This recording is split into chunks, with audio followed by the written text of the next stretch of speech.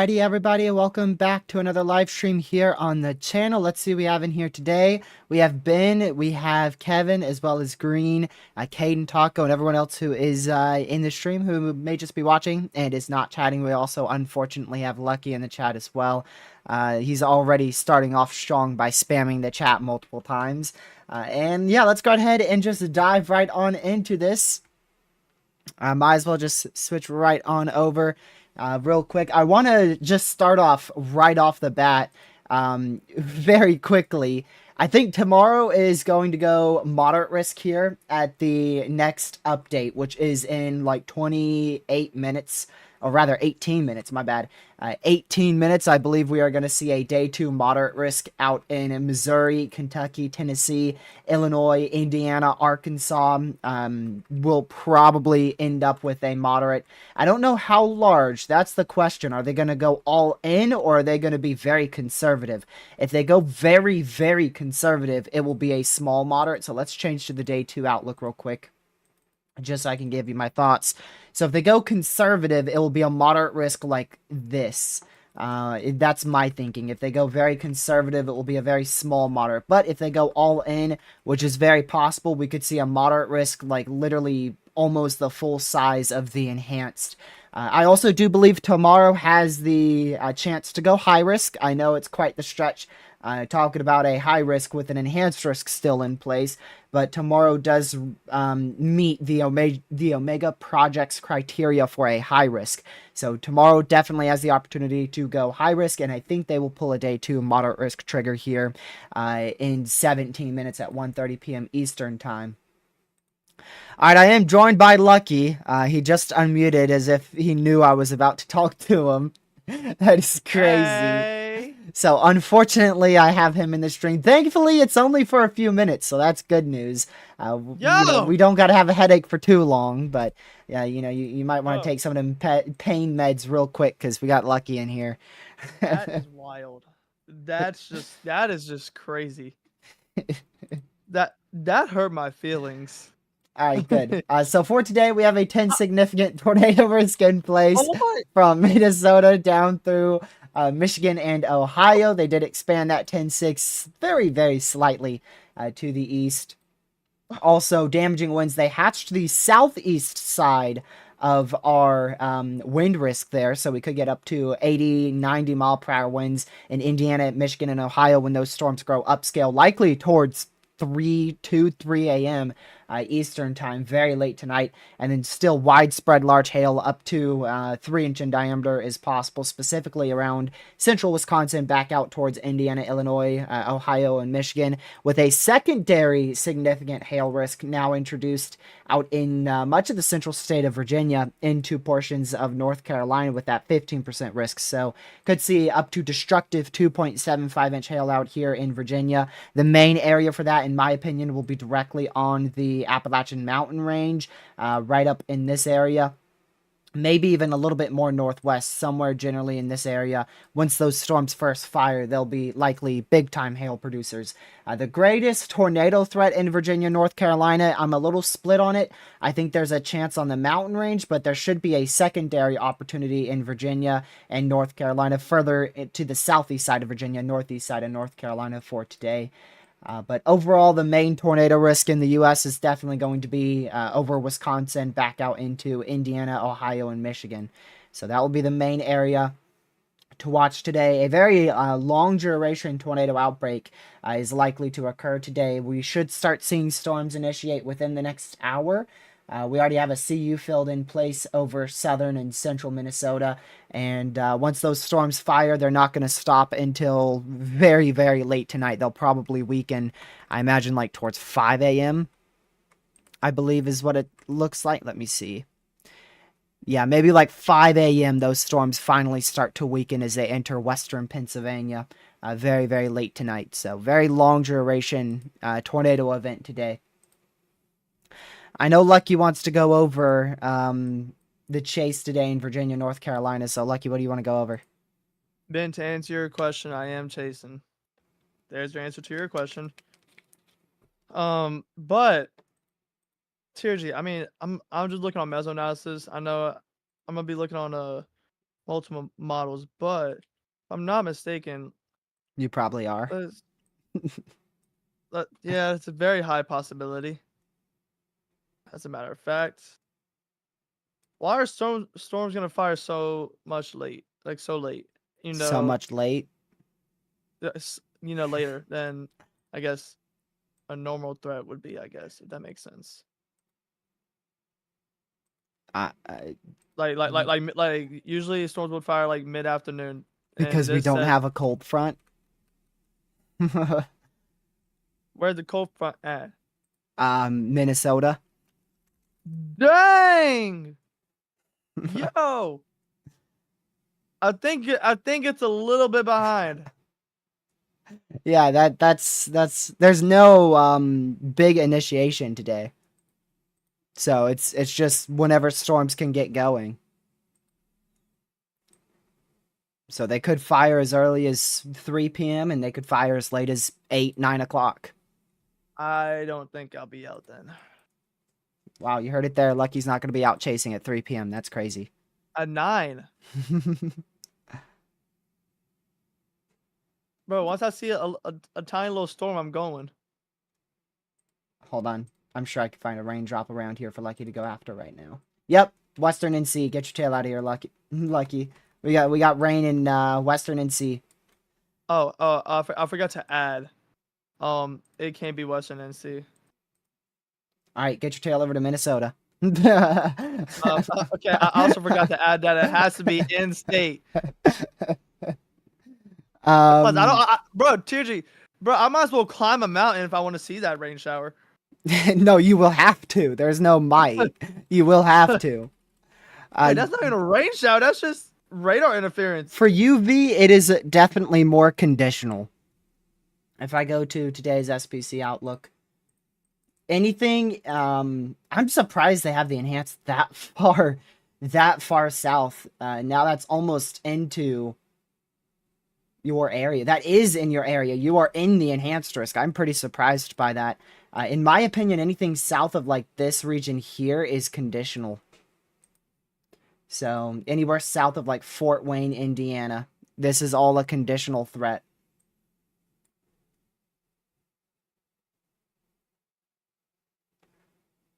Let's see if we got... Okay, we do have a mesoscale discussion now out in Minnesota. So that is for portions of our slight risk and marginal risk. very small sliver of our 10 sig is included inside that. Let's go see the probabilities of this mesoscale discussion. Timing remains uncertain, but the potential for all severe hazards will continue to increase over the next few hours. Let's see. 80% chance. 80% chance of severe watch or tornado watch. I would be pretty surprised if they don't do a tornado watch.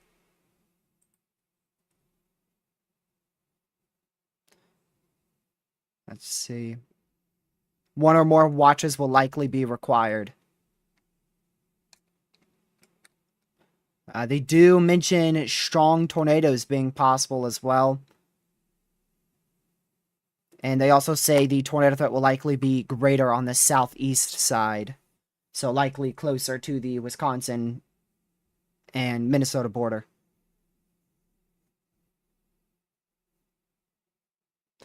So the main threat with this area in the Twin Cities region, mainly it's going to be large hail up to about 3-inch in diameter, damaging winds up to about 70 miles per hour, and then a couple tornadoes, potentially a strong tornado or two, all possible. Especially as we get into the afternoon hours, that's when things will really begin to increase in all severe hazards. So look at that. We got one tiny little mesoscale discussion out. Soon we are going to have a bunch of mesoscale discussions out by the SPC. Things are just now starting to get going. We're in the very, very early stages of this likely tornado outbreak. If you look above my face cam, that's the satellite imagery right now out in Iowa and Minnesota. Not really much solid evidence for really robust convection, but you could see definitely two general areas where we could see storms firing right on those lines.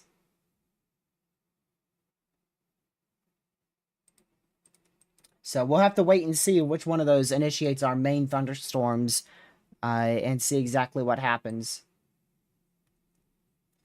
But those should really explode towards 3, about an hour and a half from now. All right, let's take a look at mesoanalysis across the country. So there's your very large open warm sector here. So your low is, your surface low is generally up here with a very large tailing cold front all the way down to Texas. Your main warm front, I believe, is actually a little bit south of where that instability axis is. Let me go check really quick. And they've just pulled a absolutely ginormous moderate tomorrow. And I have also been upgraded to a slight risk. So we now have a moderate risk for tomorrow. A ginormous moderate? Yep. I can't see it. You got to send it. Actually, I'm no, never getting it. mind. I'm getting it right now. There you go. I think I can find it. There you go. Huge day to moderate. So they went all in with that. And lucky. That is crazy. Oh, I finally. Wait, no. Yo, am I still not in that? No, you're in the marginal. But what? What were we about to say? Nothing. Not even 2%? No, I can't see the hazards yet. It just came out. It says the moderate is for nothing. That's what it says on my end, so the probabilities aren't out.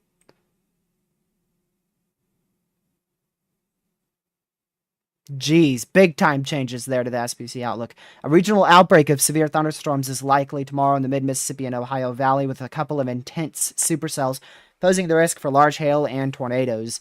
These will grow upscale, producing strong damaging winds and continuing the risk for tornadoes. Let's see what else we have here. Uh-oh. Uh-oh. During the evening and overnight hours, a mature MCS is expected across West Virginia, and North Carolina. Additional upgrade in probabilities to an enhanced risk may be needed in later outlooks. What? So you got a Virginia, North Carolina enhanced risk that may be needed, and they could upgrade even portions of that risk in West Virginia to moderate, depending on how evident that MCS is. I wonder what this moderate's for. It may be for hail or wind. What are we for here? It is a fully wind-driven moderate. A very large wind-driven moderate.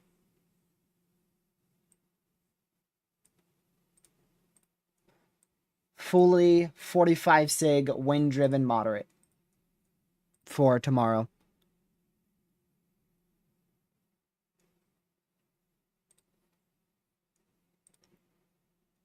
So there you go. And they mentioned that may be expanded further into North Carolina, Virginia, and West Virginia.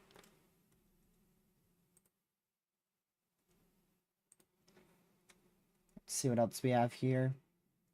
More conditional risk for all significant hazards, mainly hail and wind in Arkansas. Where's that? Yeah, they do have a 5% back down into Arkansas, too. So there's your tornado risk, if that wants to reappear. So you still have a huge 10 significant tornado risk. We will probably see that upgraded to a 15 sig across generally portions of this area tomorrow. And then, of course, you have your wind risk, now a huge 45 sig wind there. And then still a huge 30 sig hail. I do believe all these hazards could be for a moderate risk there. So right now we have a moderate for wind. I think we could have a moderate for hail and tornadoes.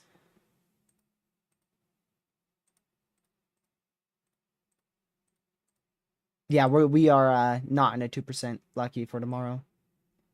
Although that did expand all the way into central and eastern Virginia, so that 2% expanded a lot for tomorrow. But it's mainly for wind. 15% wind. So big time wind bag tomorrow. Yuck. Oops. Lucky's favorite to chase. Right? Hate me a line.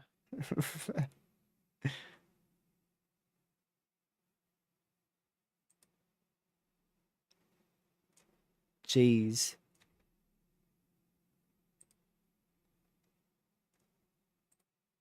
All right, back to meso-analysis here. So that's your instability. Already up to 5,000 uncapped instability in Illinois with 4,000 uncapped instability in North Carolina. One of my browser sources are spazzing. You see it up there in the top middle? See if I can figure out which one that is. It's not that one, not that one. I gotta figure out which one it is here.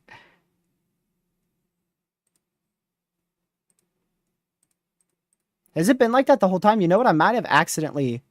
Oh, no. It's still... It was there at the start of the stream. I was thinking I might have accidentally deleted it or something. I'll find it eventually. It's somewhere in here. Okay, I guess I won't find it.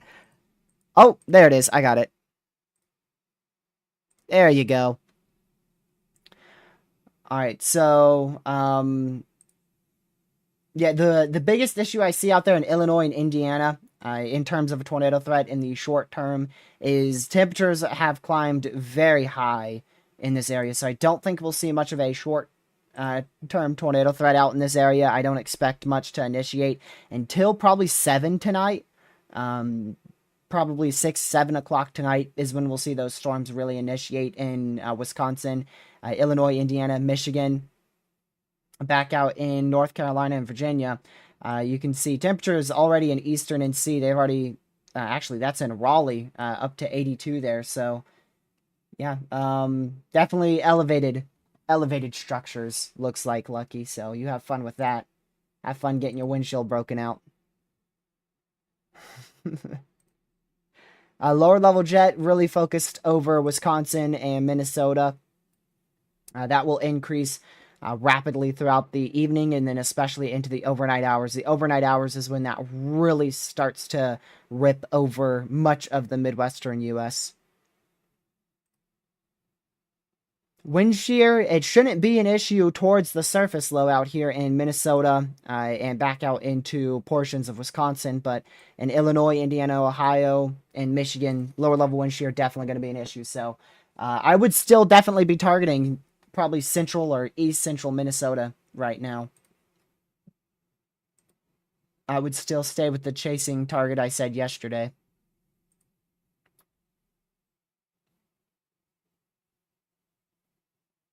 See, look at that environment. See, that's what I'm questioning out there in North Carolina. Is anything going to take advantage of that environment? Because that's not an environment we get too often here in Virginia and North Carolina. Up to 12 supercell composite, almost 8 supercell composites statewide.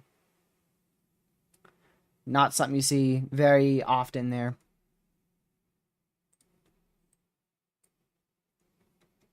So this is today's outlook. We do have that mesoscale discussion. Storms are initiating along the cold front and the warm front. So your cold front's back out in here with your warm front being up in this area. This is your warm front here where these cells are firing off of. So I don't think that's going to be an overconvection issue. We're mainly going to be watching for these cells to mature as they move towards the Twin Cities. We should have the day 2 moderate on here now. Nope, it's slow. Well, there's your moderate for wind, so that's where it is for tomorrow. Look at that. Huge, significant wind risk there. And then a 45 sig wind from actually including the St. Louis Metro. Little surprised about that. All the way back out to West Plains and South Central Missouri. And then all the way towards Louisville, Kentucky, Bowling Green, Clarksville, Tennessee. Is this the right outlook? Yeah. I want to see, like, if they mention any crazy wind gusts. I don't think they mention a peak wind gust yet. So just very, very damaging severe storms is what we're looking at.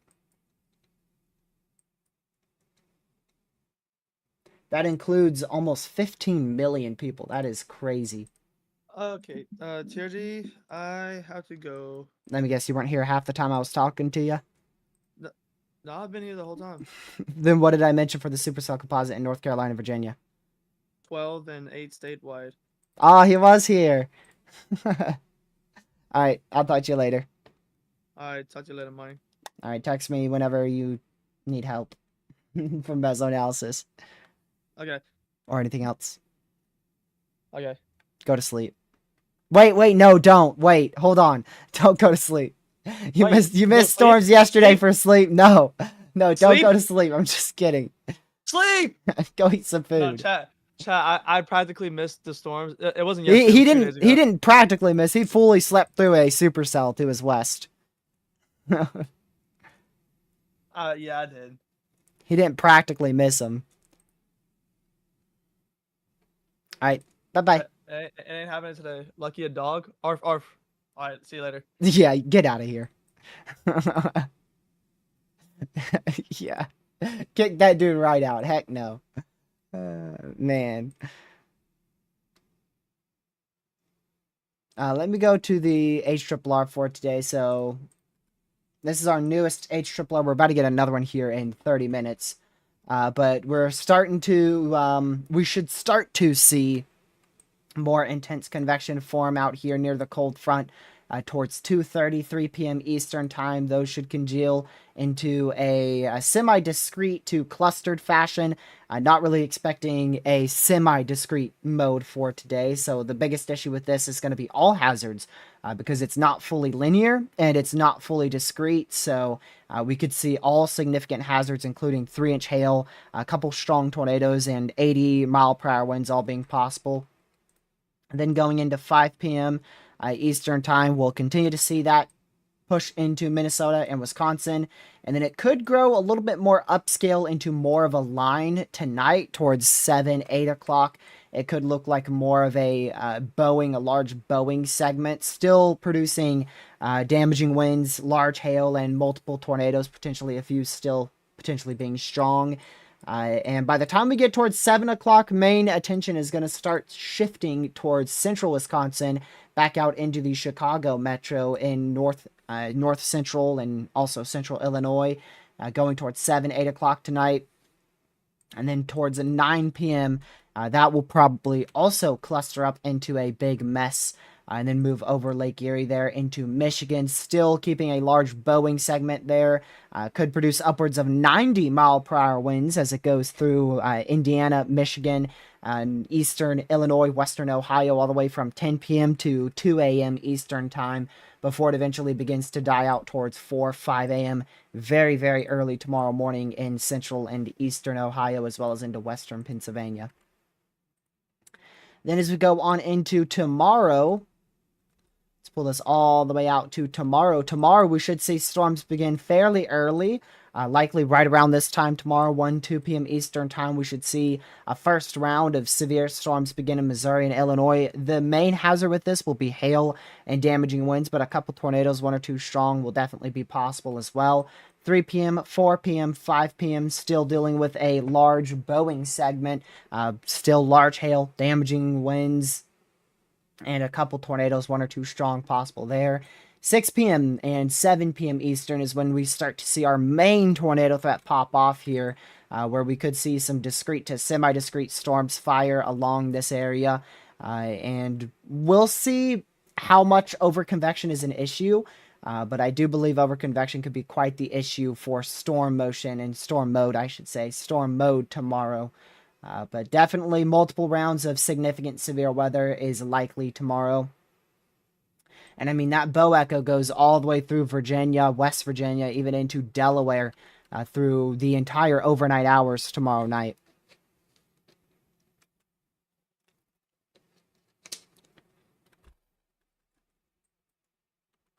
And then Saturday, yeah, we don't have a lot of information about Saturday in terms of specifics.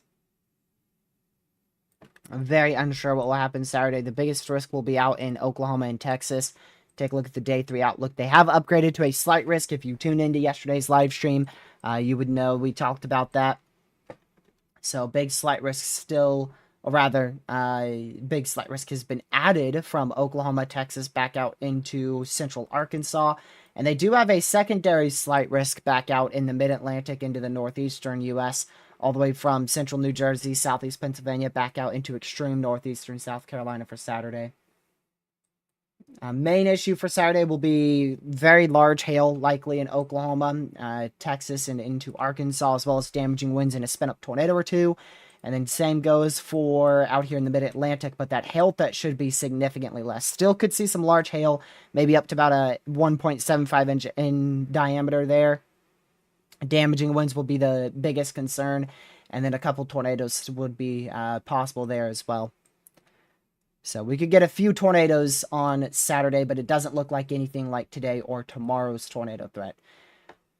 So that's for Saturday. And then Sunday, we still have our slight risk for severe weather. They did expand that all the way back up into Nebraska and into Colorado now.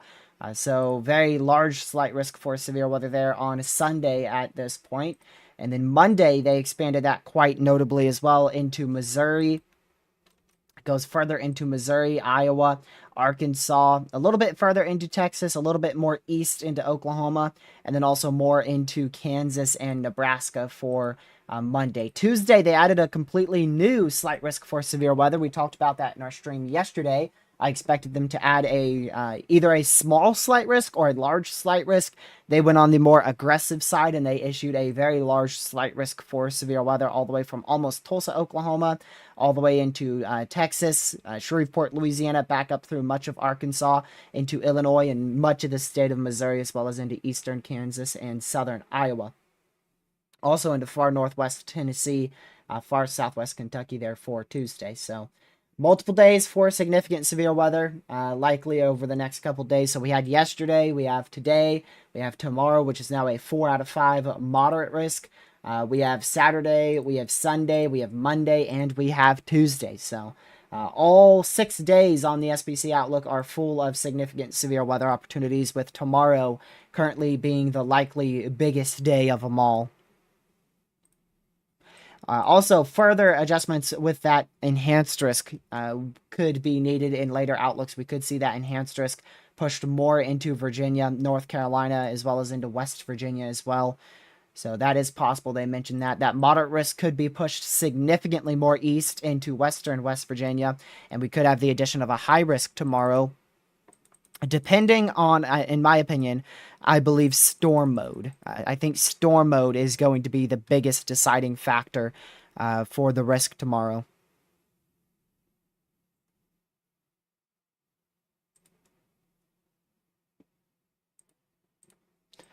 So big time severe weather outbreak expected tomorrow, with a likely tornado outbreak occurring as well.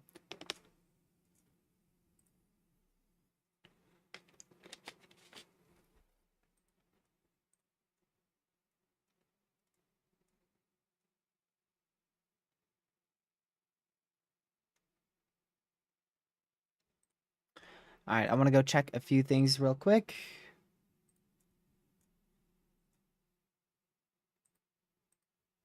Okay, there we go. So the next thing we'll get from the SBC is the day 3 outlook here in a little under an hour. I think at 2:30 is when they issue that, 2:30 Eastern, if I'm not mistaken. Should be when they issue their next outlook for day 3. And then directly about an hour and a half after that, we'll get the day 1 outlook again. Oh, actually, it's 2 hours away, so our day 3 outlook is actually 3:30 Eastern. 3:30 Eastern.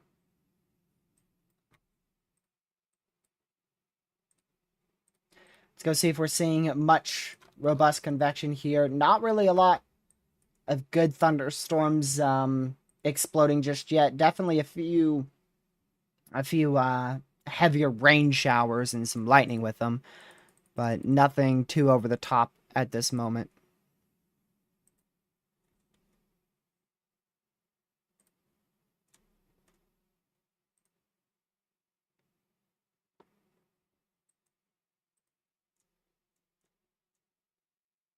Let's see here.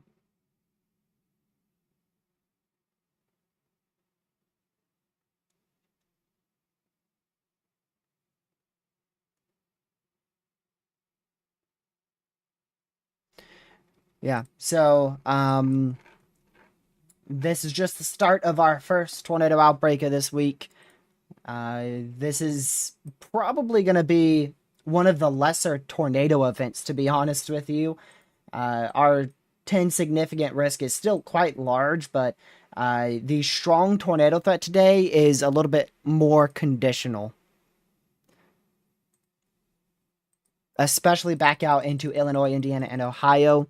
And in the messier mode in Minnesota, Wisconsin leads me to believe our tornado threat probably won't end up being the largest hazard today in terms of probability. I think hail is going to be the one that takes the show today. Still could see a few strong tornadoes though.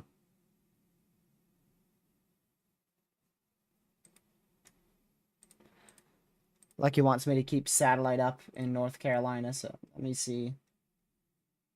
We don't have any high resolution satellites out there.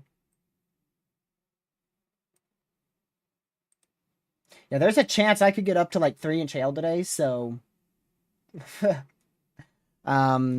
this is one of the first risks where I'm under the gun for severe weather as well. The hatched risk is barely, I mean, it's literally, I don't want to go exactly where I am, but it's probably like 8 miles from my house. So, like I've said in previous streams, if I get light rain, the power's out most of the time. So, I can't imagine what anything larger than like 0.10-inch hail would do. If I get anything larger than a quarter size hail, then I'm gonna be out of power for like days. If things do initiate early, I gotta be straightforward with you. There's a chance I absolutely book it out of here. Because if things look like they're going tornadic in Virginia and North Carolina, I'm going to chase.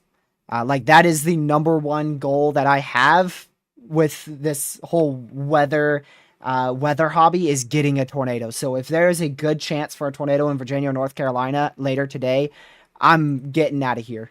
But that would have to happen within the next 2 to 3 hours. If storms fire at like 5, 6 o'clock, okay, I'm not chasing no nocturnal tornado threats, so skip that. New tornado watch just got issued. Looked like it's pretty high probability there based off the wording.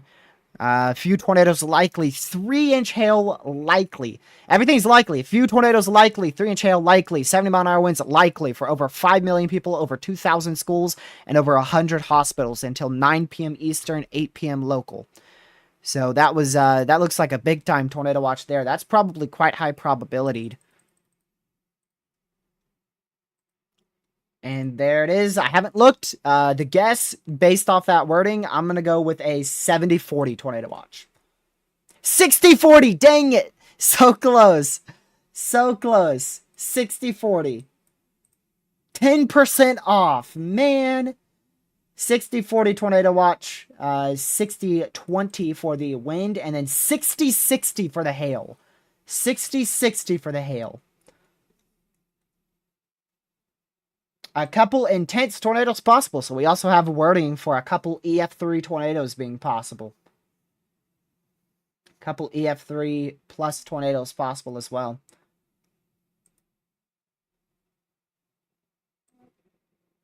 So that's pretty high-end wording there from the SPC. The reason why I said 70-40 and not 60-40 is because they said a few tornadoes likely. And then for the strong and intense tornadoes, they said possible. They didn't say strong tornadoes likely.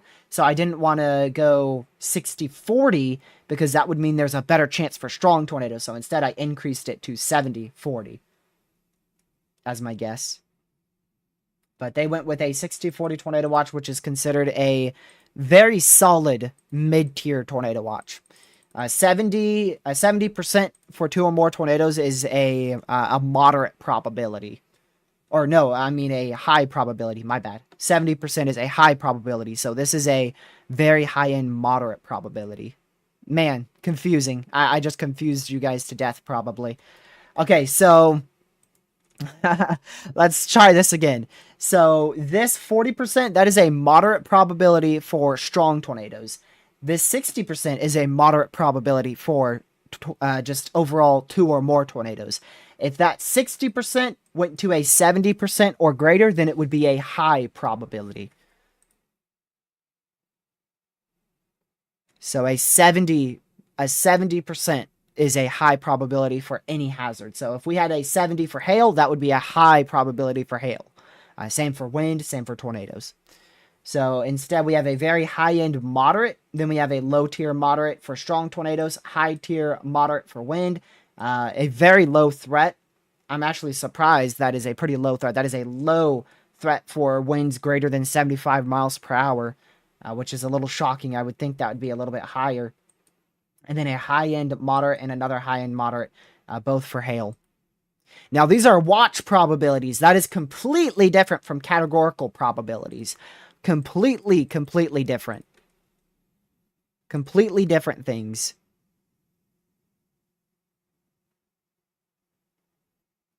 Low, very low, low, moderate, and high probabilities for a watch is completely different than a categorical risk. Yeah, the hail probs are very high. 60-60 is quite high-end hail probabilities for it. What is this? I believe a 15 sig, right? Yeah, part of it is a 15 sig. Yeah, this area right here, the tornado watch is a 15 sig hail risk. And some of that's actually a 5%, not even a sig.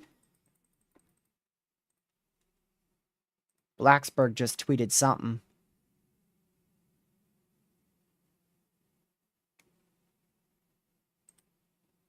Severe storm risk for central Virginia and northern North Carolina. Main threats will be large hail, damaging winds, and a low tornado risk. And I can't even chase. Like I said, if storms don't fire in like the next hour and a half out there in Virginia, North Carolina, I'm not gonna chase anyways. I cannot chase nocturnal threats. I don't do those.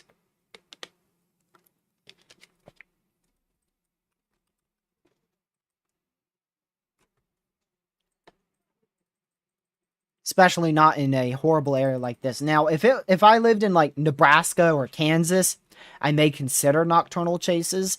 But when you're out here where you rely so heavily off of what you see, I mean, if it's not day, it's a no go. It's already hard enough to see storms behind all the broccoli we have out here. Trees are everywhere you look.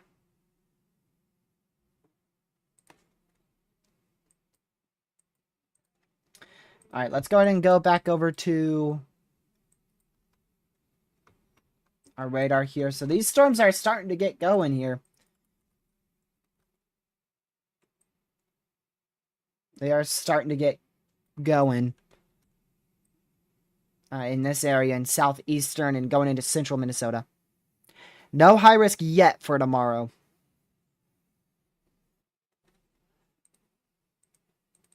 Tomorrow is all going to come down to storm mode on if the SPC goes high risk.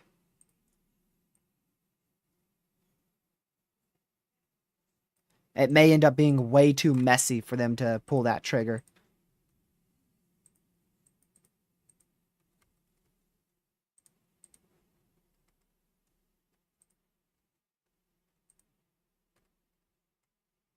But we will have multiple modes, so please keep that in mind tomorrow. It is not a one and done risk.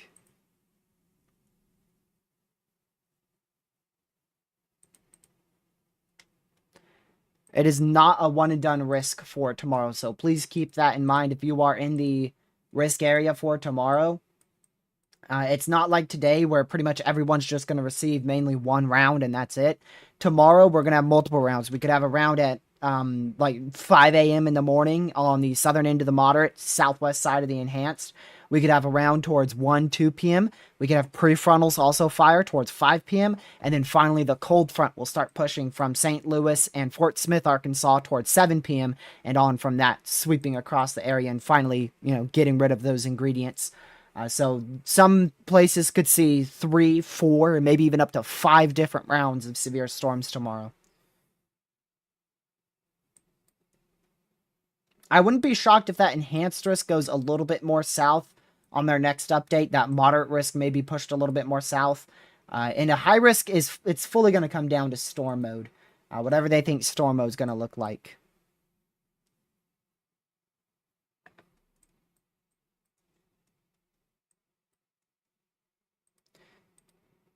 Definitely off to a bit of a weaker start than portrayed by the HRRR for today, so that's great news.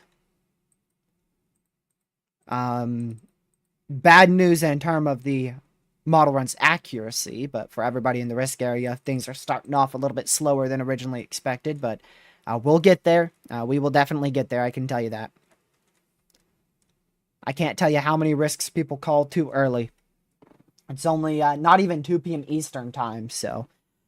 for anyone wondering about the peak threat for severe weather today, I went over all the models, and I think it's going to be towards probably 6 o'clock, maybe 5 o'clock. We'll go with 5 o'clock. So from 5 p.m. all the way till about 10, 11 p.m. Eastern time looks to be peak. The absolute peak is very difficult to tell. We're just going to have so many storms later on today.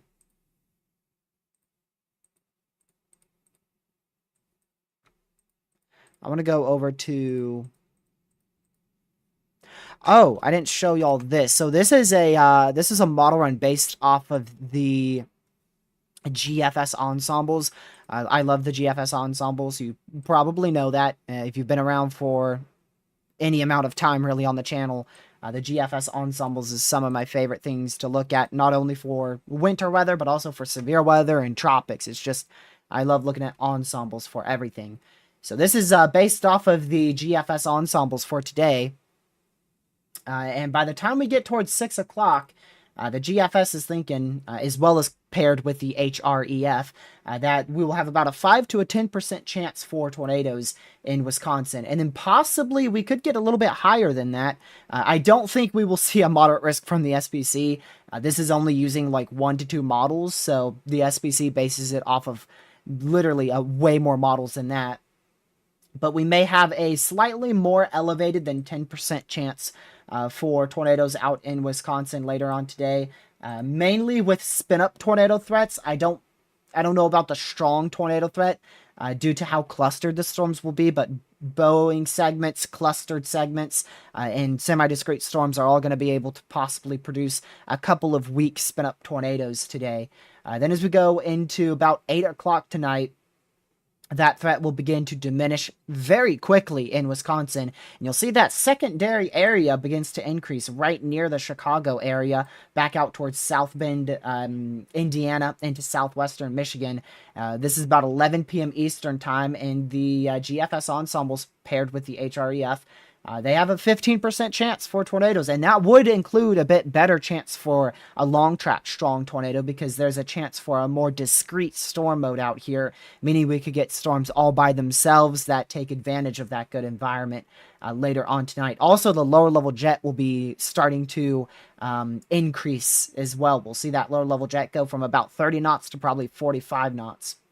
And then after midnight, that tornado threat rapidly decreases after midnight, but still a chance for a few spin-up tornadoes all the way till about 5 a.m. tomorrow, and then it disappears after about 5 a.m. Then tomorrow morning, this is about 7 a.m. 7 a.m. It is already highlighting a enhanced risk-worthy threat for tornadoes in western Tennessee, southwestern Kentucky. So tomorrow is going to be most likely significantly worse than today, especially in terms of tornadic activity. And we'll have multiple rounds. So that's one round at about 6 a.m. You can see that increases throughout the morning hours, and then it starts to die off in central and eastern Tennessee towards noon. Then we'll get a second round that could possibly start firing towards 1, 2 p.m. Out here in Missouri, Arkansas, back out into Kentucky and Tennessee. That will slowly increase towards 3 p.m. and then rapidly increase at about 4, 5 p.m. Then that cold front pushes through towards 7 o'clock tomorrow, and that is when everything goes haywire. The probabilities on this jump from a 15% all the way to a 30%, and then to a, actually, in some instance here, it did have a 45% tornado risk outline. So it actually had a 30% earlier, or a 45% earlier. It did push that down to 30%. So it jumps significantly once that cold front pushes through towards about 7, 8 p.m. I'll see if I can show you the 45%. This might have been the one with the 45%. Let's see. One of these had a 45%. I don't know if I can find it. Maybe it was this one possibly. Nope, you see that has a 30%. This is 24-hour probabilities for tornadoes tomorrow. But one of these did have a 45%. I have a screenshot on Twitter of it, just so I can at least show it to you, prove to you that I'm right here. All right, so this is the screenshot from Twitter. So you can see there earlier today, it actually highlighted a 45% over western Kentucky. So tomorrow's ceiling is extremely, extremely high. But it comes down to storm mode. Especially for the strong tornado threat. The strong tornado threat completely comes down to storm mode. If we get a more linear threat, it's just going to be a QLCS spam tornado risk. But if we get more discrete to clustered storms, it could be a lot more significant of a tornado threat in terms of strong tornadoes. The wind threat, I haven't actually looked at the wind threat for this. Let's see what it has for the wind threat tomorrow. So it does have a 45%, but man, is it way, way out of alignment with the SPC's risk. That's dead wrong. There you go. There you go. 45% wind. Look at that. Let's go to the full day outlook for tomorrow for wind on this. Yep. So there's your 30%, and then your wait, that's a 60. Yeah, that's a 60%. This is your 30% right here in the red. So that's a 30%, that's a 45%, and that's a 60%. So it actually has a high risk for wind tomorrow in Illinois, Indiana, and Kentucky. That is shocking. I don't know if I have ever seen that before on this this outlook. I've seen a 60 sig hail and a 45 sig Tor, but I don't know if I've ever seen that crazy of a wind threat on this. Yeah, there's Y too. Those are your maximum updraft to tracks there between ensembles. And I'm sure we could even get a crazier look at that here. If we go to this. Yeah, so there you go. Gracious. Very, very confident in widespread damaging wind swaths tomorrow. In Missouri, Illinois, Indiana, and Kentucky. Very high confidence. That's your updraft to tracks there.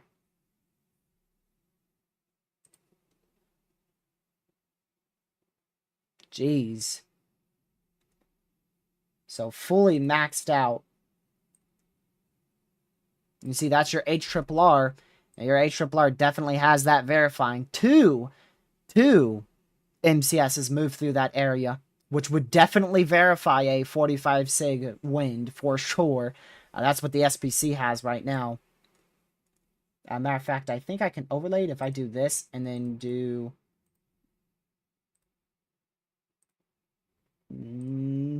I don't know if this is updated. Yeah, this hasn't updated yet. They have a wind-driven moderate out right now. I highly doubt it, Kaylee. Even though this has a wind-driven high risk from the SPC is next to impossible. It is a thing, but I have never, ever seen it before, and I don't think it's ever happened. I have never seen it. So tomorrow should be a crazy wind bag.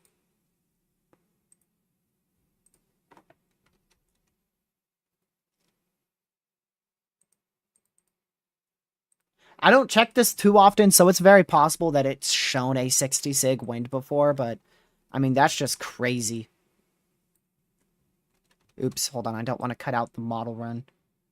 I try not to cut out the tops of the model runs on Twitter posts, because I don't want to.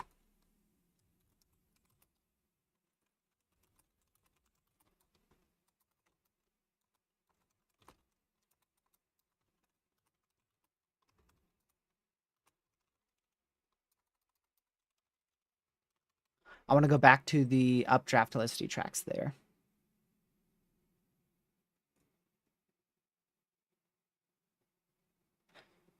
There we go.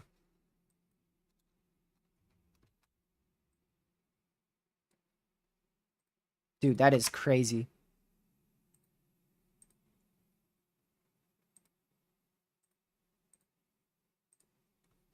All right, we did just get a severe thunderstorm warning out here towards Montgomery, just barely west of Montgomery in Minnesota. So make sure you are indoors, away from doors and windows. If you're in this severe thunderstorm warning, that includes at Lexington and Lee Center in, what is this, like south central Minnesota. So that's the first severe of our main risk for severe weather today. We also did get a mesoscale discussion from the SPC out here in Arkansas. So you can see quite a few thunderstorms have actually managed to fire up out here. I believe this is for a severe watch.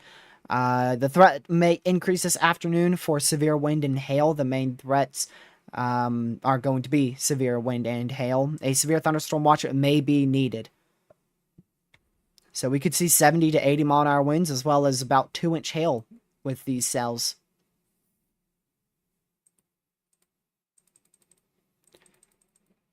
We should see a severe watch get issued for these storms if they do start going severe. So if we start seeing, a few severes out here in Arkansas, they'll likely end up issuing that severe watch.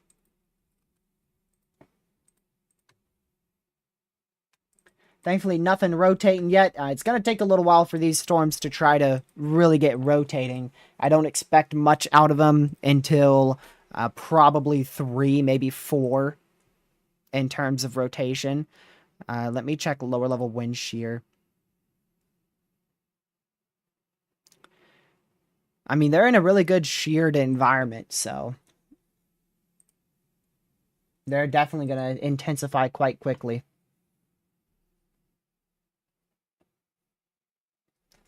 Let's go back out to North Carolina and Virginia. Nothing's firing out here yet. Jeez. Any of this actually rain? None of it at all. So some special weather statements out here in Arkansas, and there's your first severe. There's your first severe in Arkansas. That's for Charleston and Huntington, Arkansas, for 1-inch hail and 50-mile-an-hour winds.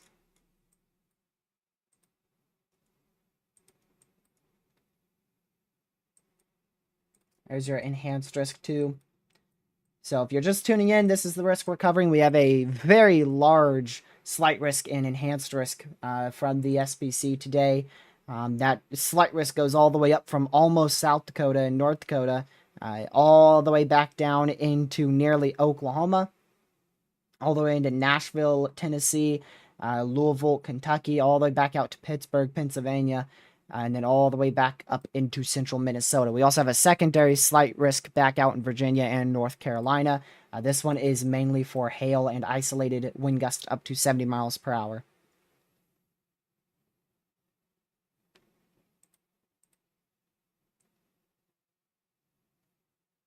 So, definitely a very widespread severe threat today. And then, of course, we do have that level 3 out of 5 enhanced risk right in here. That goes all the way from actually just barely north of Indianapolis, which is very far south, pretty far south enhanced risk, much further south than what I was expecting. And then that goes all the way back up to east central Minnesota on the northeast side of Minneapolis.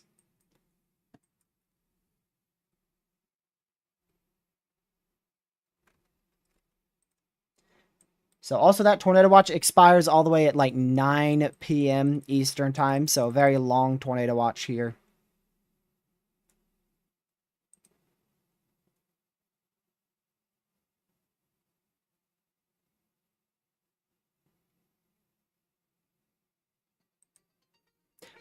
I just cannot stop getting spam calls, man. Goodbye. That's like the 20th one over the last 2 days.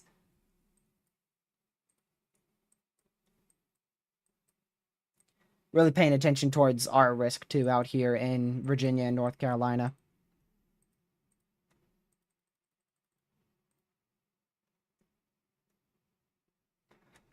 Let me go back up to Minnesota. So let me switch you guys over to...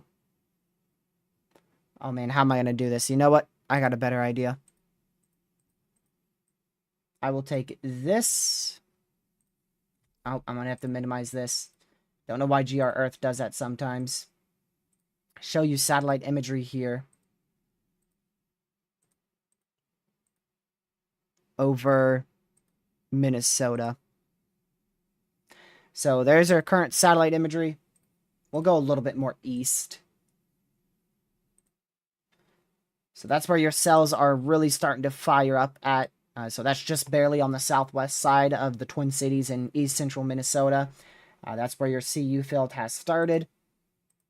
And farther to the south, You can see there's not much CU happening out here, so if we don't see much CU happening in this area, we're not going to see any thunderstorm development, and that's not expected. We're not expecting much CU to develop until probably closer to 5 o'clock, and then we'll see that initiation really occur towards like 6:37 p.m.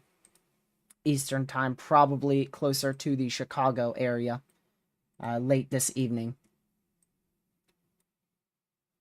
I want to go back down to Arkansas as well. Yeah, those storms are really, they have really intensified into Arkansas. Mainly hail and wind there. And you can see all this CU filled, this huge CU filled. Huge one over Virginia, and then a secondary one over central North Carolina.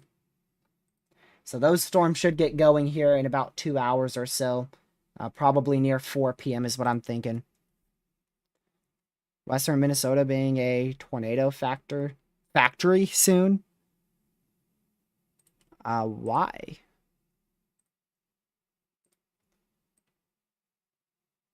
Western Minnesota?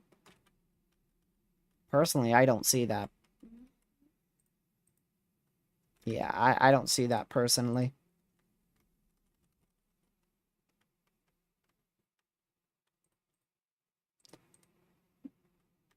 Especially not with, well, your instability does reach a lot further west. But that would be out of these storms here.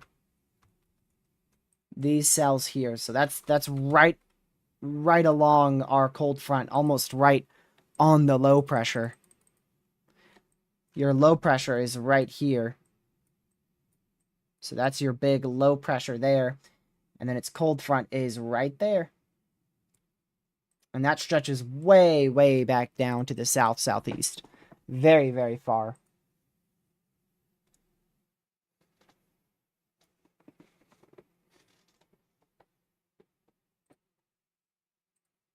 Another severe storm in Arkansas. For Clarksville, for 1-inch hail, 60-mile-an-hour winds.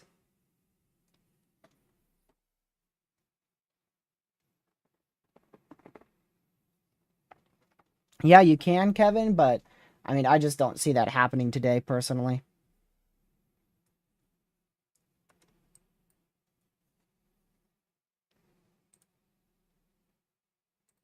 There may be a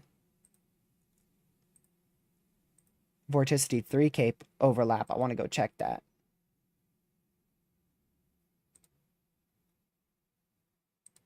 I mean, I could see a tornado or two happening out there. You know, that's definitely possible. But anything more than that, I just don't see it happening.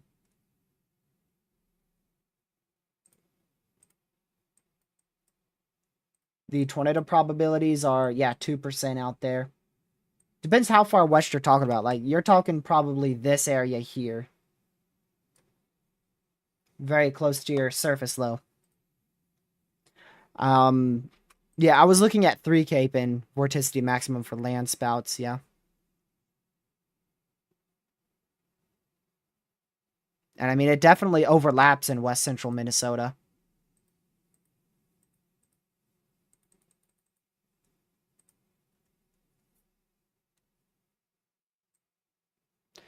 Well, that's something. We have a land spout ongoing.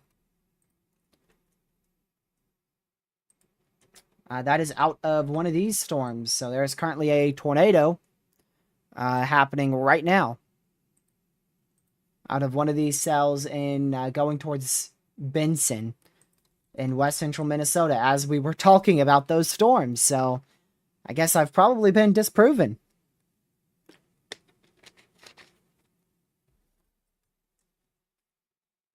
So we could definitely see a few tornadoes out of this cluster as it moves northeast. Yeah, that's a land spout. Yes, it is.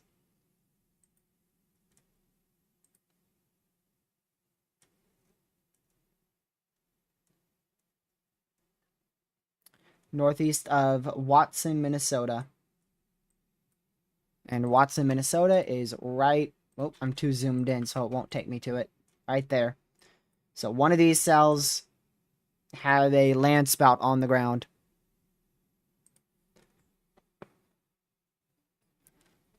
So make sure you're in your safe spot if you are around Benson or Danvers, somewhere generally in this area. As these storms are approaching you. At least be away from doors and windows, but it wouldn't be a bad idea to get to your safe spot just in case there is a land spout on the ground. There was, as of that photo, which was about 5-6 minutes ago. So, better safe than sorry. Wouldn't be a bad idea to just get into your safe spot just in case. These storms are starting to become very electric. And they are starting to form lower level mesocyclones. How do I know that? Because of the curvature that they have. The curvature that these storms have allows me to tell that they are definitely starting to rotate towards the very lower levels. So in no more than 40 minutes, these storms are going to be fully mature, trying to produce all significant hazards.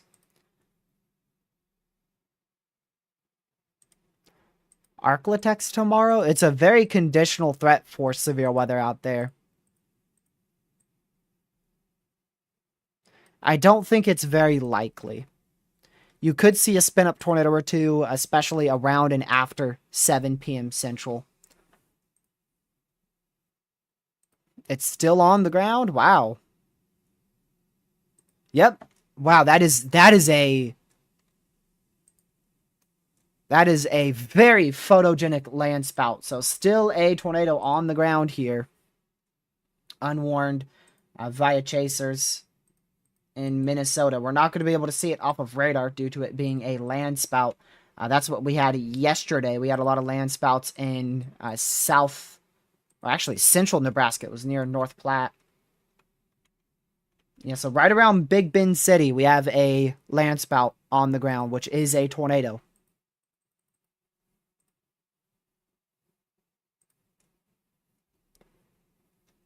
And it is doing damage to the ground. You can see a debris cloud that is formed on the right where it's touched down. So it is definitely doing damage to at least fields. So if you are in Danvers, I would be seeking shelter, as there is a land spout likely heading your way. I imagine the National Weather Service is probably attempting to coordinate with storm chasers to figure out exactly where it is.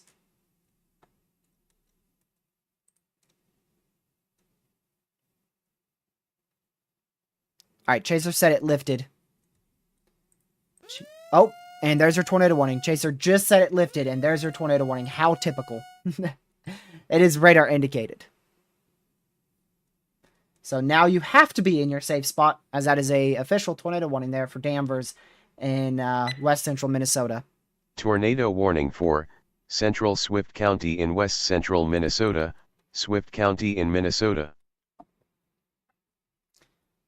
So now a radar indicated tornado warning for a land spout that was on the ground and has since lifted over Danvers, west of Benson, barely east of Holloway in west central Minnesota. So make sure you are in your safe spot now.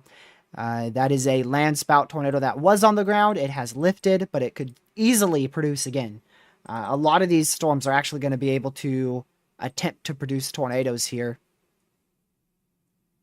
If we look, this is what storm chasers call the cheat code. It is a 3 cape and vorticity maximum overlap on mesoanalysis. And you can see it's going to overlap directly over these storms here in western Minnesota. So that's going to be the hot spot for some land spout tornadoes over the next few hours as that moves up to the north. If we go even further than that here, you can see even in 2 hours, it's still going to be very much possible that we see a couple land spouts into west central Minnesota. And in 4 hours, that vorticity should begin to weaken at least a little bit as your overall trough tilts extremely negatively. But still could see a couple tornadoes, a couple land spouts out of those storms even 4 hours from now.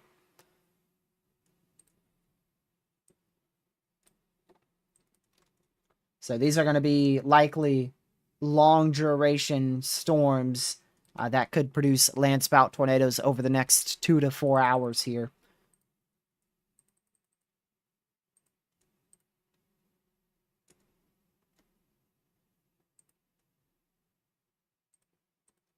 So make sure you're in your safe spot. If you're in that tornado warning, a landspout that was on the ground that has since lifted could occur again around the Danvers area in west central Minnesota.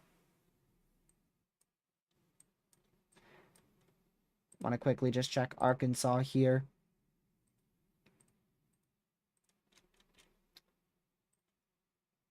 Let's see. So this is your CU field starting up out here. That might be your first storm. Yep. Hold on, I'm just gonna text Lucky.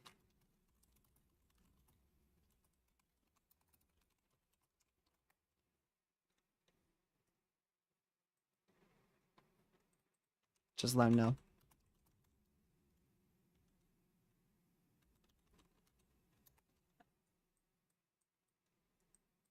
Go back up to that tornado warning. We're gonna stay with that.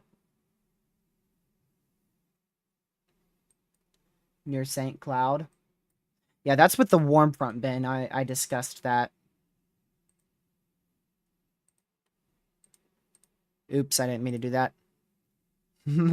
That's with the warm front, so that shouldn't do anything.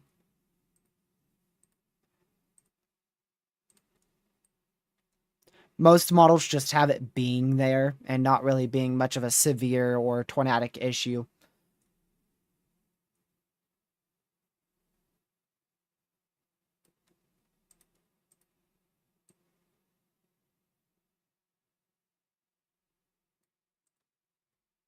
But we'll still watch it just in case. So we're going to start watching these storms to see if rotation can get going on them anytime soon. We're still about 40 minutes away from when they should really get going towards 3 p.m. Eastern.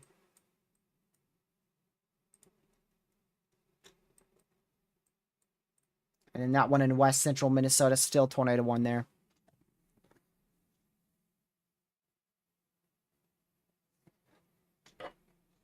A non-zero land spout tornado threat could exist. Let me go check.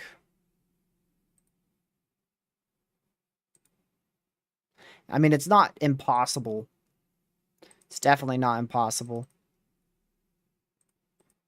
I just don't see it being our main threat.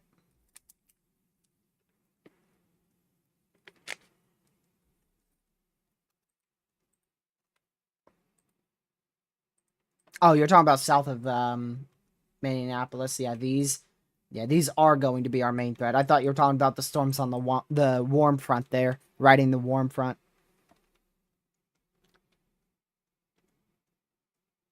So it's going to be impossible to tell if these are actively producing tornadoes or not. They're very far from any radar site, so that tornado warning currently in effect over Danvers, I mean, it's very difficult to provide any radar analysis for. Just make sure you're in your safe spot if you're in Danvers in west central Minnesota.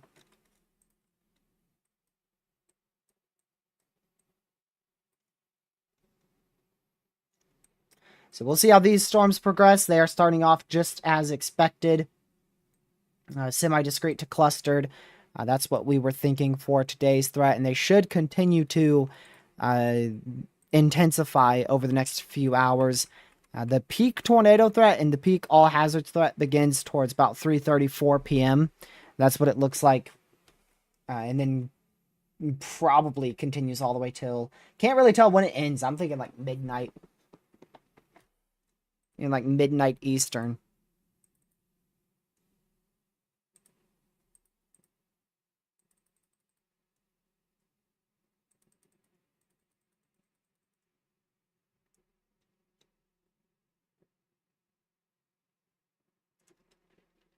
Yeah, another report of a landspout tornado around Danvers, Minnesota. Probably the same landspout, but from a different chaser.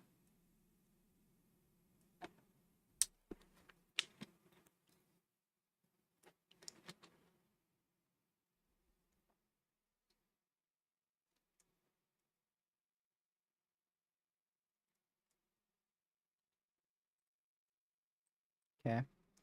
Yep, there's a report. Location based on spotter report.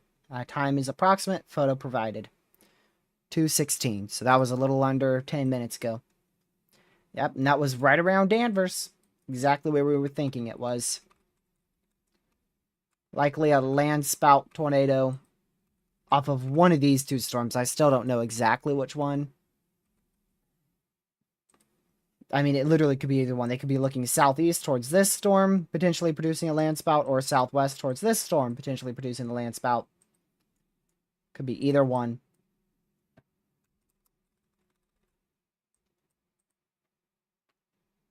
I mean, these cells, they look very impressive for early development and first initiating.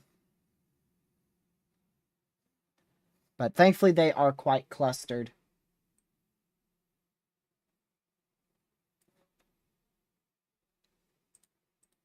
So make sure you're still in your safe spot if you are inside this tornado warning for 20 more minutes. That is in effect for Danvers in west central Minnesota. There you go. There's your MCD for Virginia. I am barely inside of that. 60% chance of a severe thunderstorm watch. A tornado or two is possible, as well as up to 70-mile-an-hour winds and 2.5-inch hail. Okay, so there's a 60% chance of a severe watch. However, a severe watch will be needed. So they're a little unsure on the timing of a severe watch, but it should be needed eventually. Conditions support a couple of supercells, including the instance for greater than 2-inch hail. A tornado or two and around 70-mile-an-hour winds all being possible.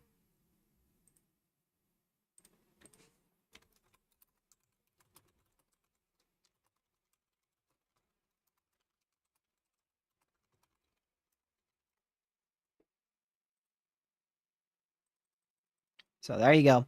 Yeah, I'm losing power today.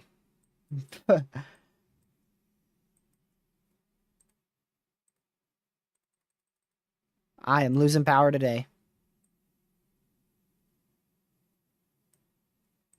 The number one area I'm going to watch for thunderstorms to hit my area is Roanoke. With the pattern that we have, typically the storms would fire on Roanoke and move right towards me. So that's what I'll keep an eye on.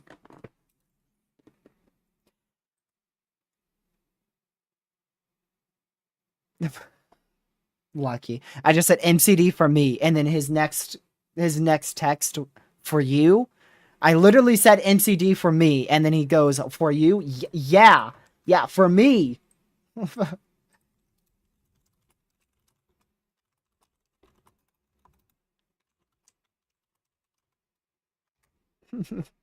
This dude.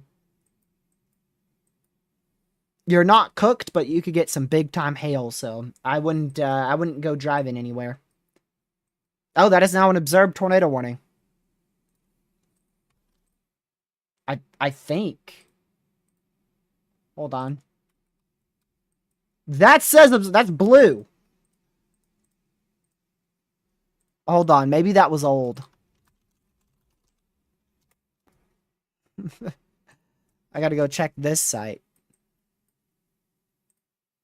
No, it's observed. Radar Omega's wrong. Hey, there you go. Yep, there you go. It is an observed warning.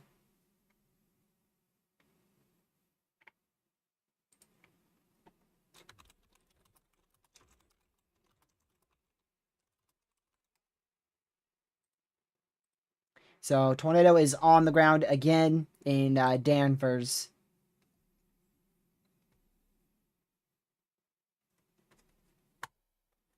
Okay. Weather spotters have confirmed a brief tornado touchdown that has since lifted. This storm is still capable of producing a tornado. So, if it is lifted, why is it observed?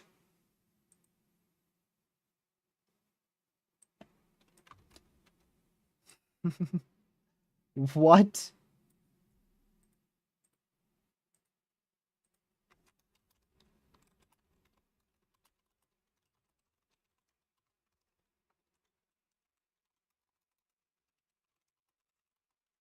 I'm confused.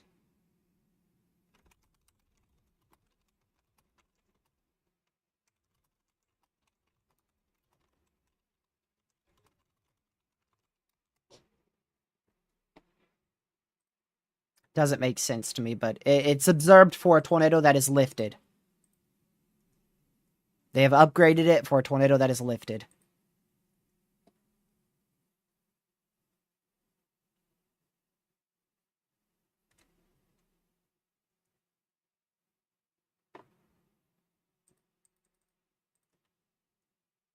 Yeah, but I mean, Ben, if a tornado touches down and then it lifts, that's radar indicated. It's different. Like, it's different than if they issued the warning, the tornado touchdown, then they observed it and they left it observed until it expired, right? Because then you obviously know, okay, they observed it because the tornado was on the ground at the time of the warning. However, at the time of this warning, the tornado's already gone. The tornado has already lifted and they observed it. So that's what doesn't make sense. You know, I get it. It happens all the time. If the tornado touches down, they observe it and then it lifts and they keep it observed. That's happens very often. But like I said, when a tornado lifts and then they observe it, it's like, huh? And also when they say this too, they literally say in their text that the tornado has lifted. They literally say that it has lifted. I don't know.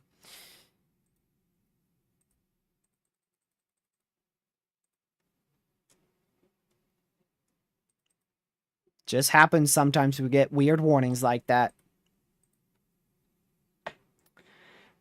Lucy, I'm surprised they even put you in the moderate. I am really surprised you even got into the moderate risk.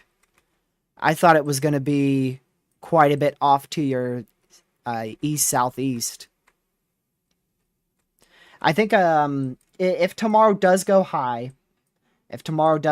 which earlier in the live stream, it was still enhanced earlier in the live stream, and I went live, and one of the first things I said was it's probably going to go day 2 moderate, and then it has a chance to go day 1 high, so we were already talking about it before the moderate was even issued. If we do get a high risk tomorrow, it's probably going to be over this area here. That's what I'm thinking. I do not think that will include the St. Louis Metro.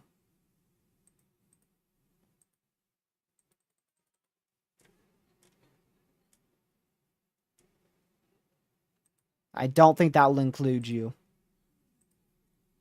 It'll probably be for far eastern Missouri, far southern Illinois, far southern Indiana, and a pretty good chunk of Kentucky.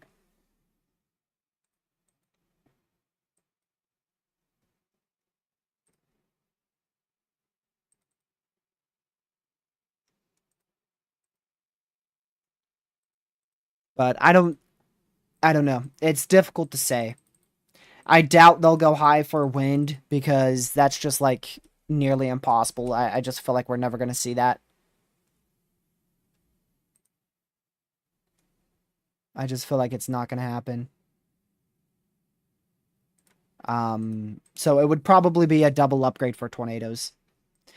It should already be 15 sig. I don't know why they didn't go 15 sig for tornadoes.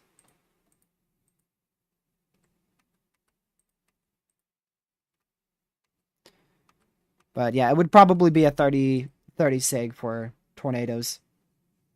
Yeah, Ben, it is. That's what I'm talking about. Talking about a high risk for tornadoes tomorrow being possible.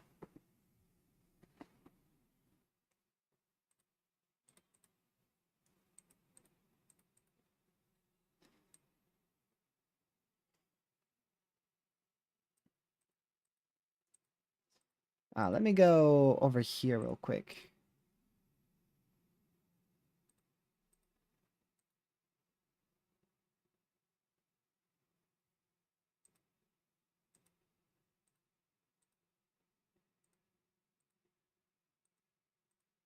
Okay.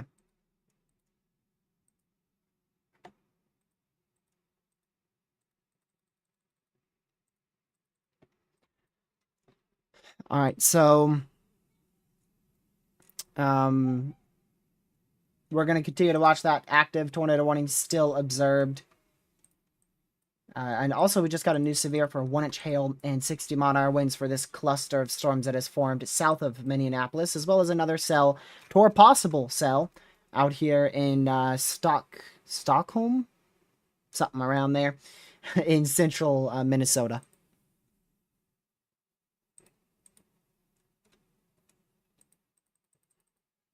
Tomorrow, if tomorrow does go high, or if it doesn't go high, I believe it fully depends on confidence in discrete storms. If there's any confidence at all in any discrete supercells firing, then they're probably going to pull a high risk trigger.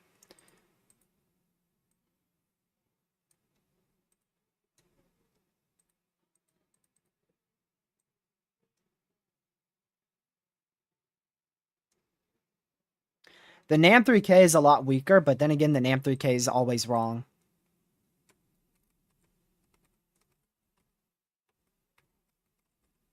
The NAM 3K didn't have these storms firing here in Minneapolis until 7 p.m. tonight. It is 2:35. So that's why we don't take the NAM 3K seriously at all. 4.5 hours wrong.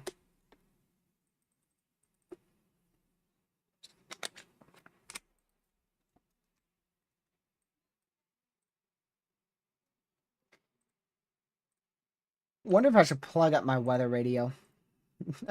Middle of the stream, my weather radio just starts blaring at me. Oh, you know what I do want to do? I do want to send my parents a text message real quick.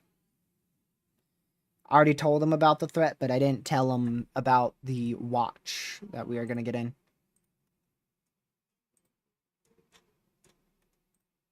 Okay.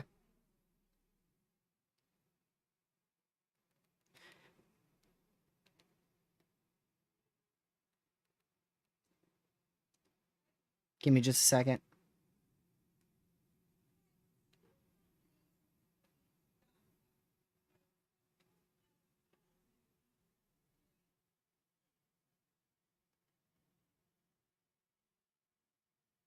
Okay.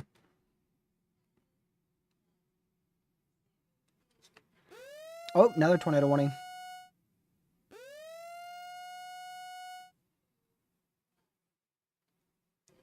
There we go. Got to make sure they're weather aware too. So there's a much larger tornado warning radar indicated for all these storms that are capable of producing spin-up land spouts over the next 30 how many? 38 minutes.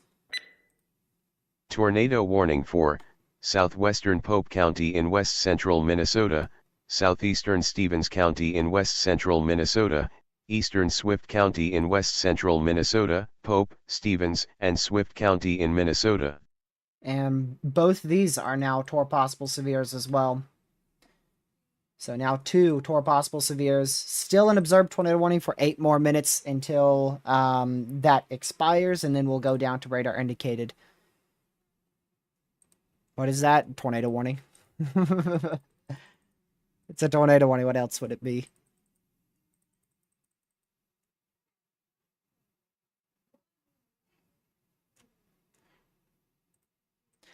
Yeah, much of these are going to be the potential for land spout tornadoes here over the next like hour or two. But when they get fully mature, then we will start seeing more mesocyclone tornadoes.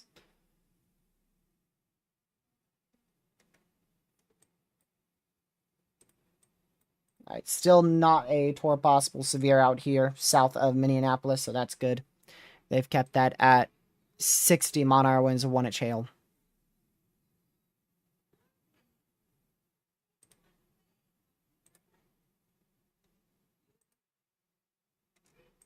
Okay. Observed for 6 more minutes still.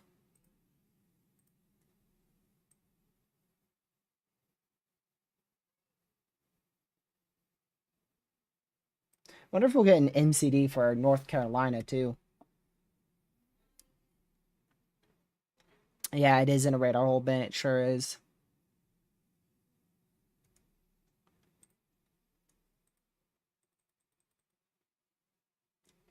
It's in a huge radar hole.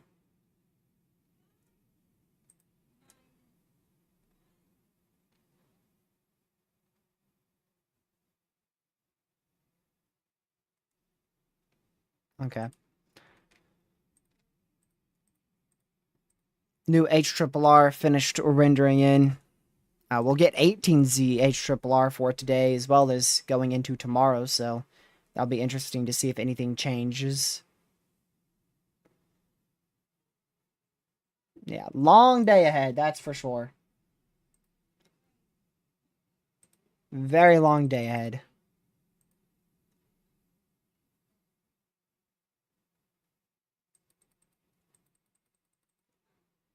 Only the start.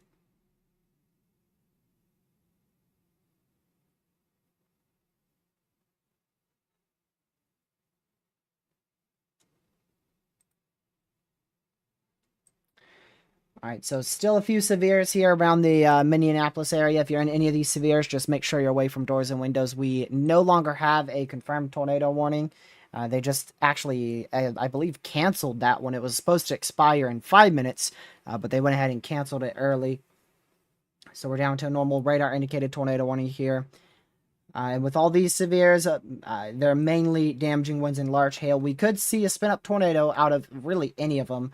Any of these could produce a spin-up tornado over the next couple of minutes here, so we'll just keep an eye on all of them. None of them are tornado warned, which is good news, so the NWS doesn't think any of them are capable of producing a tornado in the short term. However, we will still keep an eye on it just in case.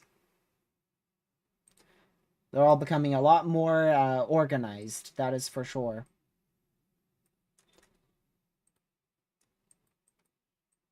They are also starting to enter our slight risk for severe weather. And also, we'll start seeing this, the southern end of this is going to grow very, very quickly. Especially later on in the late evening hours. We're going to see a very large, rapid intensification process with the southern end of this cold front.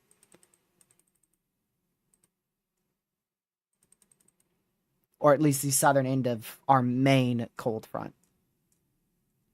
The cold front weakens as it passes like the border of Illinois and Wisconsin.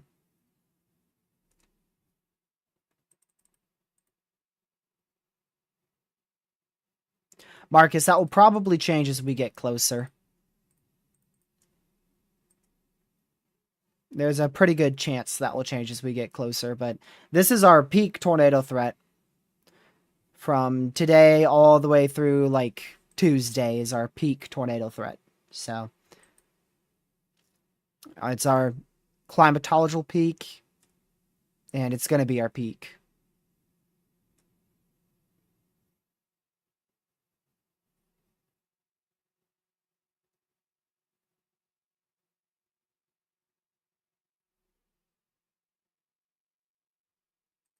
Okay.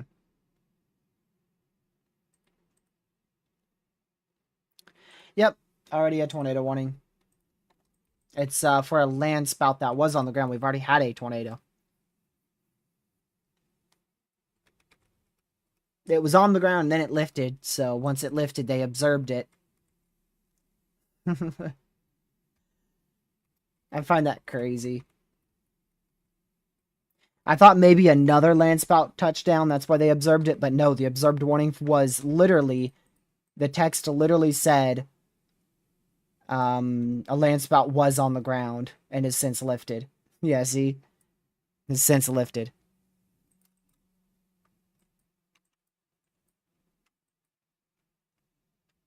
Not much rotation on any of these, but that doesn't mean they aren't trying to spin up land spouts. Land spouts don't have full-fledged mesocyclones, so it makes it difficult for radar to pick up good areas of rotation.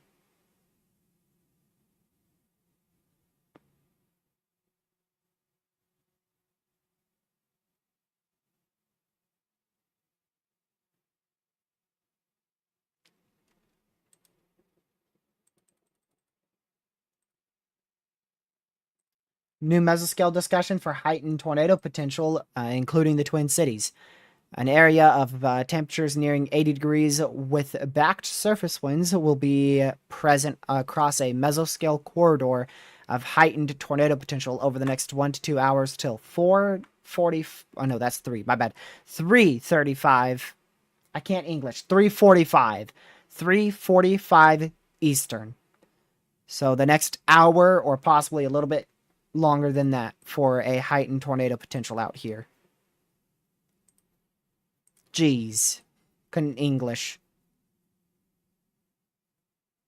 A strong tornado is also possible in this environment.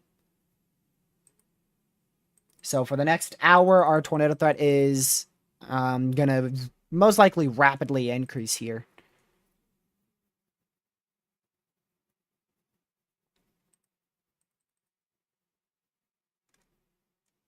Let's see here.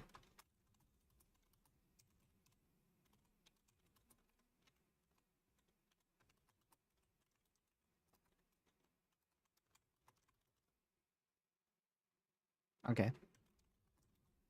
Want to look at this really quick.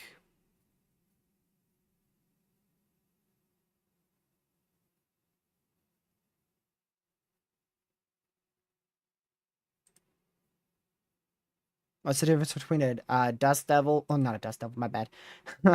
Gustnado. A Gustnado, dust devil.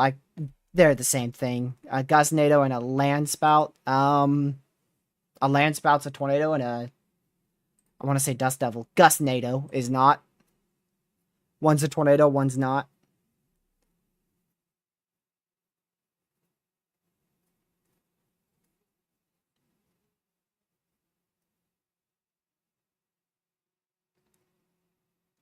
Let's see.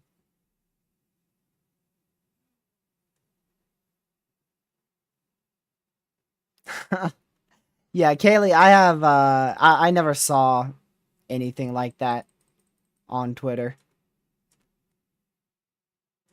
Apparently, I'm the only one on Twitter who has all the safety features turned on, so. And I wasn't on Twitter at the time either, so that was two good things. But that's Twitter for you, man. It really is.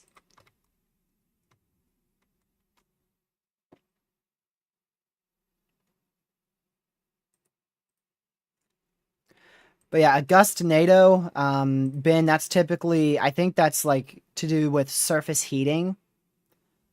So just the surface is hot and then air rises and that creates a little area of low pressure, which can pick up, a little bit of debris, and then thus it becomes a dust devil.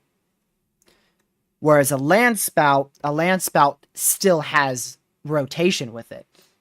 So it starts as a invisible vortex towards the surface, and then winds can just pick that directly up, and it starts to rotate, and then obviously becomes a land spout.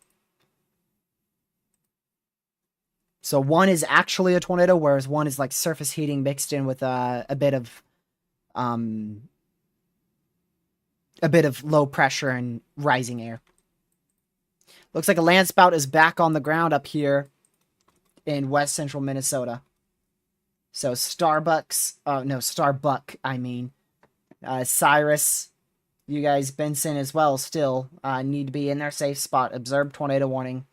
Back in place for the next 27 minutes. Let's see if this one's already lifted. See, there you go. 2 trained spotters have confirmed a tornado with debris west and north. Wait, what? West and north Tornado and east. warning Is there for multiple? Southeastern Scott County in east central Minnesota, Scott County in Minnesota. What? So they're like all around here, aren't they? Because they say west, north, and east of Benson. So we might have multiple land spouts with this.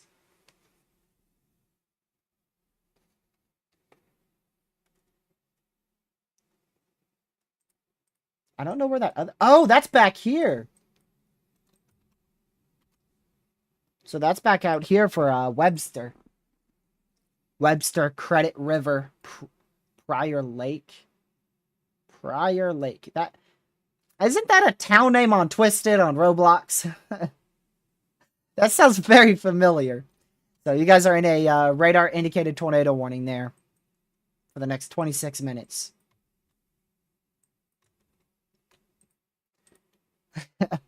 So I said it, Kaylee. I said Starbucks. Never been. I've never been to Starbucks, not once in my life. I haven't even been in their parking lot before. I see it, I drive by it.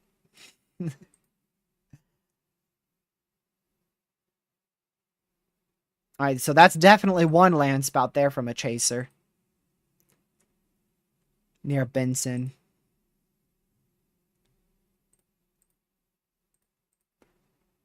Bad Nightbot. Never being to Starbucks is a crime. I've never been a coffee person. I'm a big tea person.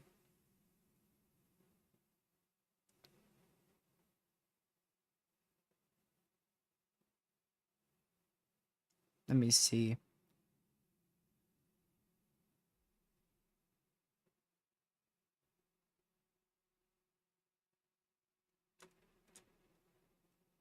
Okay. Sorry, I was checking the wording on that tornado warning. The observed one. Yeah, so very weak rotation on this. I mean, if they warned that weak of rotation, they are probably going to start warning these other little weak areas of rotation too. We'll see if they actually do.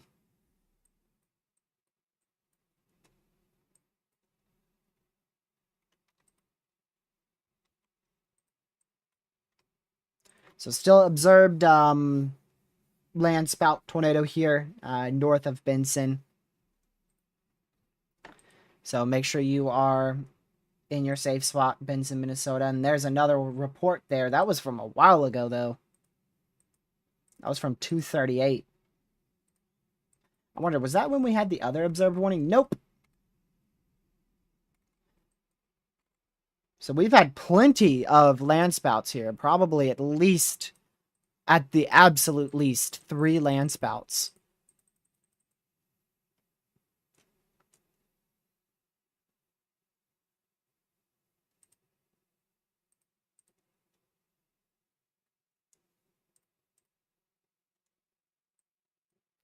All right, let me go check mesoanalysis. I want to check mesoanalysis in really like 20 minutes though, but Lucky wants me to check it now. He demands I check it now.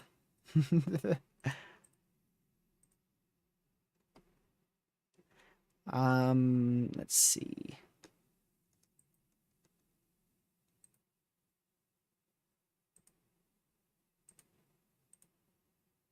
Jeez. We have good Cape in Virginia, but what I caught in the corner of my eye was very widespread area, 5,000 instability now in Illinois.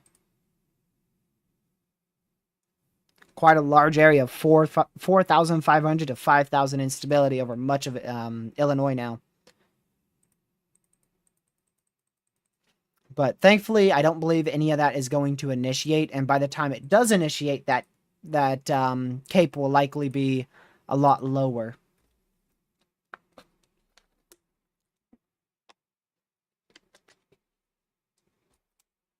I'm not a fan of overpriced iced coffee.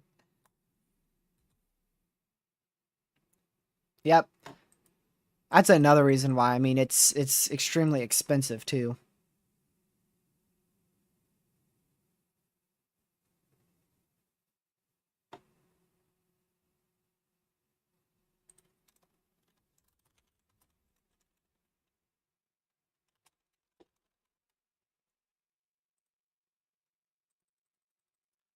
So still an observed tornado warning out here for Benson in west central Minnesota.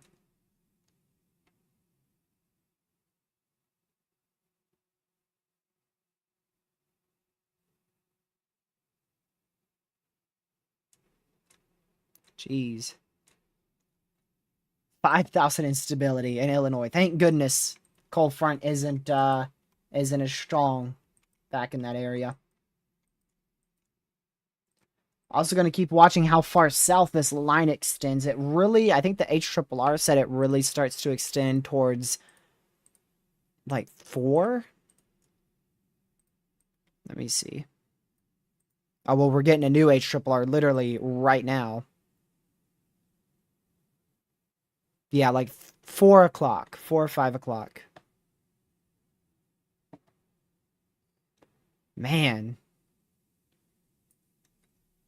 we're going to have a huge line tonight. I don't know if all of it will be severe, but we could have a line from like Western Ontario all the way down to like almost central Indiana. That's like almost 650 miles worth of a line of at least rain. I don't know how much of it will be severe weather, but at least rain. Oh, severe watch out here in Arkansas, Missouri, Tennessee, and Kentucky. Till 8 p.m. Eastern, that is 7 p.m. Central. I imagine the main threat on that's probably hail. Yep. Hail is the main threat, followed by wind, and then a spin-up tornado can't be completely ruled out. 2.5-inch hail and 70-mile-an-hour winds are both possible.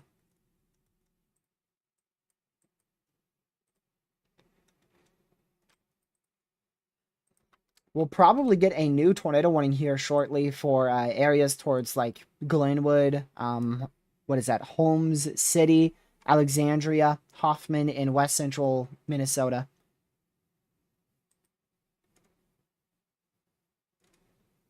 Should get a new tornado warning there.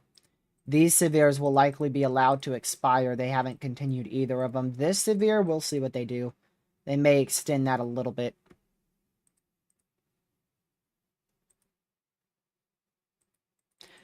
Today might not be a full-fledged mesocyclone tornado outbreak. Maybe it's going to end up being a land spout outbreak. End up with a land spout outbreak today. We've already gotten 3, so if we double that, it is going to be a land spout outbreak.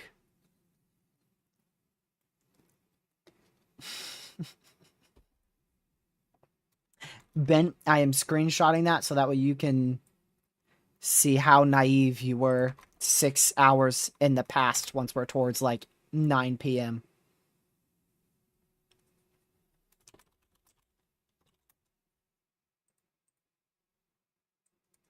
Diet tornado outbreak.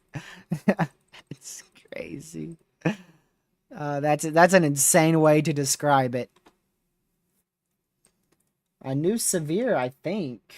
Yep, new severe for the Twin Cities in Minnesota.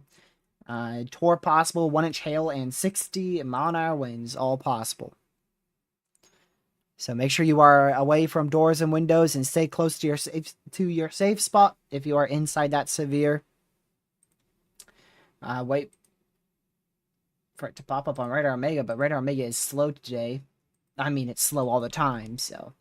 But there's your new severe storm, so it includes pretty much downtown Minneapolis, but not the northwest side, all the way back down to Pine Island and Hay Creek in Minnesota. Also a very small sliver of Wisconsin. Prescott, Wisconsin, inside of that new severe warning. All right, that went right in front of our eyes, went right back down to a radar-indicated tornado warning. So we've got 2 radar-indicated warnings, despite what Radar Omega says. With that being observed, it is now radar-indicated.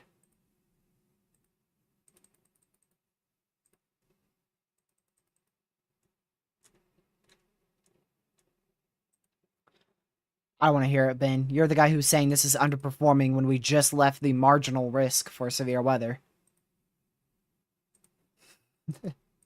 Actually, we are still, some storms are still in the marginal.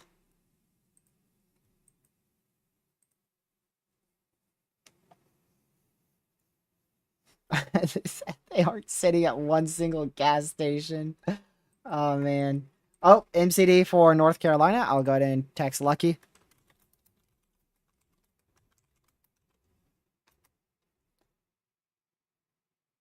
As you probably heard, I was texting quite a lot. Ooh, 40%. So not even a guaranteed severe watch.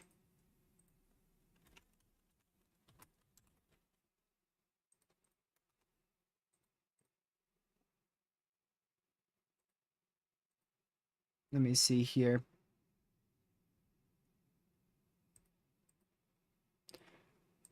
Wait for that to pop up on their site.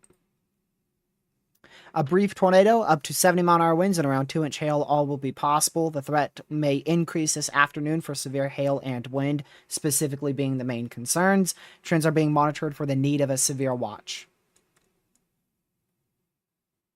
Questions remain how robust and how widespread convective coverage may become. As such, convective trends are being monitored for greater storm coverage and the need of a severe thunderstorm watch. An adjacent, or rather, not adjacent, an agitated CU field is evident across central portions of North Carolina, where the heating and mixed layer boundary beneath the eastern extent of an EML supports over 3,000 joules per kilogram of mixed layer instability. A strong west to northwesterly flow in the mid-levels is also beginning to overspread much of the region, contributing to over 35 knots of effective bulk shear, which should only further increase and support the potential for severe weather into the afternoon. Kinematics and thermodynamic fields are in place for multiple cells, potentially some supercells, that should mature and become sustained, with mainly hail and damaging winds being the main concern.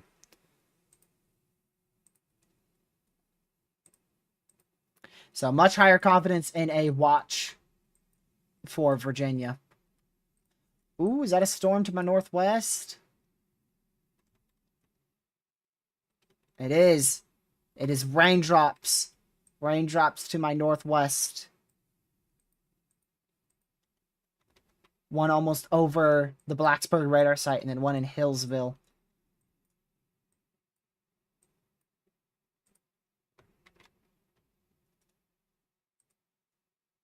Radar Omega still hasn't gotten the severe. Do I have him, like, disabled or something?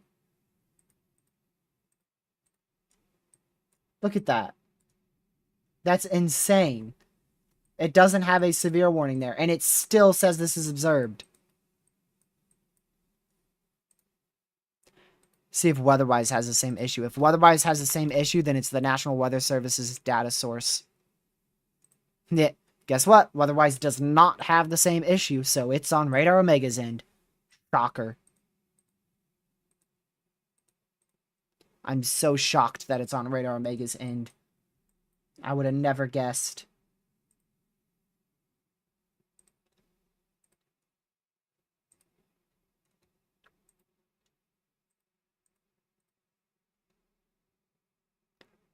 Okay, there we go. Why do I still use it? Because it has cleaner warnings. It still has cleaner warnings. They don't look like crayons. It still, in my opinion, it still has good outlooks. Weatherwise still has good outlooks, though. The main reason is the non-crayon warnings. And also, there isn't a glitch where if I switch to radar products with hotkeys, then it zooms out the map. On Weatherwise, if you use hotkeys, it zooms in and out the map, and sometimes it even crashes Weatherwise. And also, Weatherwise's warnings look like crayons, so it makes them difficult to see. They also have NWS WFO based warnings, and not actually the county warnings, so it looks weirder. Warnings look quite a bit weirder. Like winter storm warnings or any advisories or tornado watches or severe watches look weirder on Weatherwise. So there's still a few warnings things that I would like to see them fix before I fully switch over to them.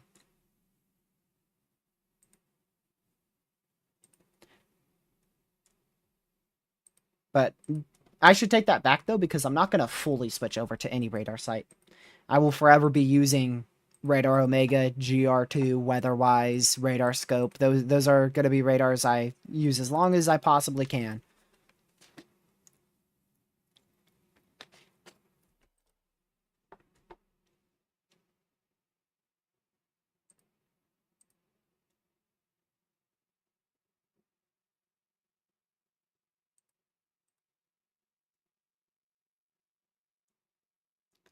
But if there is one radar site that I would get rid of, it would definitely be Radar Omega. Because of its data being so far behind. I would just really like weatherwise to get rid of the crayony look to their warnings, as well as uh county-based warnings. Those are the two big things I'm waiting for. If they do those, then I'll switch over.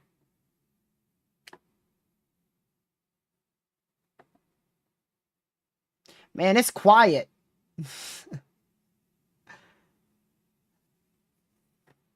Pretty quiet for an enhanced risk day.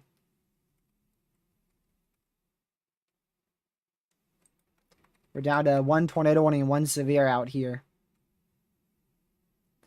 But we do have another severe back out in Arkansas.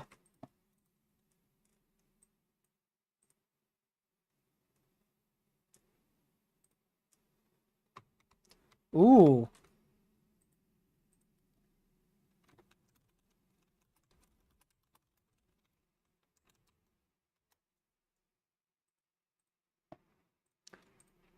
Wonder if Lucky's gonna go for that storm firing up in Raleigh.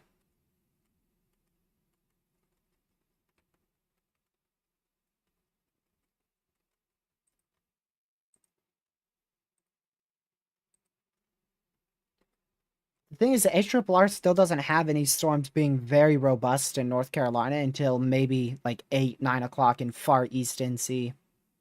So that's interesting. Then again, the HRRR is wrong very frequently. So we have 1 radar indicated tornado warning. That is back up here in Swift Falls, Cyrus, and Starbuck in west central Minnesota. We also have a Tor possible severe that is just barely to the south and also into the Twin Cities area in Minnesota.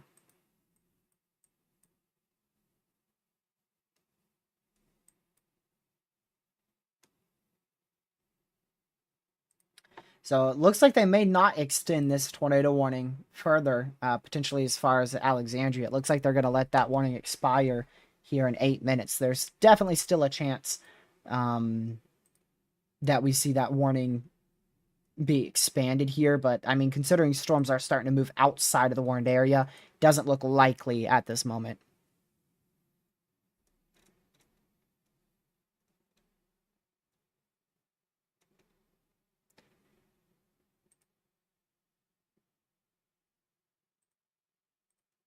Let's see. Okay.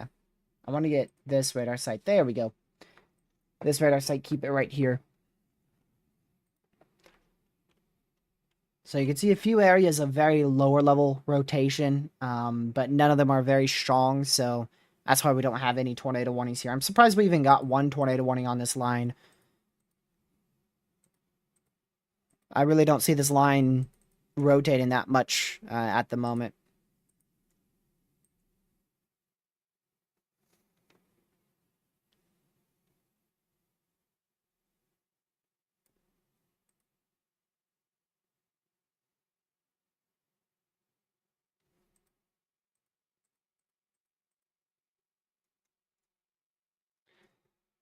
So this storm, this messy storm cluster is still going to continue off to the northeast, where it should continue to intensify.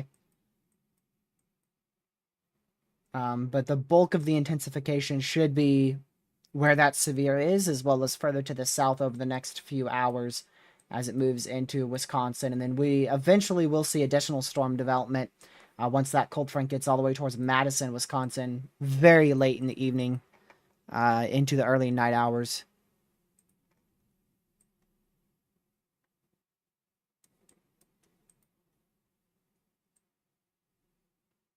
Those storms will really get going towards probably 6 o'clock is what I'm thinking.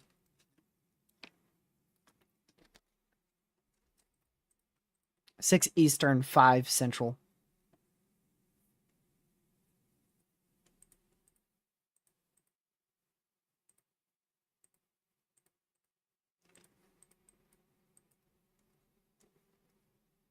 Let's see.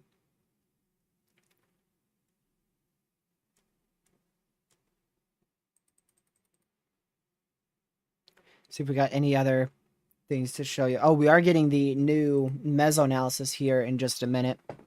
We'll see what that has for ingredients.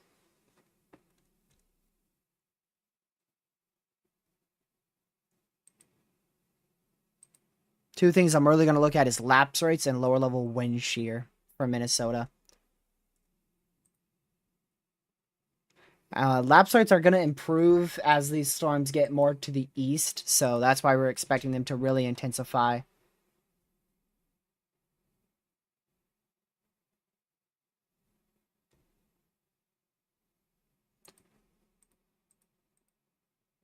I mean, strong to intense tornadoes are definitely possible. I think it's likely we see at least one strong tornado somewhere today in Minnesota or Wisconsin.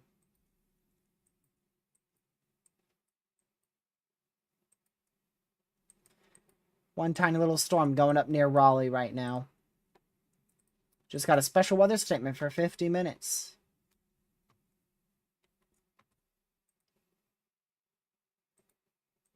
Wonder if Lucky's going to go after that one or if he's going to wait. Small little storms starting up in West Virginia. Those should become a lot stronger. Probably later. I mean, HRRR doesn't show much until like 6 o'clock out here, so we'll see.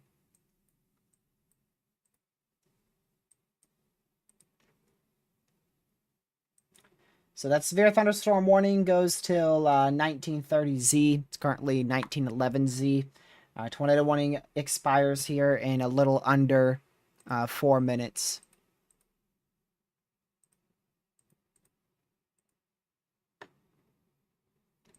That tornado warning is still in effect for a little under 4 minutes for Starbuck in west central Minnesota.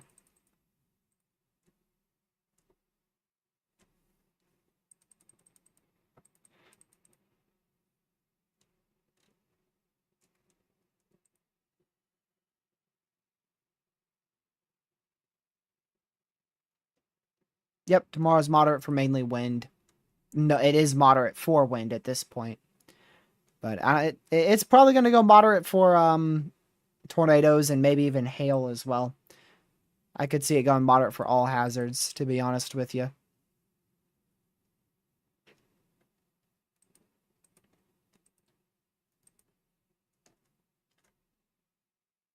Marcus, I'm not really looking at Monday and Tuesday anymore. I'm really focused on today and tomorrow. And then after tomorrow, I'll really start focusing on Sunday, Monday, and Tuesday. Models will become a lot more clear as we progress. There could easily be quite a few changes in the trough's overall structure from now till Sunday.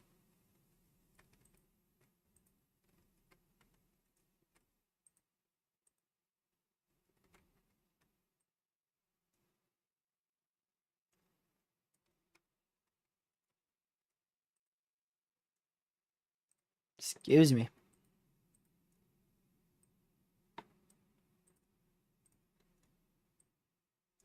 NAM 3K doesn't initiate a single storm in my area on Saturday.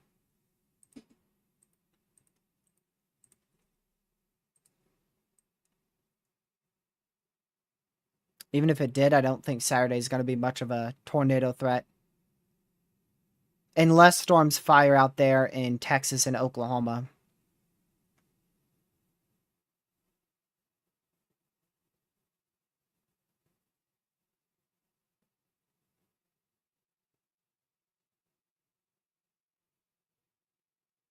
Yeah, these storms did get going quite early. They really weren't supposed to be into the Twin Cities until like 4, maybe even 5 p.m. So I wonder if that might be a reason why they're not as intense as they're an hour ahead of schedule.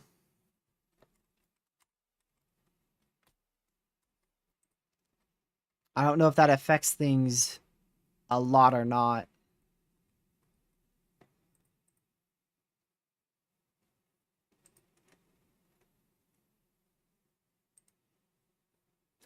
Alright, tornado warning is almost expired. We only have about 1 minute left on that warning. And there it goes. We are no longer under any tornado warnings here in the U.S. We just have one severe, and that is it. Not even a severe in Arkansas anymore. So as fast as things increased, they decreased. Good morning, Lucky.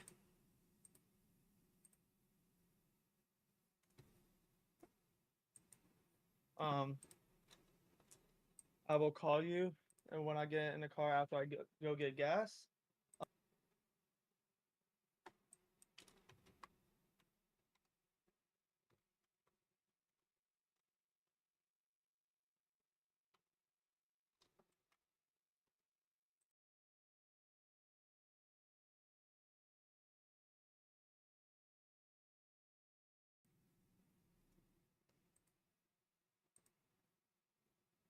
Oh, new Tornado tornado warning warning. for southwestern Crow Wing County in east central Minnesota. Oh, that's Crow Wing really County far in up there. Minnesota.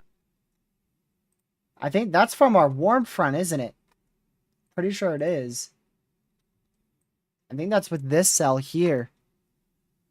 Up towards Brainerd. So you're going towards Rocky Mount? Yeah, for now, yeah. Unless anything changes, but I just want to get ahead of this thing, you know what I mean? Lord have mercy, they almost have an MCD out for violent tornadoes. For Minnesota, 150 peak miles per hour. Southern Wisconsin, northern Illinois. Prefrontal CU field is developing. Storm development is expected. A couple tornadoes are likely. I leave. I'll call you when I'm done getting gas, okay? You sure you want to go for that storm though? I mean, it's got everything that it has right now environment wise. See what it has on the meso, because we just got an updated one. We'll see if it's a failed updraft. It happens very frequently. All right, so right ahead of this system, because it's on radar. Right ahead of it is. Oh yeah, it's an overshooting top. I would go for it. Yeah. Already? Oh yeah. Oh, I say go. Look at the SRH on it and look at the photograph. All right, I'm going. Yeah. Okay, yeah. Okay, yeah. Okay, I'll call you when I'm done with gas, okay? So 5 minutes.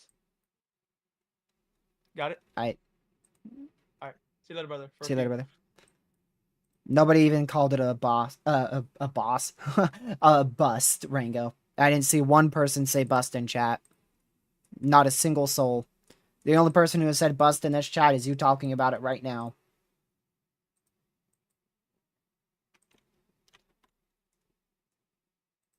Let me go to the KDLH radar site.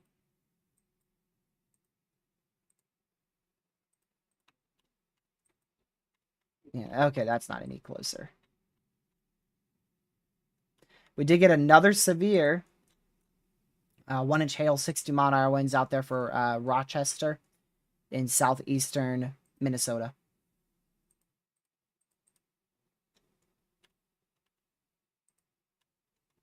So yeah, Brainerd in Minnesota under a tornado warning. Make sure you run to your safe spot now if you are in Brainerd, Minnesota. Tornado is imminent or possibly even on the ground. Now, we did just get a new mesoscale discussion, and the wording on it is quite high. This is the SPC's newest mesoscale discussion. You can see the peak probable intensity, 80-mile-an-hour winds, 3.5-inch hail, and potentially a few intense tornadoes being possible there. So almost up to a near violent tornado peak intensity there. I will read you their discussion. The time frame for the greatest tornado threat potential will likely be towards 6 p.m. to 8 p.m. Eastern time when the lower level jet increases in southern Wisconsin. Let's see. A CU field continues to deepen across the dry line across southwestern Wisconsin and northwestern Illinois. Storms develop within this confluence or on the dry line as it reaches into the Mississippi River. It remains a question.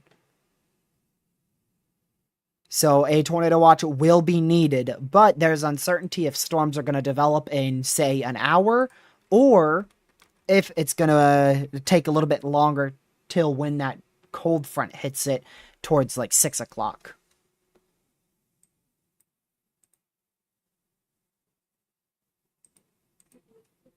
So we'll see. We'll see if storms fire at, say, 4 o'clock, or if it might be a little bit later towards 6 o'clock when the cold front hits the dry line. But a tornado watch will be issued eventually inside that mesoscale discussion. which that is going to include Rockford, Sterling. That goes pretty dang far west, too. That's in the marginal risk there. Back up towards almost into Stevens Point there in Wisconsin. Rockford, Illinois, Sterling, Illinois, under that MCD.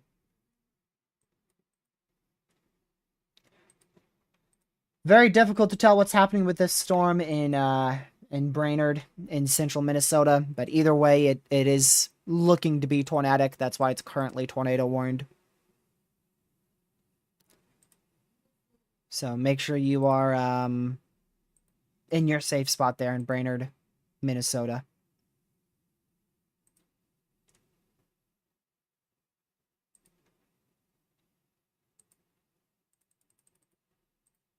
Make sure you are in your safe spot there.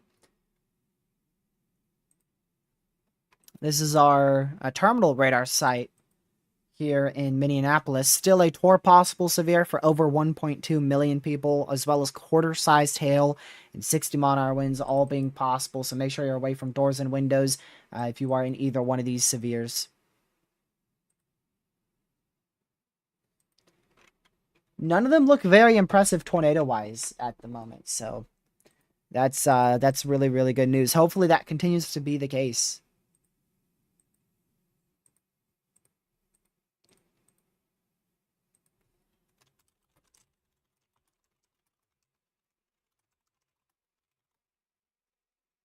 Okay.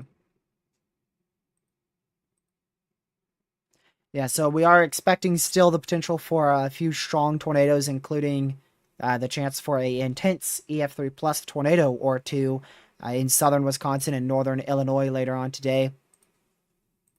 It seems like the SPC is quite confident in a strong tornado threat, especially after 6 p.m. Eastern, once that lower level wind shear really increases.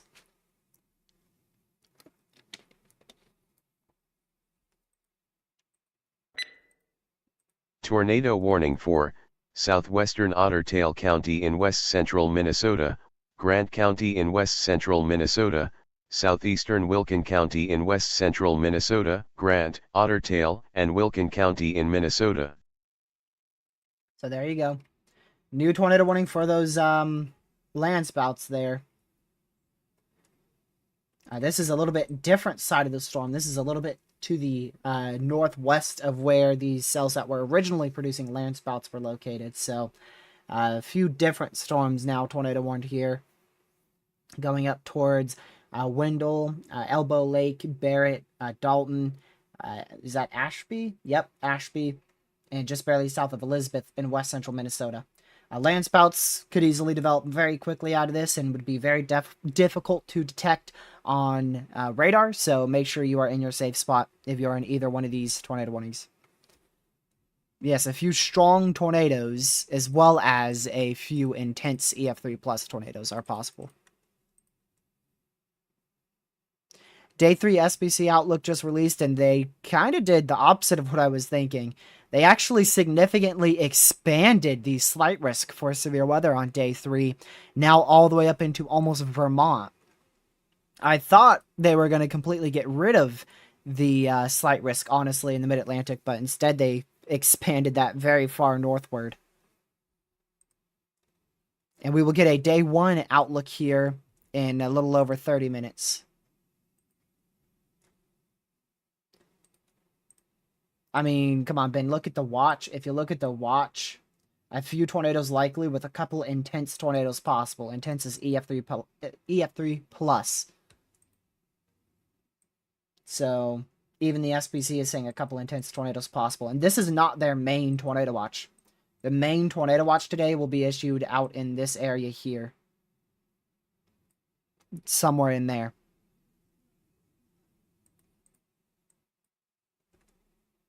Warnings are just not working on Radar Omega.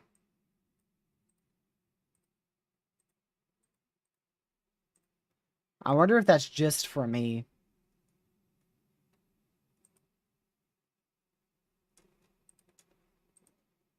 That's insane.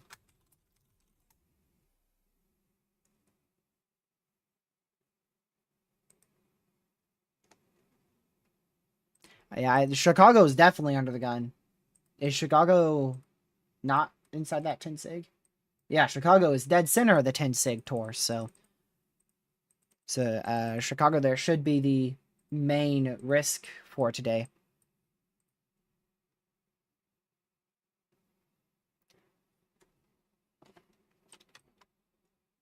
I mean, at least the radar scans are still coming in, but hey, it would be very helpful if it would show the warnings.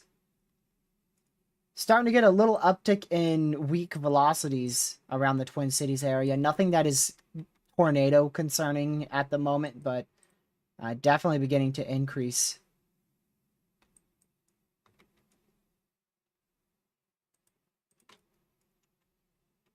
And there you go. Tornado warning for Yep. South Central Never Anoka mind. County in East Central Minnesota, It's one of what I Northeast just Hennepin, pointed out. Central Hennepin, and East Hennepin County in East Central Minnesota, Northwestern Ramsey County in East Central Minnesota, That is Anoka, downtown Hennepin, and Ramsey County in Minneapolis. Minnesota.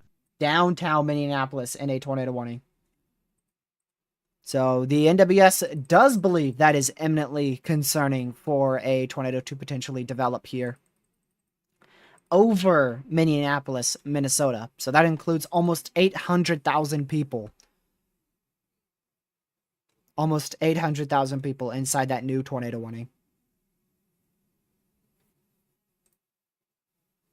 I didn't think they were going to warn that anytime soon, to be honest with you. It looked way too weak.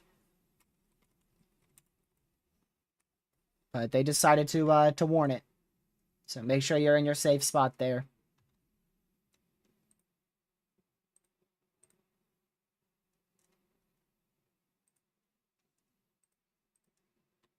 But I mean, the rotation is barely present. Almost feel like that would be more for a land spout tornado. However, it's definitely, I mean, it's definitely in the environment for a more mesocyclone tornado. It's in a very, very good environment. I'm surprised not more of these storms are trying to drop tornadoes. I don't really see an imminent tornado threat out of that, but the NWS does, so they issued the tornado warning for it. So make sure you're in your safe spot there. Minneapolis, Minnesota, back up towards Blaine in central Minnesota.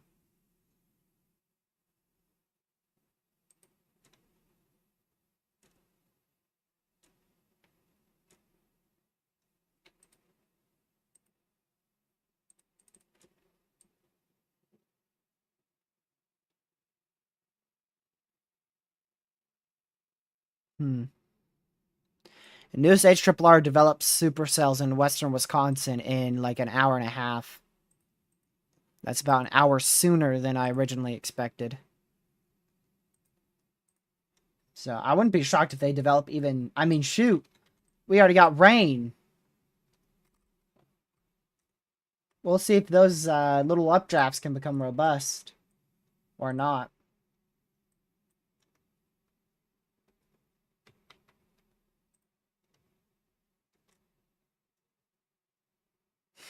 There it is. That's going to be the storm that knocks out my power. Mark my words. At about 5 p.m., that storm's going to be over my house and I'm going to lose power.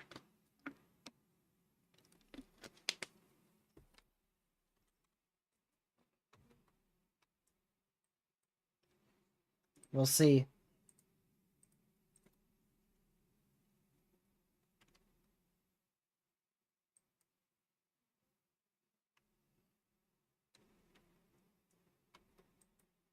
Let me go back over to... I mean, I don't see a lot of rotation with this. Personally, there's really nothing here, rotation-wise. It's a pretty good-looking storm, supercellular-wise, but there's not a lot of rotation with it. And we are right next to the radar site. Like, the radar site is right there. So, if this was rotating a lot, or if any, the radar would definitely see it.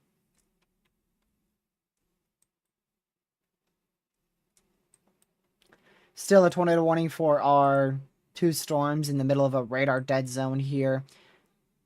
This one for Elbow Lake, for the potential of a land spout to develop with any of these storms. This one for the potential of a tornado to develop around the Brainerd area. So make sure you're seeking shelter there. Glad to see the warnings finally decided to pop back up on Radar Omega.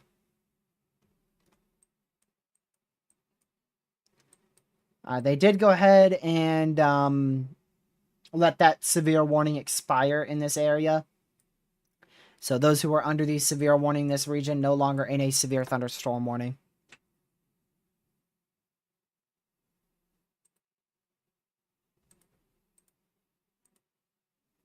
Good morning, Lucky. I have no idea if Rocky Mount's the right call. I couldn't tell you.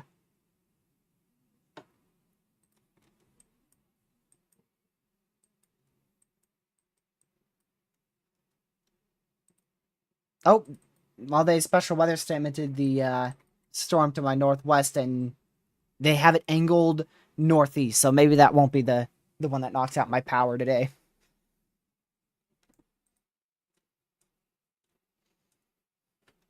Sure. I mean, whenever you want to. New SPC outlook just came out. They've maintained the entire categorical risk. So everything is maintained. I don't see any changes.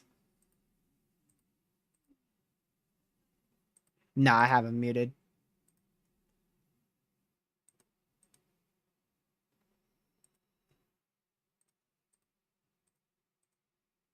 Let me see. Sorry, I'm just reading the discussion. I want to see if they changed anything. Yeah, only very small changes to the new activity and the newest outlook. They trimmed the slight risk and marginal risk back out in Minnesota. That's it. That's it.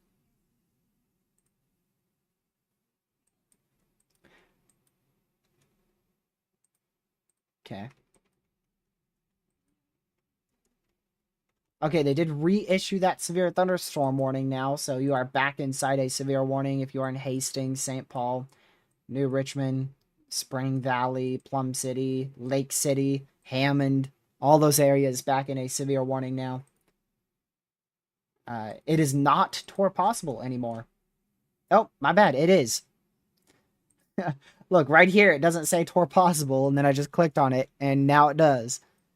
So never mind, it is a tour possible severe. As well as 60 mile-an-hour winds.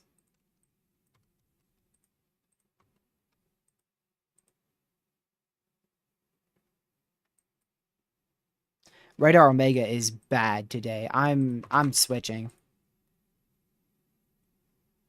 I want to get Weatherize open. Radar Omega doesn't even say the full hazards anymore, Lucky. I'll keep it up, but I'm gonna make sure to double check absolutely everything with Weatherwise. Because it's not giving out the correct information.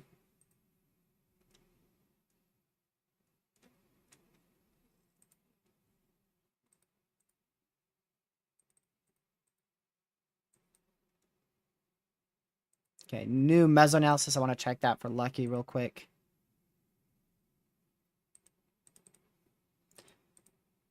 I mean, that's heading into almost the best environment we have out here.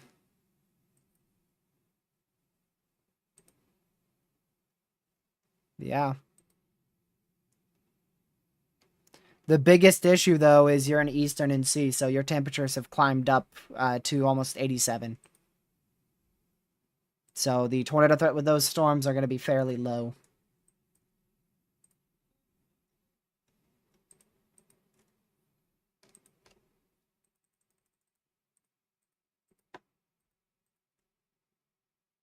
I mean, it's a little elevated, but who knows? It could definitely try. It could try for a cool cloud.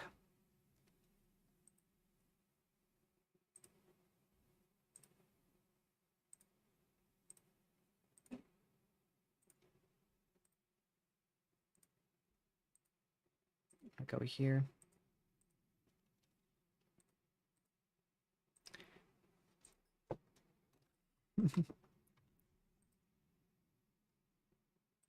The funny thing is, Lucky thinks we can hear him, and he's just bugging out like he's like a little fly. He's like a little annoying fly buzzing around you. You went on mute. My Yeah, bad. you're muted. You're muted. All right, chat and TRG. I put air in my tire, so I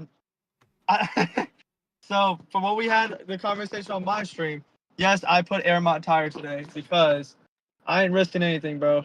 I just put up all Dude. my.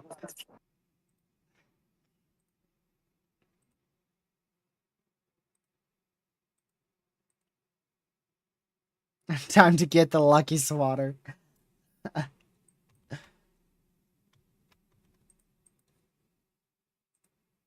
gotta go see what Lucky has real quick. Ooh, look, you got clouds. Let's go.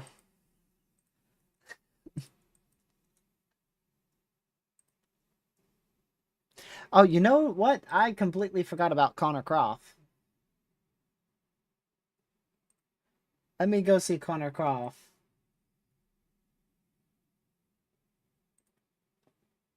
I completely forgot about Connor Croft. There we go.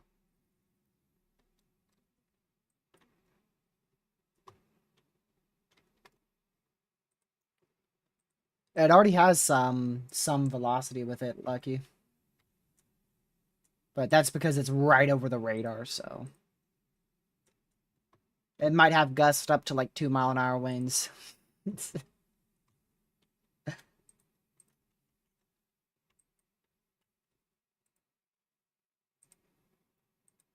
Starting to see a lot more velocities on all these storms here.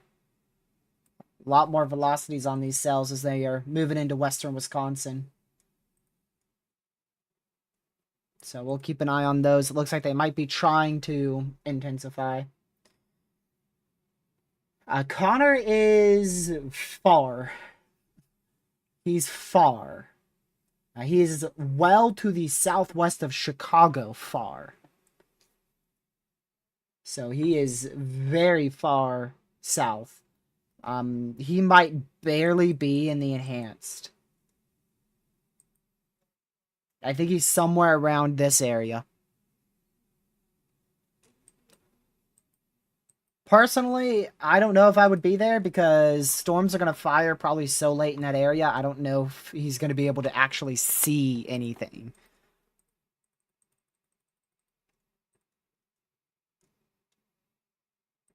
But who knows? Maybe they'll fire early and he'll be able to get something good.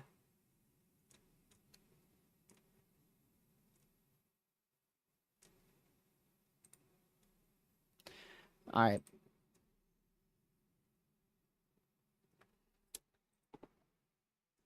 Lucky. I want to take a quick break. I don't know if you want to talk to chat real quick, but I'll be right back. Don't go too far off topic of the weather and start talking about windshield wipers or something. I'll be right back. All right, guys. So windshield wiper fluid, guys, is I'm sorry. I'm kidding. Anyways, all right, guys. So guys, if I haven't chatted with you, hello. If you don't know me, my name is Lucky. I'm gonna just go and tell you, audio might not be the best right now. I am out chasing in the field in North Carolina. Hope everyone's having a good day today. It's Thursday, one more day till Friday. We basically completed today, so got one tomorrow, and then it's the weekend, guys. So sorry, guys. I gotta still pay attention to driving too. Just trying to make sure I don't. All right. All right, guys.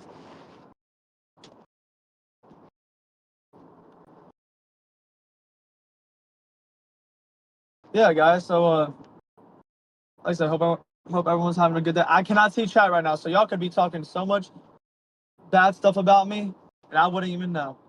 But like I said, we're gonna be out here for a few hours.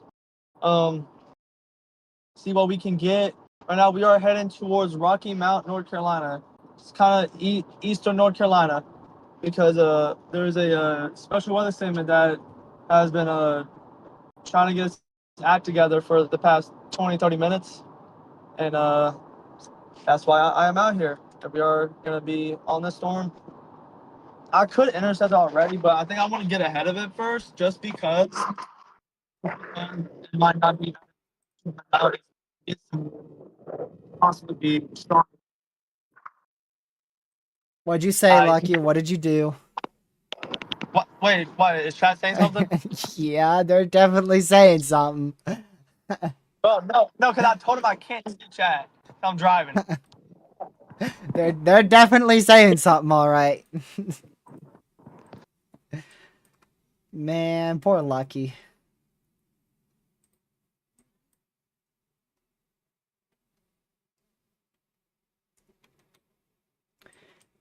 Let me see. Yeah, so these storms definitely still strengthening here.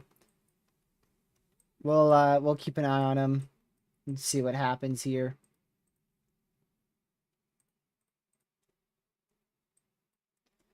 Still those two radar indicated tornado warnings. I mean, none of the tornado warnings really look that impressive in my opinion. But that northern one is away from any radar site, so actually both of those are. They don't look impressive because they're far from radars. And then this one, if there even was anything to begin with, it's fallen apart. Let me look at the terminal radar real quick. Yeah, that doesn't show much. But they might be starting to increase in velocity, so I think these storms are starting to strengthen further here.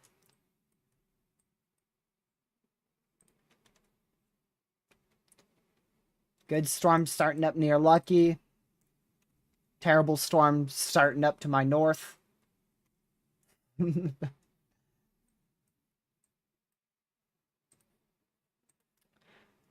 No, that's because your radar is like not but a couple miles to its southwest, so.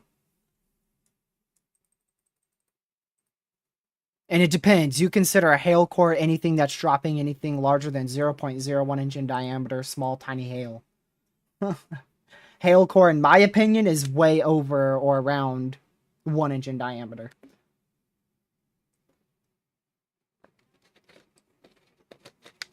Lucky's version of a hail core is anything greater than 20 dBz. He just said if this storm has a hail core, if we go look at it, you can see it's got like 50, 55 dBz, so it must have some kicking large raindrops. Yeah, pea-sized hail.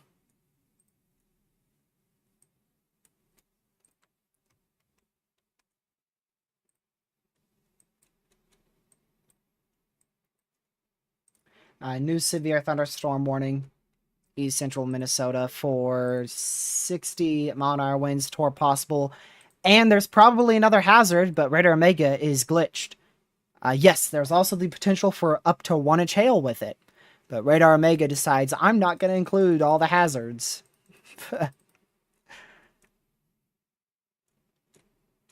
So there's also the possibility for 1 inch hail there too.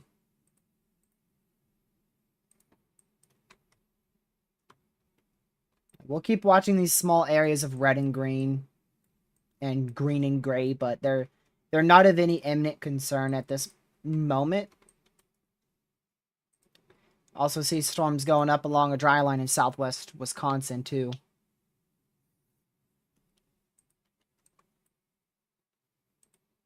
That tornado warning up here for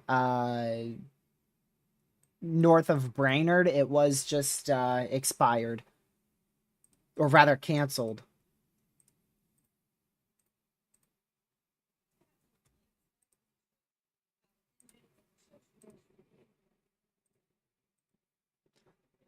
Like he's trying to tell me where he's wanting to go.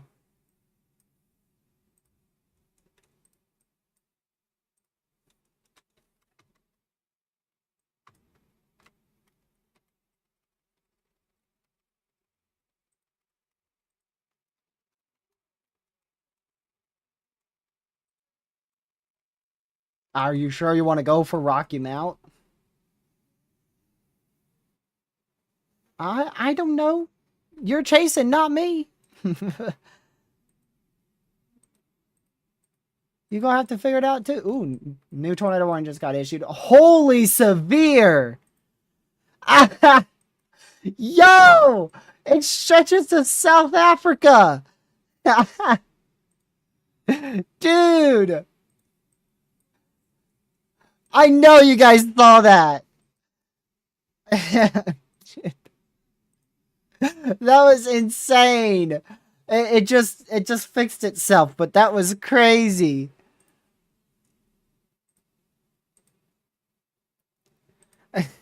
Dude. Alright, that new tornado warning. Let's see where that was for.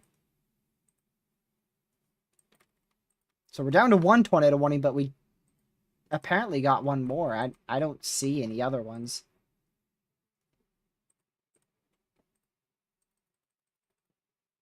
Let me go to the NWS over here.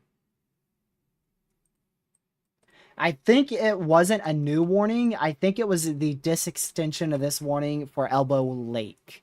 So Elbow Lake, you're still inside of the tornado warning, but areas to your south, including Barrett, were just dropped.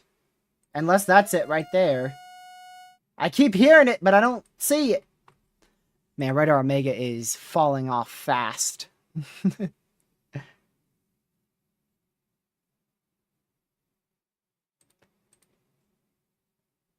It'd be queuing audible alerts for tornado warnings that aren't even there.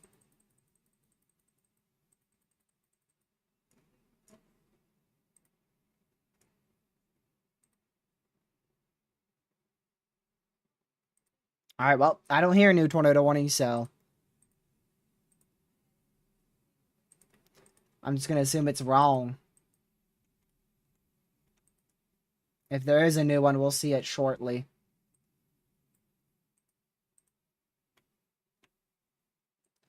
I want to go to the terminal radar site here in East Central Minnesota. Don't see too much with that. So I think the first audible cue was for this storm getting disextended. The tornado warning no longer includes Barrett in West Central Minnesota. So I believe we're still at one tornado warning.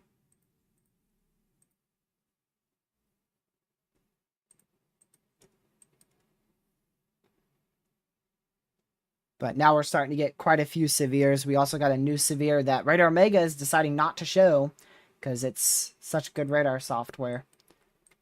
We got a new severe all the way to Plainview. So Plainview now in a severe thunderstorm warning as well in Wisconsin. And that's for 1-inch hail, 60 mile-an-hour winds. And then the two northern ones are torr possible. So the only non-torr possible severe is this southern one for Plainview, Wisconsin. Or my bad, Plainview, Minnesota into Nelson, Wisconsin.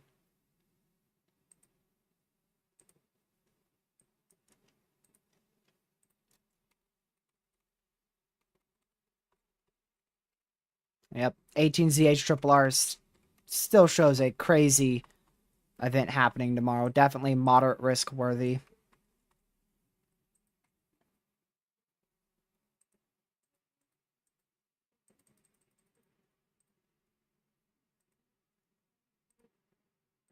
Let's go here real quick. Oh, new tornado warning. Central Wadena County in central Minnesota. County in Minnesota. So that is, well, I think that's north. I think that's up here.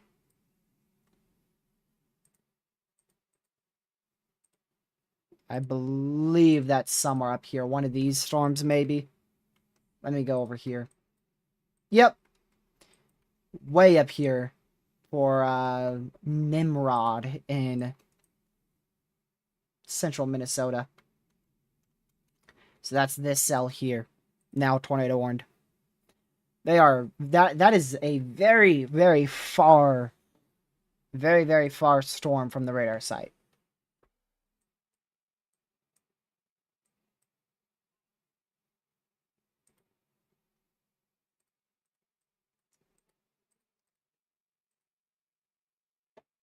Yeah, these storms, they look to be becoming a little bit more semi-discreet in the line. I'm starting to see a little bit more rotation, especially with this one here near Hudson. So we're going to have to keep a close eye on these. They're starting to become a little bit more easy to spot in terms of supercellular characteristics and structures.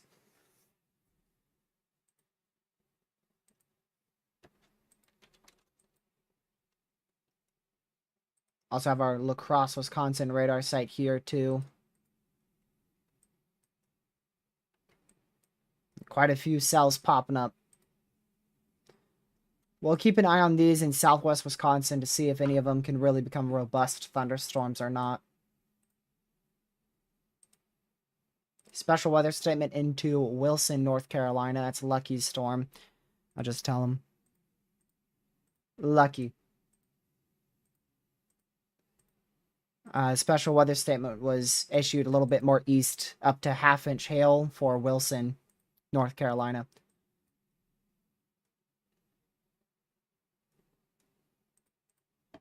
Sims. Okay. Yeah, that's smart. Rocky Mount's too far northeast. They might barely get in a special weather statement if they issue another one. East, slightly northeast. Like 20, 15 or so, somewhere around 15.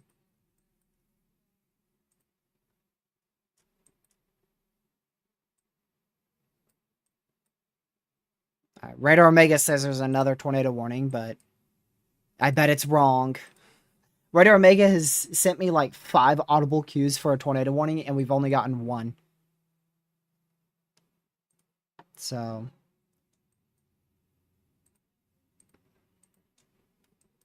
it's probably dead wrong with that one too, I imagine. Wait, what? Oh, severe in southeast NC. Look at that. There's a supercell in southeast NC. It looks like it's starting up rotation, Lucky. And it just went severe warned for 60 mile-an-hour winds, 1-inch hail. You see that little couplet right there. Just to the southwest of New Bern, NC.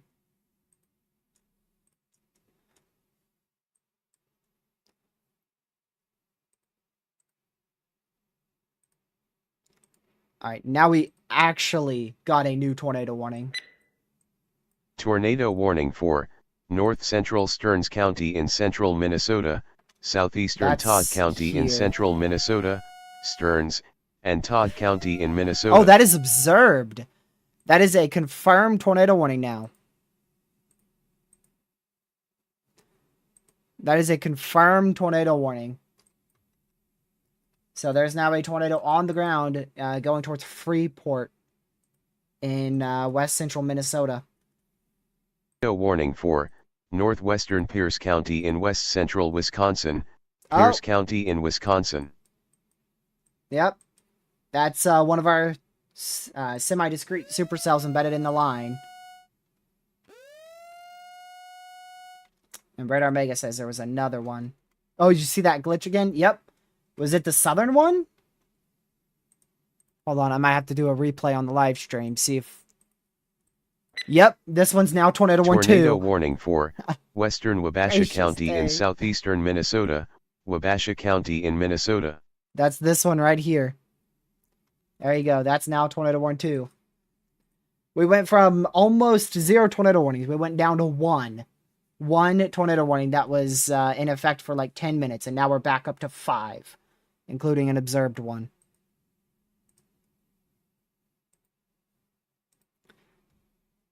So now we are very much further back up on tornado warnings. Yep. About how far the storm was? Yeah.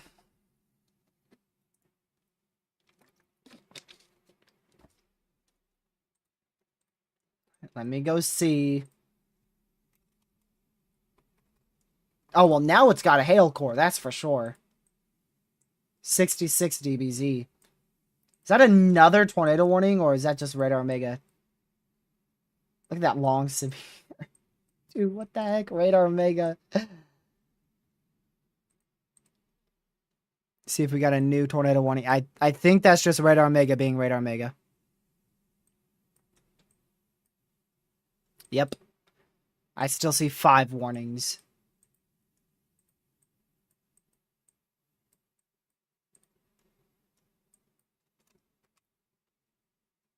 Gracious.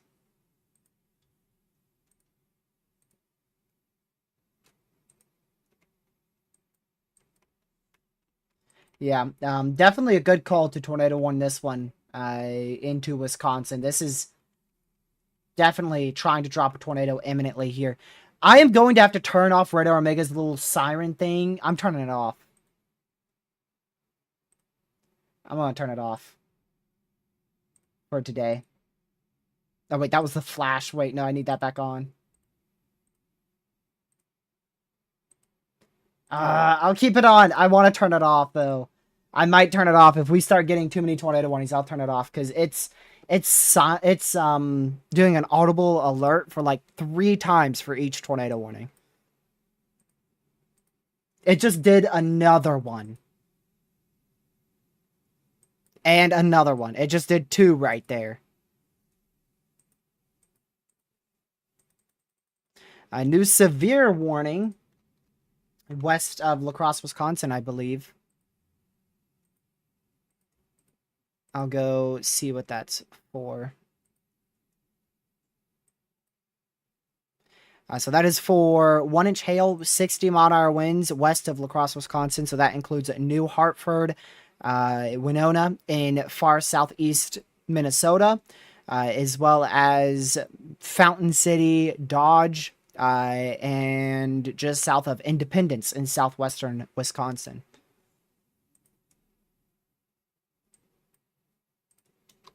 You can see that severe finally just popped up there.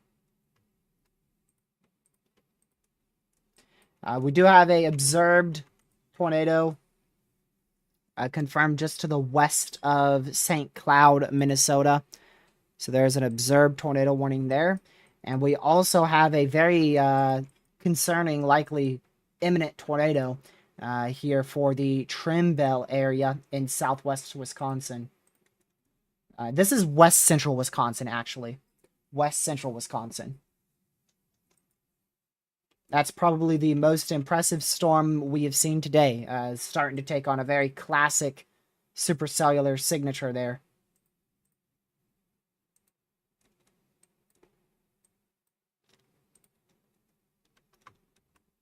A Lucky Storm is looking quite impressive for North Carolina standards. That's about as good as you get, really. This one over the Blacksburg, Virginia radar site.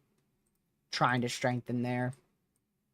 And then we just have a bunch of special weather statements here with this cluster in northeastern Arkansas, southeast Missouri, with 1 severe there.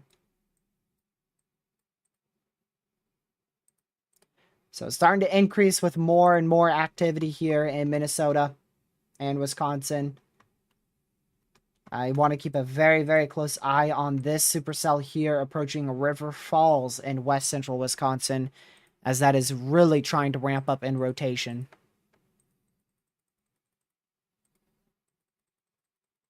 And it's starting to get a pretty good area of a clear slot here.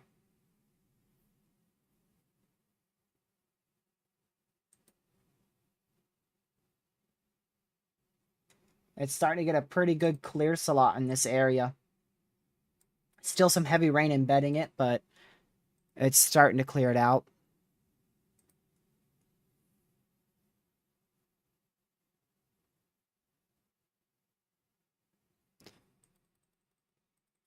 Let's see here. That new SBC outlook was very early, wasn't it? I just realized that. Yeah, we got a picture of that tornado. Is that near Spring Hill, perhaps? Where's Spring Hill? Not Florida. Minnesota. Yeah, that's your observed tornado warning. Yeah, we have a picture of that tornado on the ground.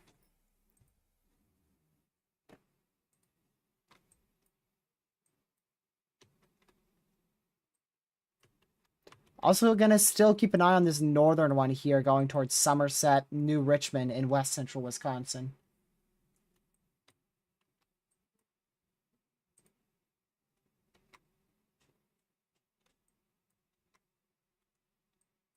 We'll keep an eye on all these storms that have fired here for a future tornado threat, as well as these cells firing on the dry line. Just to keep an eye on them, just in case.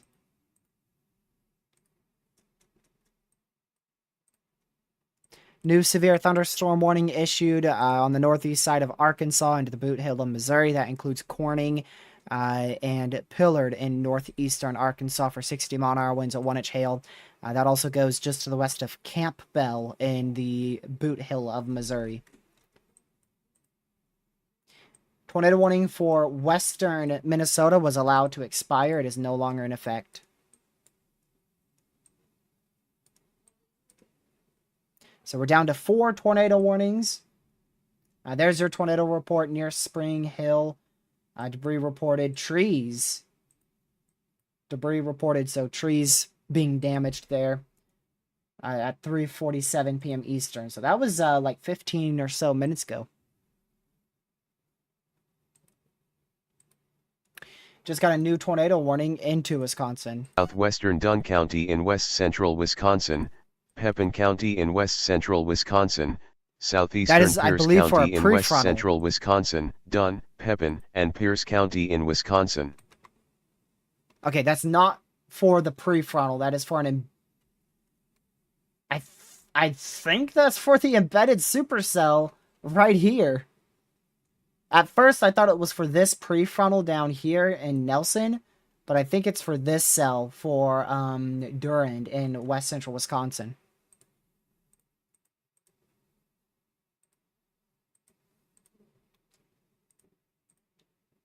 Yeah. Yep, that's what it's for, right there. So there's your new tornado warning. Alright, if I can, which I can, let me take this and put it to the La Crosse, Wisconsin radar site.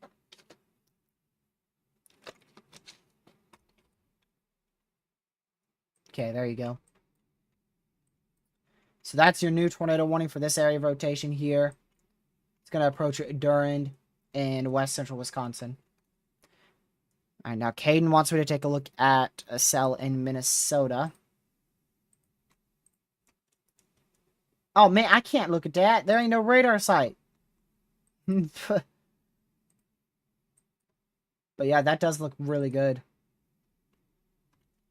Even from the radar site very far away, that looks really good. I'm pretty surprised that isn't tornado warned.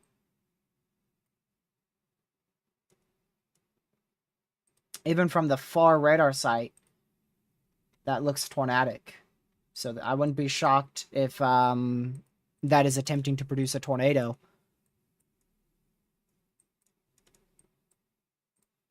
So make sure you are at least indoors, away from doors and windows here in Garrison.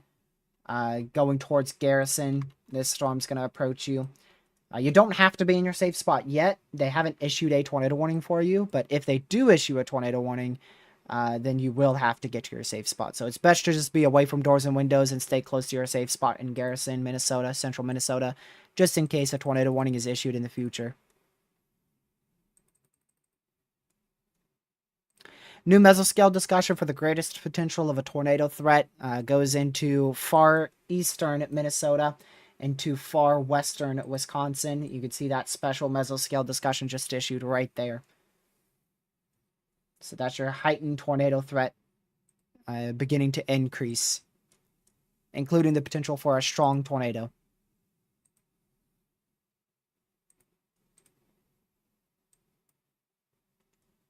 Let's go back over to this radar site.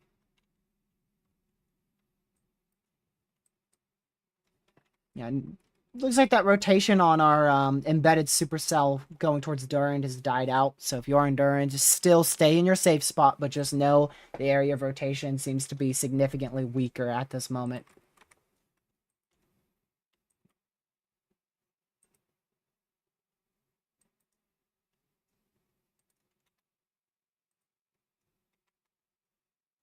Still really watching that one over River Falls. I I mean, that is definitely an imminent tornado right there.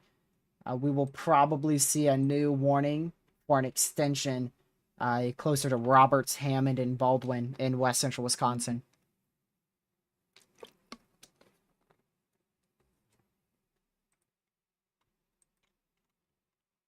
That is still a very classic supercell.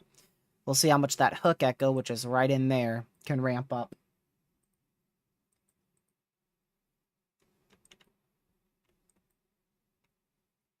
I want to go back down to Lucky's Storm just to see how his cell's doing. It's doing pretty well. I mean, it's a storm. At least it's a storm and it's in the day, so.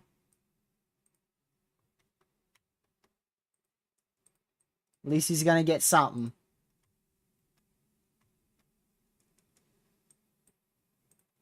My cells, on the other hand, yeah. Glad I didn't go chasing any of those.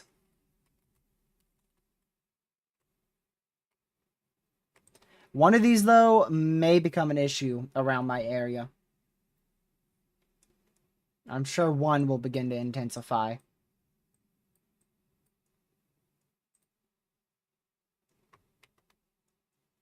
Still good rotation over River Falls, so if you're in River Falls, west central Wisconsin, make sure you're in your safe spot.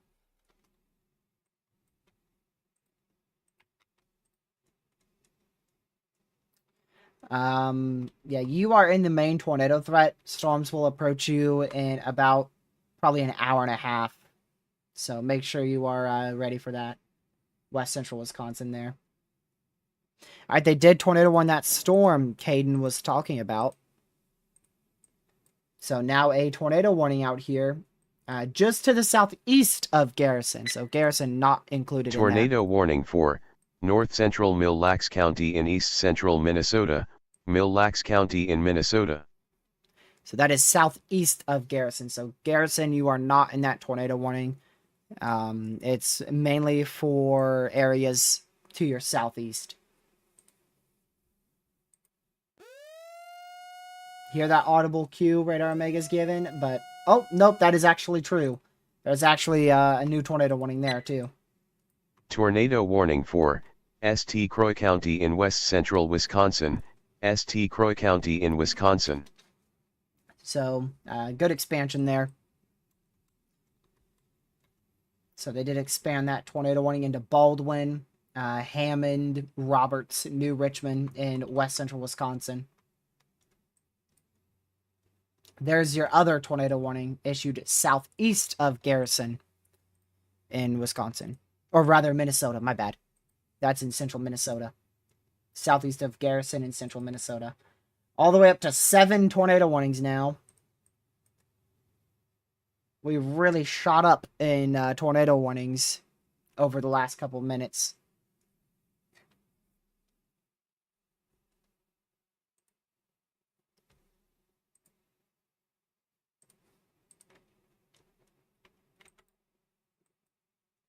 Still watching that one over River Falls, Minnesota, going towards Hammond, Wisconsin.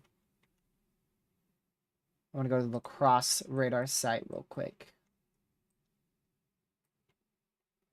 No very concerning regions of rotation here around the La Crosse radar site, so that's good.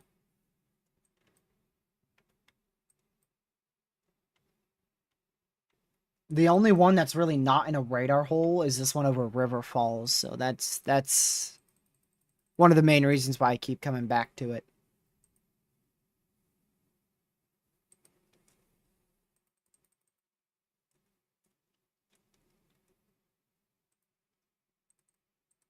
Should have a new HRRR rendering in.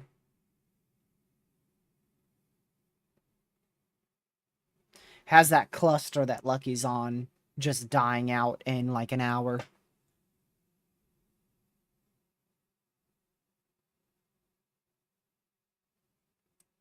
We'll see if that happens.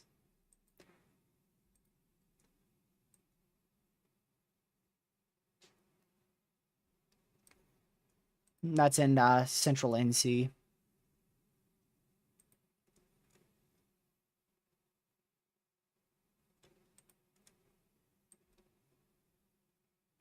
Still shows those storms really igniting off the dry line cold front towards 8 o'clock in and west of Chicago.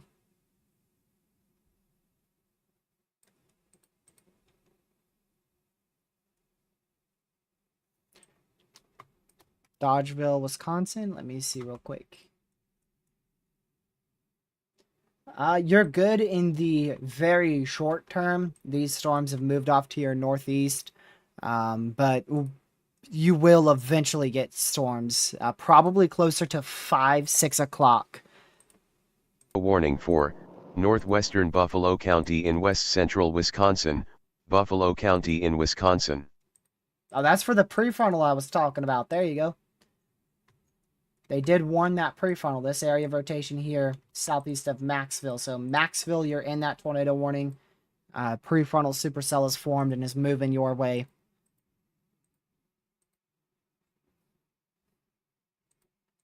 What does that put us at? Like 9, 8, 9, 8 tornado warnings, up to 8 tornado warnings. We lose 2 in 4 minutes.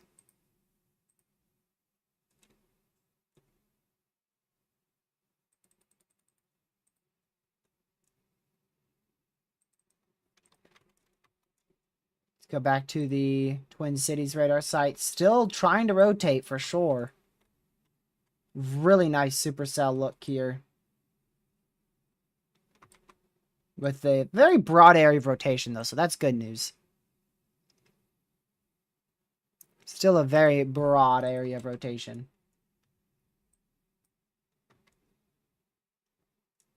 Nothing that looks very concerning right now, but if that tightens up, it could drop a tornado very, very fast. And that is why we have our tornado warning in place out there for Baldwin and New Richmond, Roberts, out in west central Wisconsin.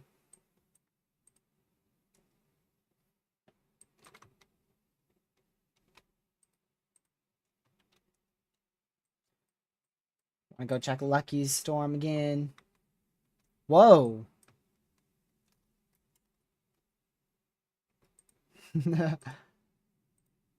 Hold on. Okay. That's not actually happening. That's probably like a little bit of weakening or something happening there. Lucky. The newest scan has like a mini supercell structure on your storm, but I don't think that's actually the case.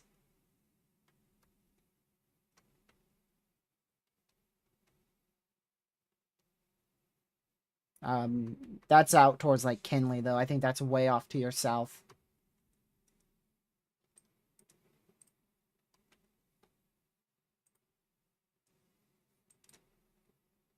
Let me see. NC. I mean, yeah, if you're like 5 minutes away.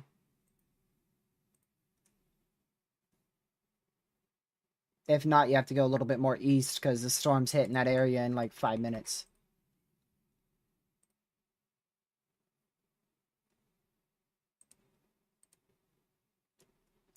All right, let's go back over to Wisconsin. Poor possible severe out here for Lone Oak, Spring Green, Plain, Reedsburg in southwestern Wisconsin. Pretty sure that is a new tornado watch. Yes, it is. So new tornado watch was just issued out here. It is going to be... Yep, pack it up. It's Jover. Wow.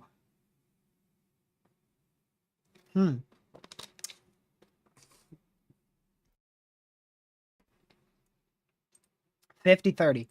Not what I was expecting.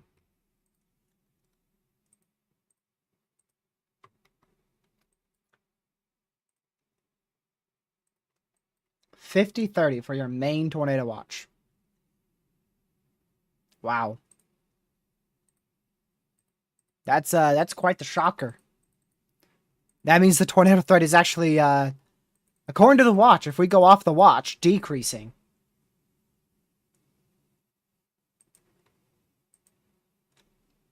So that's something.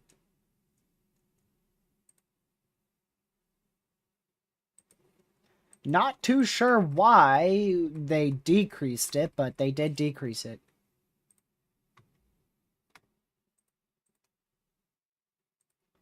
I mean, it's still a mid-tier watch, but we had a higher end probability watch issued like 2 hours ago. A much higher probability watch. 10% greater on both probabilities, and we thought the newest watch was going to be increasing in probabilities, not decreasing. Southern Dunn County in west central Wisconsin, north central Pepin County in west central Wisconsin, east central Pierce County in west central Wisconsin, Dunn, Pepin, and Pierce County in Wisconsin.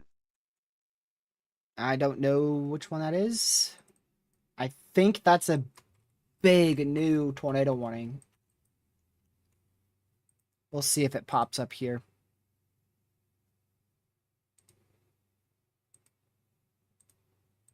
Pretty sure that's a new tornado warning going into Downsville. Weston, Elmwood, Plum City, Durand, Red Cedar, Elk Mound. Yep, there you go there. All in that new tornado warning that just got issued.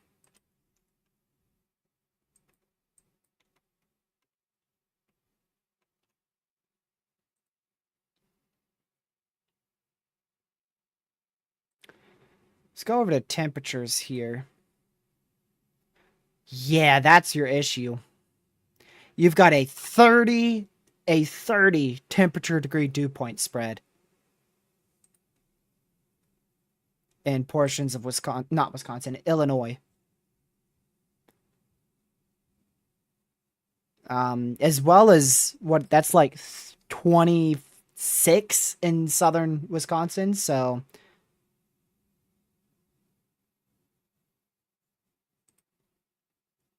what's the HRRR doing?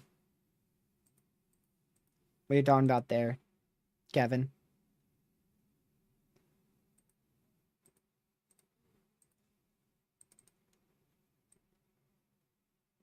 So, I don't know. That's very low probability. Not at all what I was expecting.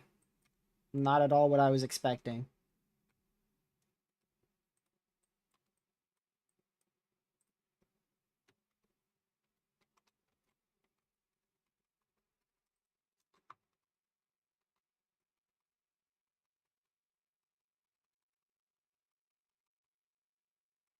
Lucky's gonna have to go south if he wants to get for that storm.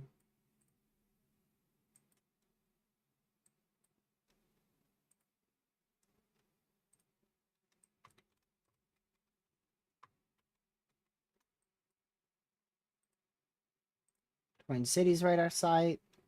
And main one I'm really watching is this one towards Hammond, but now it's getting cell interactions.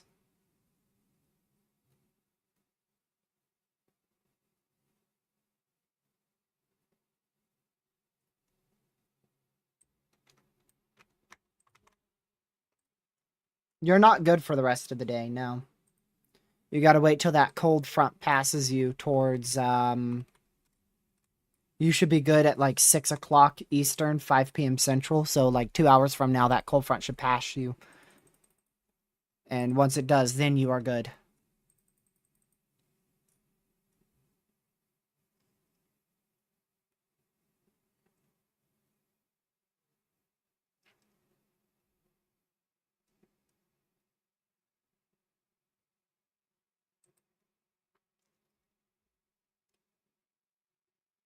Tomorrow may do the same. Yeah, that's why they went moderate. Because they expect the same outcome.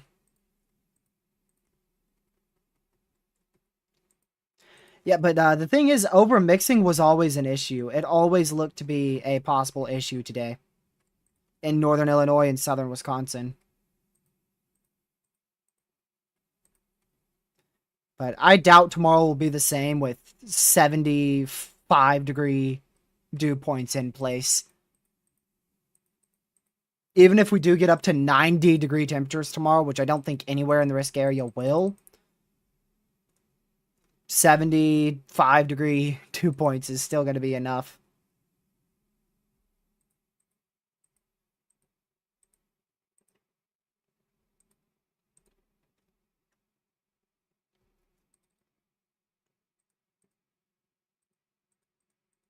What are the lapse rates in Northeast Illinois?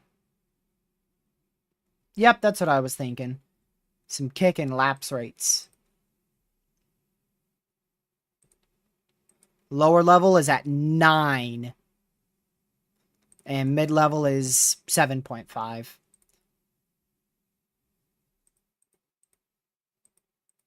So you got some kicking lower level lapse rates.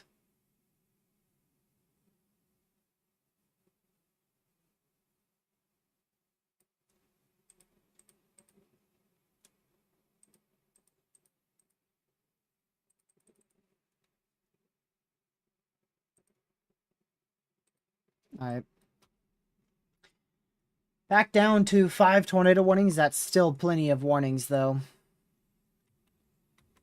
I'm still watching this area that's trying to tighten up in rotation towards Hammond. It's trying its best to tighten up. We'll see if it can succeed. So Hammond, Wisconsin, still watching that very closely.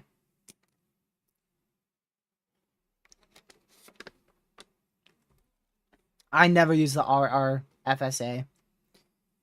If you always want to see a high-risk scenario, even if the SPC has a marginal risk, look at the RRFSA. Because it's always a crazy scenario that rarely ends up happening. I've used it for my 6 chases so far this year, and it has been right 0 out of the 6 times. With the HRRR being right like 4 or 5 out of the 6 times.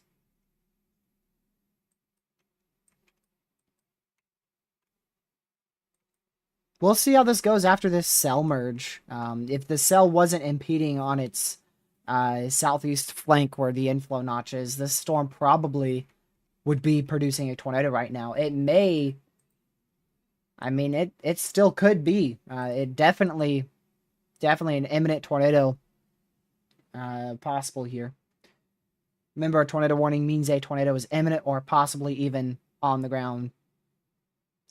So if you are in Hammond, West Central Wisconsin, make sure you're in your safe spot.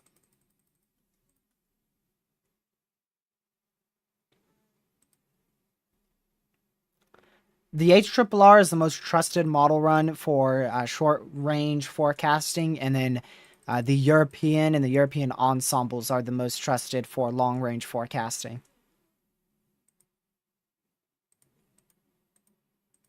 New mesoscale discussion, probably, I think, in central Illinois. I don't know for sure. Hold on. If I zoom out, maybe I could see it here. Yep, central Illinois. So that includes our mod Caleb out there in central Illinois, as well as into Springfield, just to the northwest of Charleston in central Illinois as well.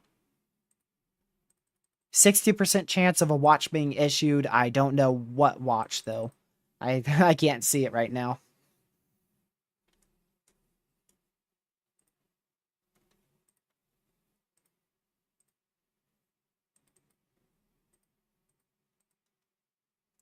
I wouldn't write it off. I wouldn't write today off just yet for a strong tornado threat at all. But the fact that we have a, what is it, a 50-30? The fact that we have a 50-30 watch in a 10 sig tour is something else.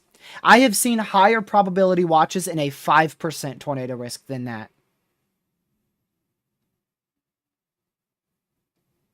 I have seen equal to or greater than tornado probabilities in a 5% tornado risk than what we have on today's 10 sig. Not even considering a tornado watch. A severe thunderstorm watch, not even a tornado watch, a severe thunderstorm watch is possible across central Illinois over the next few hours, as 2 to 2.5 inch hail, 70 mile an hour winds, and a spin up tornado or two will all be possible.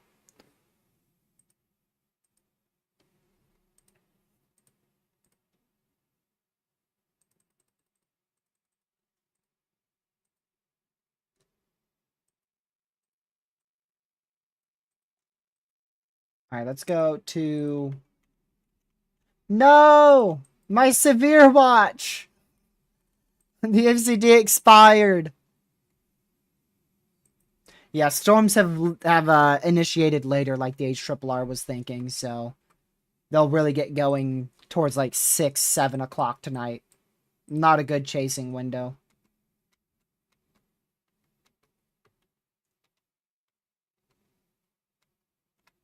The heck, I can't even tell what's happening there because the radar scans are so far and few between. We go to weather-wise.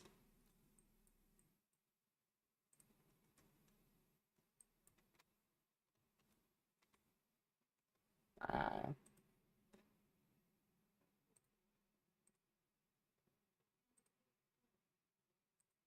okay.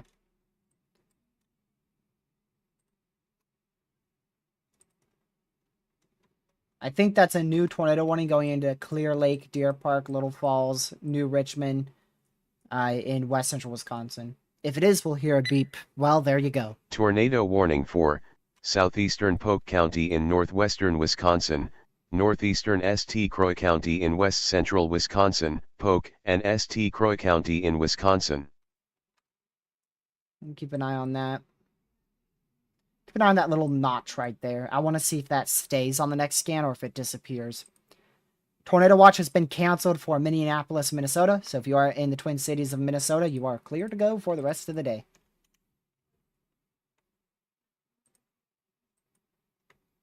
I want to see if that notch disappears.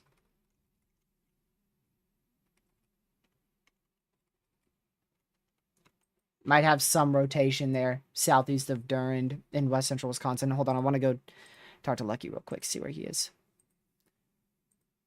Not a good time. I can't even hear him.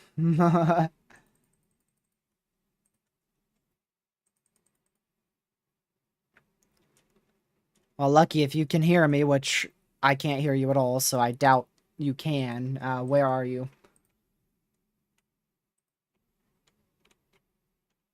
Oh, I heard that. Okay. It's severe. It's severe. It's severe. No, but it is severe. One inch hail.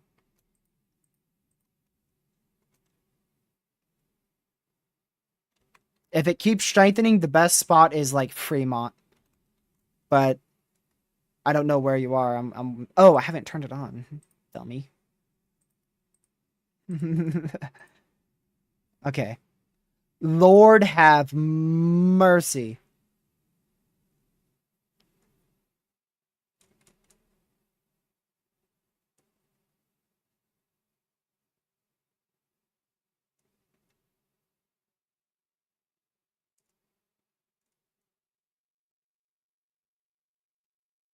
Lucky, no you won't. No. How put in directions for Fremont.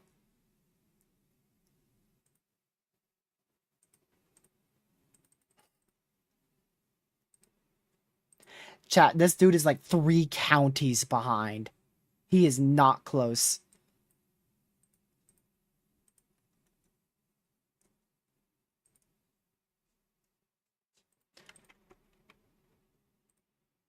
Alright, so still watching that good area of rotation northwest of Hammond in west central Wisconsin.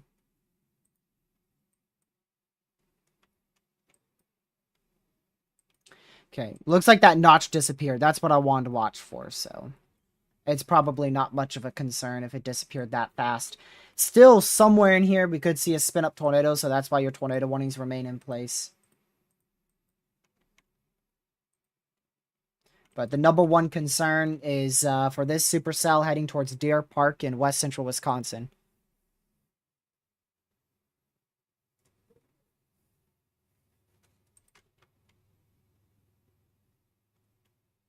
So that's the one we're going to keep an eye on.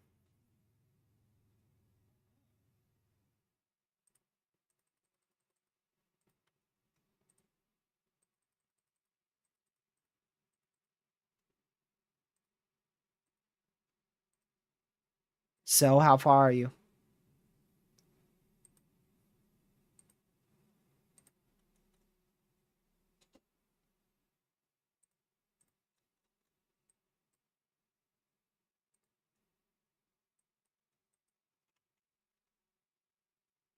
Yeah.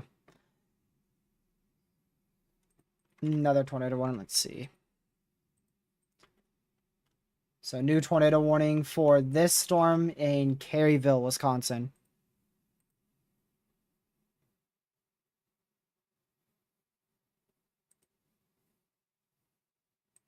So new tornado warning there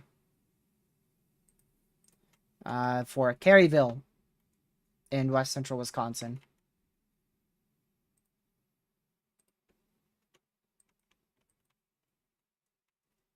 All right, that is on the ground. That is on the ground. So tornado now on the ground heading towards Deer Park and New Richmond in west central Wisconsin. Now have a tornado on the ground.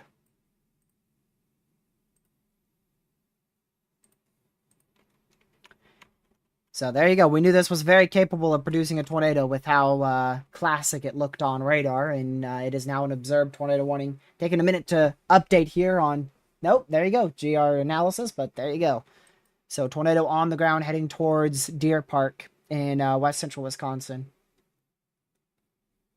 Also, Lucky's like 50 minutes away from the storm. He's not even close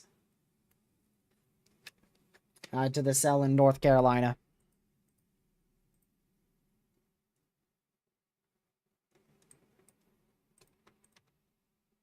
By the time he gets to the area where the storm will be, the severe warning is going to be expired.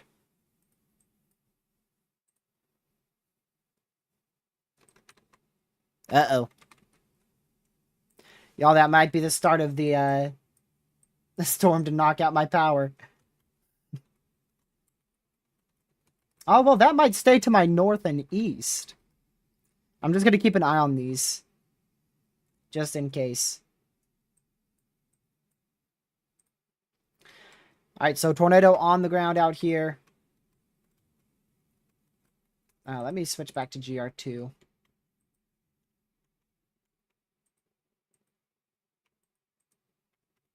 I believe that is a CC drop. If it has a spectrum width, it does.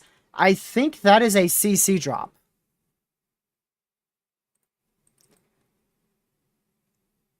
Pretty sure that is a CC drop for a tornado on the ground here, heading directly for Erin Corner, just barely to the southeast of New Richmond.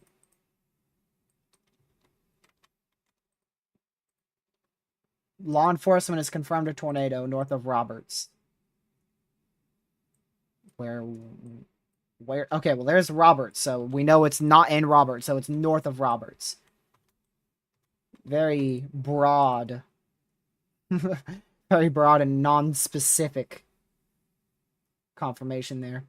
6 miles southeast of New Richmond. Yep, that would put it directly on that CC drop. So that is your tornado.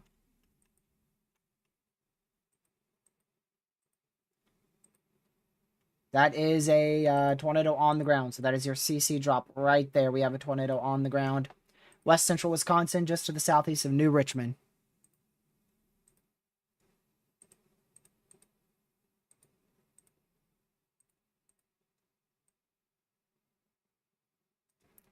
So make sure you are in your safe spot if you are in New Richmond, west central Wisconsin.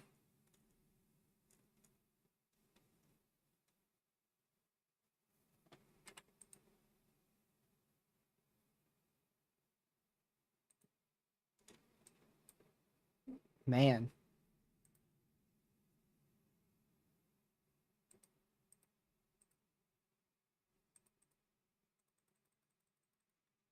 Sorry, y'all. I'm trying to check other storms real quick on weatherwise. I want to go back to this cell real quick. It's just a big mess down here. Big old mess. A lot more messy than what any model runs were predicting. I was thinking a organized cluster along the cold front.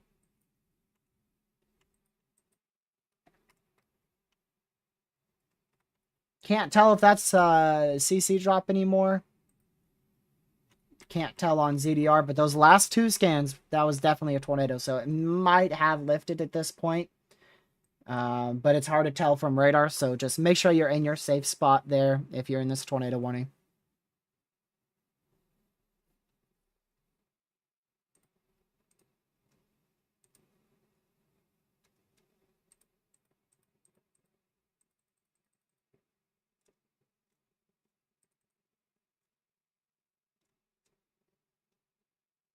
So that is that was definitely a tornado on the ground. I don't know if it still is.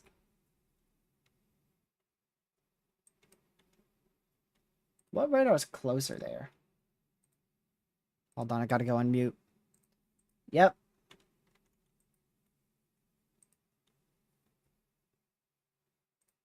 Your ingredients are perfectly fine, but your location ain't good.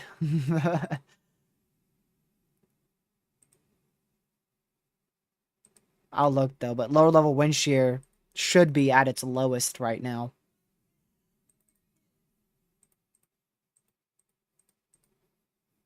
I mean, it's still pretty good. You're still at 50.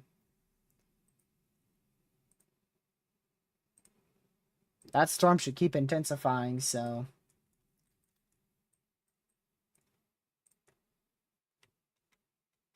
Yeah, it's self-splitted. Southern one's always more favorable. Plus, this one has an outflow boundary, too.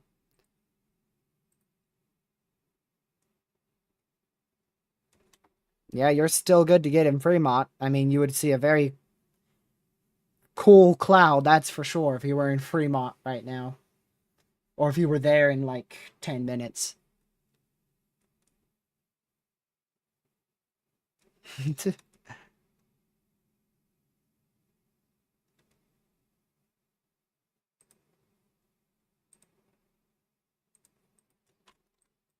Alright, new tornado warning up here in Minnesota.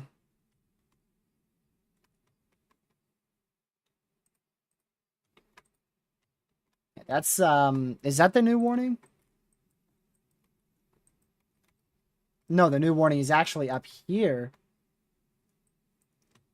Northwest of St. Cloud. Yeah, northwest of St. Cloud. In central Minnesota.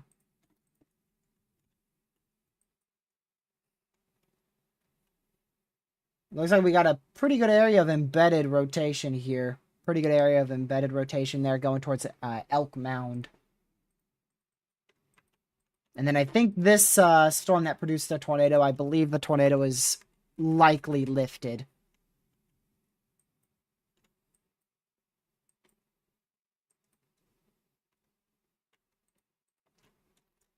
Yep, I see him, Caden.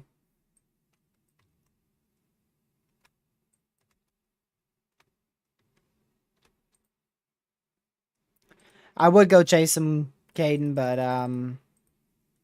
I think I'm better to probably just stay here and cover.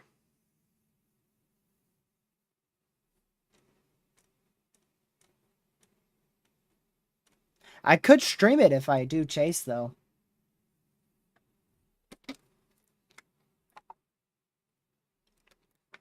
Only thing is it's in a bad cell reception area.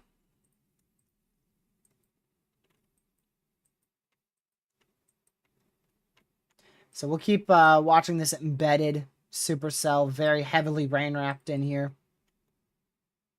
You can actually make out a pretty good embedded supercell, pretty much right where I just drew. I mean, that's really what it looks like. So that might be an embedded hook over just west of Caryville there.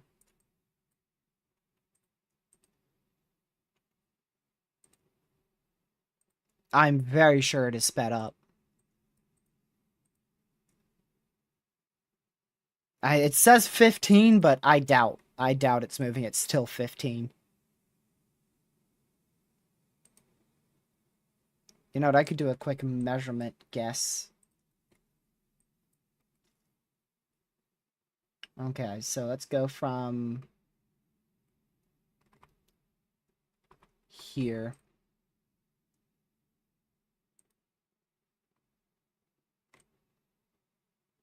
Yeah. I would say probably closer to 25 in my opinion.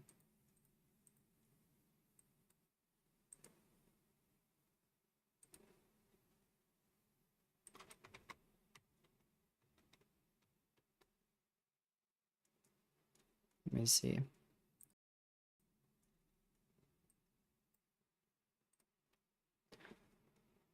Sweet. It's very difficult to juggle between lucky and coverage. He's not making this easy.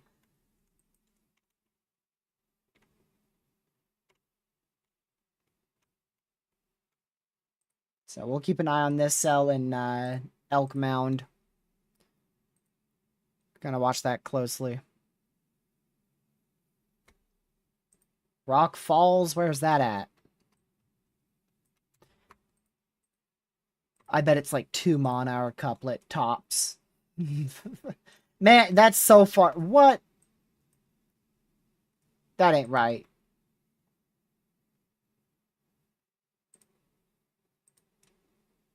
Give me another town name, because there ain't no way you're talking about way up there.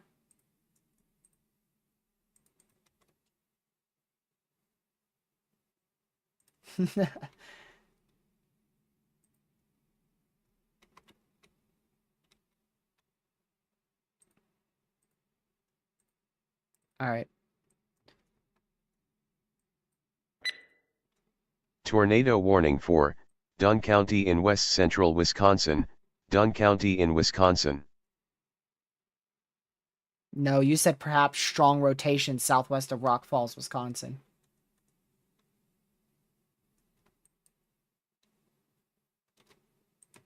And if I go to Rock Falls, Wisconsin, look how far north that is.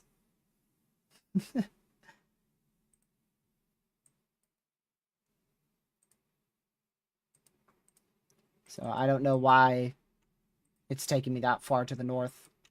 So there's a new warning up towards Ridgeland, Broyceville, west central Wisconsin. Still good rotation southwest of Elk Mound. We'll continue to monitor that the best we can with the limited radar coverage we have.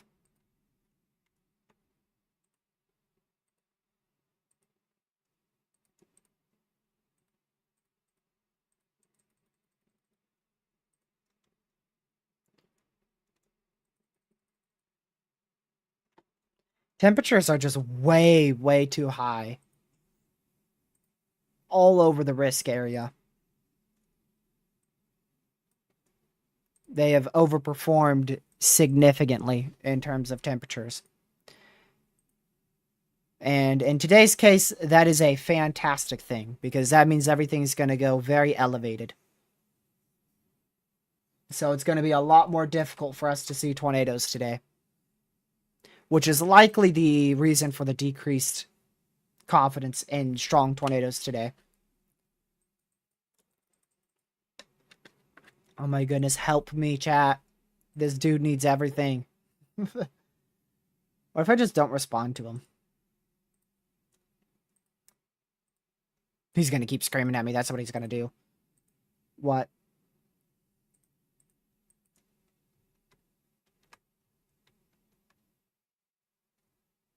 How?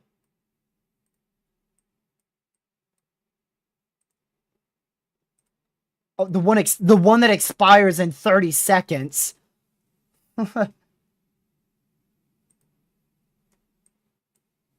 Dude.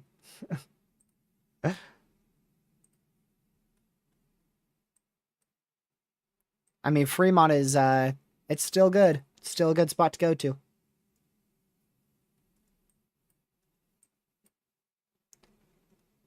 What you might end up having to do, though, is, once you hop on the interstate, you might have to just stay on that interstate and then end up going southeast so you can keep up with the storm.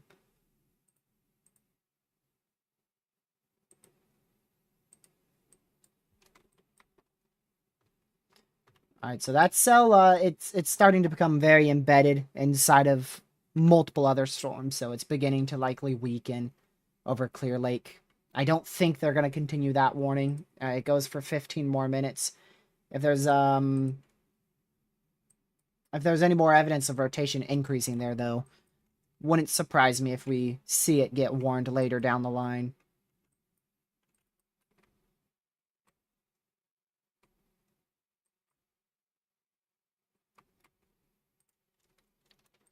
Today is going nearly at the best case scenario at the moment. It is going nearly the best case scenario for us. Unfortunately, we had a few land spouts early on. We did just have one tornado.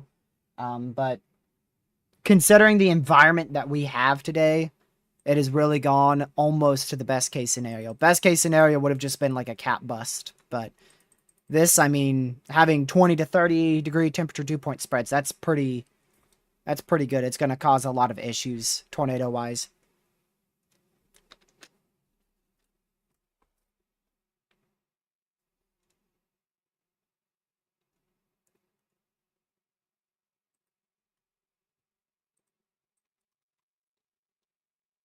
Still watching this cell over Elk Mound. It's very difficult to say how strong the rotation is. I haven't really talked about how strong it may be because it's very, it's in a very likely corrupted area with your radar beam scanning through multiple different hail cores. It's likely a lot of corruption, so it's nearly impossible to say how tight that area of rotation may be. But it's definitely present. There is definitely some rotation there, which is why we have that tornado warning in place. Elk Mountain storm from La Crosse. That is so corrupted, dude. You know how many storms you're scanning through there? And you're scanning directly through probably the largest hail with this cell.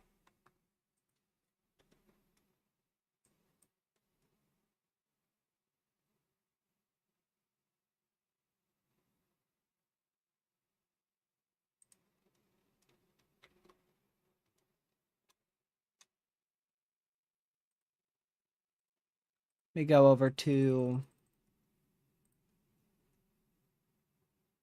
Oh yeah, that was a... Wow, that was a pretty good tornado.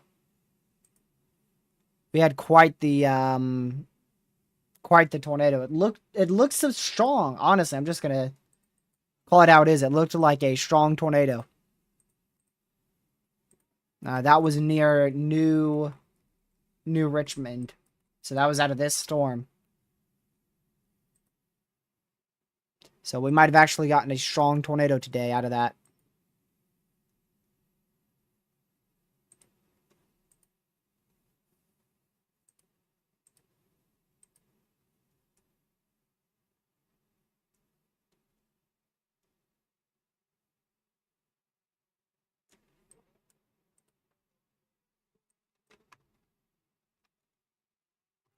Please, storm, stay to my north.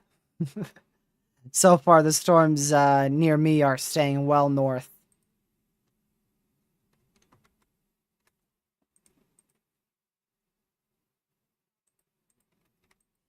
Alright, let's go to the current radar scan here.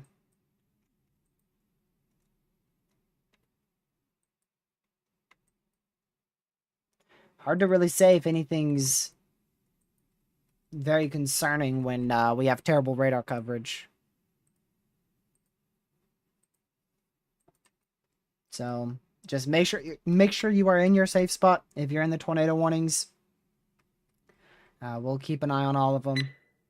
There's a new tornado warning for eastern Polk County in northwestern Wisconsin, Polk County in Wisconsin. So just in case this storm tries to ramp back up again, they have expanded that tornado warning into range with Wisconsin there. That is northwest Wisconsin. Just in case that area of rotation attempts to ramp back up.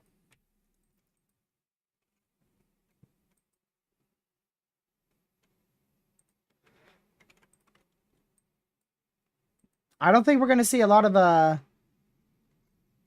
tornado threat out of this, or much of any of a tornado threat out of this.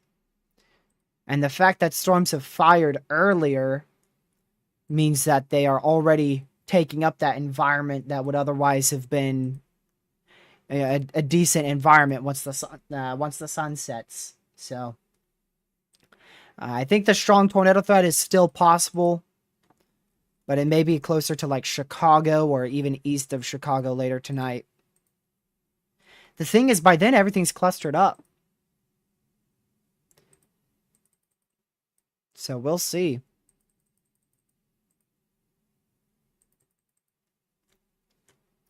We've already seen, what, like 4 land spouts? And then at least 2 solid tornadoes today. So we've still seen quite the amount of weather. So this produced 3 land spouts. Then we had another land spout here.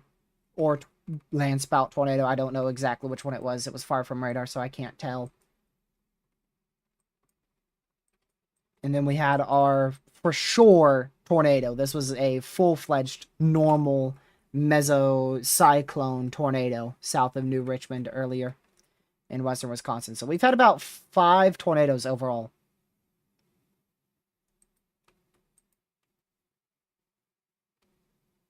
Which almost puts us at a tornado outbreak. Land spouts are tornadoes, so therefore I'm going to count them as such.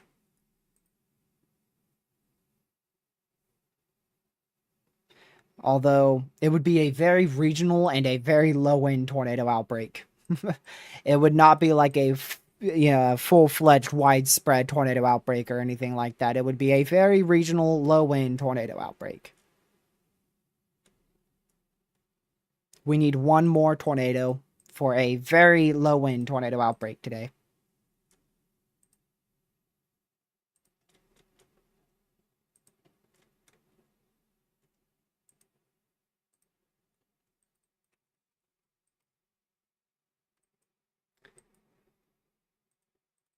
So Tornado Watch was also dropped for the Twin Cities. Also back out towards Glenwood in Minnesota. You guys have been dropped from that Tornado Watch. So you are good for the rest of the day. Still could get some light rain, but nothing tornadic, nothing severe.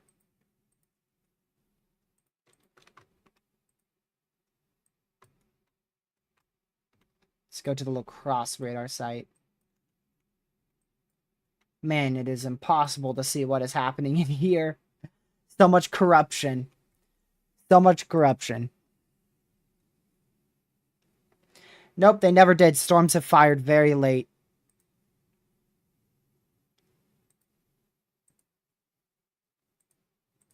See what the newest HRRR has for us out here in Virginia, North Carolina, but they never issued that watch. Yep. Hi.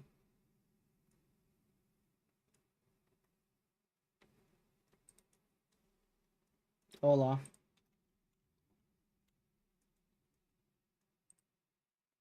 No, you ain't. You still like 20 minutes away. You ain't near that thing. You're not even in the severe yet, bro. Yeah, in like 15 minutes you'll be in it.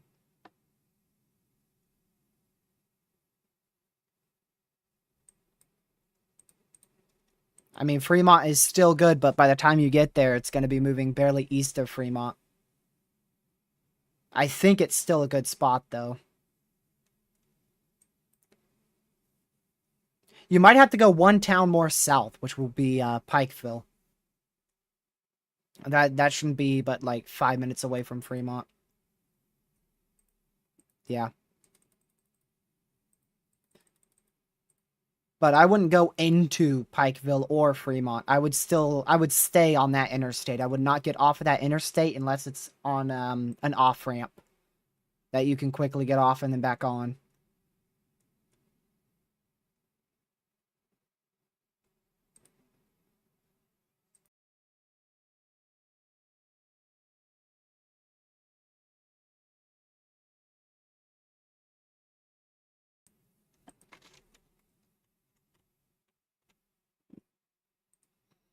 Yeah, a lot of lightning with these storms, y'all.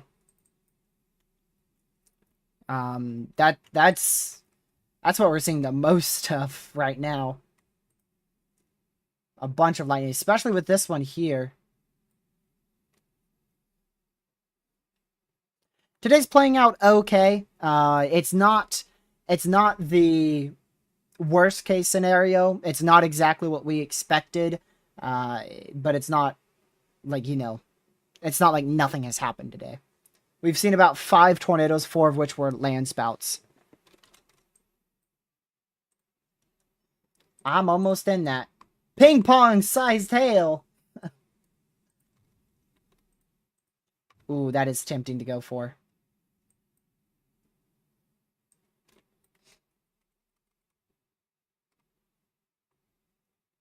You know how tempting that is? It's still day, too.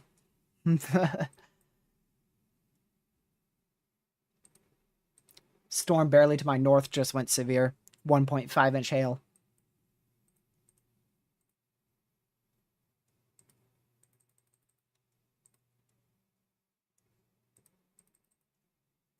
The train there is not perfect.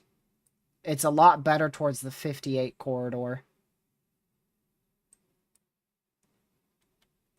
That's near Chatham. That's not great terrain and not great cell reception either. But man, is that ever tempting to go for with how discreet it is.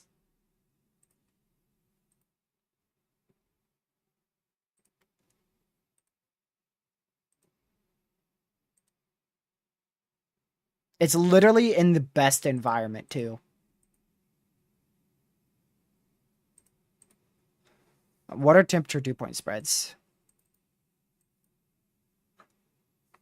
Ew. 85 and 67? I mean, it's not horrible. It could be worse. Man, that's still pretty rough.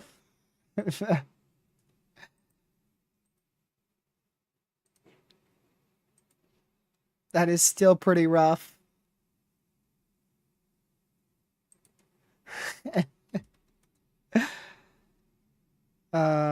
Let me see. What is it? This one. These will give me a better idea. 8267.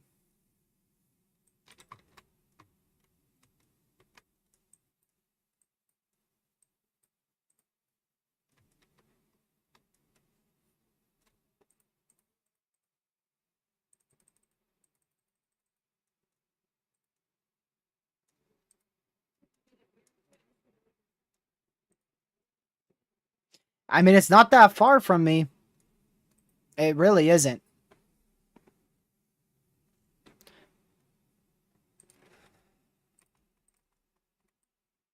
Tomorrow is not going to be a chase. Well, I mean, it has an MCS rolling through early, but I don't think I'll end up chasing tomorrow.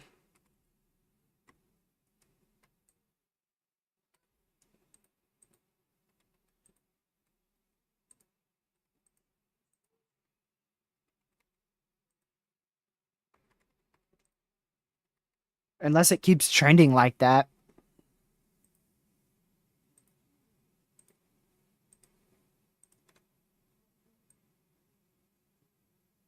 I don't want to chase another big bow echo, though.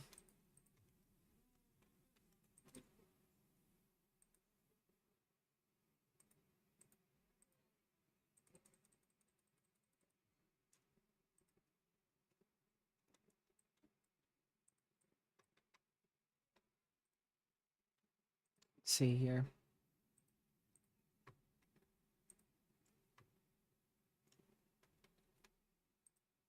Any other models show that MCS moving through at noon?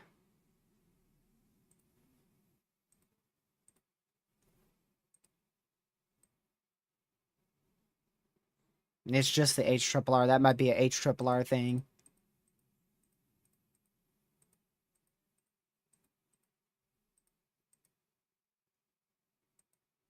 Yeah, you'll most likely see something tomorrow. Proxy.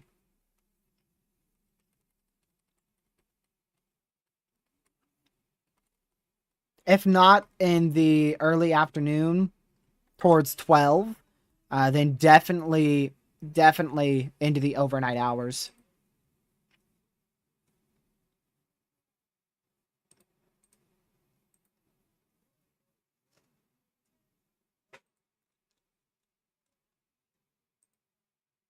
Okay. Down to 2 tornado warnings now. Up to 11 severes.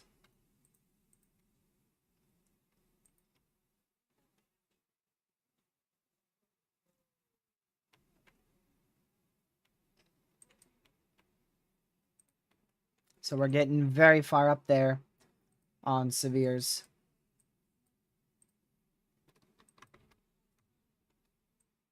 I'm watching this little guy here near Rocky Mount.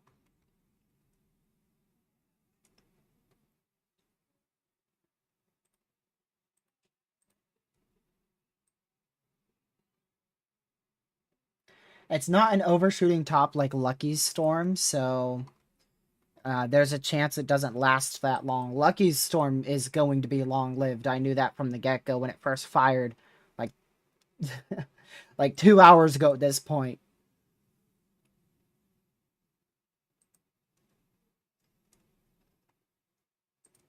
Very long time ago at this point.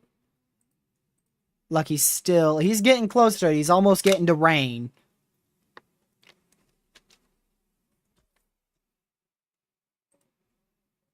Just a heads up, traffic's going to probably be an issue in about 10 minutes. He's heading right into a hail course, so...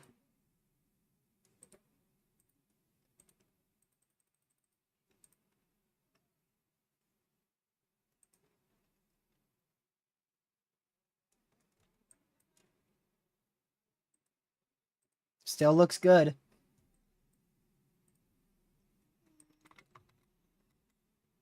Okay.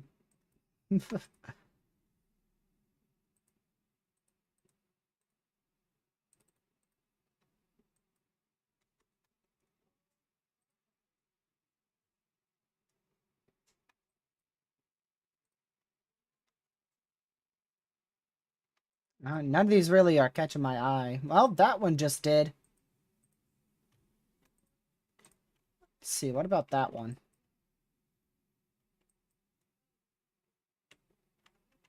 Eh. The radar beam's going through so many cells. It's hard to say if that's actually a valid scan or not. Could easily be corruption. Oh my goodness, what does this dude want? Yep.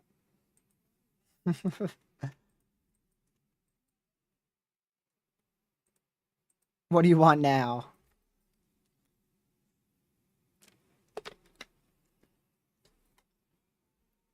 I know, I can see where you are.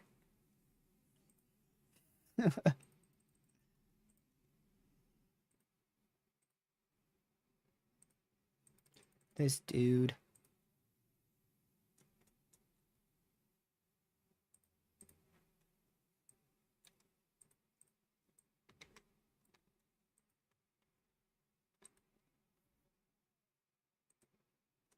Yeah, so we'll keep an eye on that cell right in here near Brackett in west central Wisconsin. Oh! Well, that's new. Where? Lake Delton? Oh, that's this storm right in here. Oh, that's for this guy. Little area of rotation that is started up on this supercell. Going towards Lake Delton in south central Wisconsin. Yep.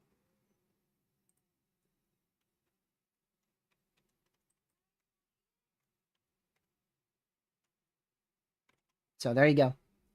A new tornado warning for Lake Delton, southwest Wisconsin. It was expected to be messy, but not this messy. And huge severe thunderstorm watch issued for you and me, Lucky. Big severe watch. All the way from eastern West Virginia to southeast NC. 10% tornado risk.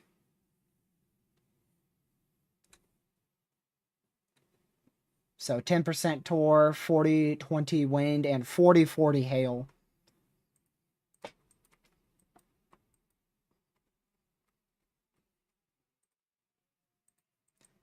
Significant severe just issued way up here in the general thunderstorm risk in northwestern Minnesota for 70-mile-an-hour winds observed, and also a new tornado warning for that storm we were talking about just a minute ago. That caught my eye.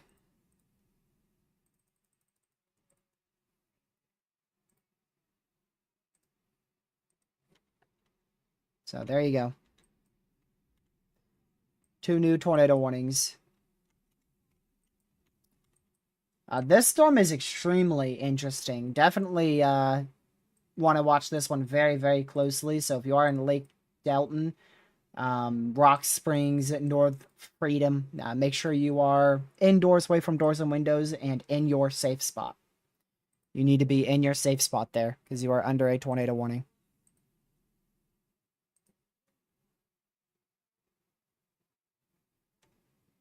I have no idea, Proxy. I haven't looked at it much. I'm just taking it one day at a time, really.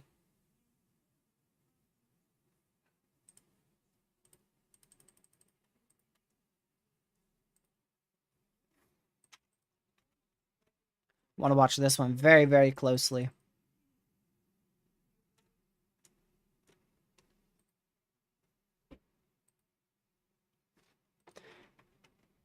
I feel like too much is going to change between now and Sunday for Monday and Tuesday's threat that it's not even worth looking at today. Other than, like, acknowledging it on the SPC. I feel like models are going to shift around way too much. Yep. I mean, unless you want to sit in a hail core.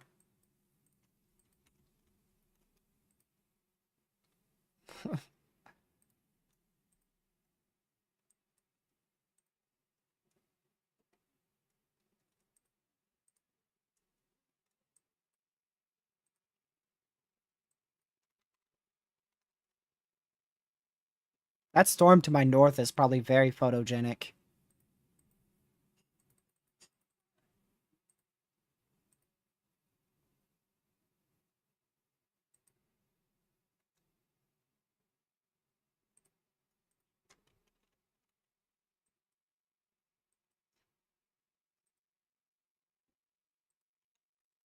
Well, this is starting to look a little bit more like what we were expecting.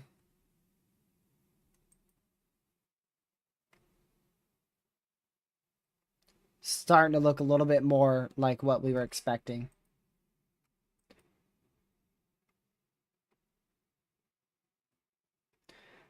Also, don't mistake where your cold front is. This is not where your cold front is. Your cold front is actually back in here.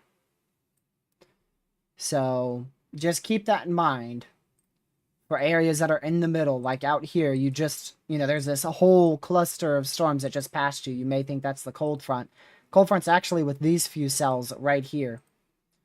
So you guys in this area, you're not in the clear yet until that cold front passes, which shouldn't be much longer than about an hour.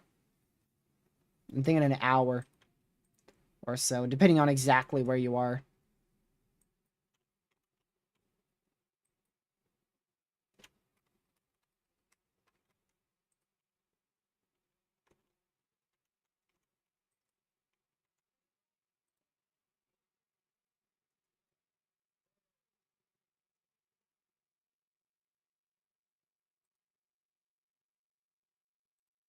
This dude's lagging so bad.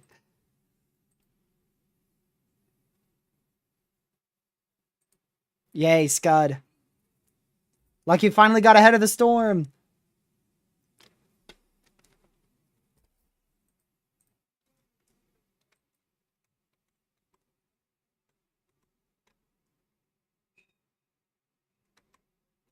You should probably, like, do it right here because the interstate's going to turn back west for a bit.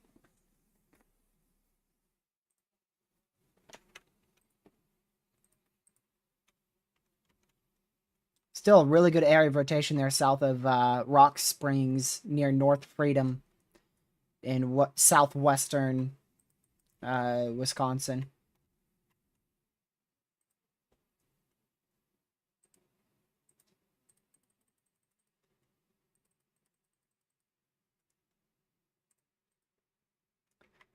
Let me go back to the Twin Cities radar site. Yeah, this tornado warning in place for 3 more minutes. Probably going to expire in 3 minutes. I don't expect them to continue that.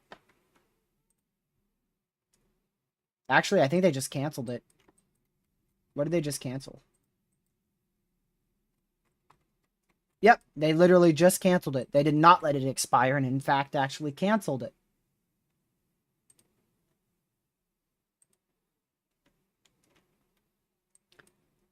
So the main one to keep an eye on right now is both this one and Rock Springs. Uh-oh, that's probably on the ground.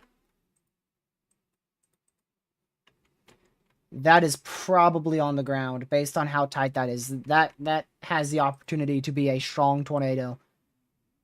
Just south of Rock Springs in southwest Wisconsin. We'll see what the next scan has to show, but that may be a strong tornado developing near North Freedom and Rock Springs, Wisconsin.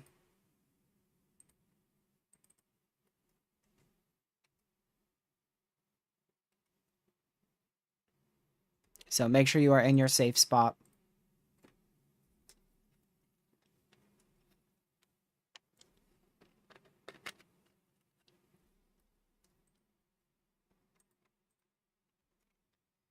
Need to watch closely for what the next scan may show there.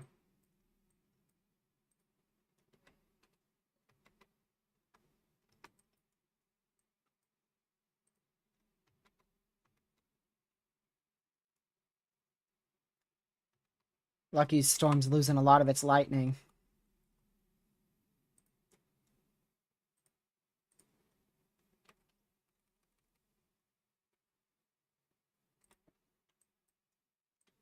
Now, this cell is now on the move. So it was stalled out right over the mountain range just to my north. Now it is fully on the move. So we'll see if it sustains itself, which it is starting to already be an overshooting top, so I imagine it will.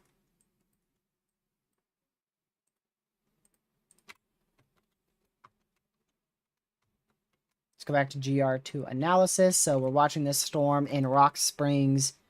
Definitely could have produced a tornado at any point there. I didn't see any definitive CC drop, so that's the good news. But it definitely could have produced a brief tornado at any point.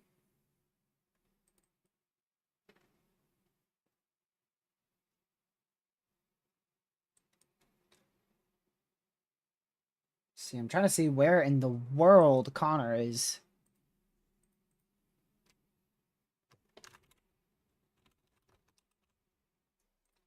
Okay.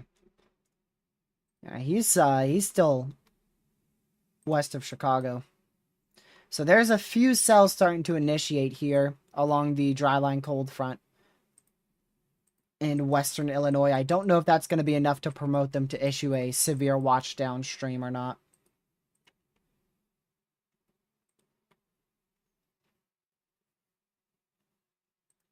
Today's event lasts till like 5 a.m., so it's just beginning.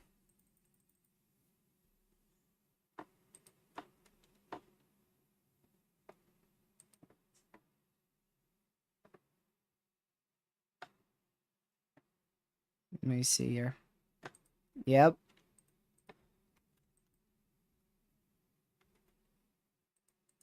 I don't know.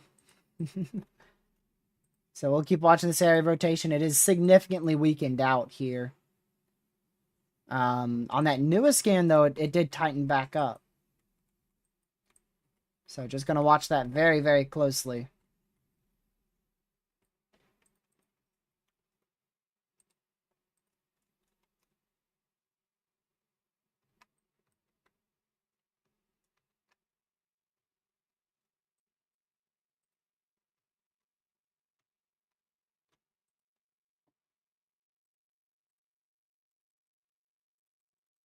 I'm trying to see what Lucky has, y'all. Sorry.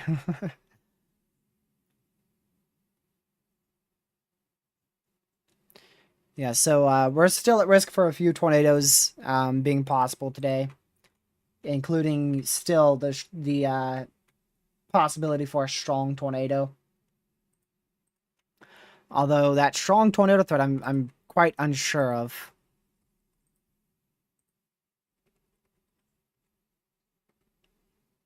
I think if we do get another peak window for a strong tornado threat, it's going to be right after dark, likely near 8 p.m. Central, 9 p.m. Eastern, as storms fire potentially around Chicago.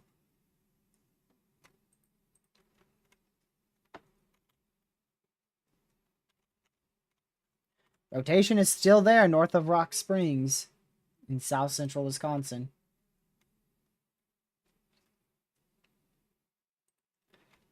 Central Indiana tonight. I honestly don't see much. If you do get storms, it will be close to 11 p.m. midnight, but I really don't see much happening in Indiana tonight.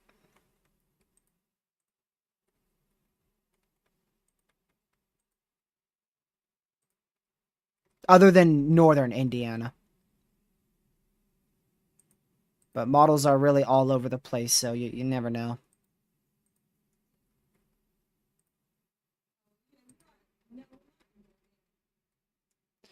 Still want to stay weather aware just in case, but it would be late tonight.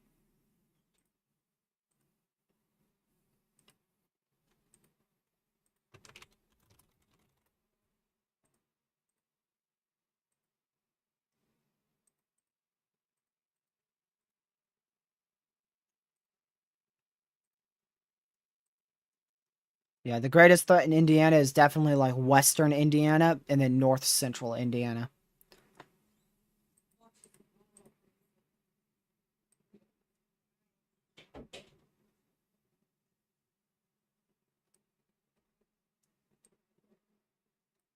I'll show you satellite real quick while we wait for another scan here on the Rock Springs storm.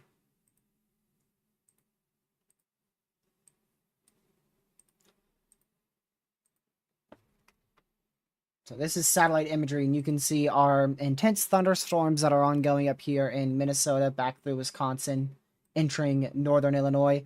Our isolated severe storms back out in Arkansas, Tennessee, Kentucky. And you can see our cold front is right there. So your cold front is right in this area. And there is a CU field that is developed in this area, and we're going to watch that for additional thunderstorm development over the next few hours to see if that really fires up in central Illinois, or if that fires up towards like 8 p.m. Tornado Eastern warning for western Columbia County in south central Wisconsin, northeastern Sauk County in south central Wisconsin, Columbia, and Sauk County in Wisconsin. All right, 2.5-inch hail reported up here for Seymour in west central Wisconsin. And that is a new tornado warning for an area of rotation that is developed out here over Lake Wisconsin in south central Wisconsin. We also just got a significant severe, that's a lot of new things. Also just got a significant severe for Columbus in south central Wisconsin for 2-inch hail. So we got quite the bit of new warnings there.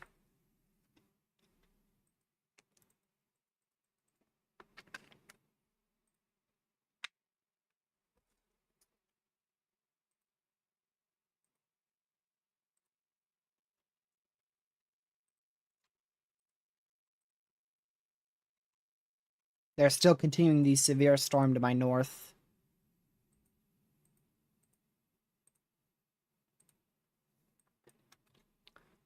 It's not tornadic at all, so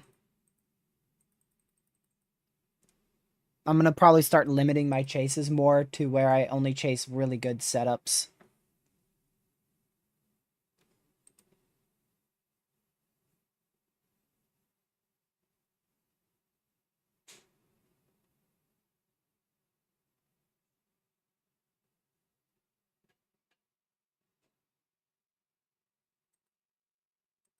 Let me see here.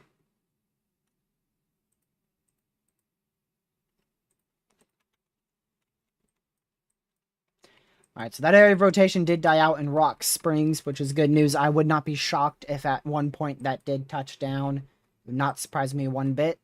Now a new area of rotation is developed to the southeast of that storm, which is currently just to the west of Lake Wisconsin in southern Wisconsin. And that's going to move up towards Portage in south central Wisconsin.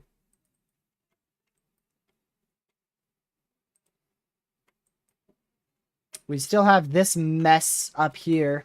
It would be really nice if we had a radar site here in central Wisconsin. We literally, we don't have any radar at all. If we take a look at our radars here, we have one here, here, here, way up here, and then way back over here. And I guess you count Twin Cities. So you have this really large area that is just full of a large radar dead zone. A really, really large radar dead zone. Not fun. Not fun at all. What in the world happened to that side up there? There you go.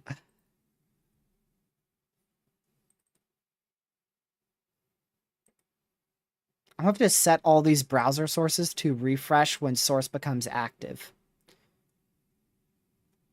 Because it seems like they all have been glitching recently.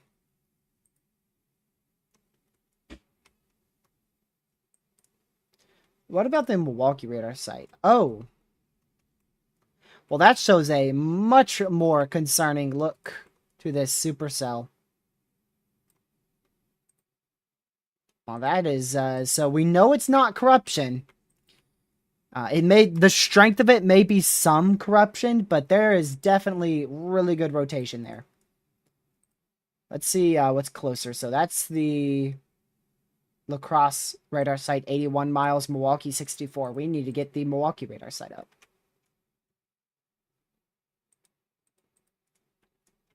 I will open a new GR2 to open the Milwaukee radar site up here.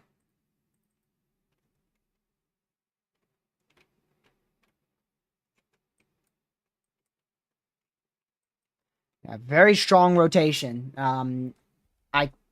I can't say for sure how strong, but our radar beam isn't scanning through too much. It's mainly scanning through this considerable storm for hail here, so there is going to be definitely some corruption with it. But this is definitely rotating. It's difficult to say how notably it's rotating, though. But it is for sure rotating and attempting to drop a tornado here in south central Wisconsin. Just to the west of Lake Wisconsin.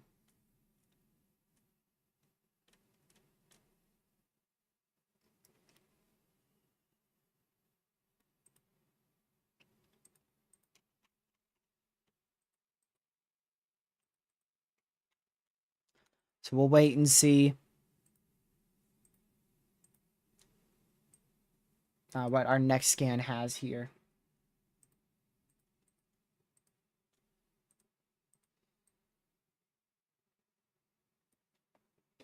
Hold on, let me see this.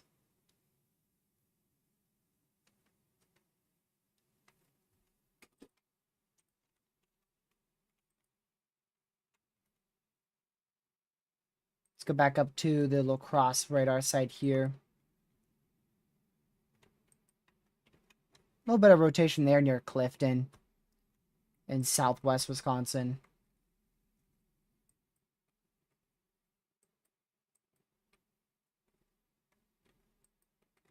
Oh. Alright. Thank you, Sam. I'll look at that.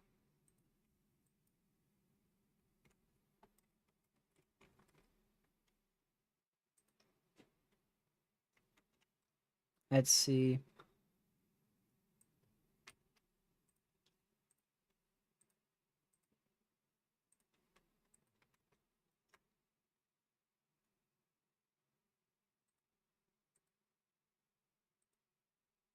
See what this person has.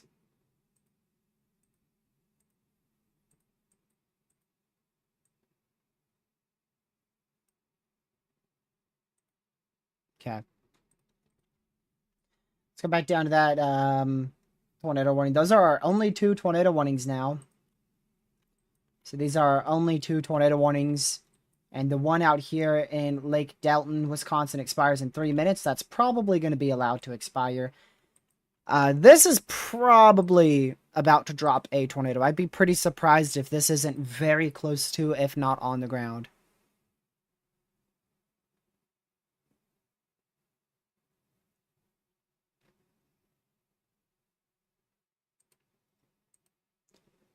So we need to keep a very close eye on this storm. It definitely could drop a tornado very soon as it goes towards Portage in south central Wisconsin.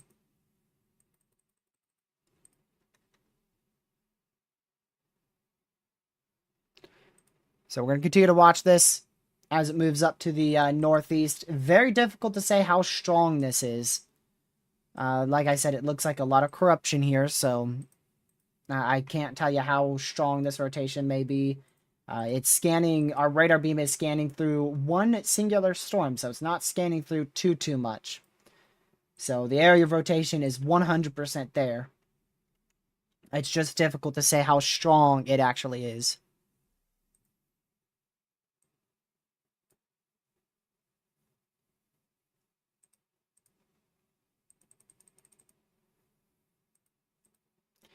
I want to go see the new mesoanalysis really quick.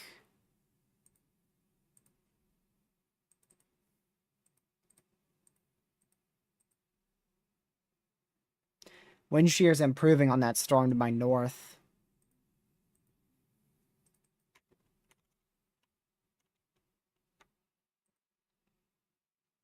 There's definitely a wall cloud, I can tell you that.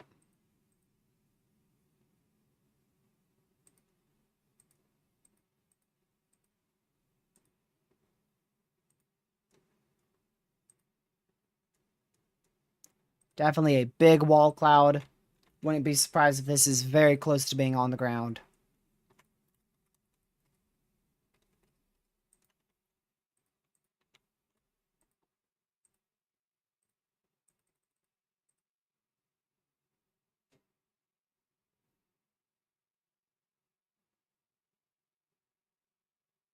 Let's see here. Yeah, it is about to get a cell merge. I don't think that's going to hurt it much at all.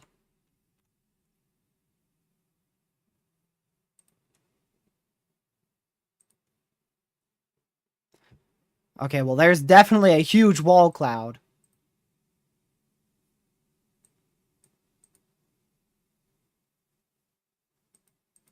There's a huge wall cloud on it, but I don't see anything definitive on the ground.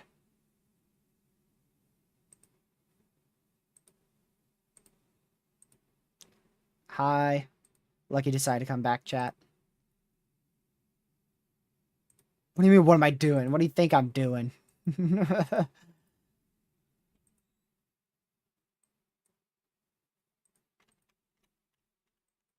You want to tell me it's not corruption now? There's definitely corruption. Did you see anything other than light rain? Oh man, that thing really died out. Holy moly, that really died out.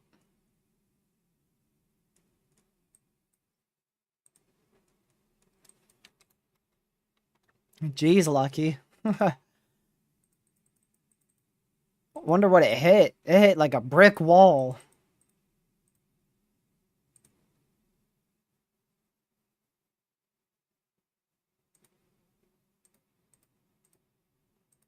Well, the northern one's doing nothing. It's just a blob of rain. It ain't even a special weather statement on mine, at least.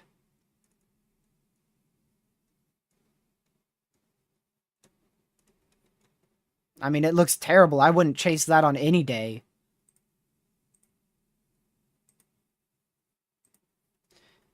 Alright, new tornado warning, y'all.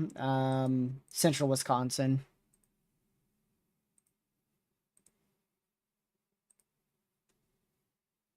Let's go up to any radars that we have that are somewhat good.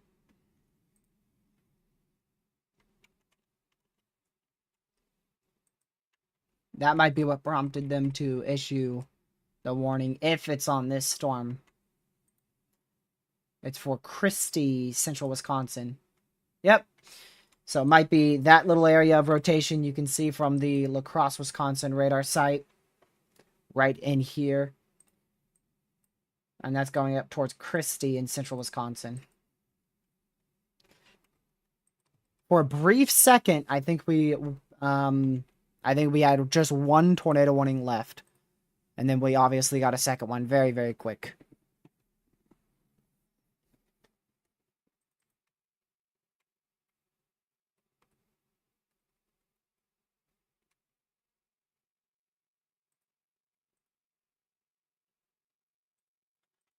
This cell is about to take a very brutal merger here, so we'll see what happens to this cell going towards Portage in southwest Wisconsin.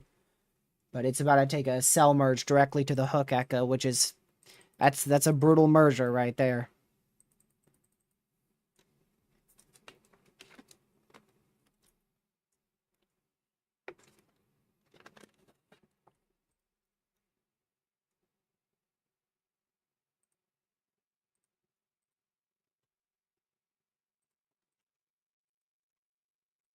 All right, let's see if we have anything else here that we may have missed on the northern sides.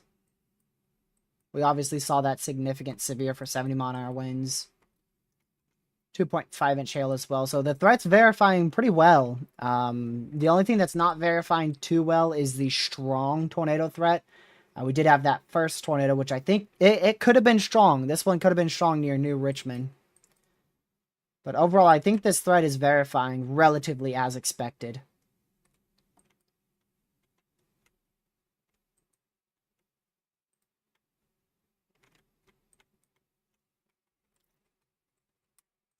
Yeah, so now that rotation is probably going to die out. Like I said, some of this was corruption and side lobes, so that's why it also died out so fast, but now it's also getting that very destructive merger. So it is definitely dying out.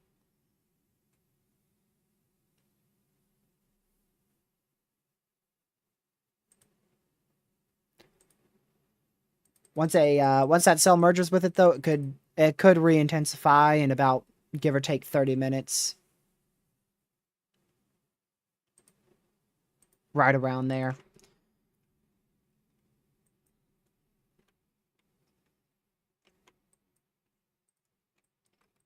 Now, storms are definitely starting to fire up out here in Illinois. We probably will get a severe thunderstorm watch. Or a low-end tornado watch to be issued shortly. Somewhere in this area. I don't know how far west and I don't know how far east that watch may go.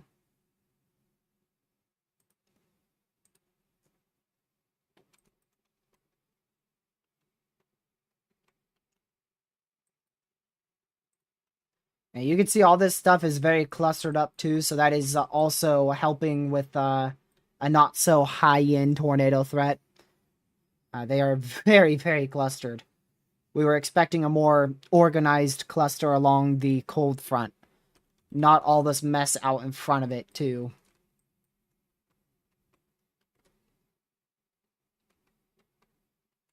And that's definitely trying to produce a tornado. You can see a very supercellular shape here with this storm going into Greenwood, Loyal, Longwood in central Wisconsin.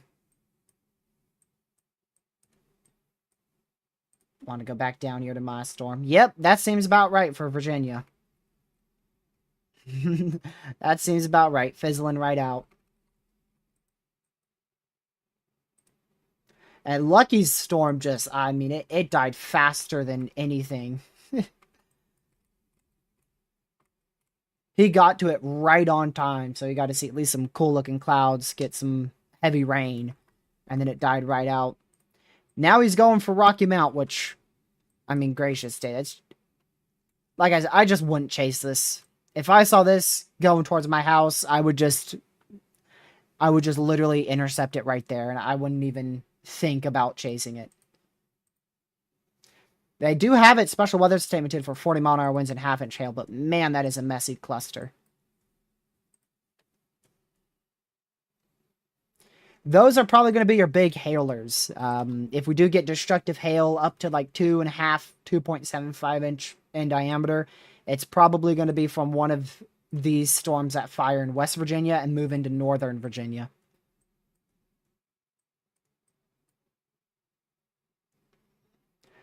Look how straight these storms are firing too. So this is a dead north to south orientated cold front down here. That promotes rotation and promotes a tornado threat. However, we have a crazy amount of temperature 2-point spreads here. So that's the good news. If those temperatures were down to like 80, then we would be looking at likely a much larger threat for strong tornadoes today.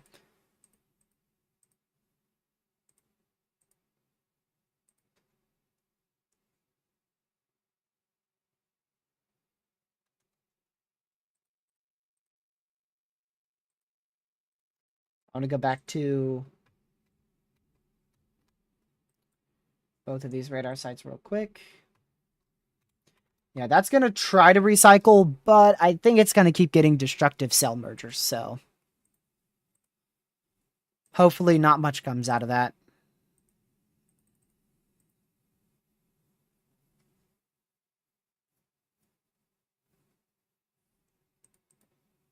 Yep, Lucky wants a tornado very badly. He sure does.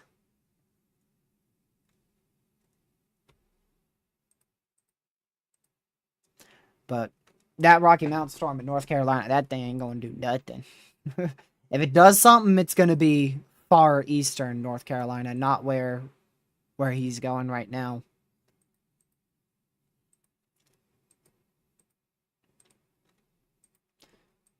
Most of the tornadoes in North Carolina are very coastal.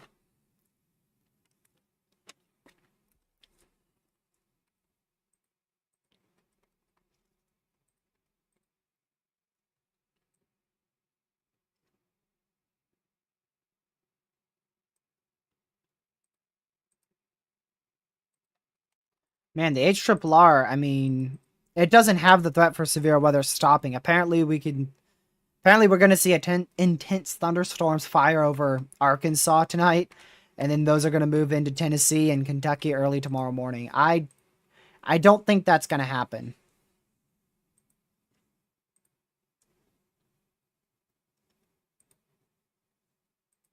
I mean, the HRRR just doesn't stop with our threat for severe weather.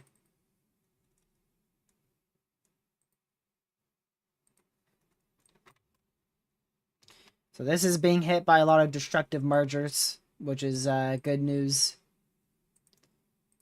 This newly added tornado warning for Greenwood, it's far from the radar site, so it's hard to see if anything's happening there.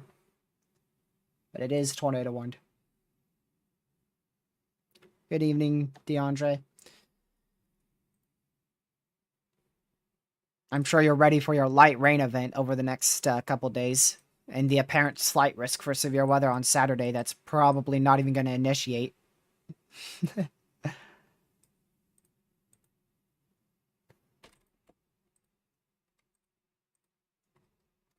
I don't see anything initiating in Virginia or NC on Saturday. Nothing initiates at all in Virginia.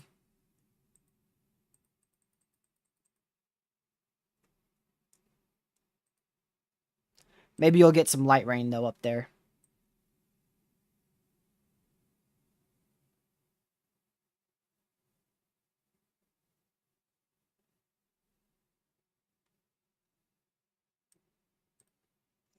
I will say the NAM 3K did handle the threat for an early start with convection here along the dryline cold front. It still didn't handle it very well, though. I mean, the NAM 3K was a little bit too far east, but better than what the HRRR had.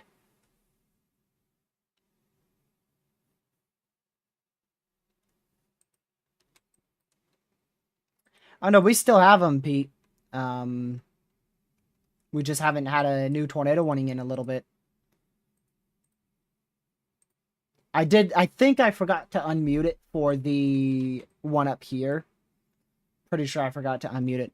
I'm trying to balance listening to Lucky and his engine, because that's about all I hear. And then the tornado warnings. It's just I have Lucky and Cole, and he's a very demanding person.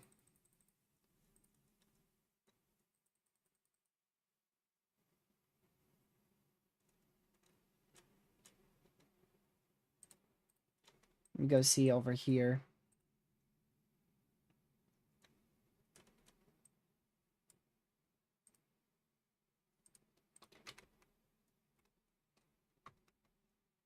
Ooh. Definitely a little weak area of rotation on that storm in North Carolina. Good supercell shape to it, too.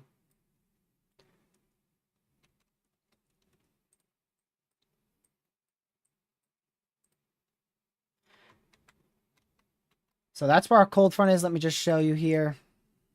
So this is where our cold front's located. When you get behind that cold front, you're good to go. Now your cold front is also like right in here too. But there is a little area of convection right in there in central Minnesota. It has isolated strong storms with it, so just keep that in mind. Even though you're behind the cold front, there's still an isolated strong storm, some gusty winds, heavy rain behind the cell or the overall cold front. But for most of us tonight, once you get behind that cold front, you're clear in terms of severe weather. We just have this little remnant area of heavy rain and some wind behind the cold front.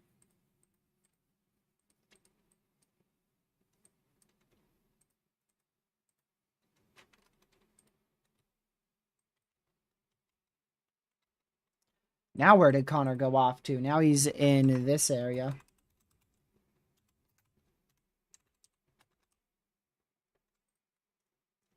Now he's here.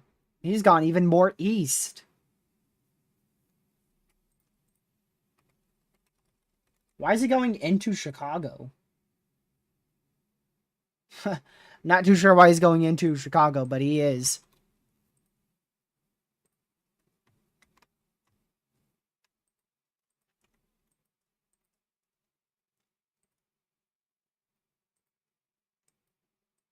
Okay.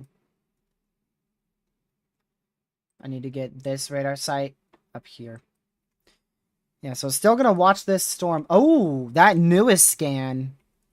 Even though our radar is far, it likely did start to tighten up a little bit there.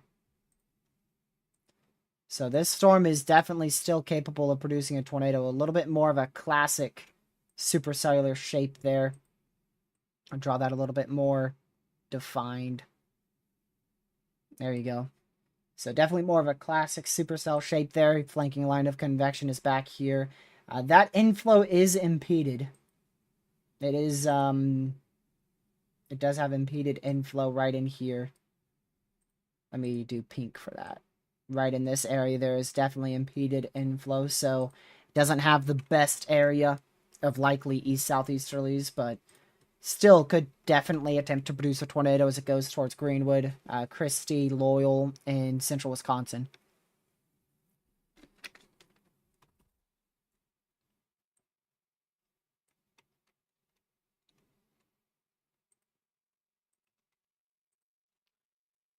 So you're west of Chicago. You should get a severe watch and or tornado watch here in the next like hour or so. That should be issued.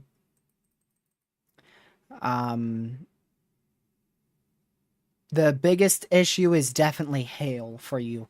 We could see some very large hail, upwards of potentially as large as 3 inches in diameter, as well as 70-mile-an-hour winds and a tornado or two are all possible in that area. Especially as we get towards, like, what time is that? That's like 8 p.m. Central, I believe.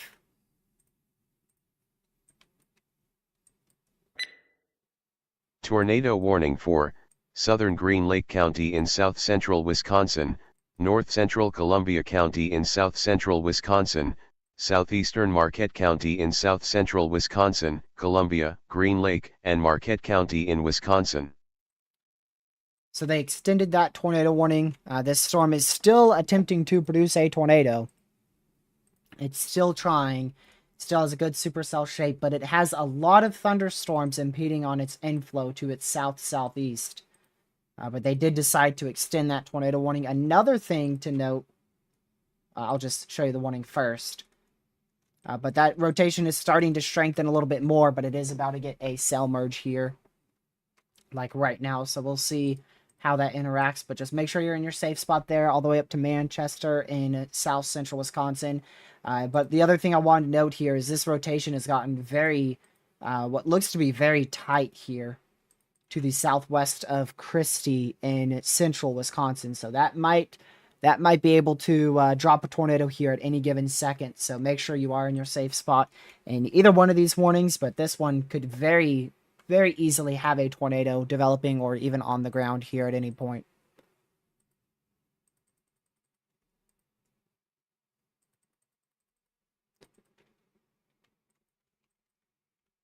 We're not going to be able to see CC from this far because it's too far from the radar site. Our storms are very far away from our radar site.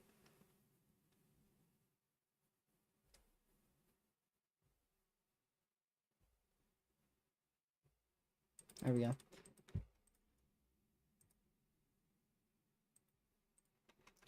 Yep, it's just a little rain wrap, just a bit. That's why most of your chasers wanted to target the southern risk towards northern Illinois. Yeah, you can see this has ramped up quite a lot on rotation here.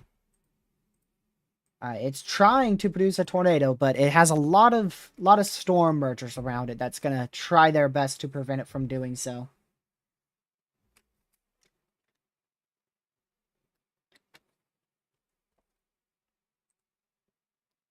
Give me just a second.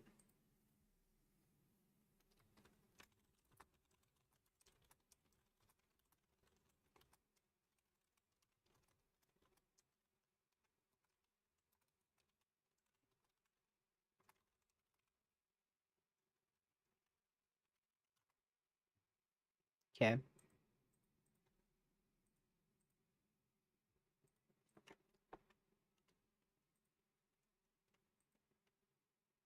Greenville what? You gotta say the state name, dude. Greenville, South Carolina, Greenville, Wisconsin, Greenville, Texas, Greenville, North Carolina, Greenville, New York. What Greenville? Or you saying Greenwood? There's a lot of Greenvilles around the U.S. Give me a second. I gotta do something real quick. Okay. There we go.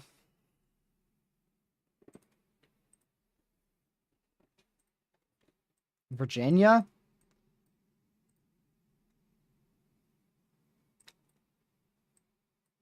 What?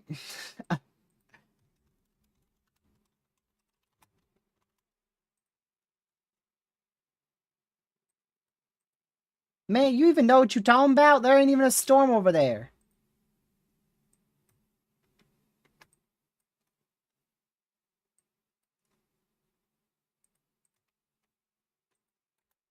Greenville, Virginia. Yeah, that's exactly where I thought it was. And there's not even a radar site over here.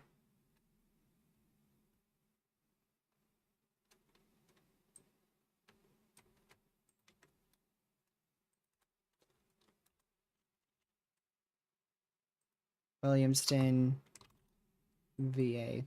Well, that took me to the completely wrong area.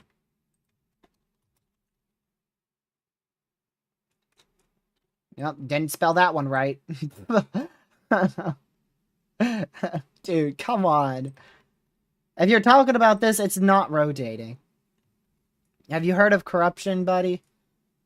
I mean, that's so far from the radar site. Oh, this is observed. Like, gracious day. If you're going to call out a storm for me to look at, please spell the town name right. Put the state in the town name.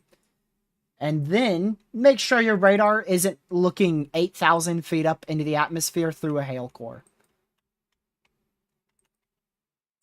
because it is literally looking 8,000 feet up through the hail core, with the radar site being way back in almost DC. So there's a 99.99 repeating percent chance that that is actually hail and not rotation.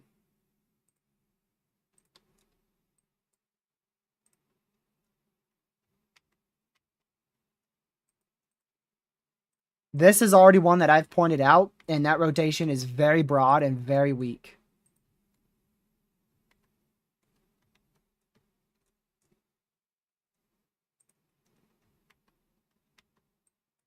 Glad I didn't go chase that storm to my north. It thing already died out fast. Alright, let's see. Weather spotters have confirmed a tornado. Oh, weather spotters have confirmed tornado. A few brief tornado touchdowns were reported. So a couple brief tornado touchdowns. So probably a weak tornado that touchdown lifted, and then I don't know how many times it did that, but they said a few. So there was a tornado. Likely a tornado on the ground there from this cell. In Portage, south central Wisconsin.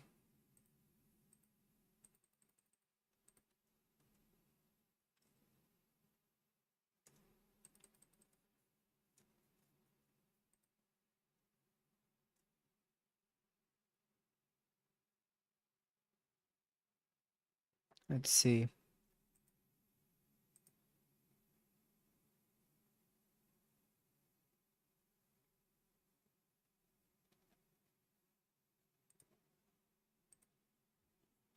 Okay. Let me go over to... Okay. Yeah, that rotation up using the La Crosse, Wisconsin radar site, looking towards Loyal and Christie, looks to have died out. Hopefully that is the case. Yep.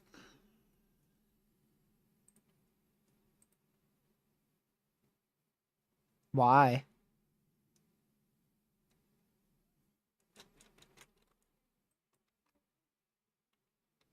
What do you mean?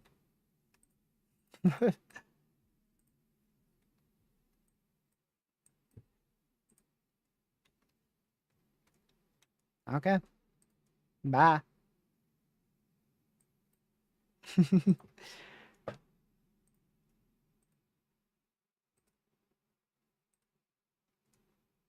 He's going after that Rocky Mount storm. He's literally just wasting gas.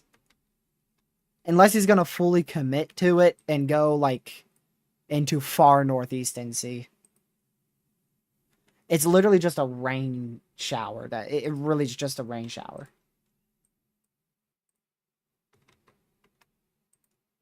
They're not even issuing a new special weather statement on that, so. His choice. He's probably gonna fuss at me. Let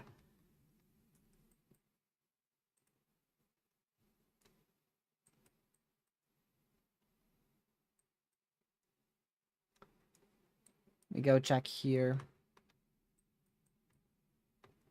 And these storms are slowly strengthening in western Illinois. Northwest Illinois, I should say.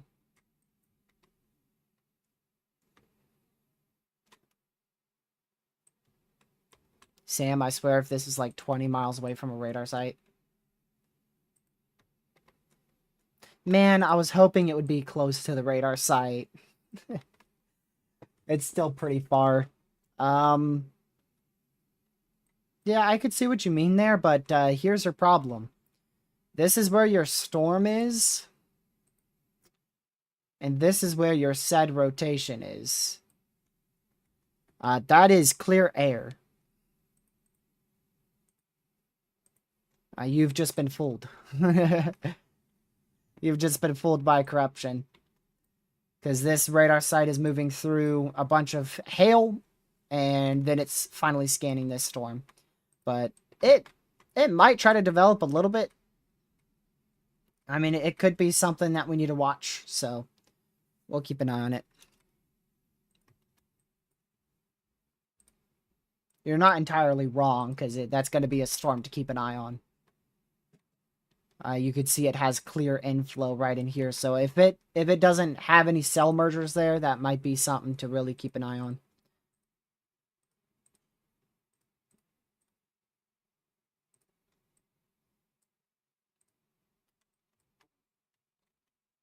That rotation is tightened right back up over Loyal in Wisconsin. Too difficult to tell if it's produced anything, though, from radar.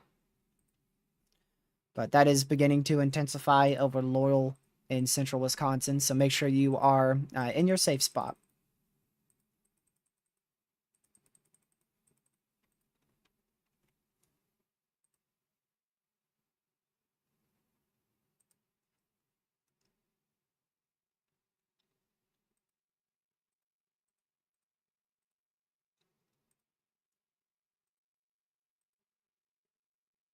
Let's see here.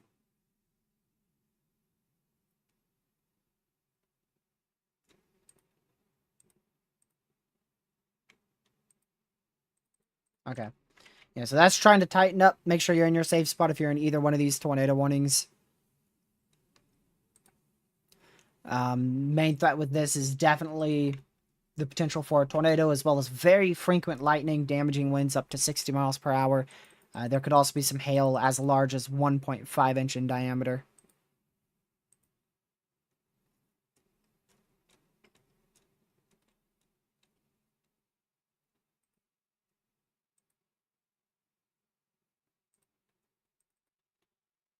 We should have had a destructive storm earlier. We had plenty of 2.75 inch hail reports from this storm moving through Seymour in west central Wisconsin. So we should have had a destructive severe, but they decided not to pull it for whatever reason.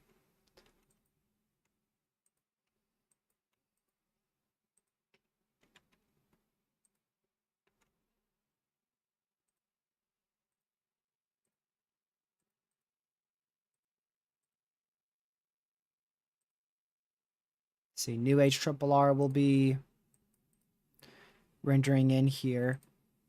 The main thing I'm looking at the HRRR for is actually to see what it shows in the overnight hours. Not to see what it shows like right now with these storms, but rather to see what it shows developing overnight.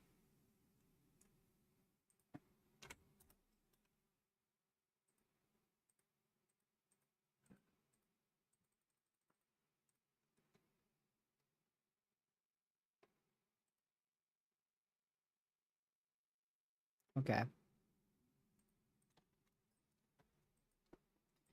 Getting pretty far from our Twin Cities radar site. We're not really going to be able to use this anymore. I don't think I'm going to be able to use this at all, so we're going to actually put it up to this radar site up here. We just got 2 significant severes, and these are actually very significant. Matter of fact, these may even be borderline destructive severes. We have pockets of 80+ mile per hour winds here, moving up into this portion of northwestern Wisconsin, fluctuating between 75 to about 85 miles per hour between velocity scans here.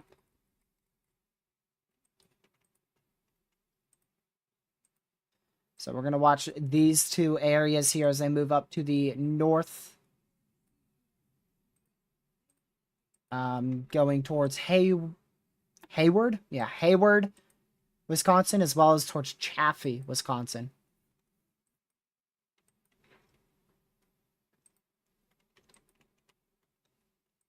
Well, I don't know how correct that is, considering it's scanning through a hail core.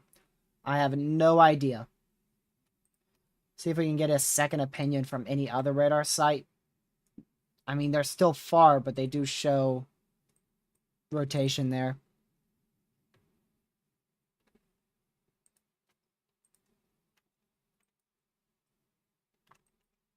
I don't know if it's that strong. I highly doubt we have over 150 mile an hour rotation here. We're looking so high up, there's a very good chance that's corruption. But this storm definitely looks a very classic supercellular look to it here. So we'll need to watch this one very closely.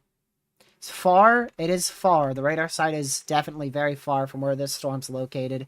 But easily this storm could be producing a tornado. Tornado warning for northeastern Pine County in east central Minnesota, southeastern Carleton County Oh, in that's up northeastern here. Minnesota, southwestern Douglas County in northwestern Wisconsin, Carleton and Pine County in Minnesota. Douglas County in Wisconsin. Alright, so they tornado warned that one way up here in extreme northwest Wisconsin, extreme east central Minnesota. I don't see much rotation on that, to be honest with you.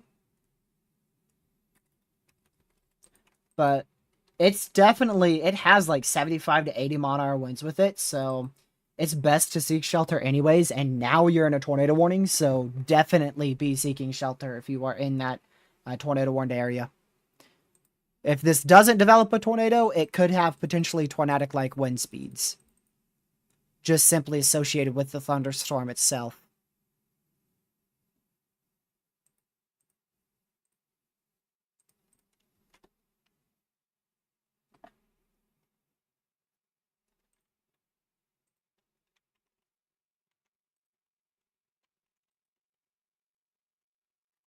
Is this from the Milwaukee radar site? Wow. Yeah, I mean, if this storm didn't have any over convection to its southeast, it would 100% be producing another tornado at any point. Because that is very classic. But it has all this convection to its south, which is hurting its inflow and keeping that rotation on the weaker side of things.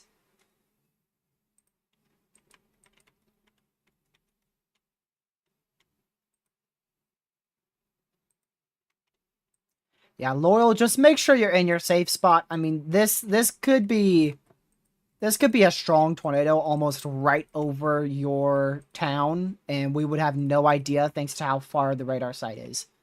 So, Loyal, if you're in Loyal, Wisconsin, just be in your safe spot.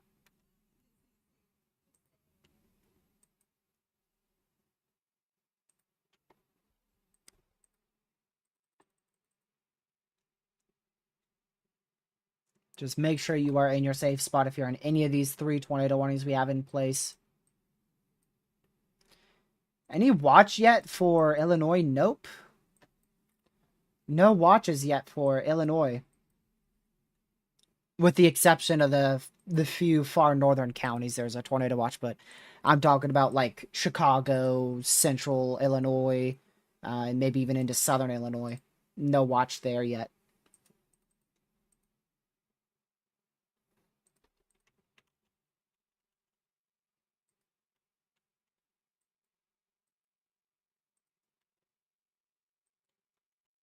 Yeah, that rotation is trying to strengthen, but like I said, we have that area of over convection impeding on its inflow, another storm impeding on its inflow, and that's allowing for this rotation to not be so tight. Still an observed warning there, so there could easily still be a tornado on the ground. That observed warning was quite a while ago, though, back out towards Portage, but still under an observed warning, so it's best to be in your safe spot if you're in that tornado warning. Also, the tornado warning in Loyal has now gone observed. So law enforcement has confirmed a tornado moving into Loyal right now in Wisconsin. So you need to make sure you're in your safe spot, Loyal, Wisconsin. Please be in your safe spot.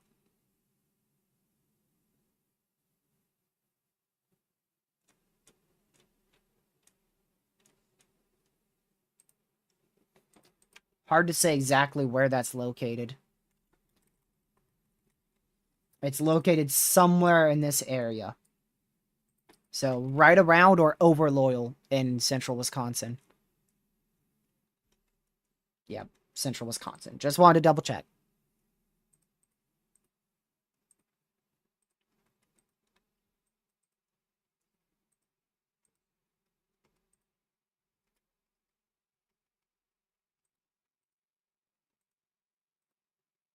Let's see.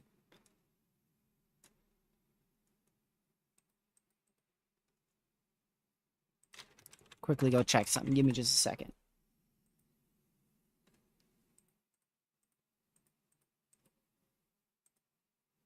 That's the wrong thing.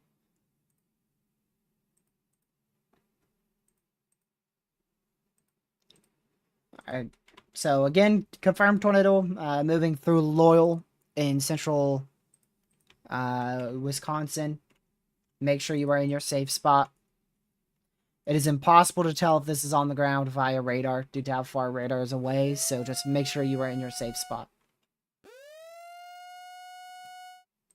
And then further to the south, this storm, like I said, the area of rotation has been struggling thanks to the Tornado messy warning for overconvection. East Central Clark County in central Wisconsin, Clark County in Wisconsin. All right, let's go up to that. Apparently another tornado warning. Yep. Another one in Wisconsin. That's for Adams, Wisconsin.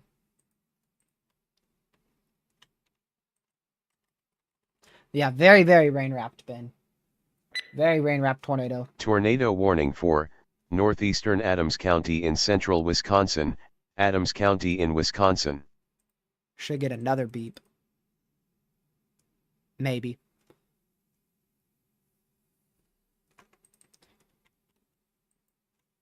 So we did it. We did also get a new warning for Adams and Friendship in central Wisconsin as well. Guess we ain't gonna get the second beep.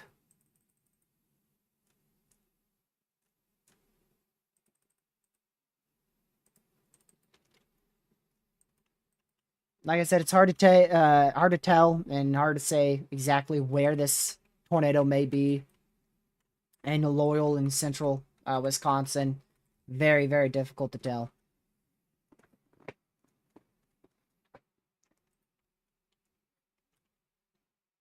Comes a new scan, most likely. Yep.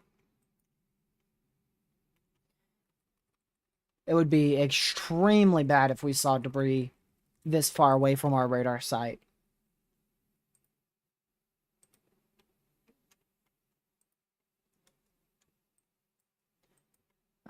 Depending on if the National Weather Service thinks this storm is going to try to recycle, we could potentially see a new tornado warning near Princeton in south central Wisconsin here shortly.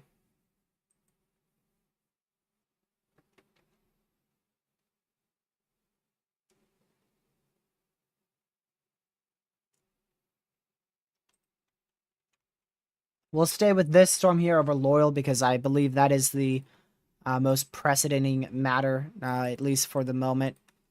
There's other tornado warnings, but this one's going right through likely the town of Loyal.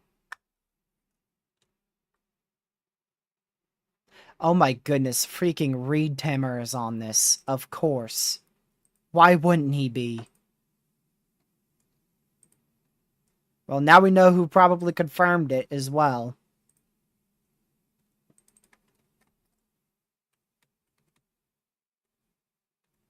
Why wouldn't Reed Timmer be on this?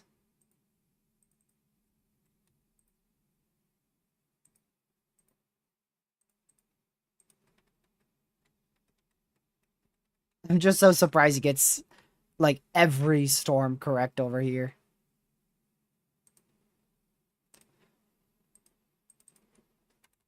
Let's see if he ever sees a tornado here.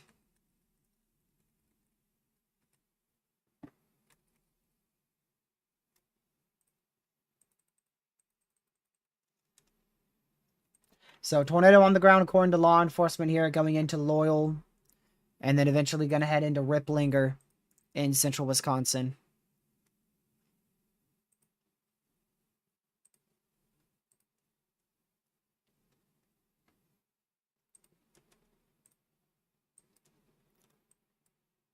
Still shocked we don't have a watch out for Chicago yet.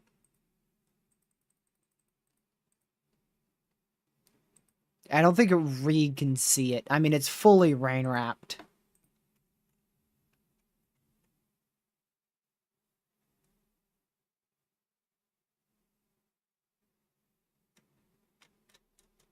Oh.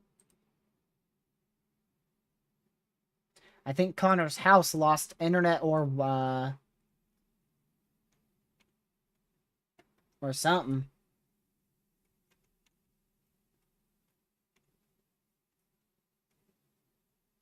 His battery died. Whatever battery that may be, I do not know.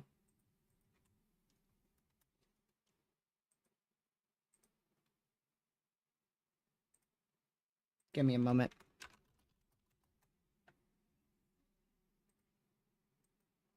Okay. So there's your tornado report. Law enforcement reported a tornado on the ground near Laurel, Wisconsin. I'm curious to see when.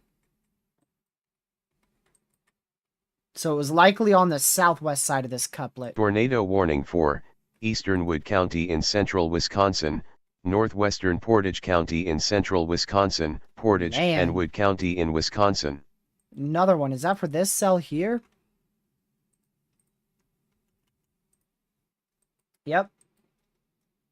It's for Junction City. And Wisconsin Rapids in central Wisconsin. Tornado warning Another for one. northwestern Wood County in central Wisconsin, It's for this storm southwestern here. Marathon County in central Wisconsin, Marathon and Wood County in Wisconsin. This cell here moving towards Stratford, Marshfield in central Wisconsin. We're right back up on tornado warnings. Right back up to 6. 6 tornado warnings and... Hold on, I gotta account for Canadian severes here. 7 tornado warnings and 24 severe warnings.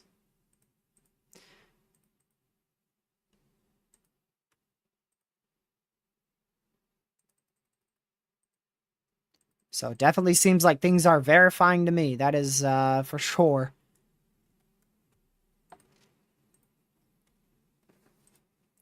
All right.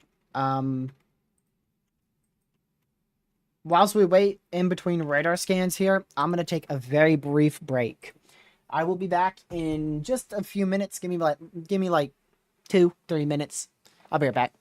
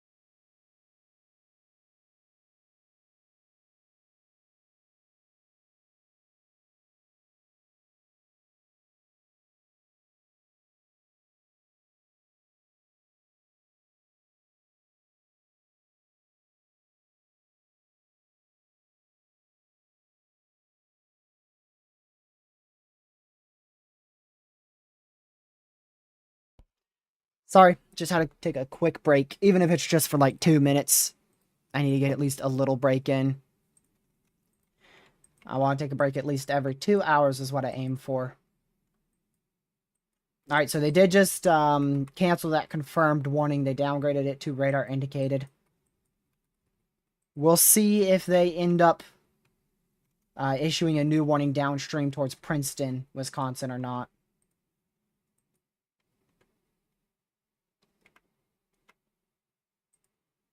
Personally, I think a 15 sig tour is guaranteed tomorrow. 30 sig tour is a little bit questionable. We'll have to see how today plays out. I can tell you this, the SPC is going to be watching very closely to see how today plays out, and specifically how tonight plays out in Arkansas.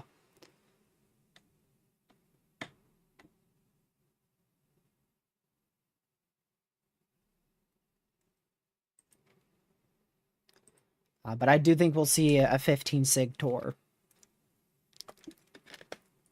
I think we'll see a 15 sig tour risk tomorrow.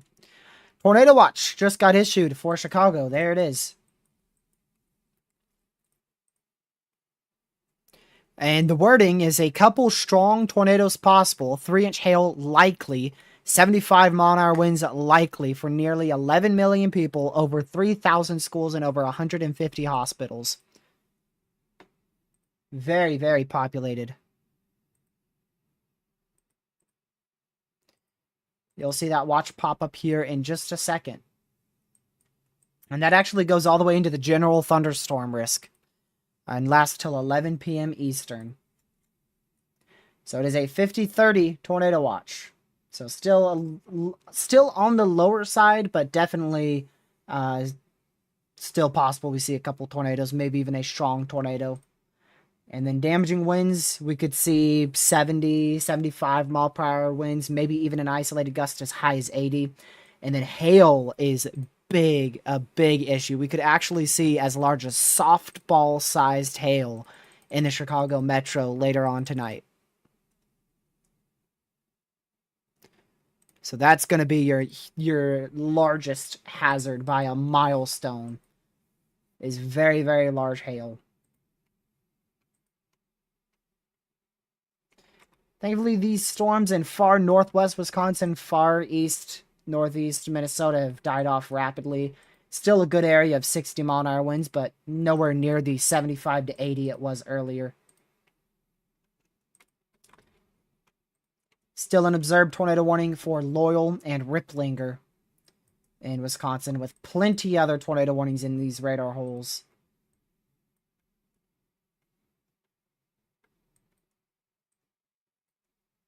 Gonna have to get out the Chicago radar site pretty soon.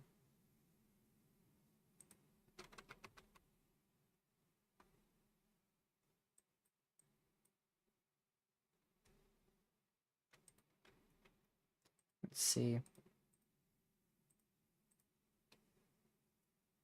I don't know where that one is, but there's a tornado warning somewhere. I'm losing track. Proxy, I wouldn't rule it out yet, especially in the afternoon. It looks pretty good. If we can get storms to fire tonight in Arkansas, late tonight, they can definitely hit us in the morning tomorrow.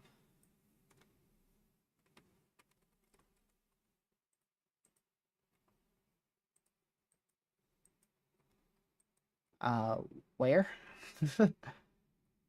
Oh my goodness, what the heck? We got a tornado on the ground up here.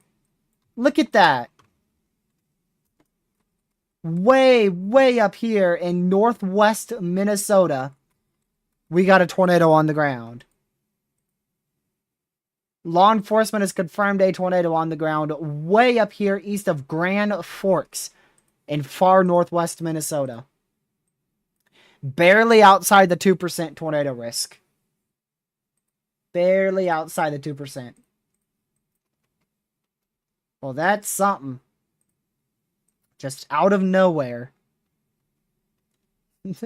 Look how far that is. So you have the bulk of your severe weather is right in here. And then you just have a random tornado warning here. And then a very far out random tornado warning almost into South Dakota. Very far out there. Yeah, that is right near our surface low. So that's from the storms about 5 hours ago that produced our 4 land spouts in western Minnesota. Another tornado warning, dude. Northwestern Wisconsin, eastern Sawyer County in northwestern Wisconsin, Ashland, and Sawyer County in Wisconsin.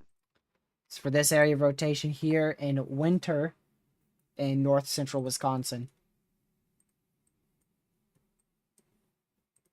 Well, tornado threat is verifying very nicely, to say the least. At first, I questioned it. I thought maybe we weren't going to get it that bad today. Maybe we had a best case scenario or a pretty good scenario, but now everything is turned different.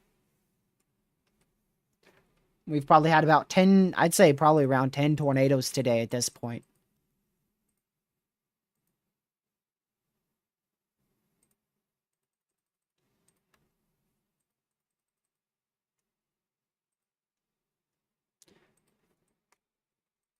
All right, tornado watch was just dropped for La Crosse, Wisconsin, Sparta, Wisconsin, Richland Center, Wisconsin, Red Wing, Wisconsin, as well as all the way back up into Perham, Elbow Lake, Wadena in Minnesota.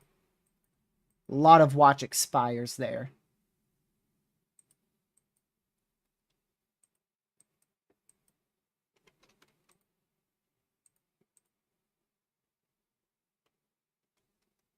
Wouldn't be shocked to see a tornado warning eventually on these southern storms. Those are probably going to have to be watched. That's what we call tail-end Charlies. So we'll need to watch those to see if they can potentially rotate. Tail-end Charlies typically have a greater threat for tornadoes because they are exactly what they sound like. They are at the tail end of your cold front or a tail end of some front. And thus it is a relatively unimpeded environment. And they have much better inflow typically because they have less storm modes or rather less storm interactions, my bad. Less storm interactions.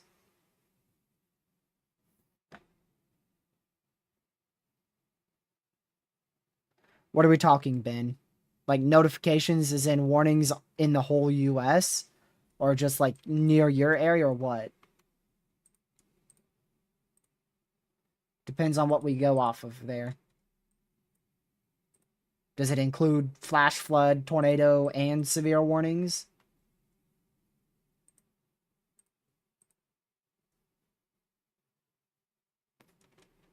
Well, Lucky fully committed, and he is currently north of this this supercell in North Carolina.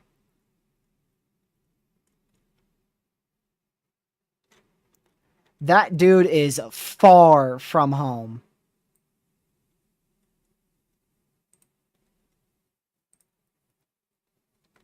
So Lucky is right on this storm warned for 1.25-inch hail and 60-mile-an-hour winds.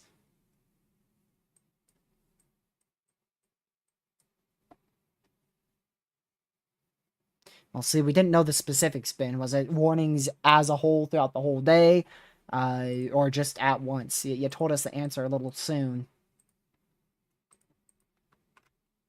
I'm sure Cody wouldn't have guessed 950 something if he knew it was all at once. Hello, Catman. Let me guess, you're in here just to tell me about Monday, right? Let me guess. I bet he's typing it out right now. So Monday looks concerning. That's exactly what he's typing out.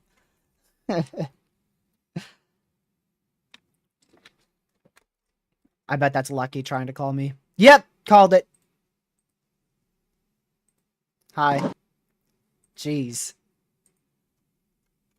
What are you doing fully committing to Eastern NC? Are you crazy?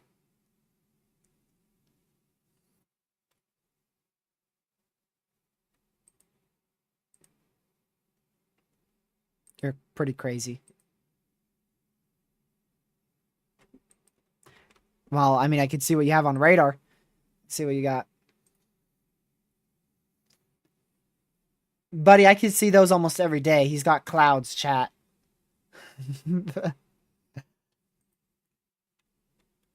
Clouds? Rainbow! Big rainbow. Bro traveled 3 hours for a rainbow. Let's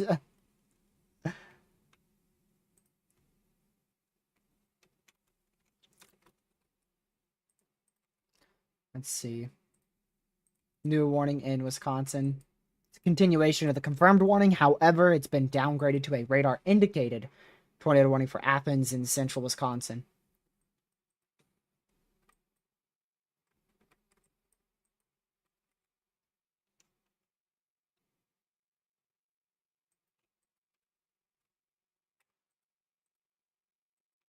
Let's see. I need the lacrosse radar. There you go.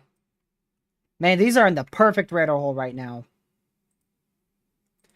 We can still see our northern tornado warning a bit, but man, they are in a perfect radar hole.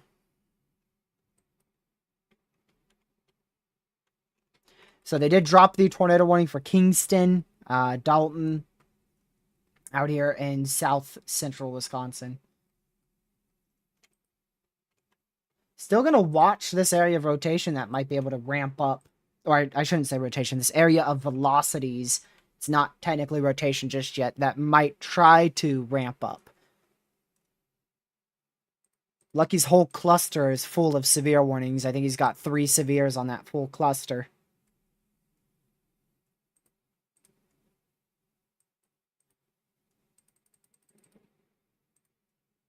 See what he has.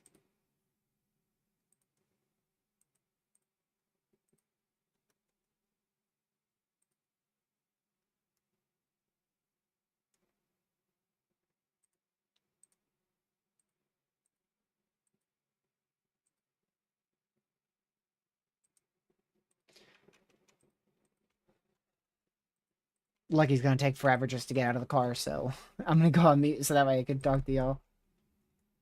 So this storm here, definitely something I'm gonna keep an eye on near Foxland. Tornado warning for you, I believe. Nope, it's east of you.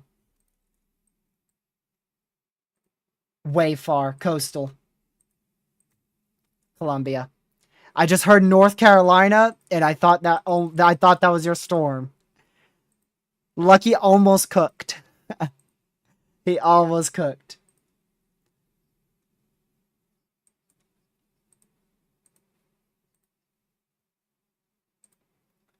So that's a tornado warning for Columbia, North Carolina. Did they just warn that storm I was talking about? They sure did. Columbus in Wisconsin. That could be bad. That could be really, really bad.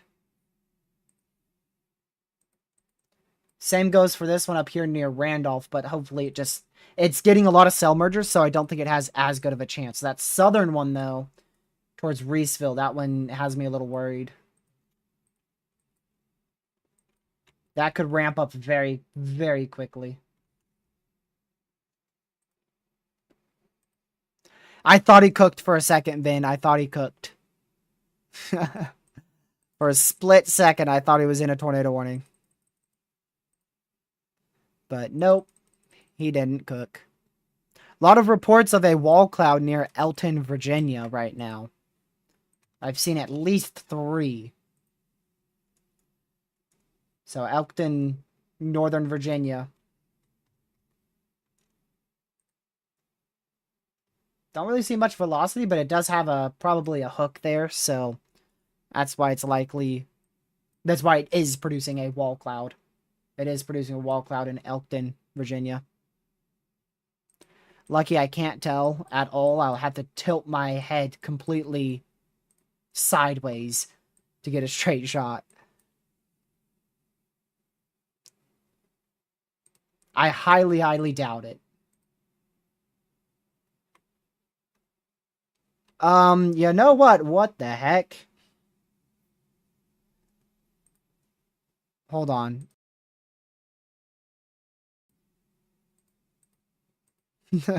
Yeah, get that right now. Lucky actually might be cooking.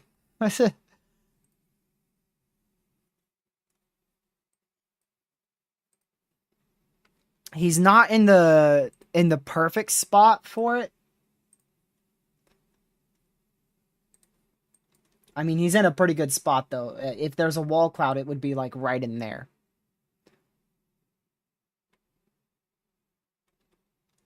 So, he's in a pretty good spot.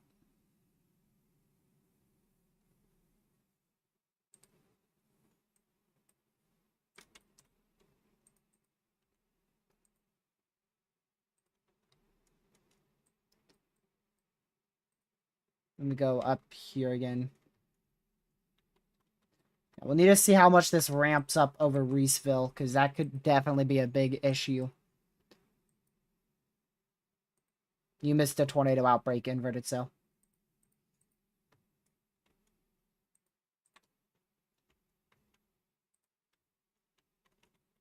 Let me see.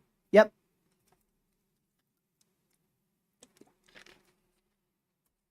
2,000 Discord notifications is insane.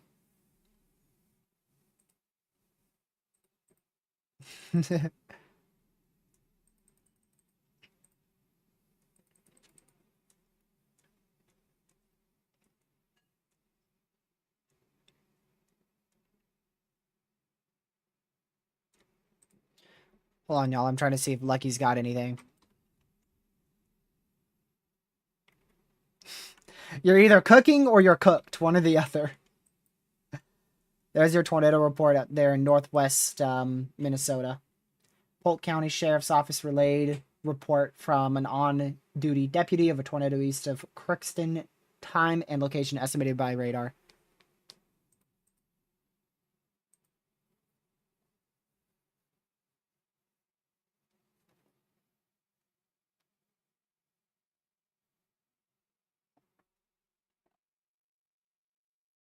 It would definitely be that right in front of you.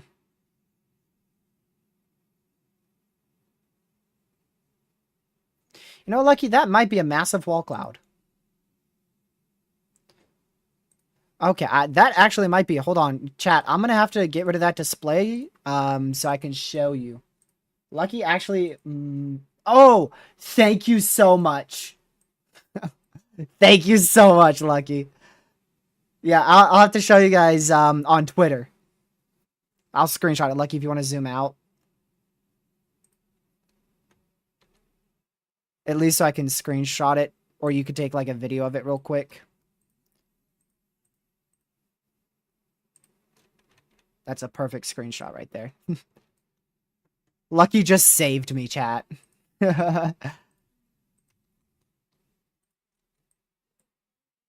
Let me bring y'all back. Wait, let me make sure I don't have Discord. Okay, yeah, I can bring you back.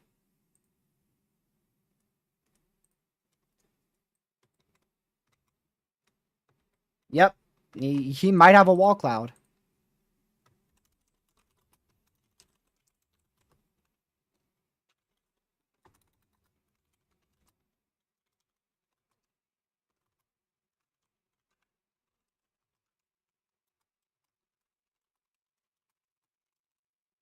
Yeah.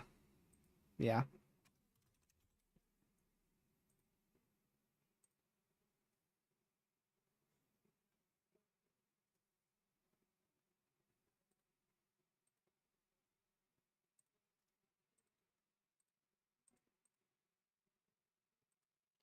Yep, I think Lucky got a big wall cloud.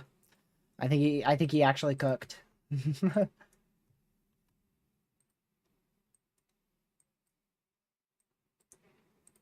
I'm glad you got something, Lucky. I was worried you were gonna get nothing. I mean, I know you're in a better spot because it's getting later, so wind shear should increase. And you're in Eastern NC too, so. Yep, you're in the best environment. 90 0 to 1 kilometer SRH with 190 0 to 3 kilometer SRH.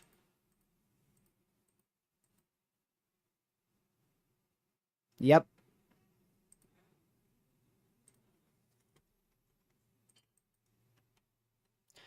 Alright, y'all, we're still at a confirmed warning. Only one warning is confirmed. It's out in far northwest Minnesota. South of Warren.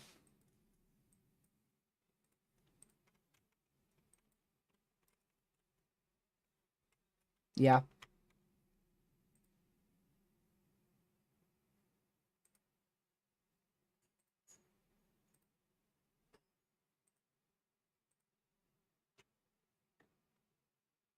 Could you take a picture and then send it to me, possibly? When you pull over? If you do. Wait. It's tornado warned! It's tornado warned! It's tornado warned! It's observed! It's observed! Public confirmed a tornado! Wait, what? 10 miles northeast of Greenville. It is fully rain wrapped. It's in the hail core.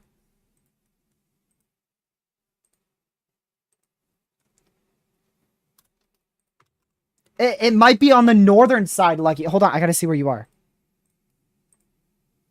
Yeah, it would be directly to your east.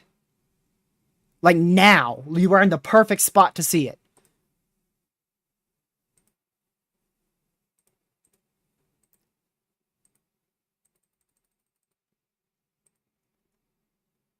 I can see, but I have to tilt my own head sideways.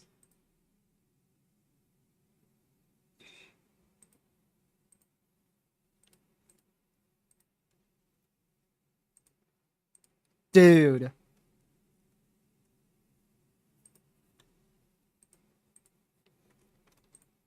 It's actually an observed tornado warning. Lucky absolutely cooked.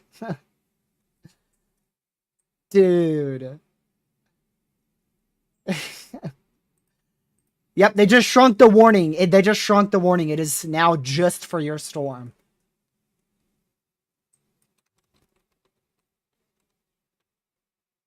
I would just stop now.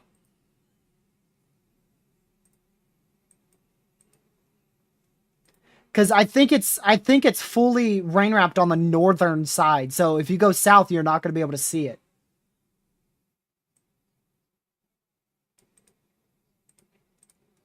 Because they said it's located over Stokes, which is a road completely off to your east.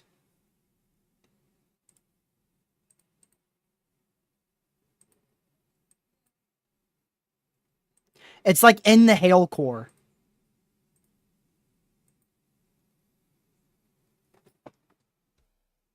That might be the funnel right there.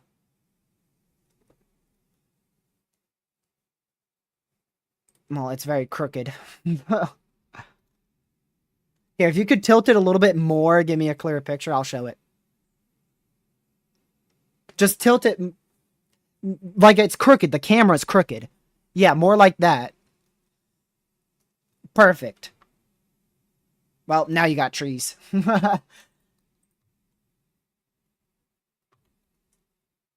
Heck no.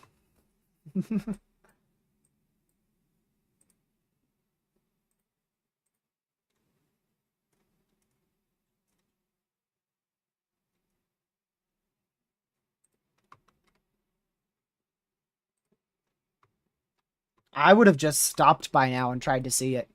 Well, I mean, you got a good visual of it now. I don't see anything.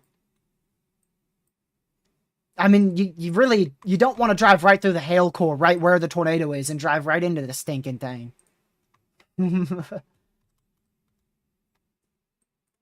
What now? Um, if there was a tornado, it's on the north flank. You're on the southeast flank, so no. No, you got to get east, and there's like no road options east until you get to the highway of 264. Probably. It looks pretty far from radar in your location.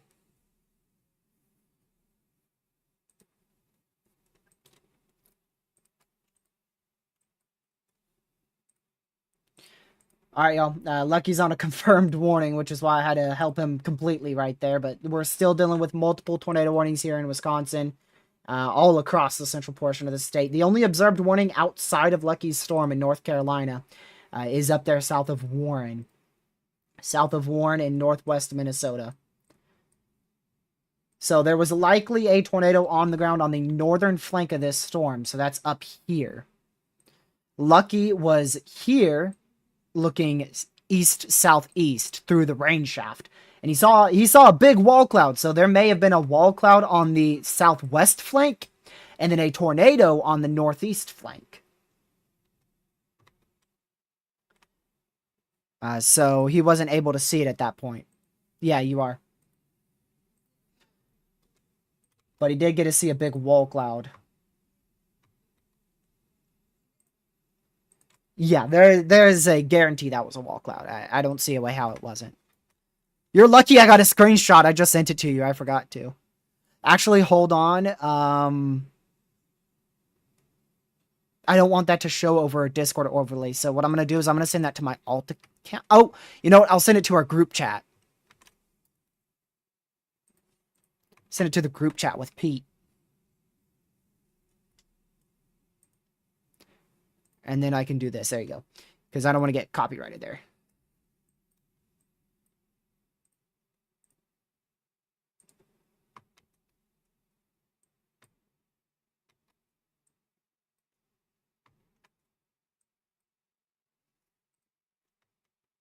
Yeah, these storms are impossible to see on radar. The main one we could see on radar is the one that probably has the best chance to produce a strong tornado. Out here near Mayville in southeast Wisconsin. Yeah. If you can. I don't know what you see, though. I mean, if you think it's a good spot, yeah. If you think it's a good spot, yes.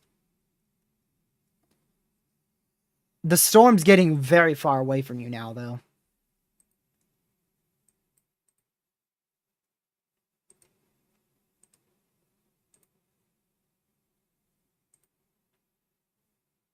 Yeah, that's the northwest side of the storm. So if there is a tornado, you're not going to see it at all.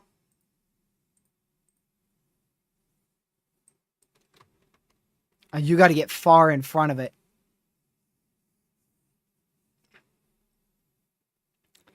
I don't know. There's no good town names to say here. Maybe east, for sure, east.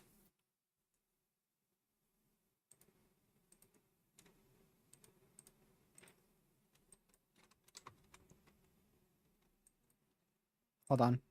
Okay. So we're going to keep watching these two storms in southern Wisconsin. They have the best chance to produce a tornado imminently, in my opinion. But all these other tornado warnings, you still need to be seeking shelter for. It's just hard to see what they look like from radar. So I think we're only at an observed tornado warning now for Lucky's storm in North Carolina. Yep. So he is on the only observed tornado warning in the U.S. Lucky, you are somehow on the only observed tornado warning in the whole U.S. right now.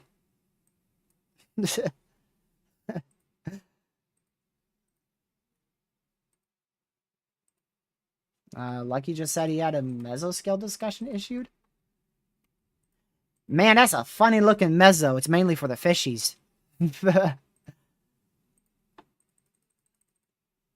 Alright, I'm gonna get it in like 2 seconds. I can tell you it's all low-end hazards, but it definitely has a threat for a spin-up tornado.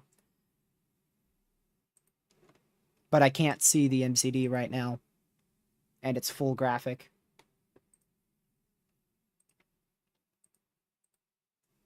Yep, Lucky committed and it paid off. For the first time in North Carolina history, it paid off.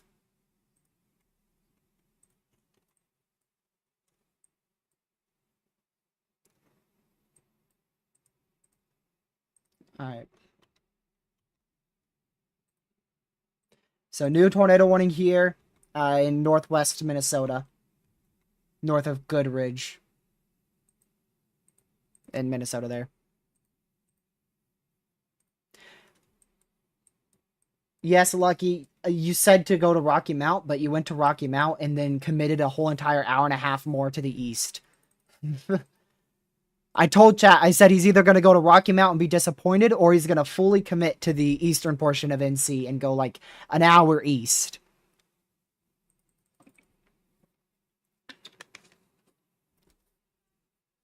Oh man, you're probably near, yeah, 2.5.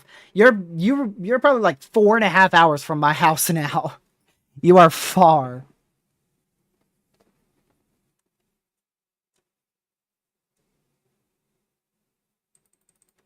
I still don't have the graphic.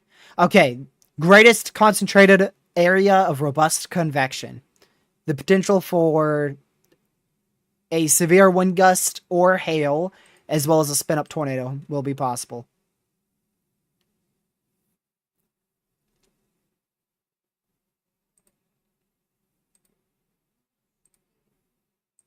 So very low-end threat out there for Lucky. But a new mesoscale discussion has been issued for a main enhanced risk area across central and eastern Wisconsin here. The potential for a couple strong tornadoes, 80-mile-an-hour winds, and up to 3.5-inch hail still exists. Yep. So that's the main concentrated area for a severe threat here. and strong tornadoes.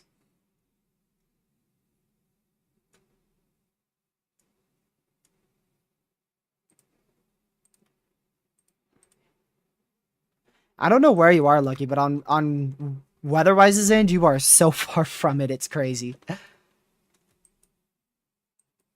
Oh, yep.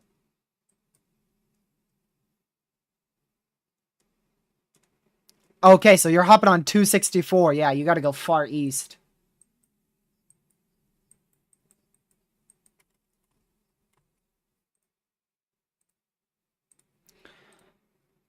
All right, two new tornado warnings. Tornado watch was also dropped for more portions of Minnesota. St. Cloud now no longer in a tornado watch. Same for Iceland.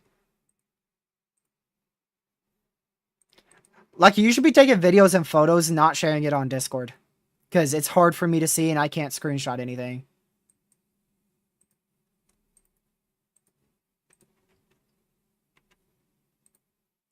So you can concentrate? Yeah, because I think you'll be able to better. Call me back whenever you're safe and able to do so. It's no longer observed. All right. Have fun. All right. No longer under observed tornado warning. We just had like 20 different tornado warnings issued. So it felt like we are up to 12 current tornado warnings in the U.S., as well as 16 severe thunderstorm warnings. Lord have mercy. Yeah. Well, oh my goodness. We probably have a strong tornado on the ground here. Most likely a strong tornado either developing or on the ground here, moving up towards Mayville in southeastern Wisconsin. Gracious day. That newest scan, and I don't think this is corruption, that newest scan has over 130 mile an hour rotation with a very intense wrapping hook echo around. That is an insane area of strong rotation. I apologize. I'm trying to help my friend not get absolutely killed by a tornado. But when Lucky is inside a tornado warning, my focus turns to him. Because he doesn't have good cell reception. He can't look at radar. He can't see which way he's going on directions. So I have to be his eyes. So I turned immediately to Lucky, especially when he has a confirmed tornado. So yes, I'm going to worry about Lucky when he's in a tornado. Because then the responsibility falls on to me to try and warning get for him northeastern Albemarle County in central Virginia, southeastern Greene County in central Virginia, Albemarle, and Greene County in Virginia. Sounds selfish that I'm trying to help my friend not get killed by a tornado? Wow. Okay, whatever you say. Tornado is on the ground, though, out here in southwest, just to the southwest of Mayville in southeastern Wisconsin. Please run to your safe spot now. Strong tornado is on the ground. That is over a town. June something? June? Something like that? Oh, I apologize, inverted cell. I apologize in that case. New tornado warning for central Virginia. I want to just briefly turn to that, just so that way anyone up there is alerted of it. So that's the storm that we had multiple people report a wall cloud capable of producing a tornado. Now it is tornado warned, so I'm sure there's a few chasers freaking out there for Twin Lakes in north central Virginia.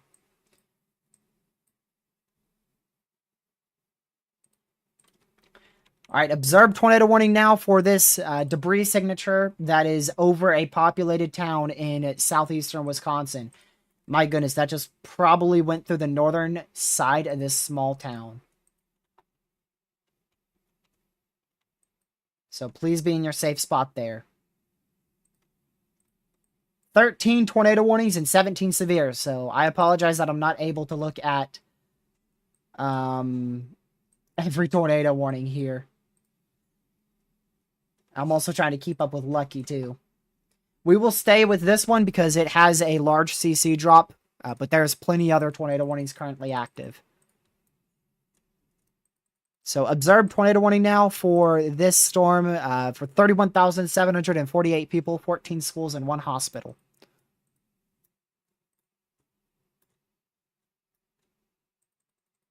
That is a tornado on the ground. That is a CC drop right there. And we can confirm this from other products too. For instance, spectrum width is present.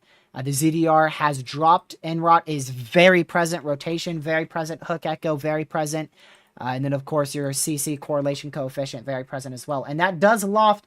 That is a strong tornado. Debris being lofted upwards of 5,000 feet. So, unfortunately, I think this impacted houses on the northern side of this town. For debris to be lofted that high up already and the tornado just touched down. Yep.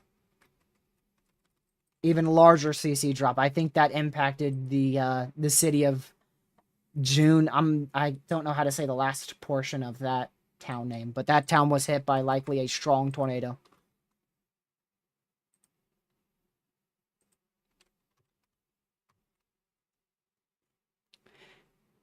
Just so you know, Lucky is on a full freaking fledged North Carolina supercell.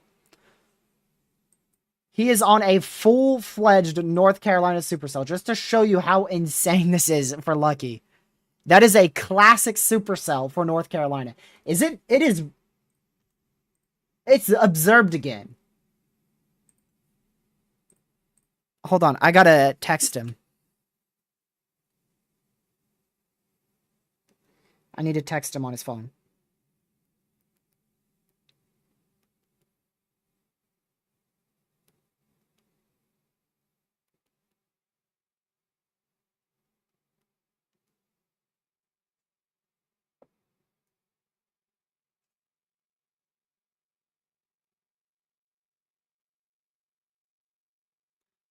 I just had to text him because he's going towards a tornado. There is a tornado on the ground with this storm. It is going to cross the Highway 264 corridor, and your boy is about to drive right into it. Your boy is going to drive right into a tornado. It is right there. That's it. So Lucky is on an observed tornado warning there.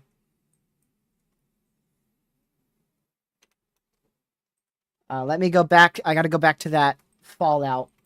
Big time fallout out here, yeah. Likely the northern side of that town was hit. Debris lofted up to 6,000 feet there on that newest scan. It has lifted, so that's good news, but unfortunately, it likely went right through that northern side of the town as a strong tornado. Lucky, there's a tornado right in front of you about 5 minutes down the road. There's a tornado in front of you about 5 minutes down the road.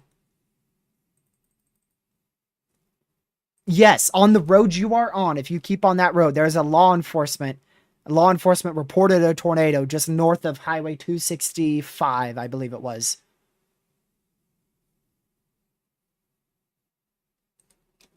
Let me go back over here.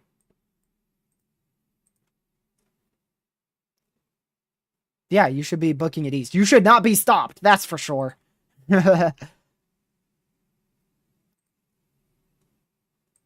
It was located, there is a town not but 5 minutes down the road, and this is the exact wording. A tornado was located over that town 5 minutes to your east, confirmed by law enforcement.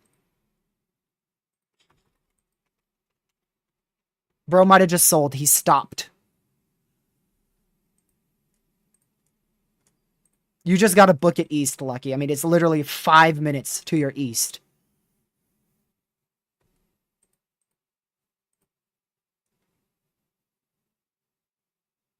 Yes, yes, yes. That is where a tornado is reported. Yes. It is literally right there. It just went reobserved.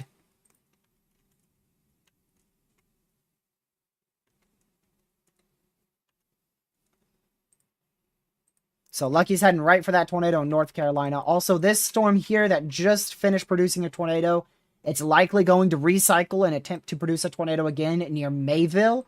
So Mayville, you need to be in your safe spot. A tornado will likely try to redevelop near your area. Also, downstream, we should get a tornado warning at any given second downstream of this current tornado warning in southeast Wisconsin.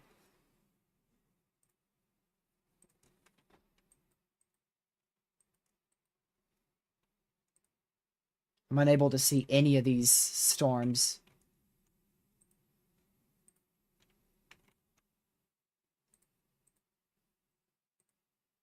You still got plenty of time to go. You got to go more east.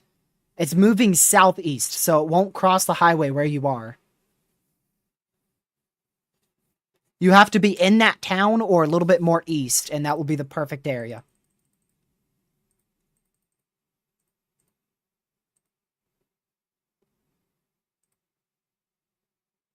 That's it. That's it. I think that... Can you tell if it's rotating? I think Lucky just caught the end of a tornado. I'm pretty sure Lucky just caught the end of a tornado. I'm pretty sure that was it occluding right in front of you, Lucky.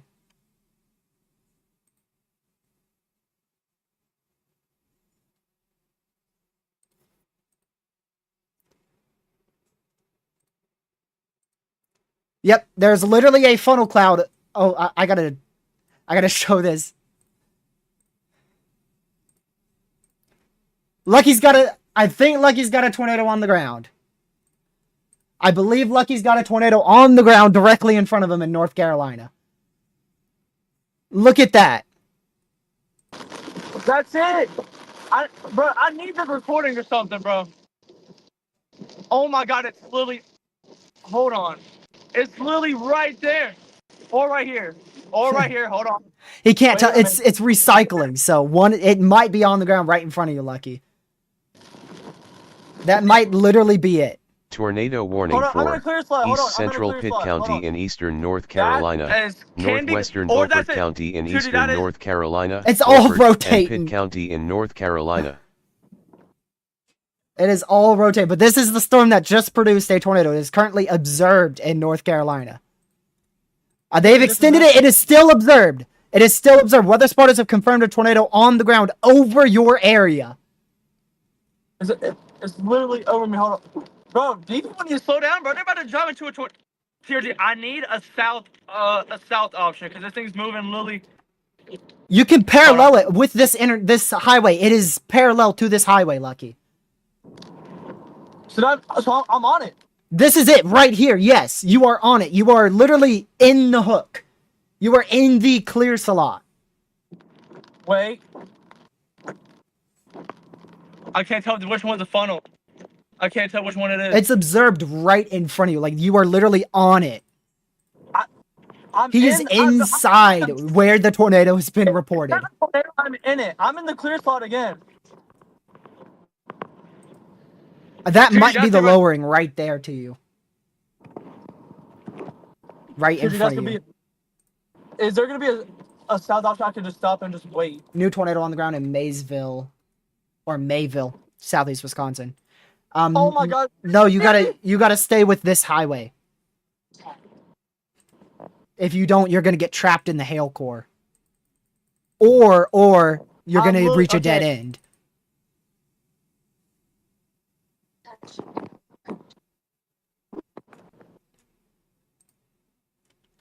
I can't believe you're actually in a hook echo right now. Kids, do not do that, bro, please. I'm a professional. Wait, so TRJ, I'm literally about to pass it. Let me see exactly where you are. Yeah, you're under it. You are under it. Yeah, I'm literally passing it right now, TRJ. Did you turn a little bit? We're about to turn a little bit to the right. Yeah, see, and you're paralleling it right now.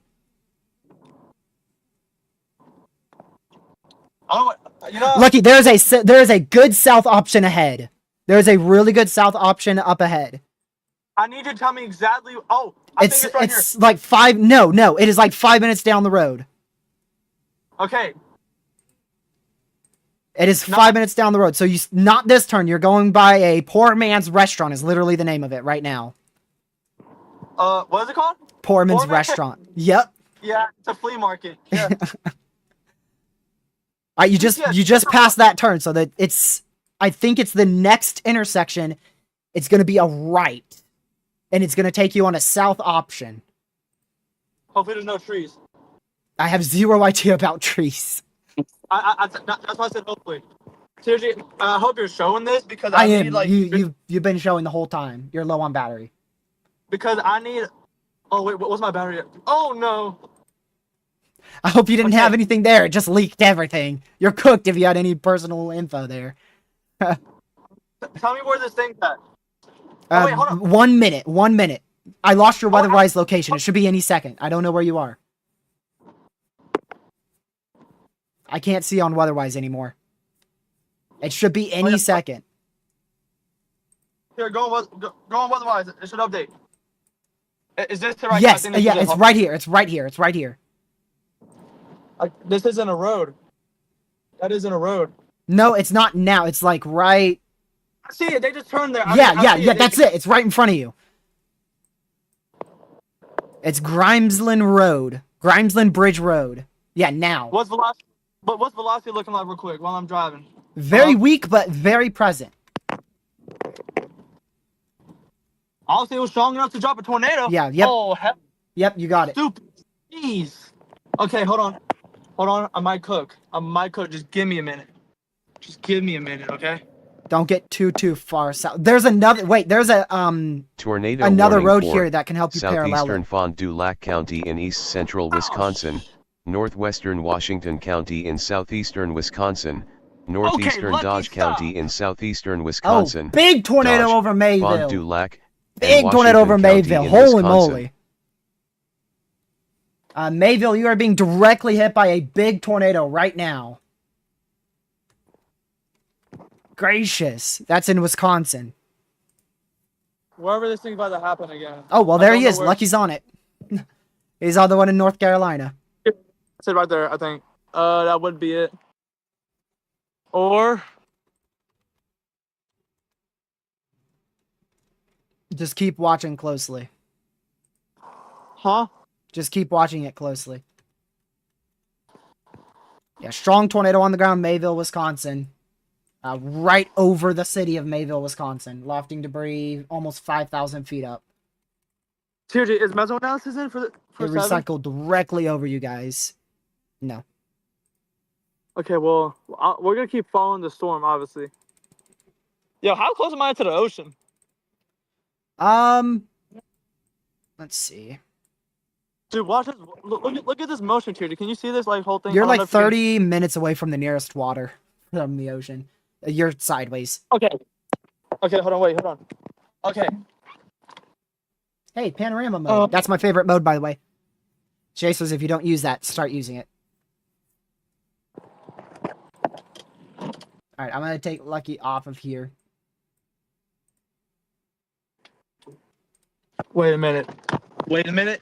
Wait a minute. That might have been a bad decision. Wait. Hold on.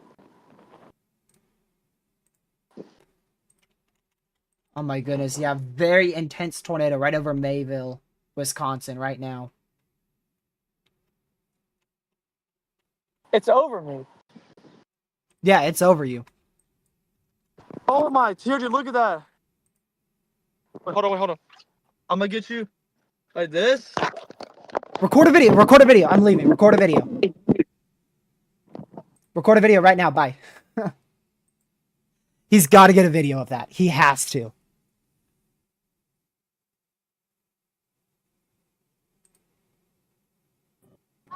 I left the call, you gotta get a video of it.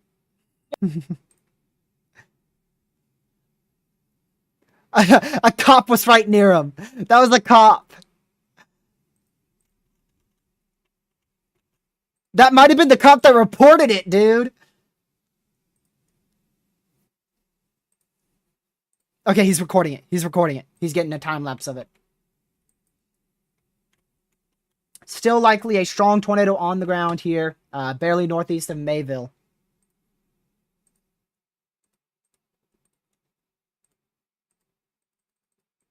Barely northeast of Mayville.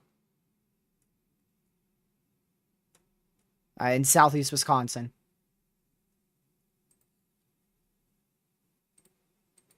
Oh, he's calling me back already.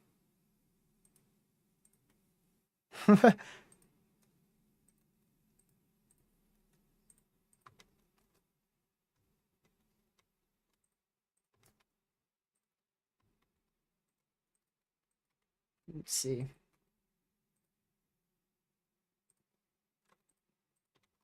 Tornado warning extended in Weston in east central Wisconsin.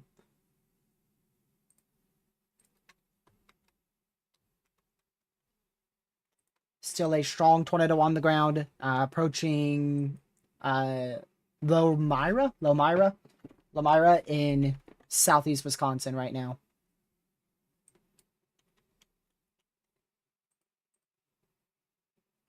And that is still likely on the ground. That is still on the ground. I shouldn't say likely. It is on the ground.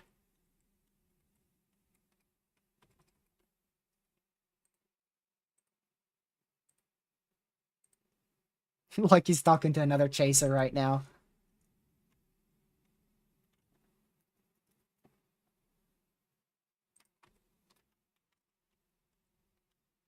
There's another chaser on that storm talking to Lucky right now.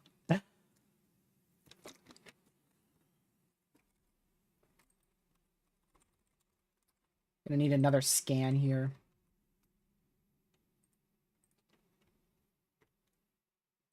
I want to go check Lucky's cell real quick.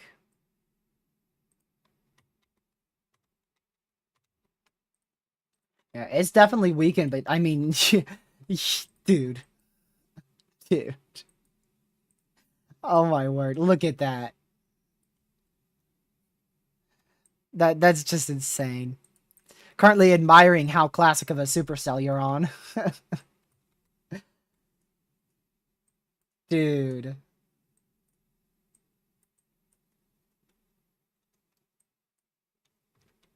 Oh, good, good.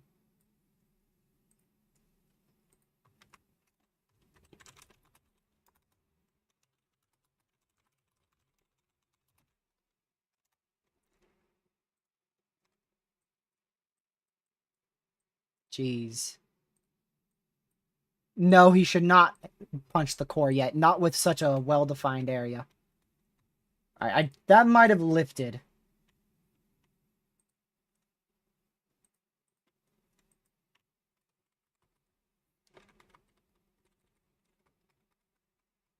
Should get a scan in 1 minute.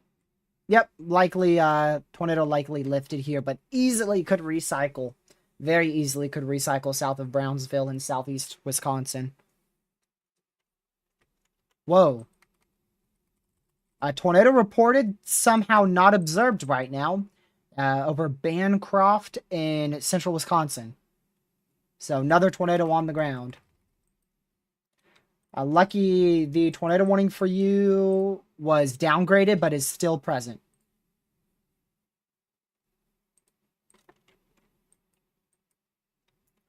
Yeah, tornado lifted now, south of Brownsville. Likely lofted debris 6,000 feet. So this storm produced 2 strong tornadoes after I pointed it out like an hour ago.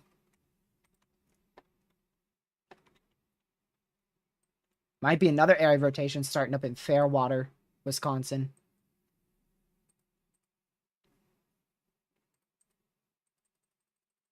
Oh, he's got horrible cell reception right now. Gracious. Hey, wow, you went from horrible to awesome. Yep. Show chat. Lord have mercy. That is insane, Lucky. What in the world? You've outdone yourself this time, man. Oh. Holy crap, dude. You outdone yourself now. that is an insane wall cloud. That's in eastern North Carolina. Was that the chaser that just went by? Okay. I gotta take a photo of this. It's weak, but it's still there with a hook echo.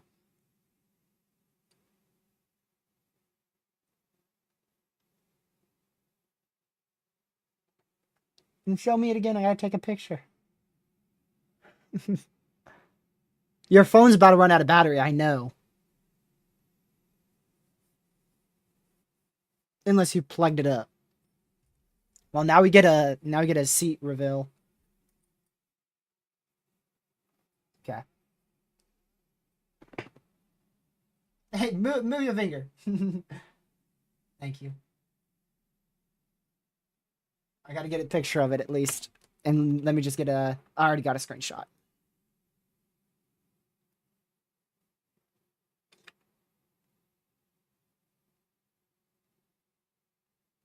Yep.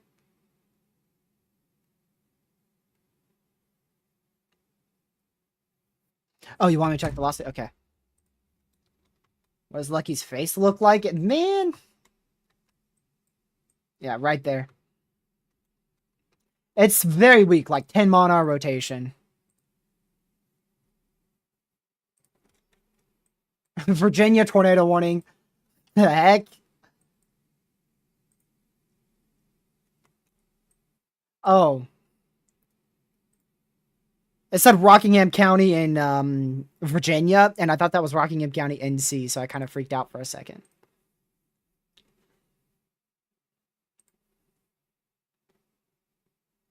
Another tornado.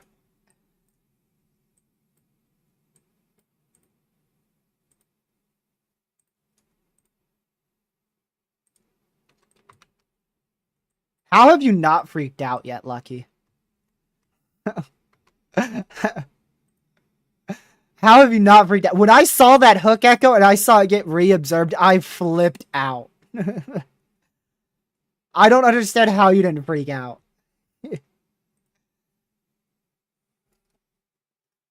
Oh crap, I don't have you unmuted. Wait. Okay. Can you please check meso analysis for my area, please? Even if it's like 15 minutes to my east. Bro, but you already know it's favorable. It just produced a tornado. Well, yeah, we know that. We know that, but I'm just trying to. Okay, it does get less favorable, but it's still more favorable than the entire like few weeks we've chased. I think your shear decreases by like 10. Yeah. Like 10 SRH? Yeah. It's not that bad. But it should increase over the next hour too. Yeah, fellow chasers. Temperatures just fell by like 5 degrees over there too, so it's probably gonna attempt again. Let me see where you are. Is that your 2 tornado warnings now in Virginia? Hold on, wait. There's an update for my. I was gonna try. Ooh. You should probably go back north and follow that highway south, or you could go back north. There was a road just a little bit behind you. You passed it, and you can turn on it and follow this mesocyclone. Okay. So I mean, we're gonna follow it. So yeah, and then that road eventually leads back to the highway. And then we're gonna be able to see it again. I just gotta find a field though for whenever that does happen. That is a wild mesocyclone, Lucky.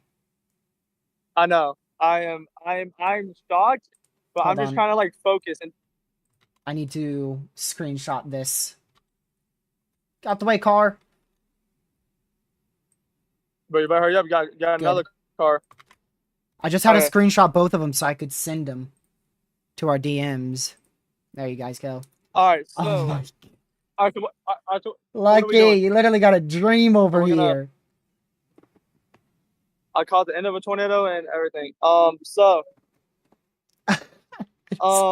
You did take a picture, right? You got to get a picture of it too, because it's a picture is going to give it more high definition than what we see.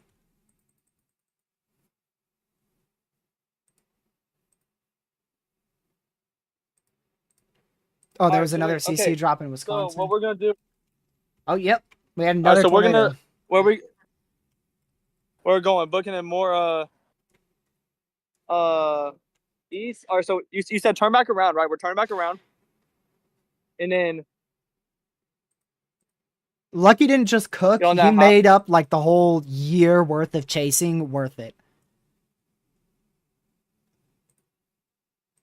Yeah, turn back around, and then there should be a road option. All right, I'm gonna put weather-wise on, and then you're gonna. and then you're gonna what's it called? Tell me where to go. At least attempt to. Okay. Okay, I can do that. Okay. All right. So let me plug in my phone before I do anything, because that thing gonna die if I don't. You cannot have a dead phone on a chase ever. Tornado warning for Heck no. northeastern Portage County in All right. central Wisconsin, Portage County in All right. Wisconsin. So we just had a tornado occur to the northeast of Mayville. There's a tornado damage report of debris along Clark Street near Mayville High School. That says thunderstorm wind gust, but that is definitely associated with the tornado, for sure. All right. All right. So I'm turning around. Tornado they did warning tornado on for this one for Rosendale. central Lincoln County in north central Wisconsin, Lincoln County in Wisconsin. All right, two All right, so- tornado warnings up in Virginia all right, so- too. Well, I think they might have I canceled. need you that to tell one. me. Yeah, I need you to tell me where these. You too, man. Chaser.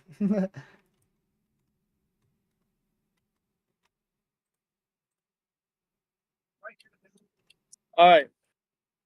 I'm going back. He cut in and out.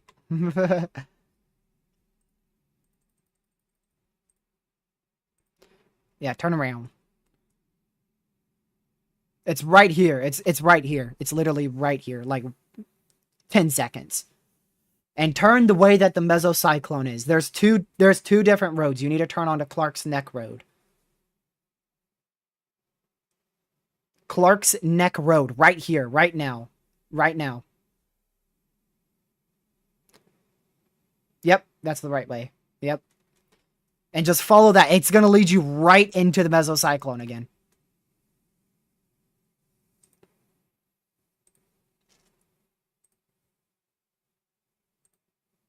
Dude. Man, like you really outdid yourself with that. That is insane. I cannot believe that was in North Carolina.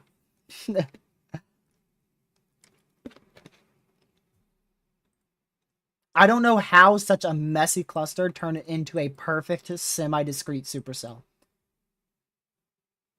I think Lucky's got the mesocyclone again. He just turned into a turkey. Yep, he sure does.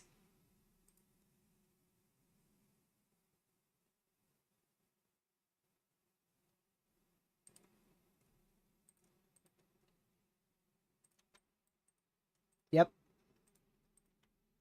Just stay on that road. Don't turn off that road.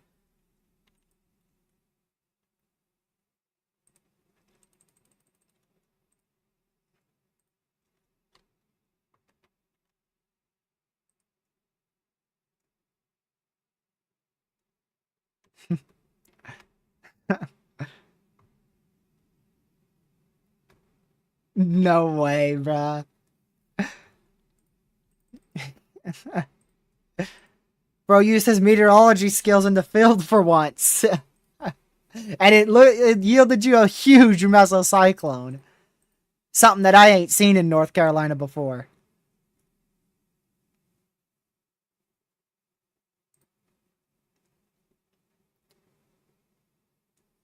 So you're going southeast right now. There's going to be a small turn, and then that should get you straight looking right at the mesocyclone. Like it should literally be on the road.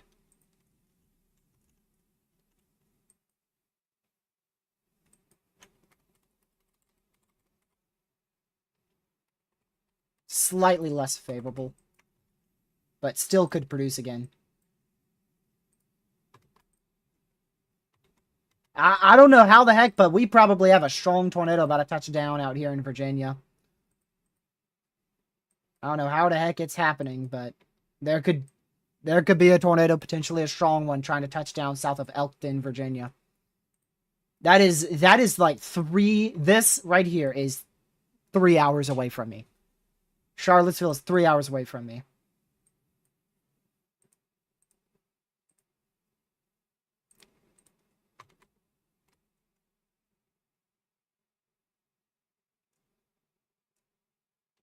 I'm trying to see a good option. So that's going to keep going the same direction it's going. The road, of course, is going to keep going that way. If you get a stopping point, you might want to. Yep, I would stop if possible. How about you get the drone up?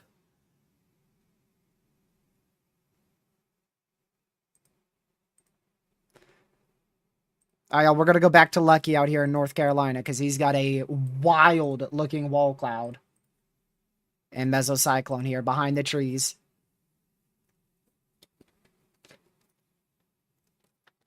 Holy crap. Dude. Look at that.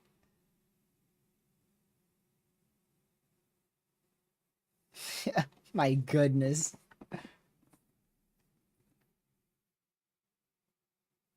Yeah, don't get stuck in the ditch, man. Yeah. But let stream see this first, real quick. And then get a picture of it. Am I jealous? I could say a little yes, but this is my friend who has somehow managed to get a tornado in Eastern NC. So I'm a little jealous because I want to be there with him. But I'm extremely happy he got it. I would love to be there, but I wouldn't necessarily call it jealousy. I'm extremely glad he got it. I wanted one of us to see it, and I didn't care who saw it. I just wanted one of us to see a mesocyclone this year. And I can't believe it's from North Carolina.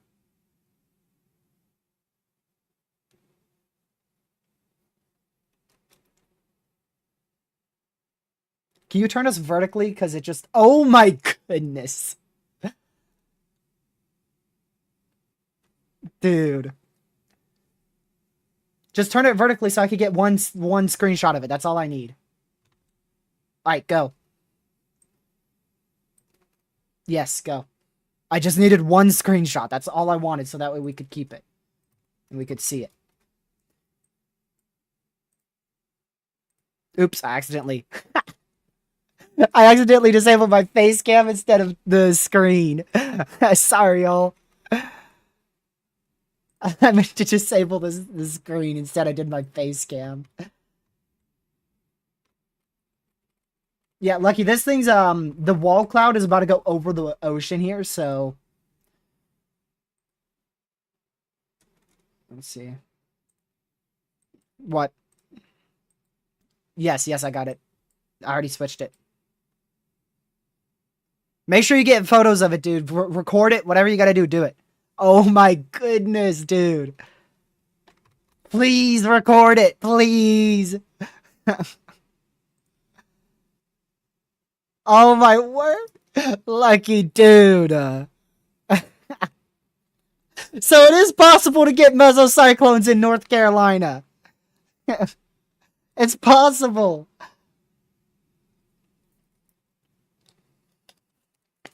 I'm gonna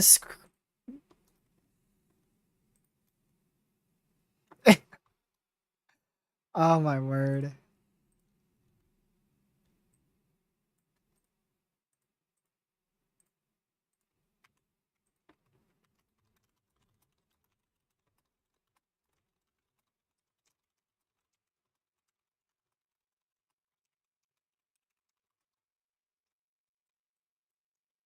Let me get this up real quick.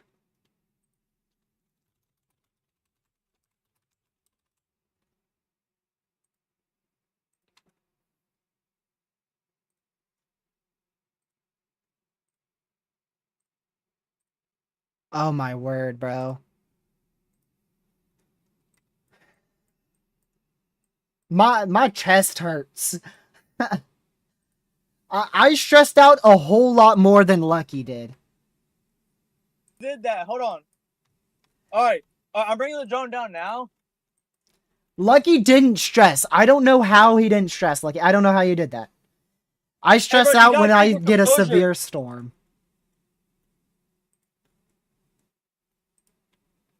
Okay, we can change the cross radar sight now. Oh my goodness. I'm stressed out to death.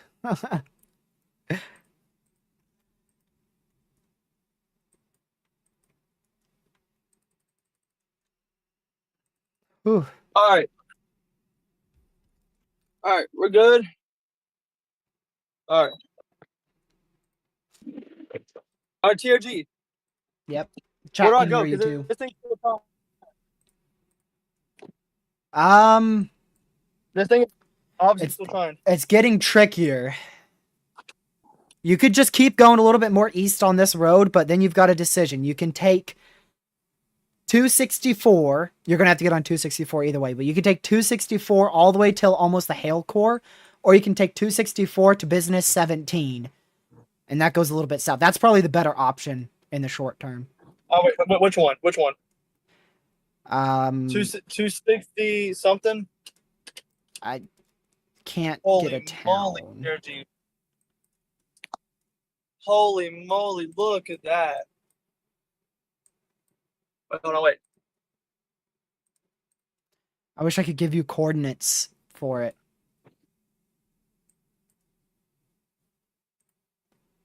All right, but right now, you see my mezzo? Not mezzo. Well, I'm sure you see that too. Do you see my weatherwise? Yeah, All right, so just stay on this road for you right now. just stay on this road. Yeah. Oh, you better get another good view of it right here, real quick. Yes, you should get Yep. another good view. Move trees, move. Move! I keep screenshotted with the trees. I got 3 trees. I couldn't get it once. I'm sure there's gonna be another chance, bro. Trust. And I wasn't showing stream either. I got 3 tree screenshots. Thanks. Thanks, North Carolina. All right, wait. Okay. And now Lucky's lagging, Well, so I TRG, can't your even wish was get my in. command. Hold up, give me a second. No, it's Wait, 72p. Oh man, this thing's hauling.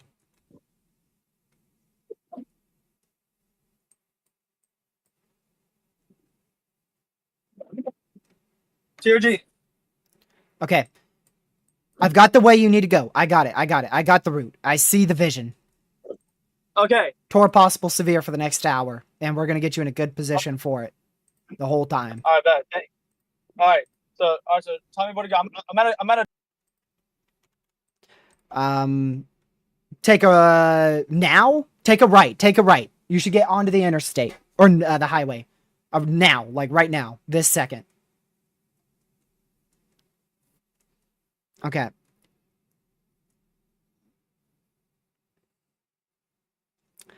And there's an overpass in front of you. We're gonna skip this option because it takes us too far west. Now this is where it's gonna get tricky because I gotta try to figure out the right road to get you down to.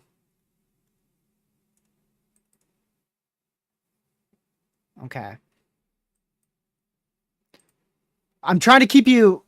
Yes, it is still tornado warned, but it's about to expire at any second. It's still tour possible severe though for the next hour, so it's possible we get another one.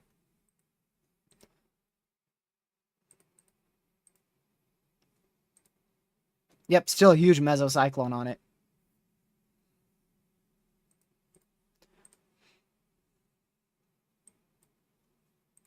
Alright, you're about to get, you're like, I'd say a minute away.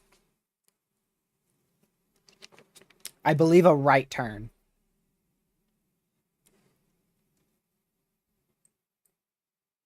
There's a bunch of roads. Oh, your weatherwise just stopped.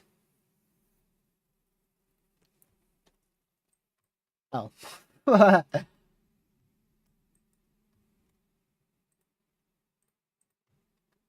Man, Chicago's getting a big underperformance. Yeah.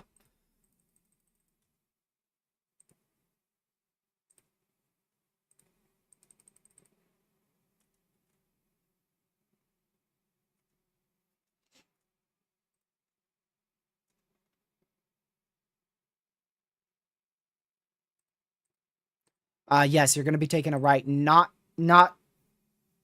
at this moment, though. It's coming up. You got to get on business 17.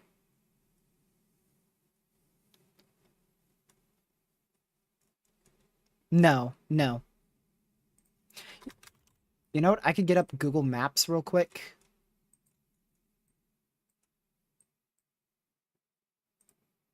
You're getting close. 1, 2, 3. It should be the fourth right turn. This is 1.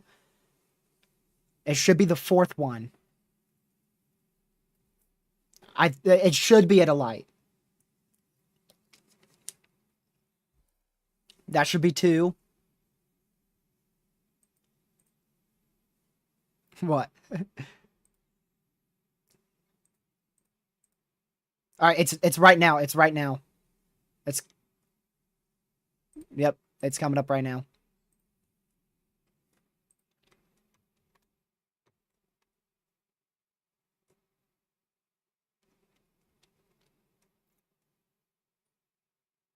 You're going to stay on this for quite a while, at least a good 5 minutes. I know that's not a long time considering how long you've traveled out here.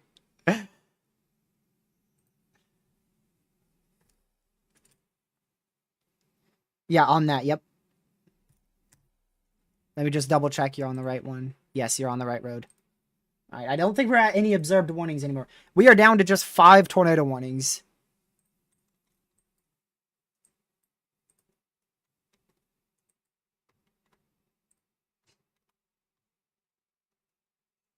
Keep an eye on all these cells here.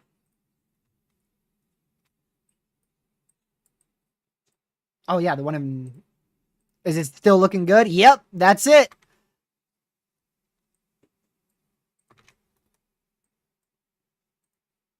There you go, guys. Lucky's still on it. You guys might have barely seen it. Now we get a Lucky Shorts reveal. W Shorts.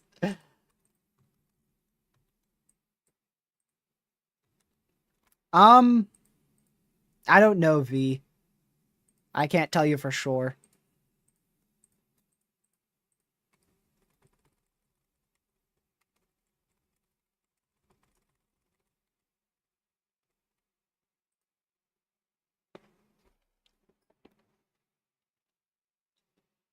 Oh, wait. Lucky's about to see it again. Aw, trees.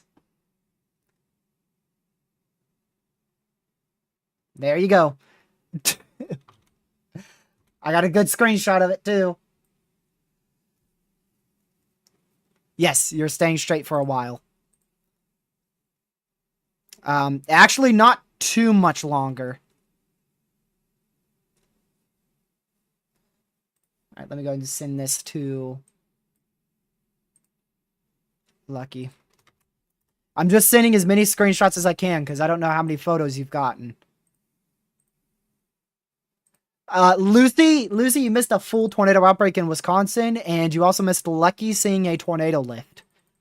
And you also missed Lucky, and actually he's still actively seeing the mesocyclone in North Carolina. You also missed 2.75-inch hail. He's got a mesonet? Let me see. Dude, he's got the amber lights and everything.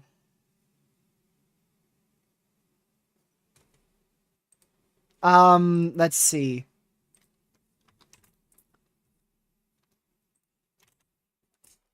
Oh, crap. You got to be getting pretty close.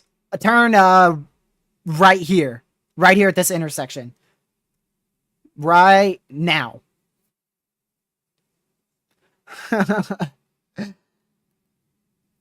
I knew it was coming up fast.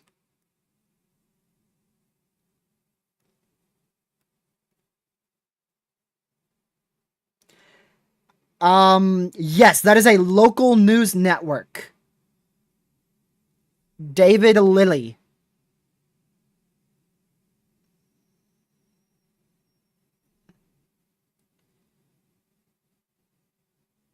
Yep.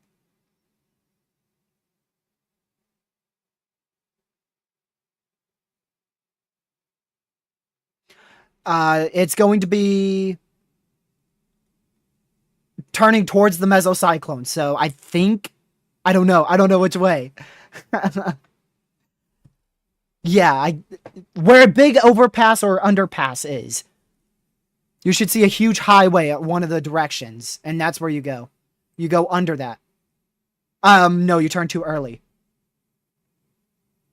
I'm pretty sure you just turned into a building.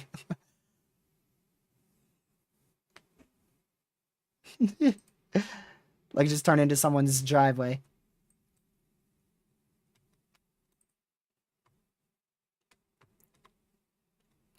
Sorry, y'all. I'm trying to get Lucky a good visual so that we can see this one more time before the sun fully sets.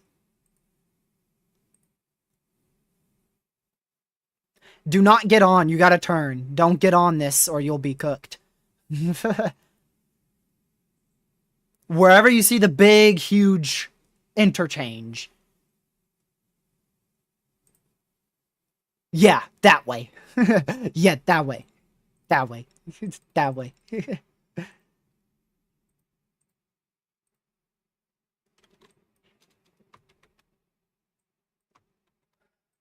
We're down to 4 tornado warnings, one of which is in Virginia right now.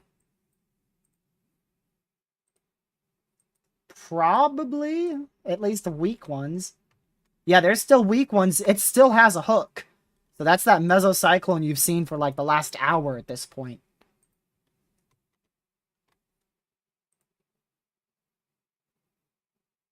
If it's closed, I've got another route if it's... Okay. Ooh, crap. You gotta turn not here. I think we're gonna want to go left. Yeah. Did you hit construction or something?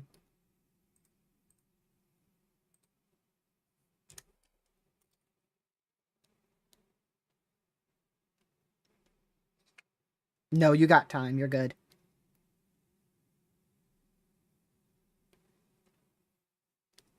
As long as they don't say stay stopped for too long.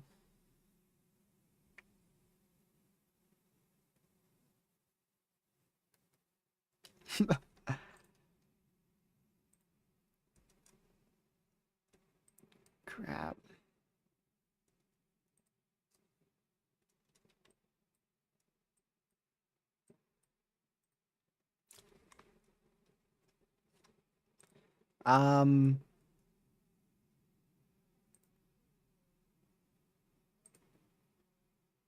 Someone's turning around.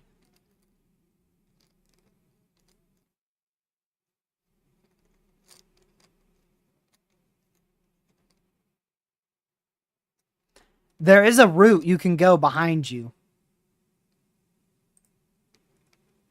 Okay, good. Maybe someone just fell asleep at the wheel or something. Road work. There you go.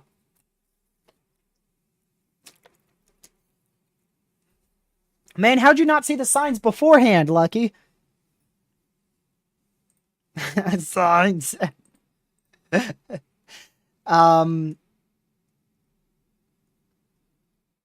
Yeah, you're still good. You gotta... I'm gonna get you right under the mezzo, so you gotta take a left here.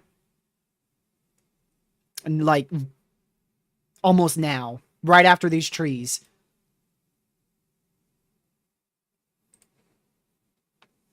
Yeah, I mean, it looks possible to me. I should be in literally, like, 5 seconds. If the road's closed, you can just go straight. Okay, go left. So...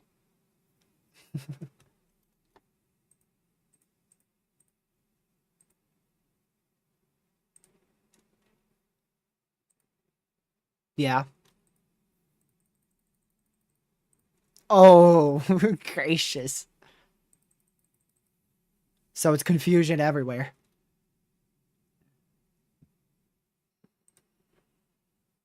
Alright, you're gonna get right under the mezzo on this road.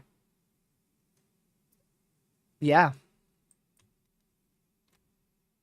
It's after this little curve in front of you.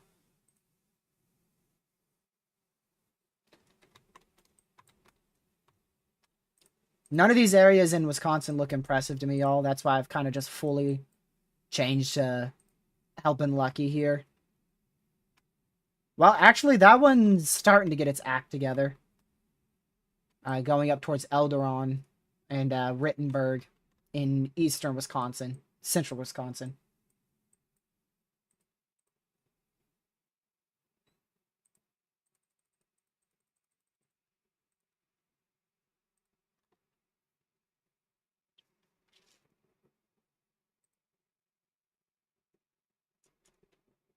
Well, thankfully, I got you on a good route. Lord have mercy. You better watch out. There might be 2-inch hail with this sucker. That hail core is big. I said, Lord have mercy. You might want to watch out. There may be 2-inch hail with this sucker. I said 2-inch hail. The hail core is up to like 71 dBz. But I'm trying to not lead you into that. I'm trying to lead you into the mezzo, which is now big time hooking in and has good rotation again.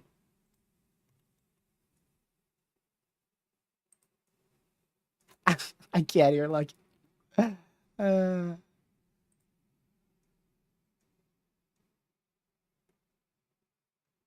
Like, you gotta go, man. Now you are selling. He's like right here.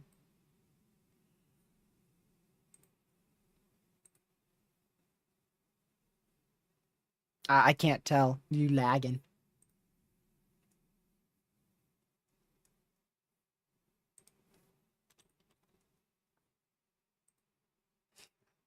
He sounds like a robot, y'all.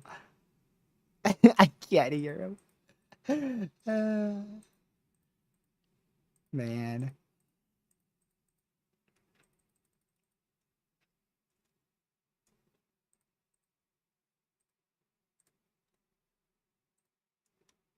What?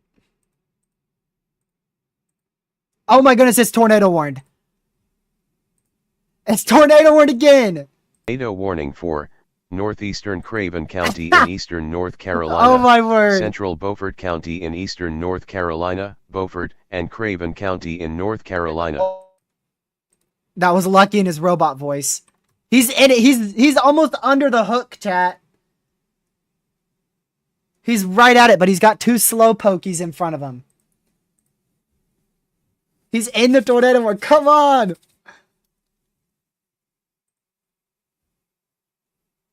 I can't hear. He's just a robot. He's screaming. He is screaming. Is it on the ground?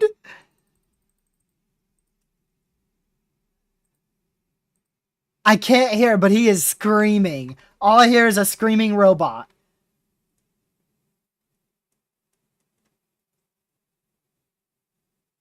Dude, look at this perfect area. Can I just, like, acknowledge how perfect of a path I've given this guy? Like, look at that. Can we just acknowledge how great my navigation skills are? This guy's relying fully off of me for GPS. I can't hear you, dude! I can't hear you. You're terrible reception. I'm gonna disconnect and reconnect. Okay, it's not on my end.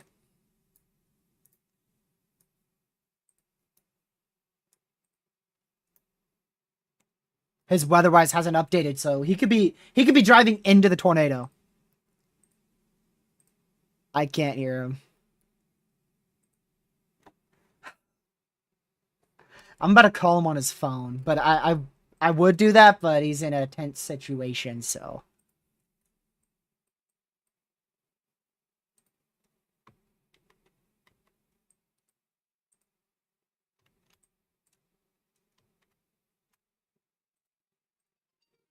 Oh, he did call me on phone.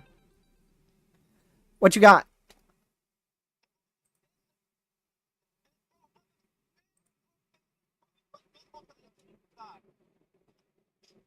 Oh my goodness. Yeah, it's tornado warned. You're on that road. I can't see your weather-wise, but hold on. You said, can you see this? You're so laggy on Discord, like horribly laggy. No, no, it's just 2 blue pixels and you just broke my eardrums. It's so bad. You better be getting like a photo of it, dude.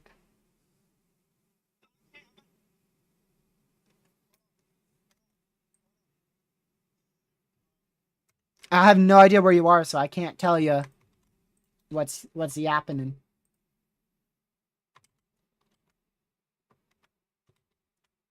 Keep an eye on that if you guys are near Atlanta, Central Illinois. Could produce a tornado near there.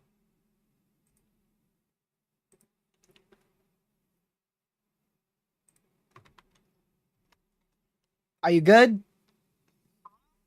Are you alive? Okay, good, good, good. What you see? I don't know where you are on weatherwise, so I can't tell you if your turn's here or not.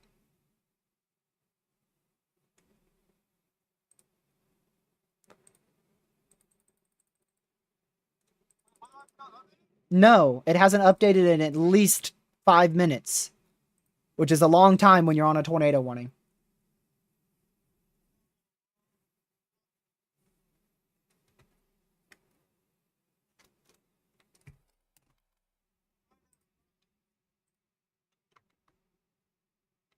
Nope, I still don't have you.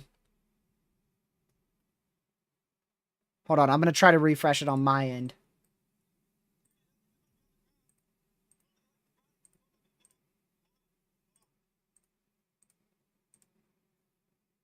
Reconnect to weatherwise. I just refreshed it. It's not opening. Oh my goodness.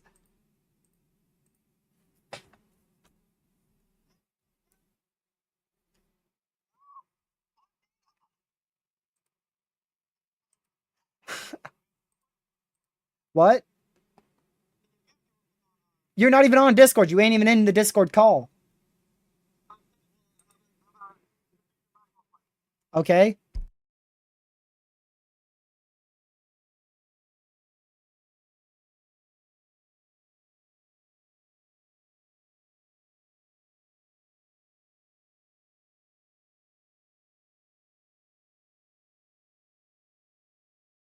I don't know why he told me to mute my mic, but he told me to.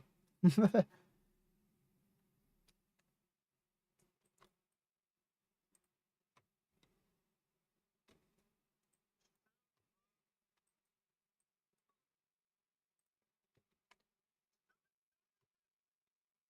see here.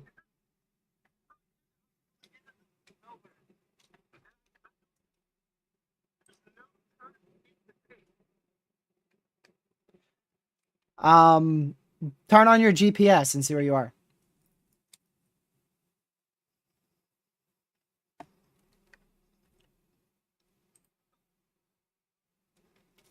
The thing is now I have no idea, not even a clue on where you are.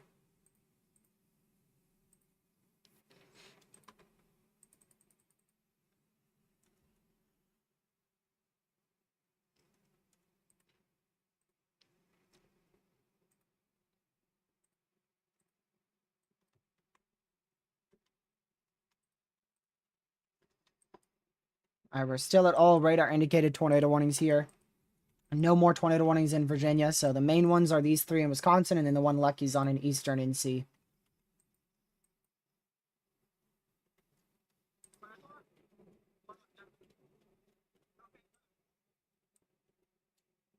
Don't think I have the Chicago radar up yet.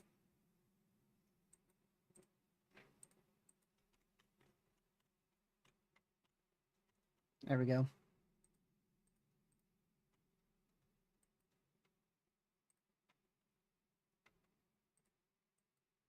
Alright, we lost 1 tornado warning in Wisconsin. That's for, Cluster. Or Custer, rather.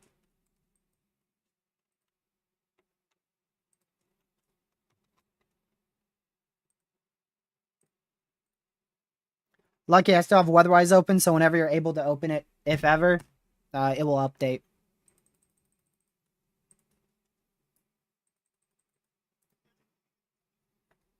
Go ahead.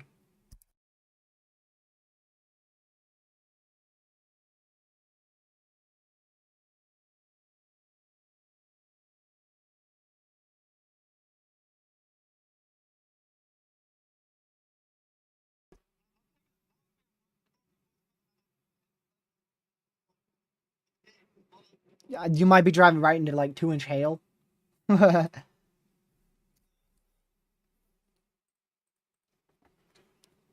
He has no cell reception out there.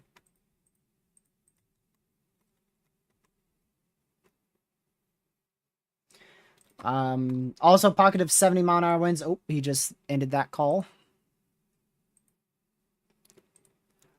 Pocket of 70-mile-an-hour winds heading right into Lincoln in central Illinois. Make sure you guys are preferably in your safe spot. That's significant for wind and hail, and it's also torque possible.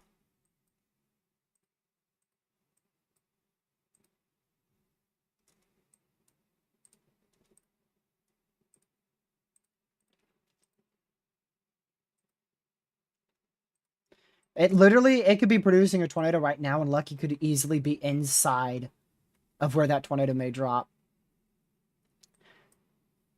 If he kept on the road that I told him to keep on, he should end up being somewhere around here by now. He said he was taking a left, so he might actually be going up here.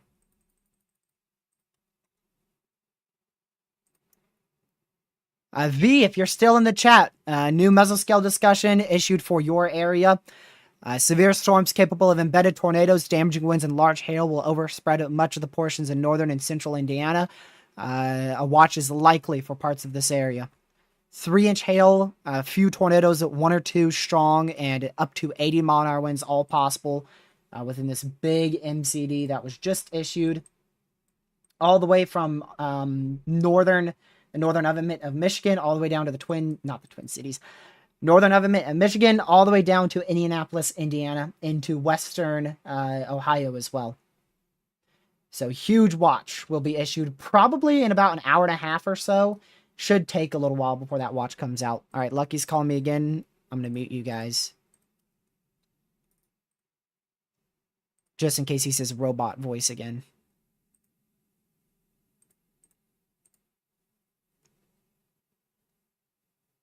Lucky, I don't know if you can hear me. I got your location. You're in the perfect spot.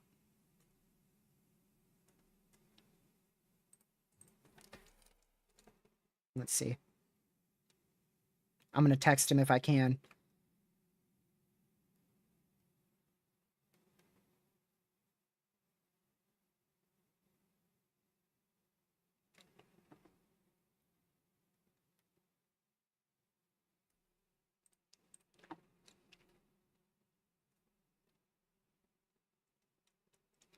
I don't know how far east he went. I just got his location from a minute ago.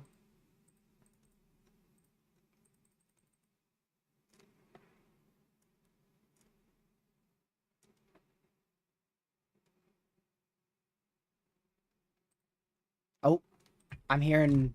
Hi. Hi. I hear ya.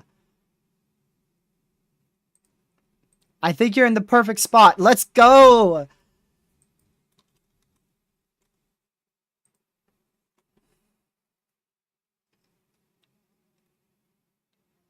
You better have gotten a picture or something of it.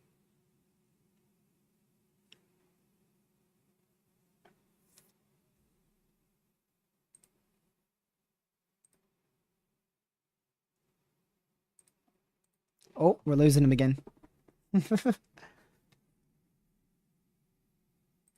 He's in and out big time, Legacy. Oh, I got him again. Yep. Yes. Yes. Holy crap.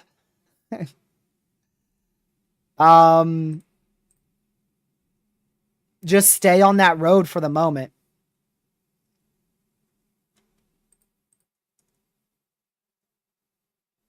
Yeah, then you got to go take a right at a big crossroad intersection. Just barely after the Dollar General.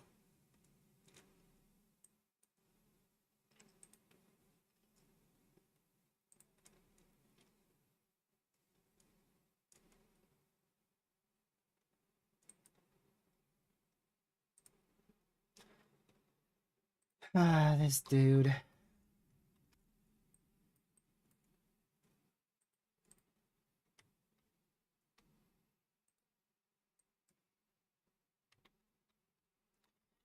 Still area of 70 mile-an-hour winds, possibly even as high as 80 here, approaching the Lincoln radar site.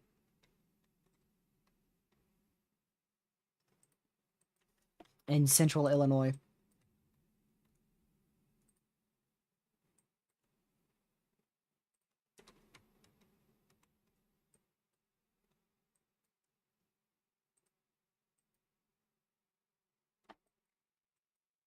So those storms in Illinois have stayed very elevated. We'll see if they increase in tornado potential here in about an hour or so. But they should die out. Models have them dying out. So if they don't die out by like 10 p.m., then we know it's going to be an issue for Indiana. Hi.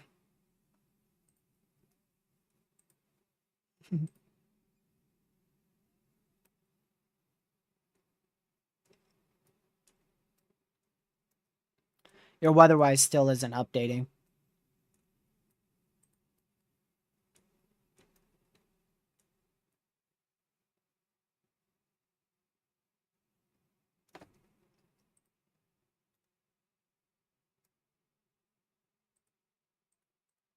Nope.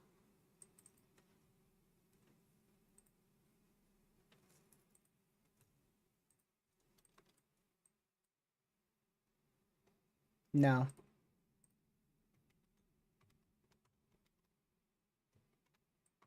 So that's the storm Lucky's on here in North Carolina. Probably one of the most classic supercells you'll see in North Carolina this year.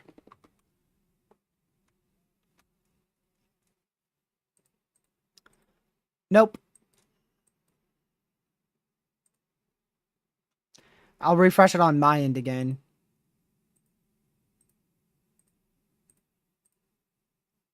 Do you have your location on? It doesn't say it's on.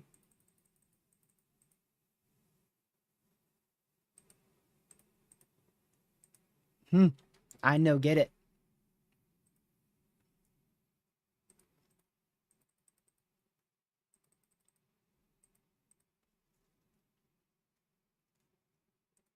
Yes.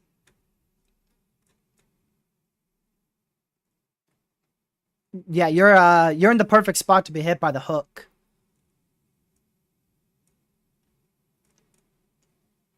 There's a church up here to stop at. Yeah. Like a minute or just barely less. Actually, like 10 seconds. It's not a turn. It is not a turn. It's not this turn. It is just off the road in front of you in like 5 seconds. You should see it now.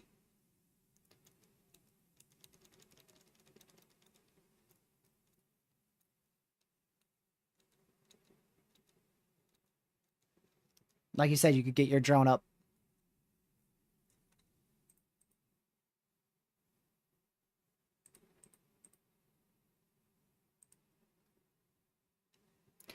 Very significant tornado damage being reported, mainly to trees in Wisconsin. From the Mayville? I think it was Mayville tornado.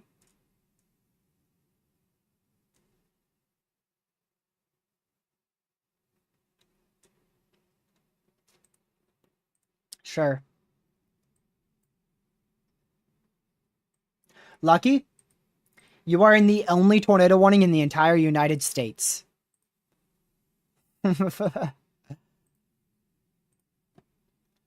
Wow, that looks a lot worse. Not gonna lie.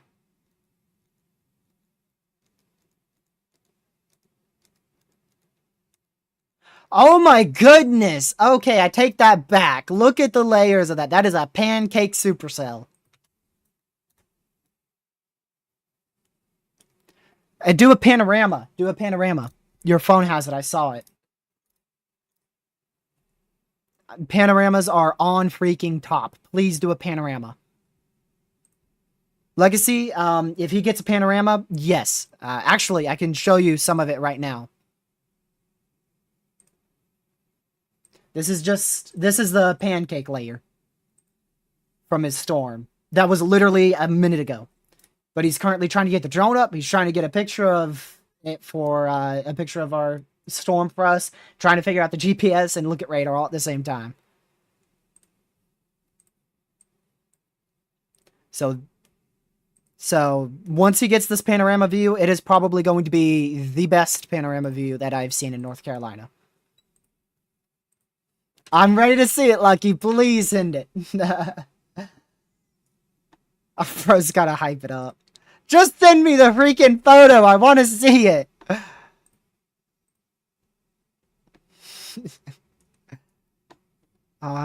Bad cell reception.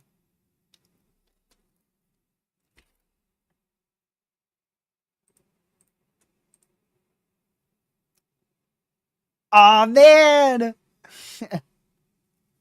You should have did it a little shorter, though. It's too large.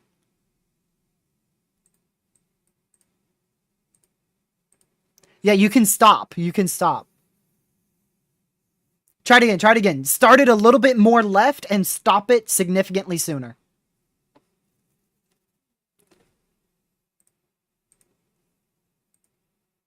Oh my word, what a view. I thought you said this church didn't have a good view.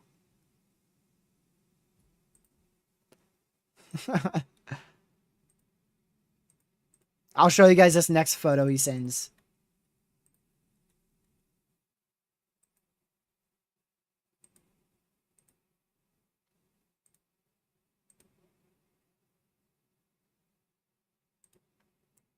Too zoomed in. The other one was way zoomed out. Wow.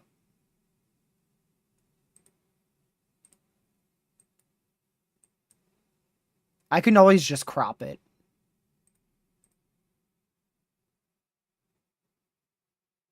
What? Yeah, it's an entire mesocyclone, buddy. That's what they do. Alright, let's see.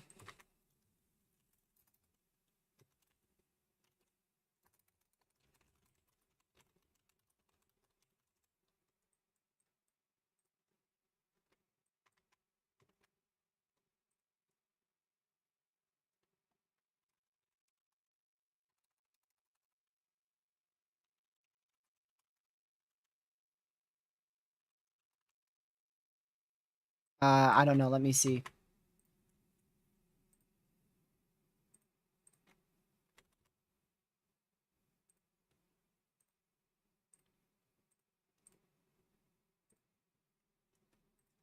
New tornado warning in Wisconsin.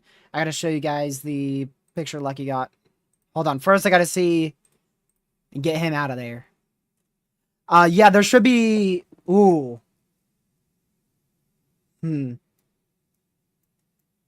Okay, yeah, stay on this road. Don't turn anywhere.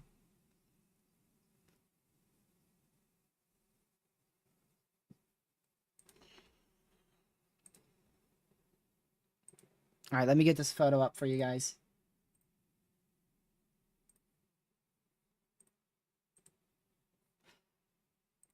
Boom. There you go. So this is the entire base of the mesocyclone. All right in here. So this whole portion of the storm is rotating. It's all rotating like this. And when you get good inflow from a tail cloud, it keeps stacking. So it's what we call a pancake supercell. It has layers to it. And so this is definitely a signal of an extremely intense supercell that is very capable of producing a tornado. That is out there in eastern North Carolina, the storm that Lucky is on. He's currently trying to get in front of it. Yes.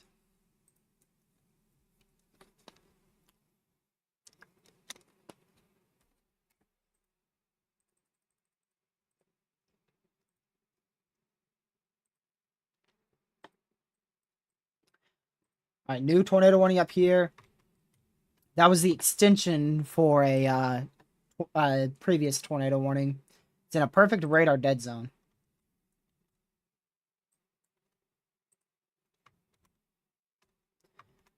So make sure you're in your safe spot if you're in this tornado warning. It looks to be a very rural area.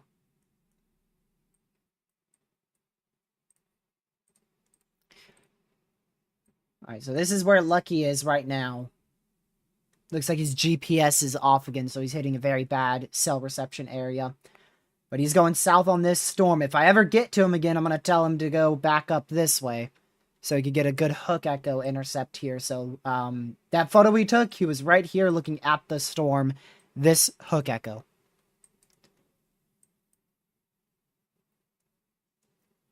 He's screaming at me again.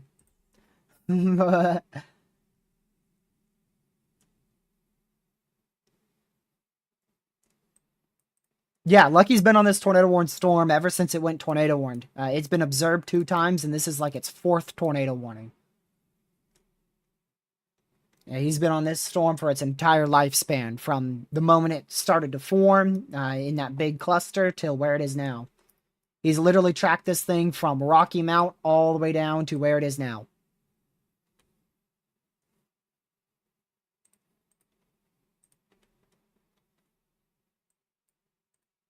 And he also saw a tornado lift. So Lucky, I don't know if you can cross off a tornado off his bucket list, but he saw a tornado lift. He saw this supercell try to produce a tornado over the course of like a full hour. So not too sure if he can say saw a tornado. But he did see one occluding and lifting. So it wasn't on the ground. It was in the process of lifting.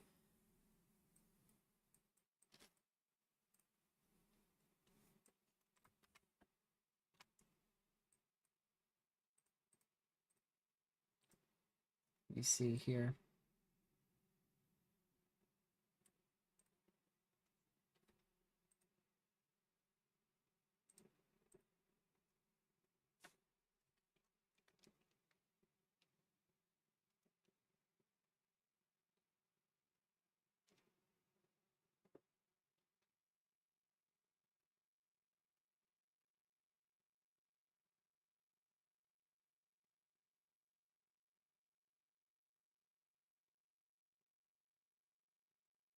Had to text him real quick because I can't hear him at all. He's in a bad cell reception area.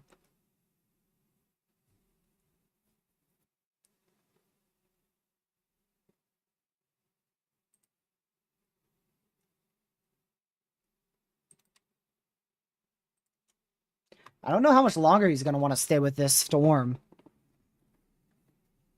Should get a new mesoanalysis here shortly, so I'll be able to see its environment. It might try to stay tornadic all the way until the NC coastline. But it's left its best environment for sure. Huge pocket of dead zones between there and Blount's Creek. Doesn't surprise me.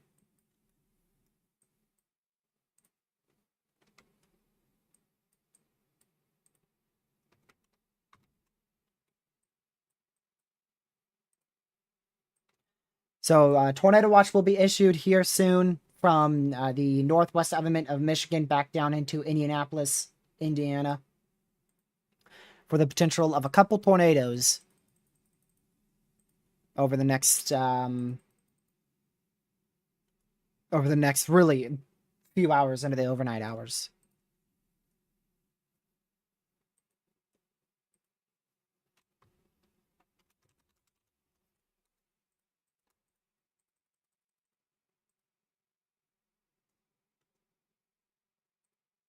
I think they just canceled my severe watch. If they did, I'll pretend to be surprised.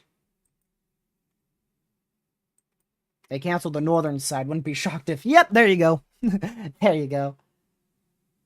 Fully canceled it.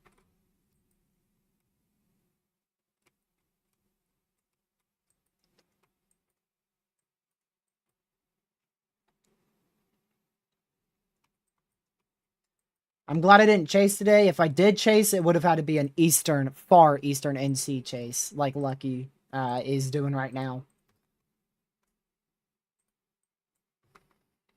Or a far northern Virginia chase into the mountains 3 hours away from me. Either way, it would have been a long road trip.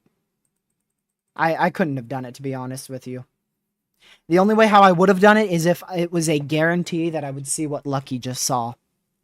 That is the only way how I would have done it.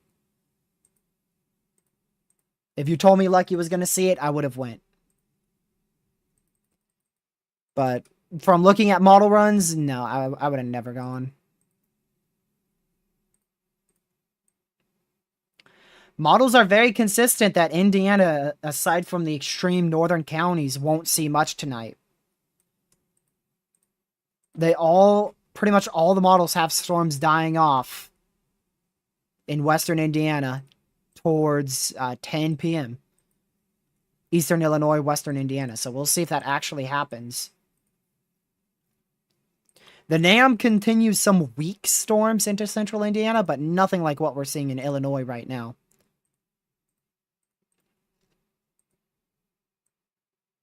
And the RRFSA has nothing. It has absolutely nothing.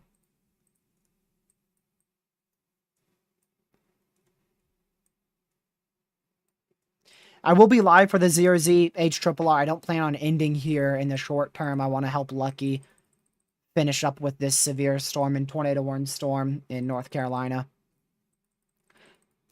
I also want to see the SPC outlook for tonight.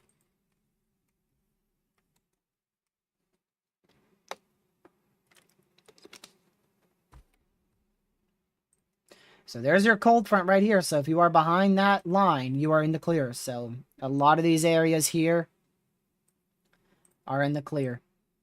Like I said, there is still some remnant rain up in this area, but that's not going to be tornadic nor severe.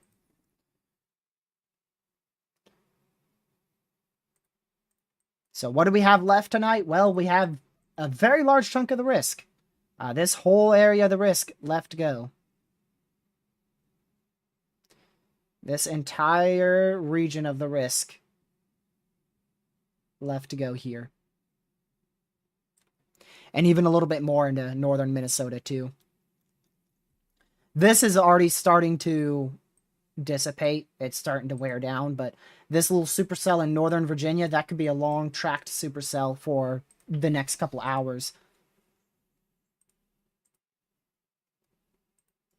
I have no idea where Lucky is, and I don't think Lucky knows where he is.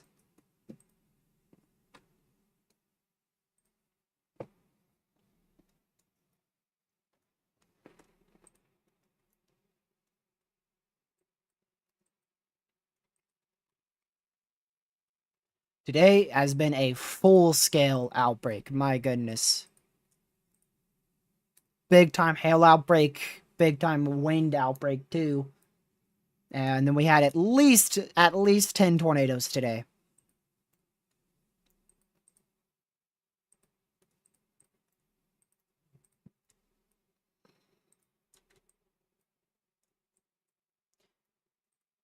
All right, apparently both of those have been dropped. Both the tornado warning and the severe warning on Lucky's cell has been dropped. It still looks pretty good. I wouldn't be shocked if we get a new severe Tor Boswell here in a bit off of it. I mean, it still looks pretty good to me. It's definitely starting to die out, but it still could pose a all hazards threat over the next couple minutes.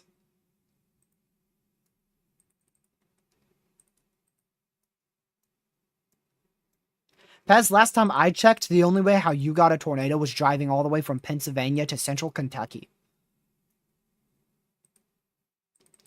I think a 3-hour drive is well worth it to see a full-fledged mesocyclone for over an hour. Fully photogenic, too.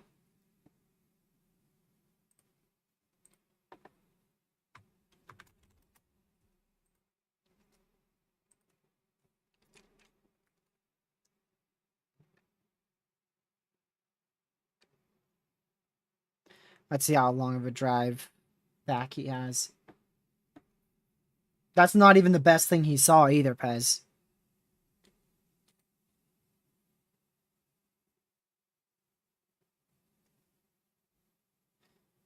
To this area. Yep, he's got about a 2.5-hour drive back. So not bad at all. 2.5 hours to see that. Now, if I drove to that area, Lord have mercy. Let me see how far this would be.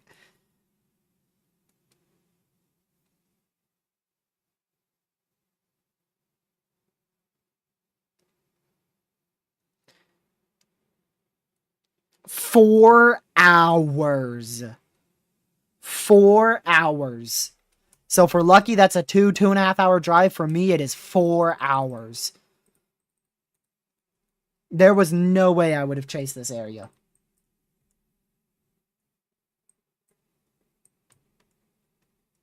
Yeah, so they're continuing a special weather statement for 50-mile-an-hour winds, penny-sized tail with it. Rotation's relatively died out. So Lucky's probably going to call it quits shortly.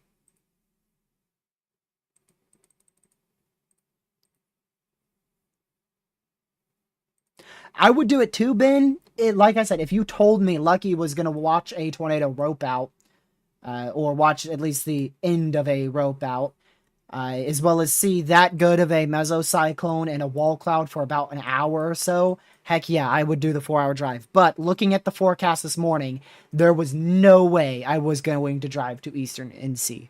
There was just no way. Not only would that not have been my target area, but I also would have probably given up once it hit 6 p.m. I probably would have gave up when I thought Lucky was going to give up. But instead he went to Rocky Mount and saw that.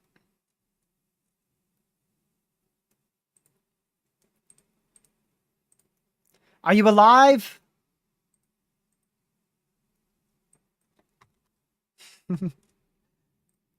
Oh, I don't think he laughed. Lucky, wake up.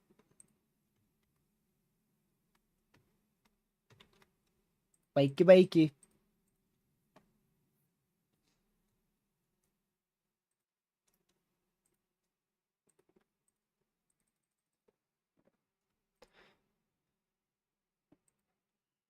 He's still in a big time dead zone.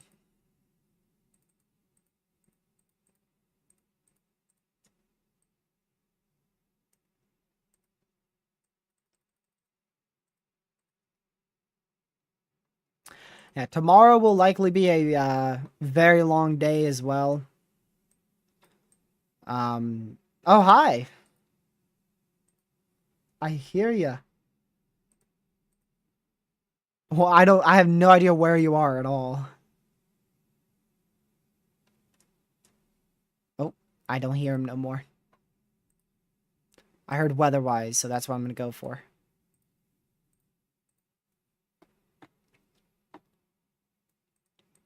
At no loading.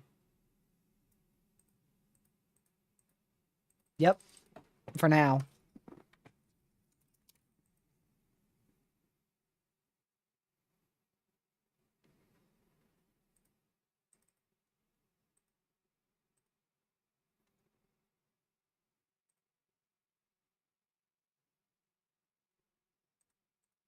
Yeah. Yes.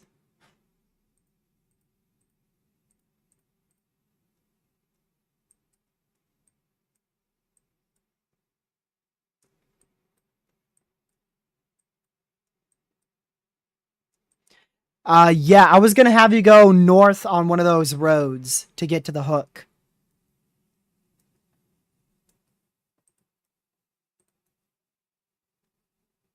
It's no longer tornado warned or severe warned. They downgraded it completely.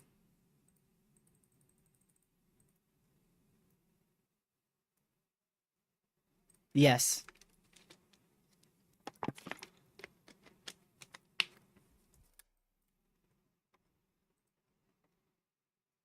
Home's about 2.5 hours away from you. I already looked.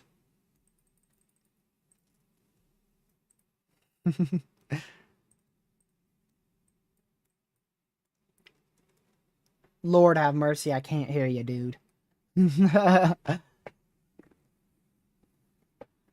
He's a robot.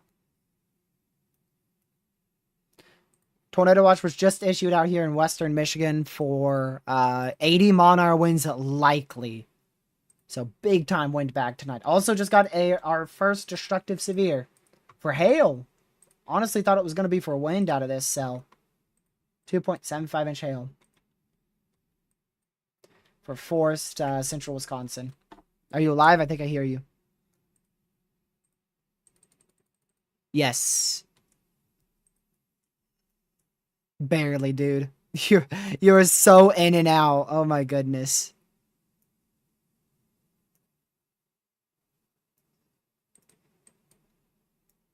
I didn't hear that. You said it slowly. I didn't hear any of it.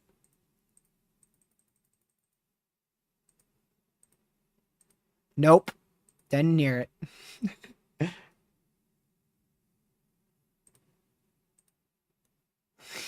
He's trying to say it slower, like that's gonna let the poor data reception put his voice through.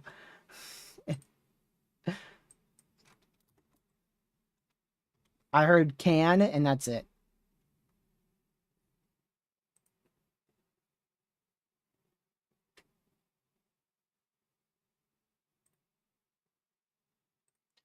Yeah, so this cell's starting to die out in Eastern NC, finally. That's just simply because it's running out of daytime.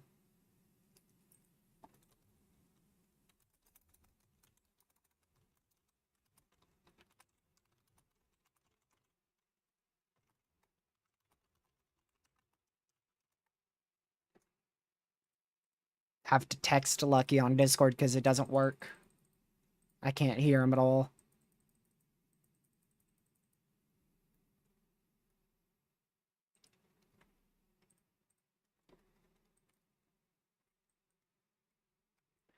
Yeah, so when this line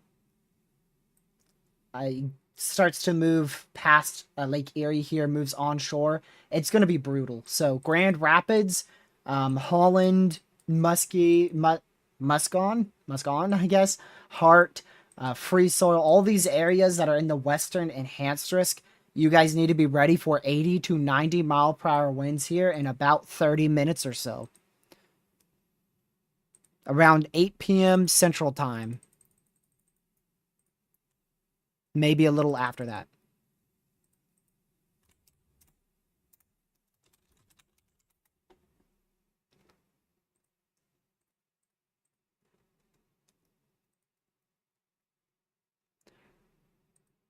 Trying to see what Lucky's going to do. I think he's just going to head home, which I think now would be a good idea.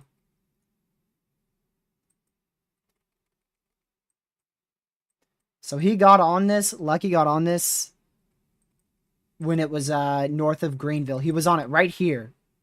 He was on it right here. And then it instantly went observed tornado warning.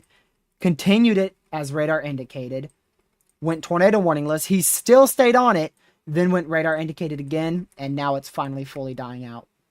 Oh, apparently it went significant for something.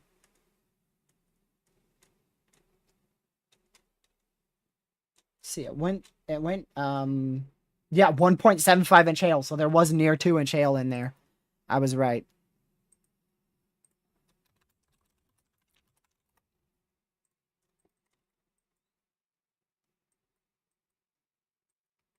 Another destructive severe for the same cell out here. 2.75 inch hail.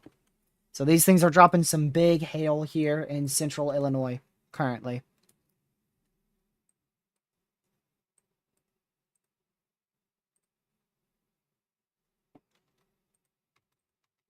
Man, the fishies are getting a lot of damaging winds right now. Fishies are getting destroyed by 80 to 90 mile an hour winds in central Lake Erie over here.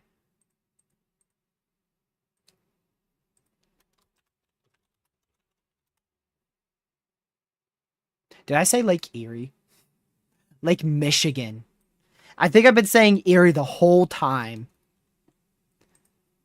Why have I been calling Erie's over here? You dummy. I'm just stupid. I apologize. That's Lake Michigan. Because it's next to Michigan. My goodness. I'm already tired after day one.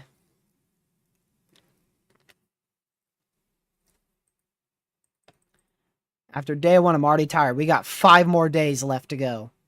I am doomed.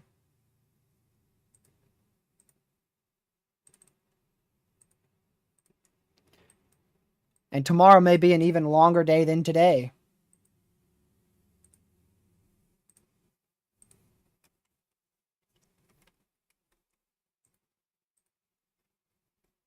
It depends on when I decide to go live tomorrow. Because I honestly, I could be live as early as like 8 a.m.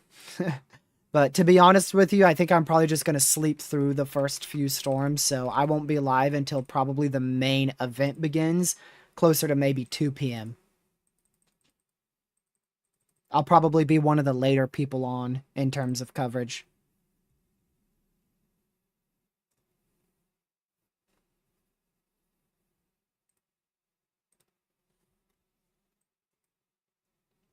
Still have just one tornado warning in place.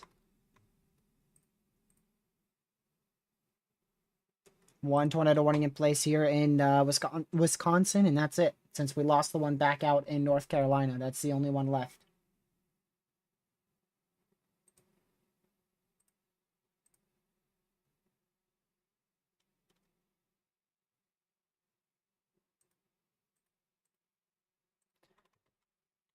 So, yeah, the biggest thing we're gonna stay live here for is probably the damaging wind threat in Western Michigan, as well as seeing the 0Z HRRR render on in for tomorrow's threat.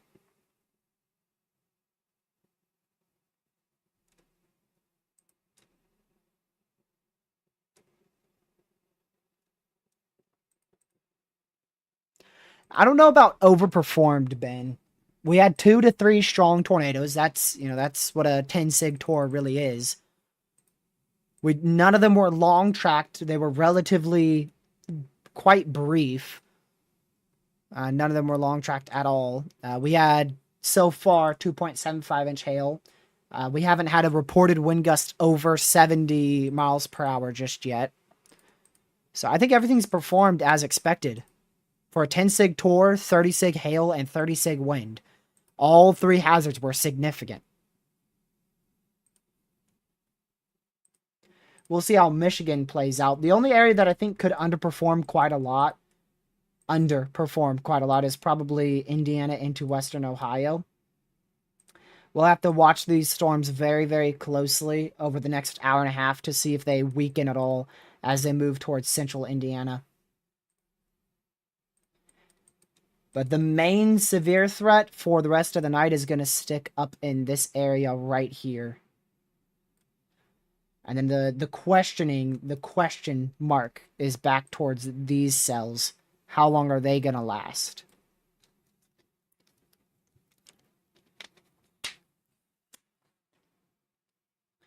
I think it panned out perfectly as a high-end enhanced. Like I said, everything was a hatched.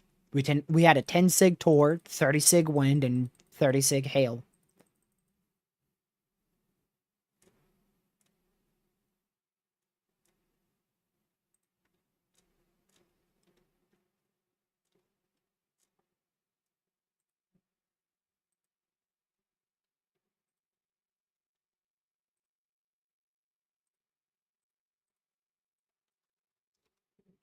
Let's see.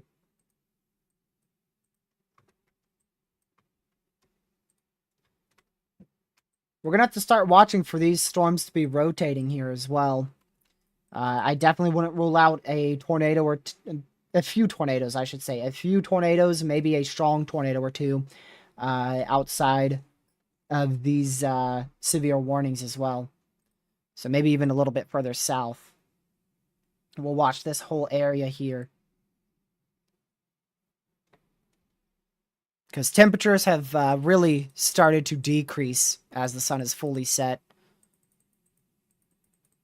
So the tornado threat should increase, at least somewhat here in Illinois.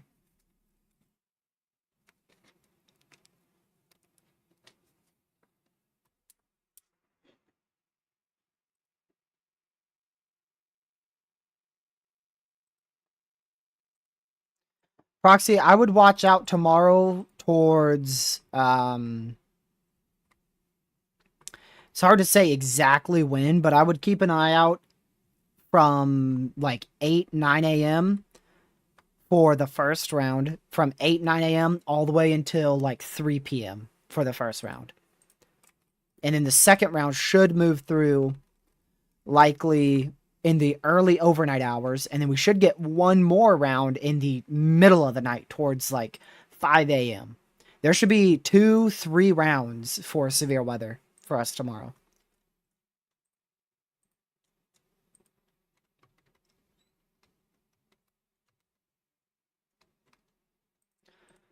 I have no idea about Sunday, Monday, Tuesday. I have no idea. Like I said, I'm taking it one day at a time now. If I don't, I'll get fully overwhelmed by these severe weather setups.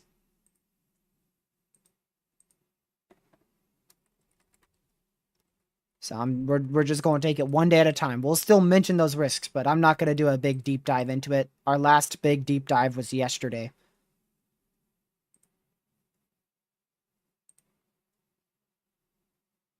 At least for all the risks, talking about all of them in one video.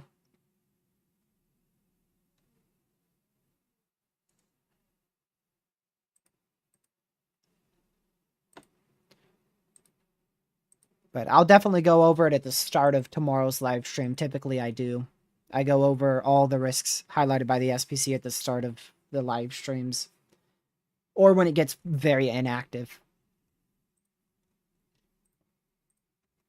Ben, we start getting it here in about 25 minutes or so. It begins to render in.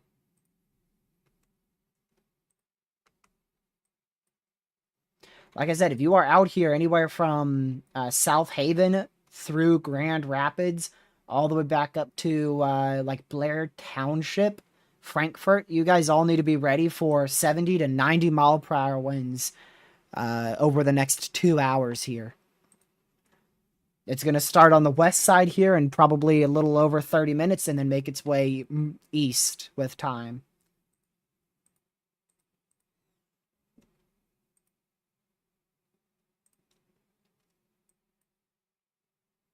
Were we tornado warning list there for a second? Tornado warning for northern Macon County in central Illinois, Macon County in Illinois. There was a minute where we were tornado warning lists. Right here, there was no active tornado warnings in the U.S.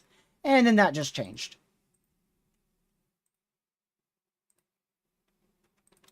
It was such a short time frame, I didn't even get time to change the scene. So tornado will be possible with this storm here, going through Harristown, Forsyth, in central Illinois. Also with this storm too, here south of Clinton, going just to the north of our current tornado warned area.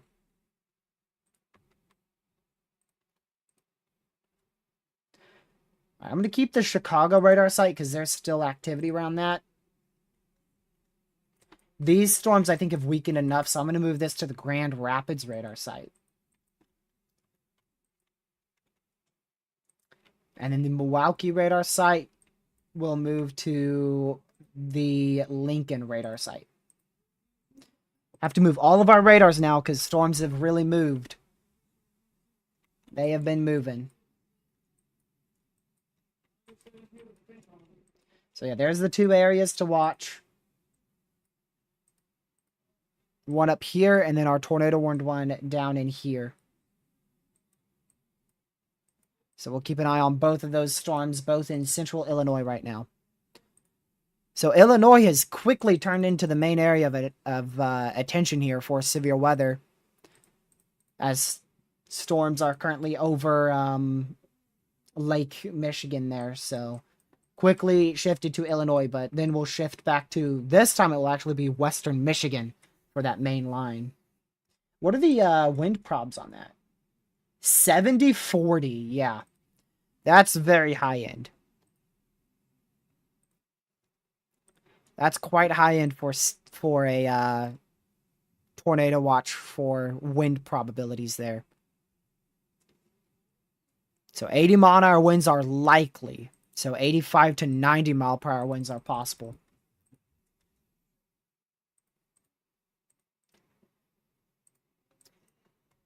It shouldn't be too much longer before we get a new tornado watch here for Indiana. Back up into probably Ohio. Probably won't be that much longer. Still could be about another hour or so. It just depends on when they issue it. But there's that new mesoscale discussion issue now over where we're seeing a secondary peak in tornadic activity by the SPC there. Let's see what they say.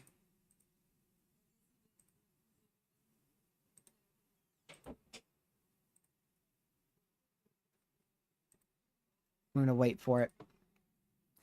The environment in Illinois is actually very favorable for at least the next hour, maybe two.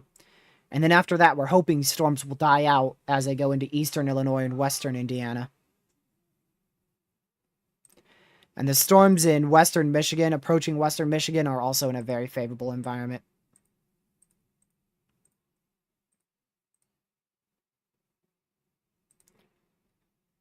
Wind shear is going to keep increasing too.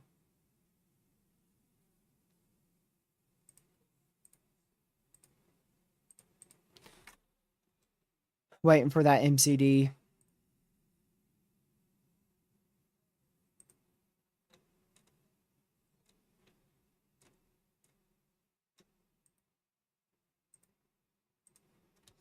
Let's see if that storm that Lucky was on is still dying out.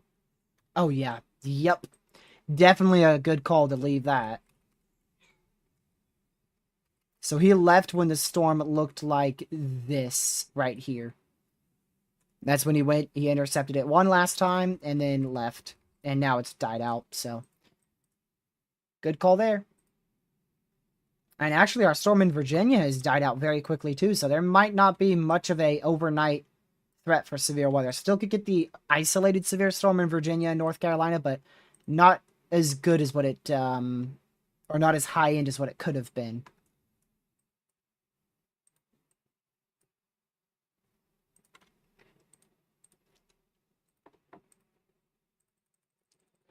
All right, that new MCD is now out, so I can read the graphic for it for Illinois.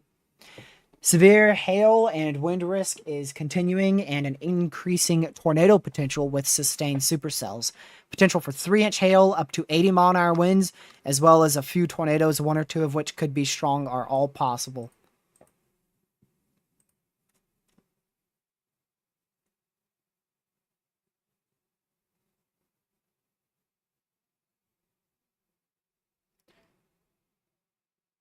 So over the next hour or two will be the main tornado threat and all hazards threat out here.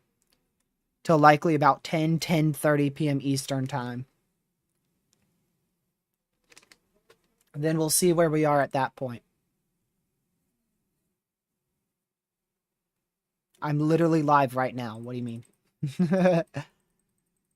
Will I be live for this? I don't know. I'm totally not live right now.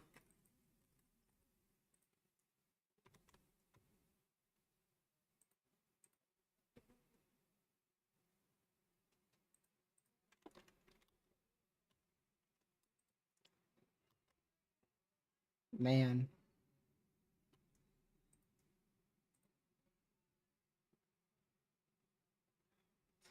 I mean, there's no full second peak in tornadic activity. There is another area developing, so, you know, I called it secondary peak, second peak for tornadoes, but it shouldn't be that bad.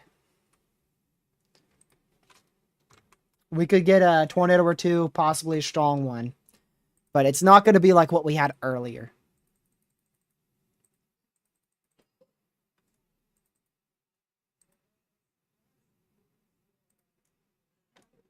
And that secondary peak is going to last from now till like 10:30, so it won't be too long.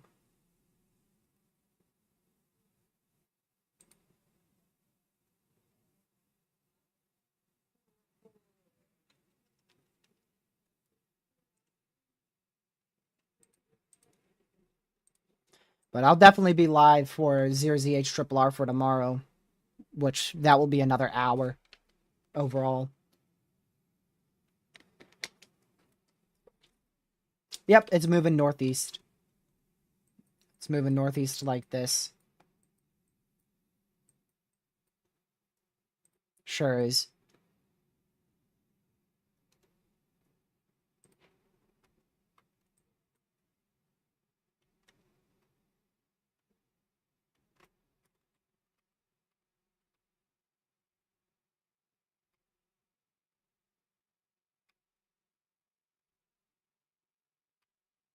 Jeez. I highly doubt you never had any of this when you were young. I highly doubt that. You know what it is? It's the fact that it's becoming a lot more well broadcasted now. There's a lot more people in the weather community, a lot more availability to watch these storms, a lot more offices around the U.S. than what there was, you know, like 40 years ago or even just like 20 years ago. And there's a lot better forecasting tools than what we had not but just 15 years ago.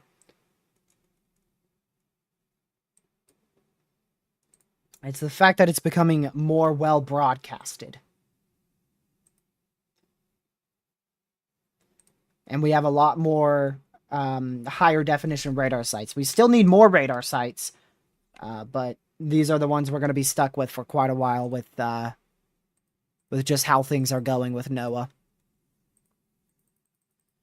There's no spare cash to put into radar softwares. It's got to go into maintaining all of the radars we have right now.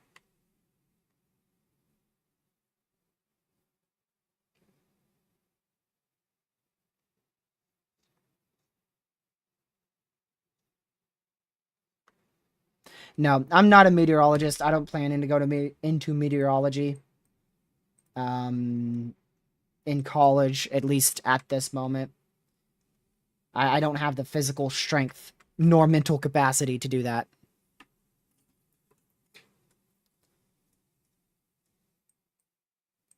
There's a chance maybe when I'm a bit older, but it's going to get harder once I get older, so I don't plan on it. Right now, I'm just studying at home. I have college books at home.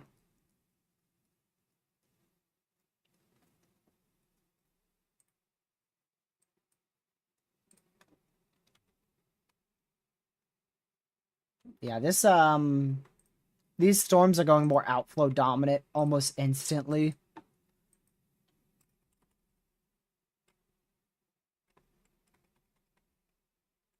So that's good news. The more outflow dominant they are, the less tornado threat we should have with them. Unless it's like full MCS action like what we have up here. These storms are outflow dominant in the Lake Michigan up here. However, it's such a large line and it's so well organized that they are most likely going to be able to try to produce QLCS spin up tornadoes as they reach the western portion of Michigan.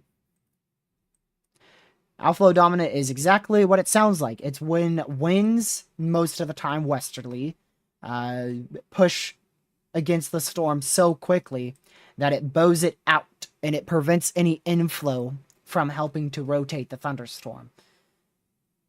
So like this, for instance, see how this looks like it's bowing out, right?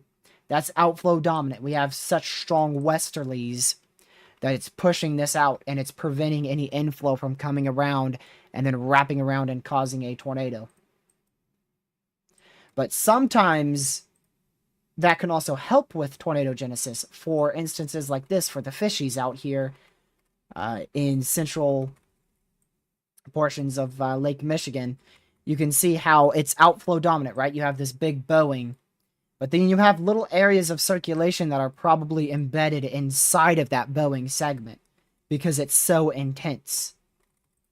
And it's such a large area of an outflow dominant storm. It's a huge organized line.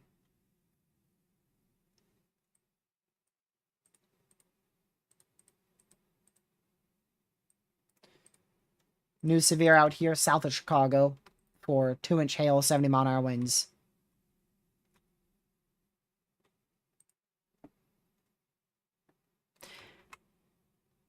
Yeah, it's a lot more difficult to get outflow dominant storms to produce tornadoes. But then sometimes they can recycle and they can try to reproduce tornadoes as a normal supercell and not be outflow dominant. So sometimes outflow dominant storms stay outflow dominant for the whole lifespan. Other times, inflow begins to increase on them again, and then they try to rotate and produce tornadoes. And with like these outflow dominant storms out here over Lake Michigan, if you look here, see how it's outflow dominant like this. So what happens is it's not very outflow dominant. It's not like a big bow echo like this, and it's not very sharp either. So you can still get southerly and southeasterly winds to go around that outflow dominant area and then try to spin up a tornado on the northern side. We talk about that very often with these longer duration lines. How once that bowing stops on the northern end, there could be an area of rotation that tries to develop.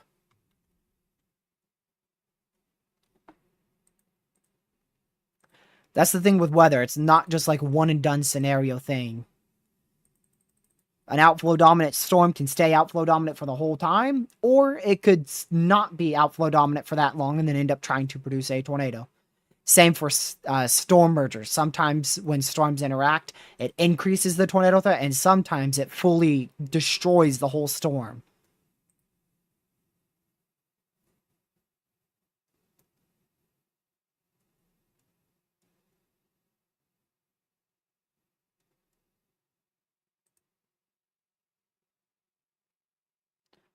Let me see here.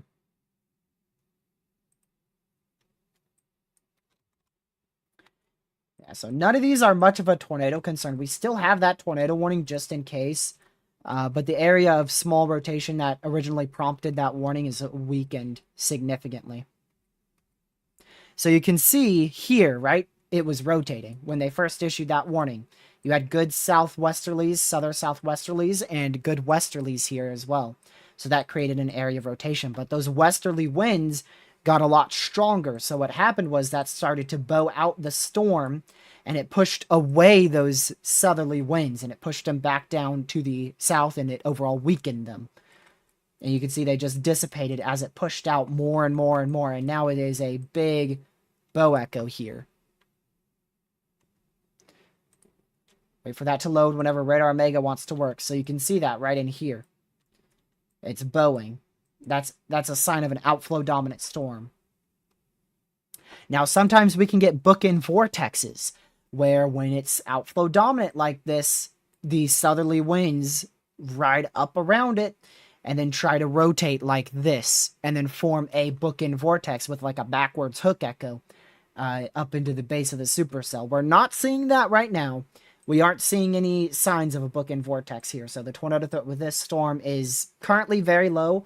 I imagine they'll drop that tornado warning in 10 minutes or cancel it beforehand. This is the lowest we've been on warnings in a very long time. We're down to 1 tornado warning that's no longer rotating and 6 severe thunderstorm warnings.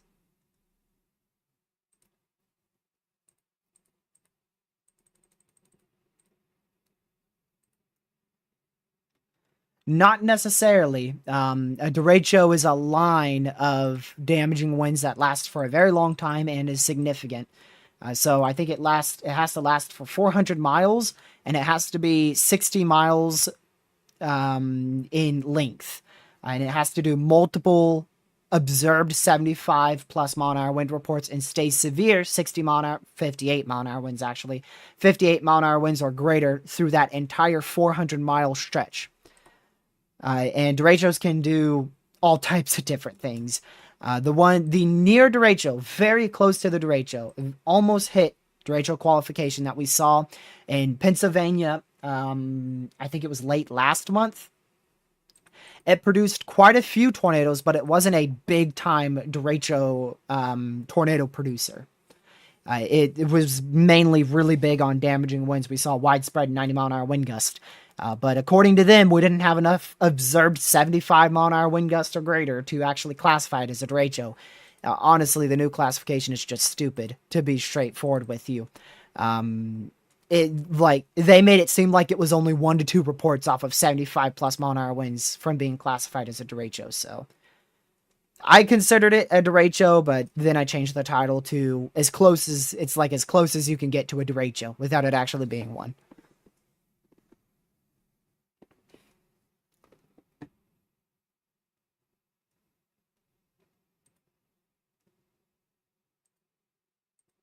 Hold on.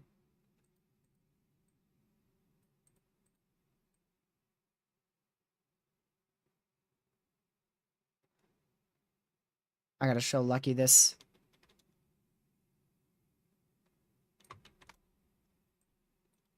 Gotta show him the tornado he missed.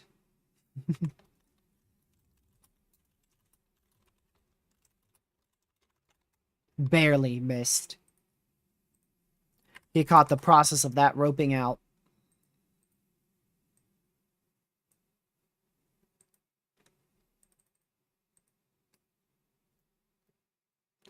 Like I said, when westerly winds are very strong and they start to bow out storms,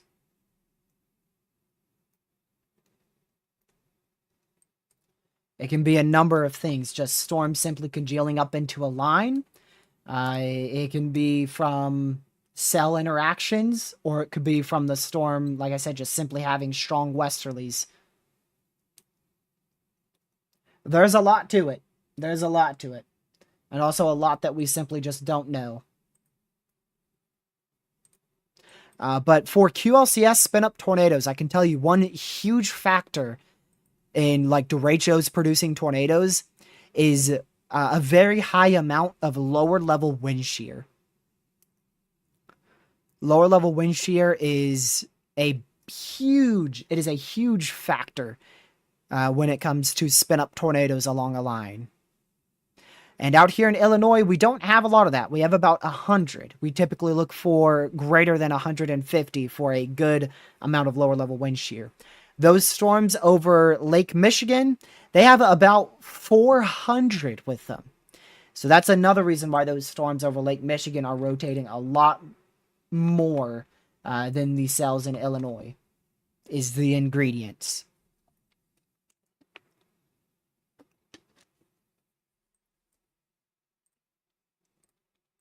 Still no new tornado watch for Indiana.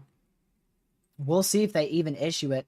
We're really hoping these storms continue to weaken over the next hour, and it has been evident.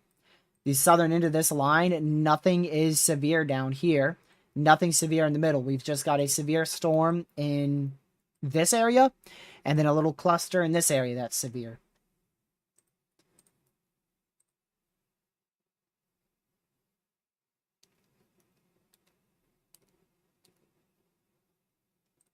All right, they did just issue a new tornado warning. Tornado warning for southern Piatt County in central Illinois, northeastern Macon County in central Illinois, Macon, and Piatt County in Illinois. So that's a new tornado warning south of our current one. And you know why? That's because this outflow dominant storm westerly slowed down on it. So you can see how we went from these yellow, which are intense wind gust, likely around or greater than 70 miles per hour in this case. And then now we are down to just normal red velocities.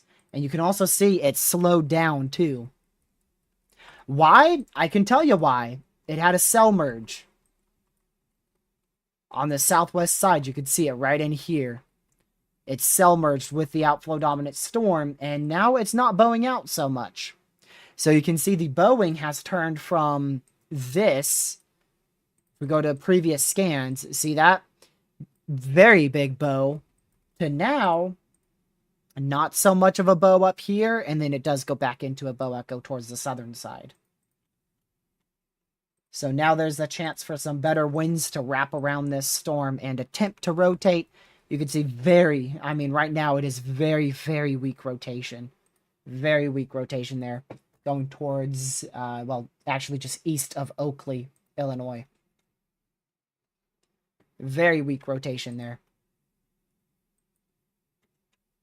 But not a lot of lower level wind shear here. If we had more lower level wind shear, this would definitely be a better threat for a tornado.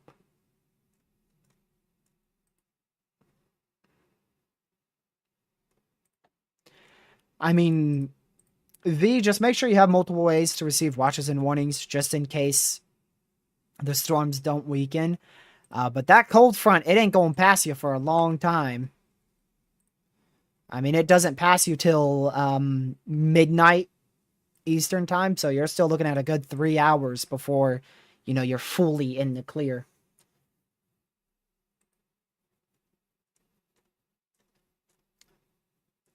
But if you do go to sleep, just make sure you have multiple ways to receive watches and warnings.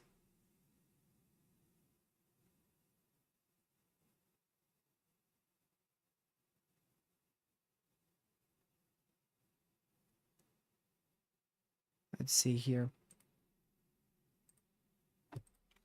Yeah, this storm's not too impressive with rotation, but like I said, the outflow dominant presence of this storm has kind of slowed down a bit, so it warranted them to issue a tornado warning just in case.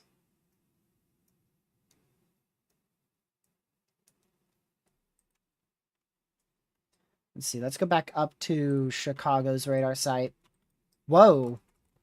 Well, that's not what I was expecting to see. Not sure how accurate that is, but considering we have a significant severe for 70-mile-an-hour winds,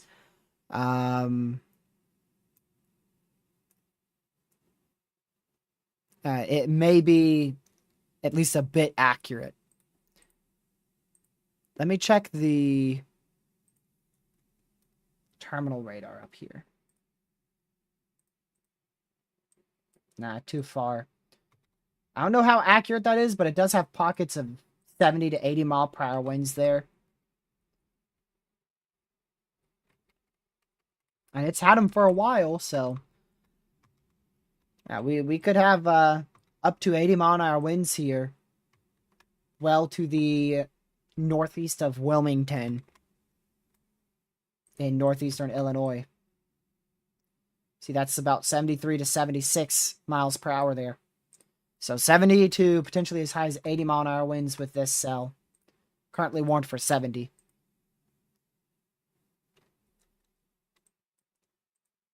I'm not for sure, V. I know I'll be live for at least the next hour or so. After that, I don't know for certain.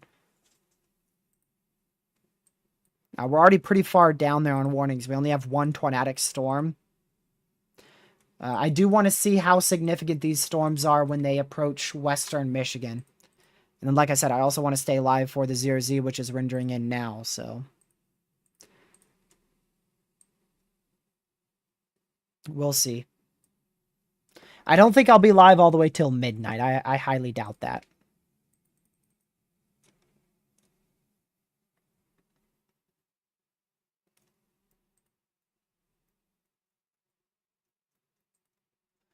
Yep, tomorrow is a bigger threat. It depends on where you live, but as a whole, tomorrow is a higher end threat than today.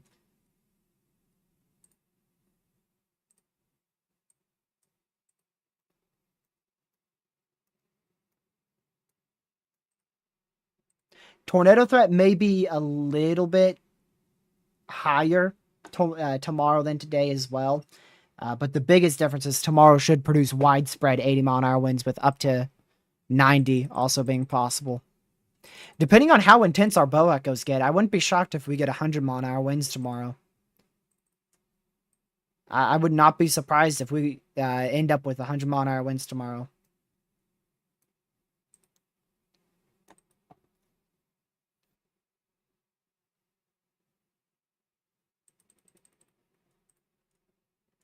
New SPC Outlook should be out here any minute.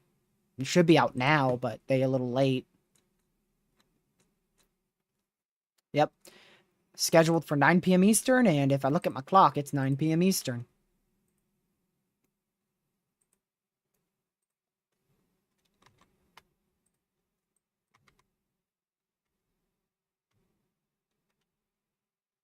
See if it looks calmer. Yeah.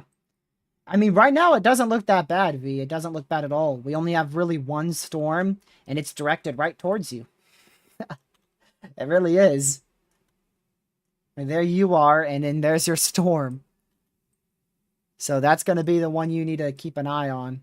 See how that looks. But the environment, I believe, gets less favorable in your area. It's still very favorable right now, but by the time storms get to central Indiana, it should be less favorable. So I'm hoping that cell as well is going to weaken.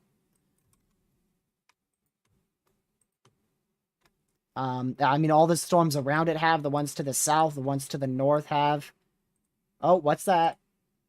Yep, that's what I thought it was.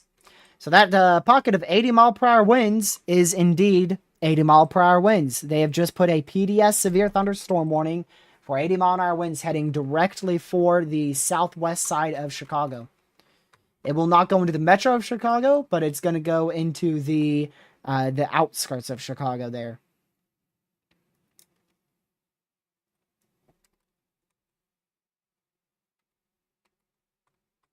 So there you go.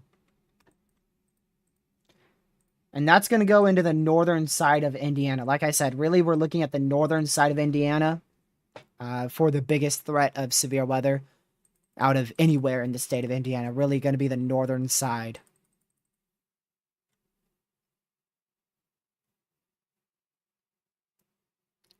We also got this PDS severe thunderstorm warning for a very populated area. There's actually over 500,000 people. Over 500,000 people there inside that PDS severe thunderstorm warning. Caden, I don't know, to be straight honest with you.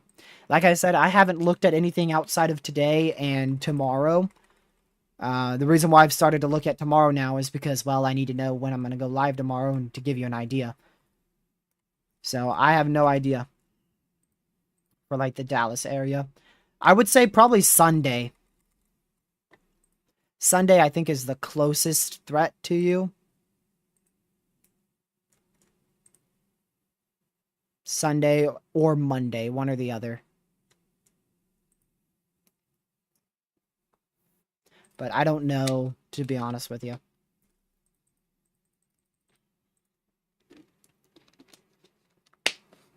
All right, new SPC outlook, and they've maintained a very large portion of that enhanced. A lot of the enhanced. Man, V, you are barely in the enhanced. Yeah, it looks like they're canceling pretty much that whole severe watch out there in Virginia. They've left a little marginal risk for storms tonight, just in case. But we're really done with that here in Virginia, North Carolina. Slight risk is still maintained out there for Tennessee, Arkansas, and Missouri for the thunderstorms late tonight. And then our main enhanced risk still remains. Still have a 10 sig tour, and it is focused over the southwest side of Michigan into the Chicago suburbs and the northern side of Indiana.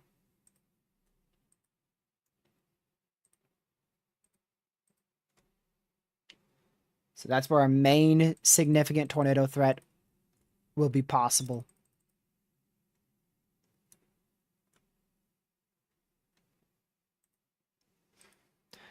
Let's see what the 0Z HRRR has here. Yeah, so the HRRR has those cells dying off as they enter western Indiana. So hopefully that is the case.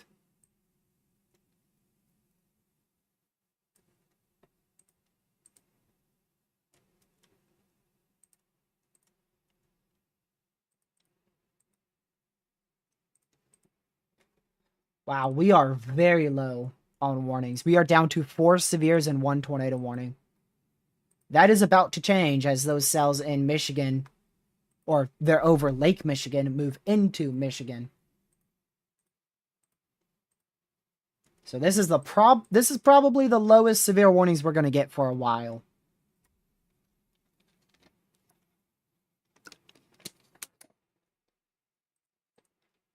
Louisville, Kentucky for tomorrow.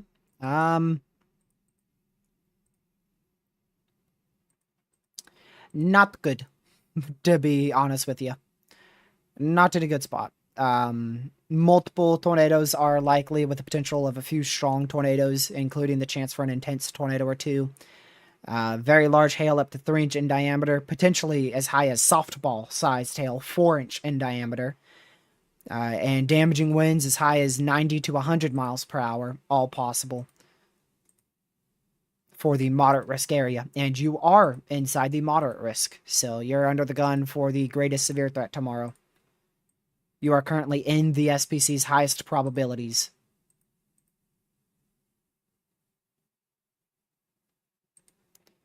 That may change tomorrow, because we could see a high risk 5 out of 5 introduced for areas to your south on the next SPC update. I don't know if they'll actually pull it, but I do believe it is a possibility.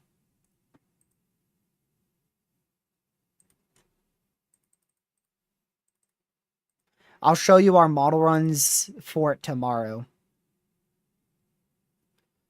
Well, I'll show you I'll show you the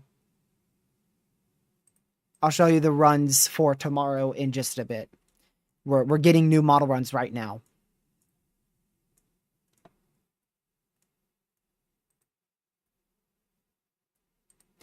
It could be for wind or for tornadoes, or both. I don't know. I don't know how aggressive the SPC is going to be. It's very difficult, because if they go high risk for tornadoes, that is a double jump. That is a 10 sig to a 30 sig.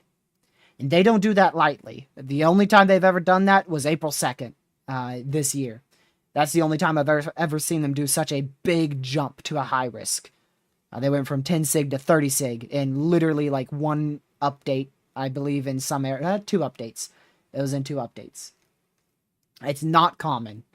It is not common at all to see such an increase in confidence.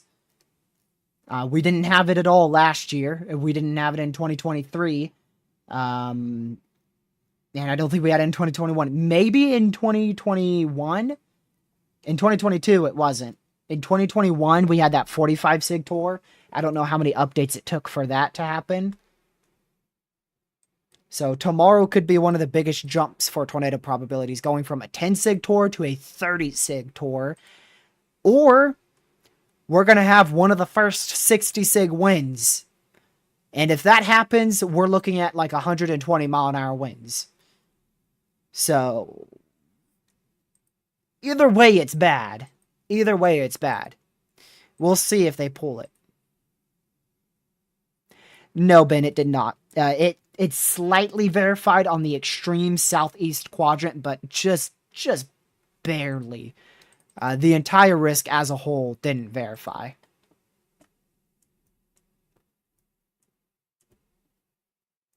I don't know. To this day, I still don't know why they pulled that 45 sig tour, with model runs having such over convection mess. It looked like, imagine like, I'm trying to put this here. Like our last high risk, March 15th, was it? Was it literally 2 months ago from today? Our last high risk in Dixie Alley there, in like central Mississippi. That high risk, but even messier. And they went 45 sig for it. Kind of think of that. Like, think of the model runs on March 15th, where they showed a few supercells producing the potential for a strong tornadoes, maybe a long-tracked violent tornado at the worst. But even messier than that. And that's what they pulled a 45 sig tour for in 2021.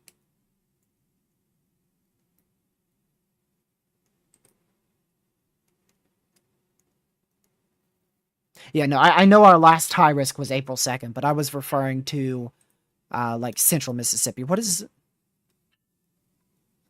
you eating, McDonald's over there?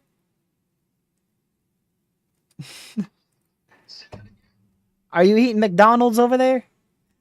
Chat, he's got food. Yep, he's got food, chat. You do. You deserve it. You definitely deserve it.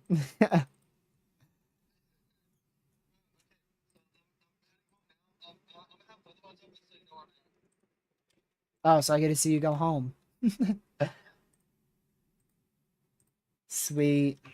I watched you on Weatherwise like 2 days ago. You had it open the whole time.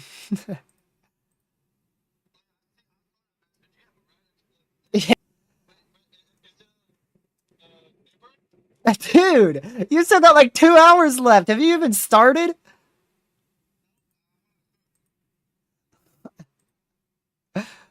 Dude.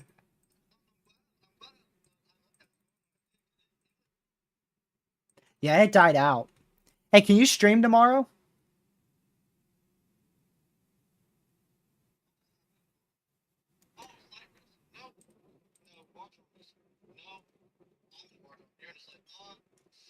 I was saying that because I think tomorrow has a chance to go both 30 sig Tor and 60 sig Wind. That would be like I think that would be the first 60 sig Wind we've ever seen. I know we had a 60% wind in 2017.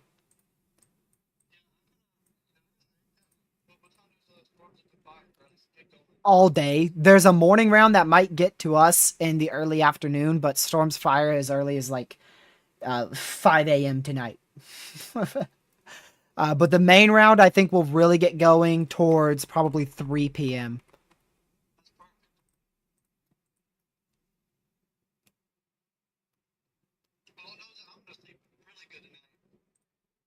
Oh, yeah. I bet you are after this long drive back.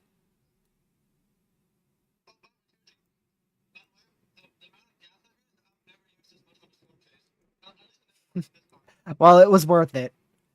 At least you weren't in your truck. Could you imagine, bro? Nah, it probably would have been more than that. It would have been 200 to 300 if you were in your truck.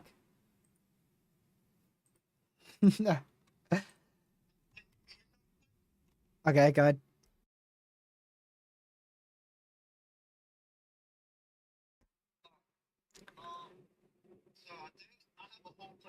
I mean, what else would it be for, Ethan? A high risk for hail? That's not even possible. It's either going to be a high risk for tornadoes, wind, or both. Sam, you got gifted another membership. Yeah, literally like the other day. What? Oh. Look on Streamlabs. Can they hear me? Yeah. Hello? Hello? They can hear me? Yes. Oh, chat. What a wonderful day. Wonderful chase. I love y'all. I'm for sure gonna be watching this stream back.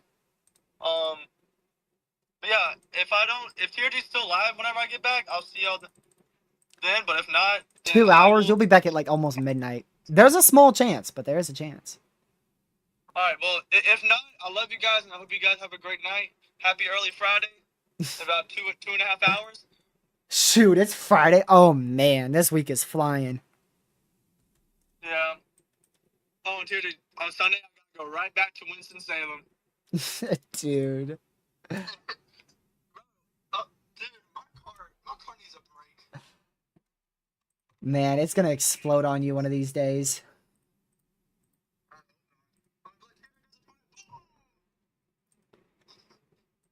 That would not be fun.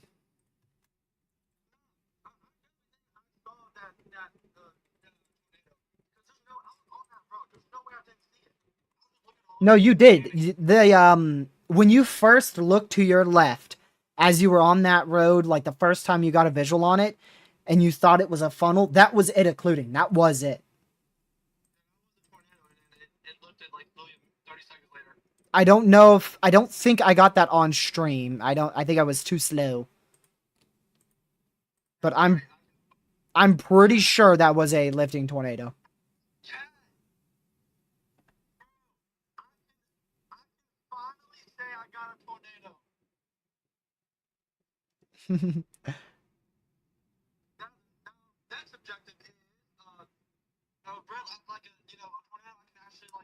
Sam, Caden is saying a 60 sig hail is a moderate risk. By no means is he saying tomorrow is going to go 60 sig hail.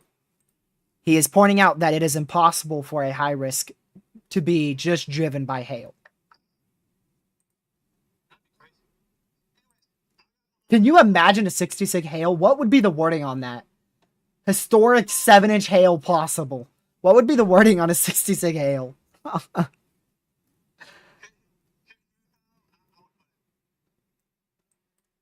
Near US breaking hail possible. Basketball flying out of the sky. Please watch out. There's no goal for it to actually make a shot at it.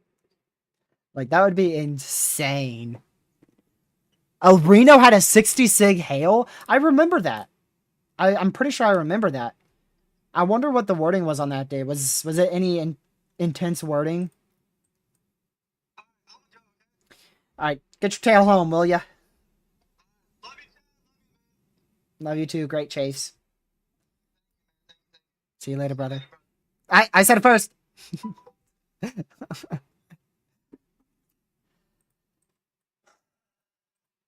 All right, we're down to one tornado warning. We're starting to get up a bit in severes now. Since this line's approaching western Michigan, they just issued a severe for 70-mile-an-hour winds and a tour possible tag there. Right off the bat on the HRRR, I notice a significant amount of less morning convection. Unfortunately, that increases the threat for a very significant all hazards threat in the afternoon. The good news in that is it wouldn't be as bad of a morning threat. So there's no good scenario tomorrow. If we get morning convection, well, shoot, we're getting tornadoes at freaking 4 a.m. If we don't get morning convection, then shoot, everything's gonna break out like crazy past 2 p.m.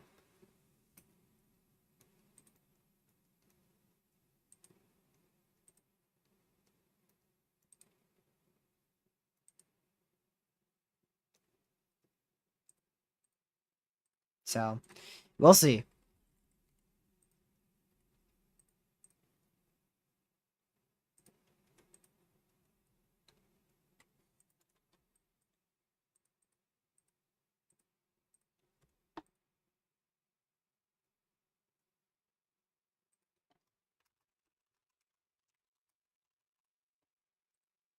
Let me quickly check this. Okay, there we go.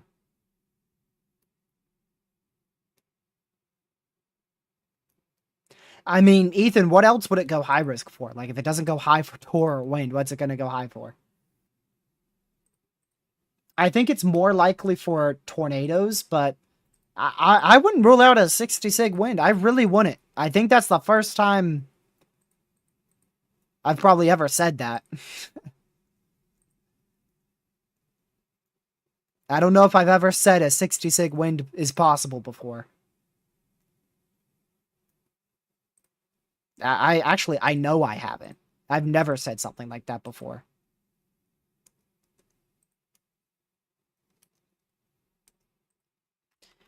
Ethan, if it is on Pivotal Weather, I cannot. I don't pay for Pivotal.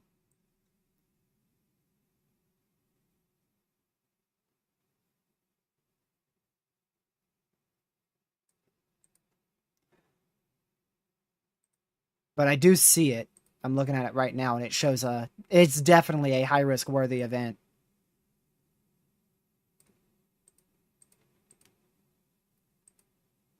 Although a little interesting on how far, or rather not how far, but the lack of convection in Arkansas through that whole run.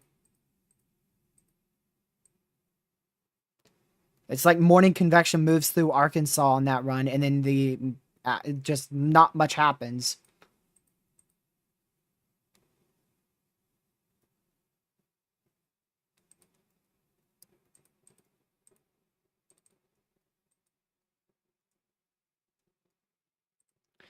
I can tell you on the 0ZH it absolutely slams St. Louis. It takes a probably PDS, hail, and wind severe right through the heart of St. Louis tomorrow afternoon.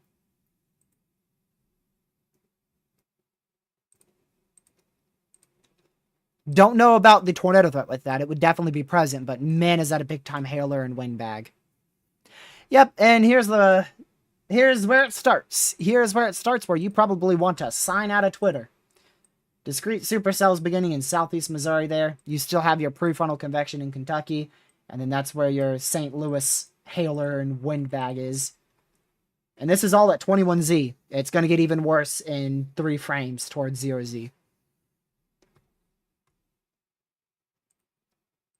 A lot worse.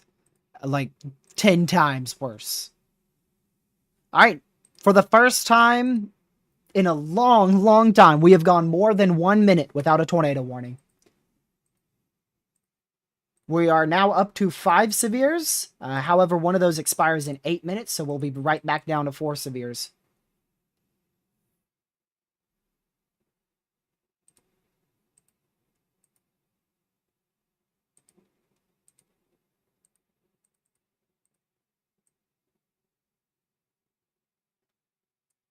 I don't know if I want to see the rest of this HRR run. I don't think it's going to be too fun.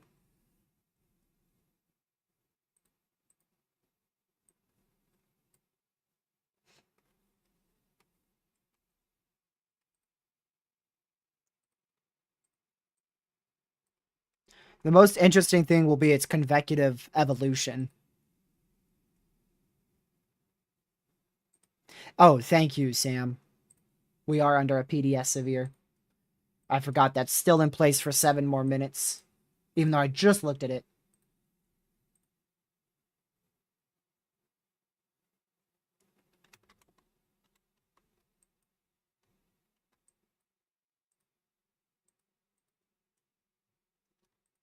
So still a PDS severe there for 7 more minutes. Yeah, V, if you're still watching, it's looking good.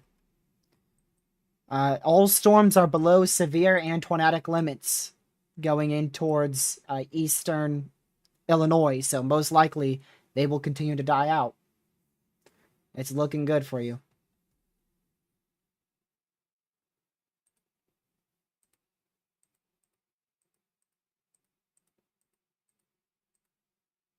Wouldn't be surprised if V already fell asleep.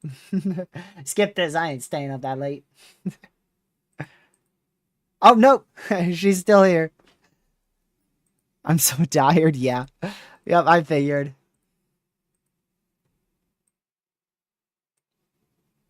Lord have mercy. That is insane. V, don't look! Don't look, V. Yeah, this is the HRRR for tomorrow. That is crazy.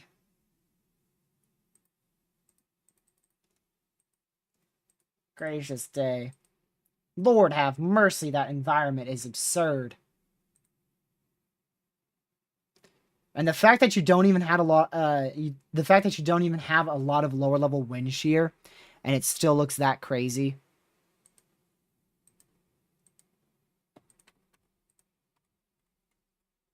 Look at that jump. Look at that jump in wind shear. Huge increase.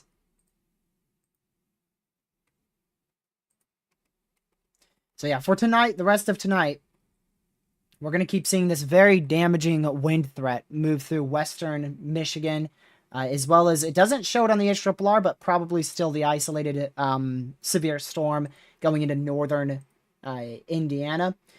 Probably some remnant rain showers for you out there in central Indiana, but not much of a notable severe risk. That line will continue into eastern Michigan before eventually heading into southwest Ontario. And this is where the big questions begin.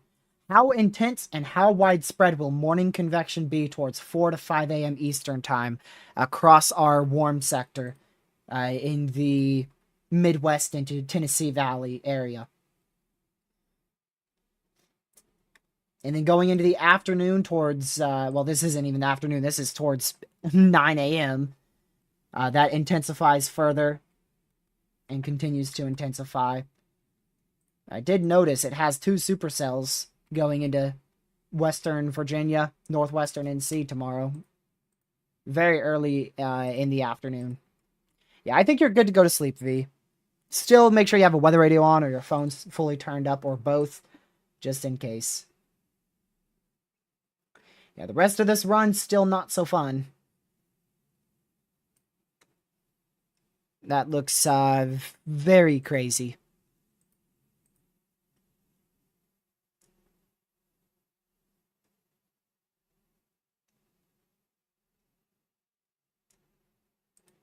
Very, very crazy.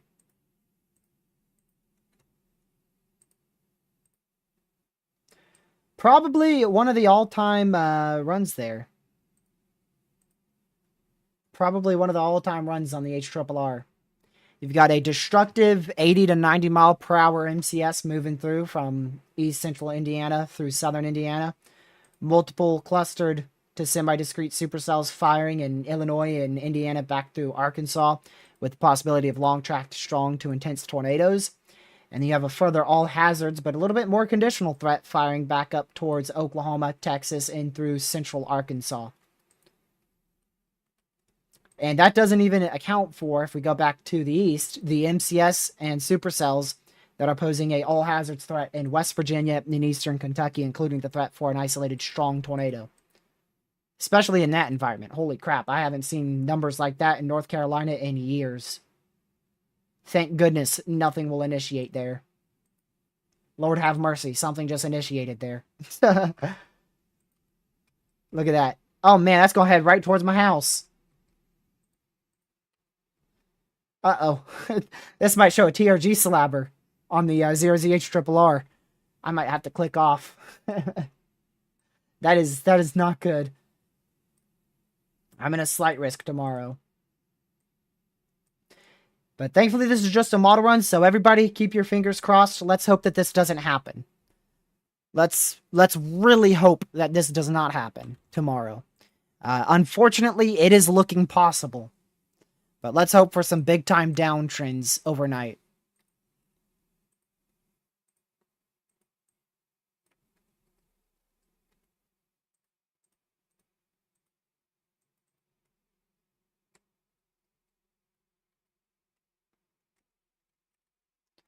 Man.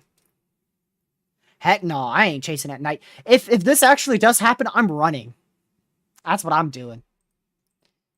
If there's actually the threat for EF3 plus tornadoes in my neck of the woods, I'm getting away from this house. I'm running. I'm gonna get my tell my family, and we're all gonna book it. That is gonna go right towards my freaking house. This is actually gonna be a TRG slabber model run right here. At 11 p.m. at night. Oh my goodness. That scares me. And look back west. Look at that. That would be your 90 to 100 mile per hour wind threat there. Ethan, I am not chasing a nocturnal tornado.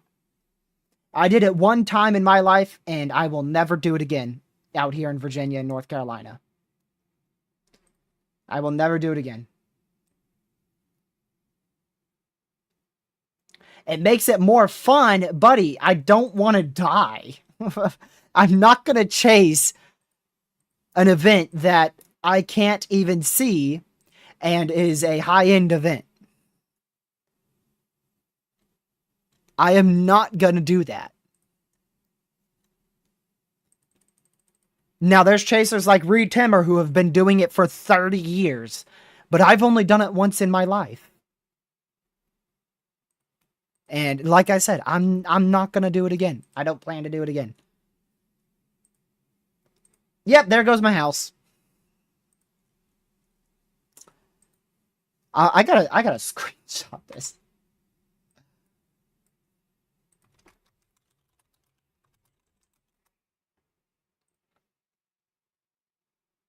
This is literally at 11 o'clock at night tomorrow night.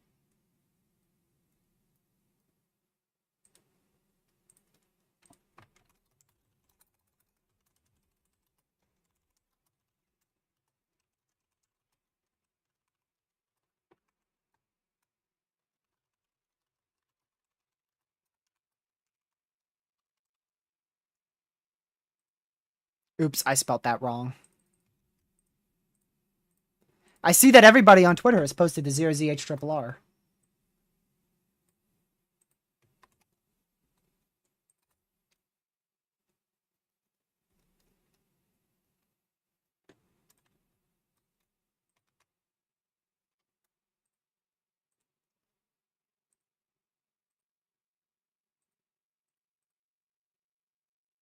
You know, that might not fully slap me. But that is so close. This is, so you see that helicity track. That's evidence of a very intense supercell. I am right around there. I mean, I am like right on the edge of that.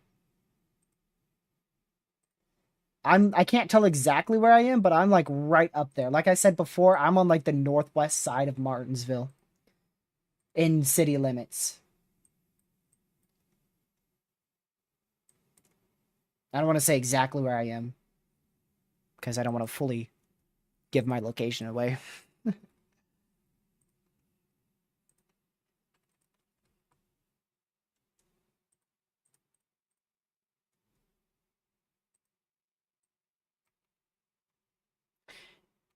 Man, that is very close.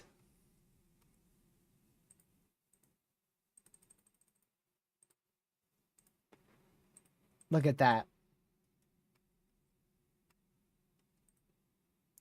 Well, good thing it's never going to happen. I hope.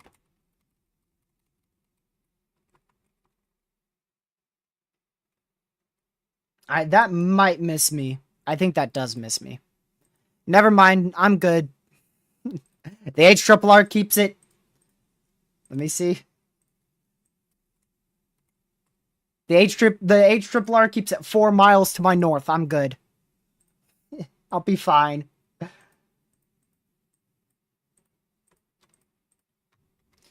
Yeah, all of this is now significant. 70 miles per hour. In southwestern Michigan, southwestern Newaygo County in west central Michigan, Muskegon County in west central Michigan, Muskegon, Newaygo, and Ottawa County in Michigan.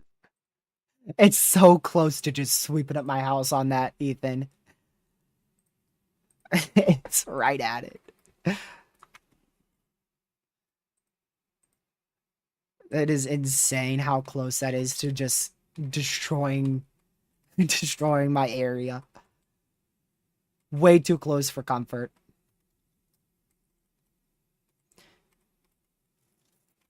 But like I said, thankfully it's just a model run, so fingers crossed. Fingers crossed H-R is dead wrong for tomorrow.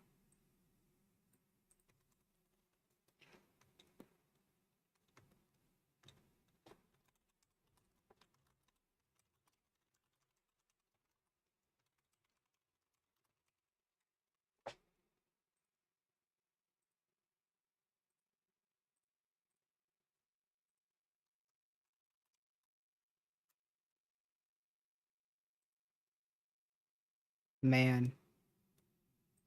Most of the time when it has updraft helicity tracks over my house, it's for wind or hail. And the hail never verifies. Sometimes the wind does verify. I have been in quite a few 70-mile-an-hour severes, but never is it in that volatile of an environment. That is a volatile environment that I haven't seen in Virginia in my entire 4 or 5 years that I've been here in Virginia. And outside of April 16th, 2011, I haven't seen it at all in North Carolina for the 16 years I lived there.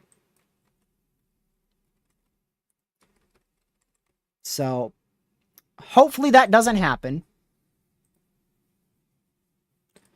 It is just portrayed by a model run, so it's not like it's observed ingredients. But I'm gonna just take a sounding on the southern flank of that supercell. Lord have mercy.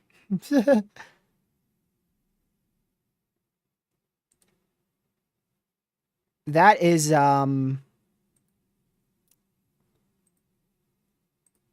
something. Should send that to Lucky.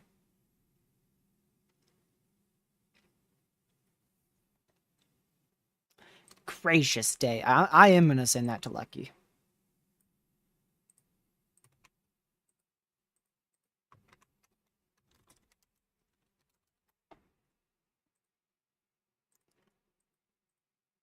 My word.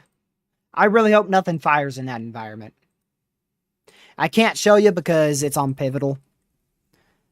Geez, if my environment is that favorable, what the heck does it look like more west? To where we could actually see a high risk. Let me go get a sounding in western Kentucky.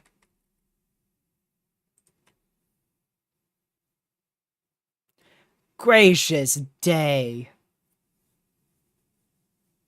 Yeah, nothing wrong with that sounding at all.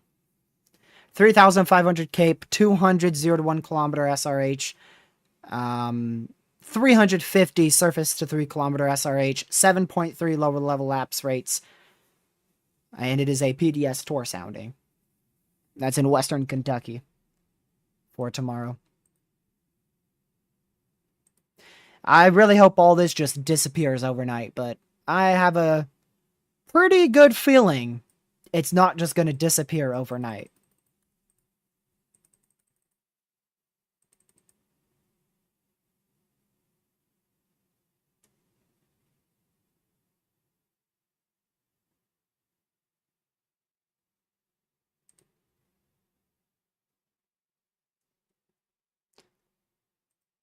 Let's see here.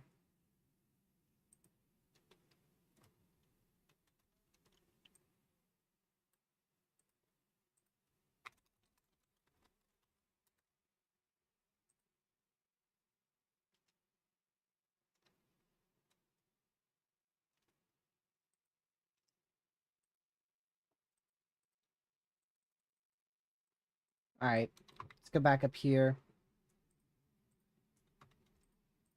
Yeah, so this wild MCS is about to move onshore here.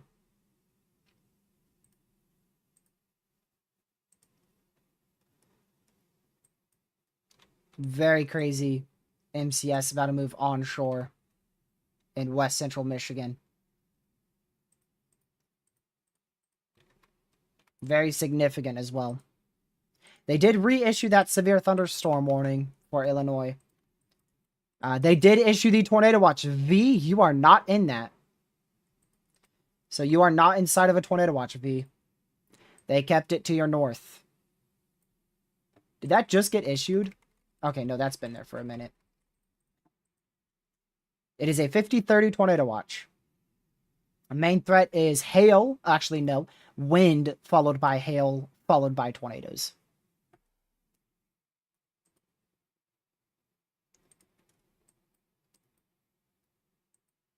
All right, so we are now at a tornado warning for west central Michigan as this MCS moves onshore.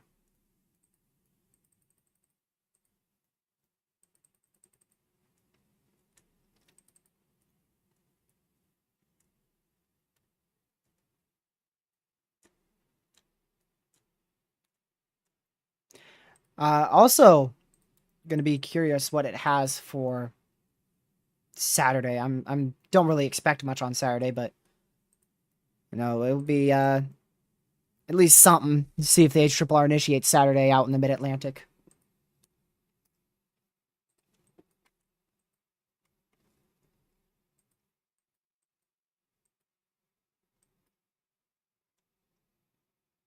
So the main threat out here and the rest of our main enhanced risk for severe weather is 80-mile-an-hour winds, up to about, I'd say up to like 2-inch hail at this point. I feel like everything's more clustered, so we probably won't see much more than 2-inch hail. And then a few tornadoes, possibly one strong, is still possible.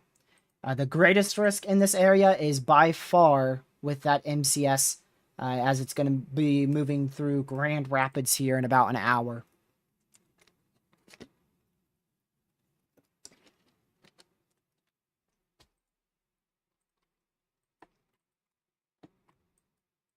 Yeah, especially like right in this area. That's where all hazards are going to be the greatest threat.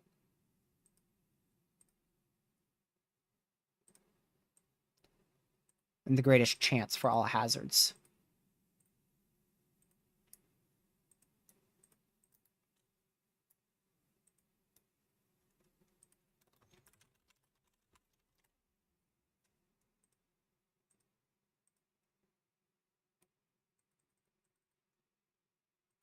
Let's see.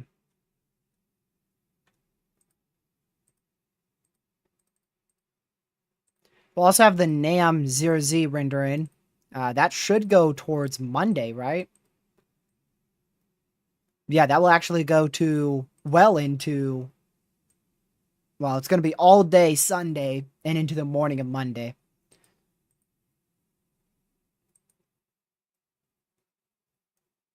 So it will go definitely into Sunday, for sure.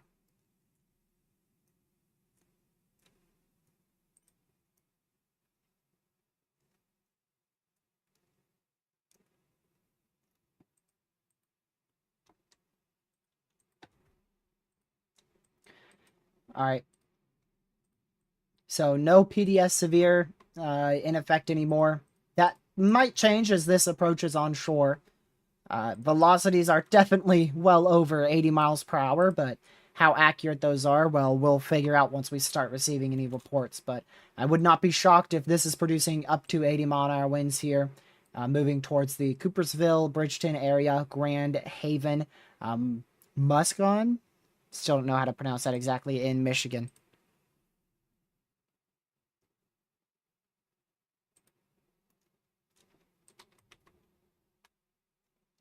Especially with this pocket here, so definitely want to be in your safe spot just in case we get a spin up tornado out of this.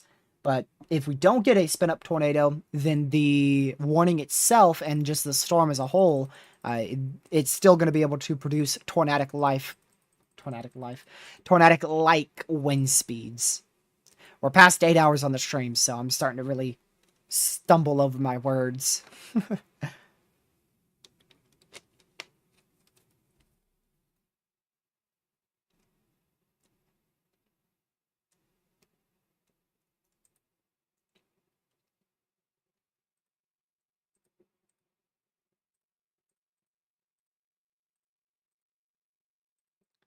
Let me check this real quick.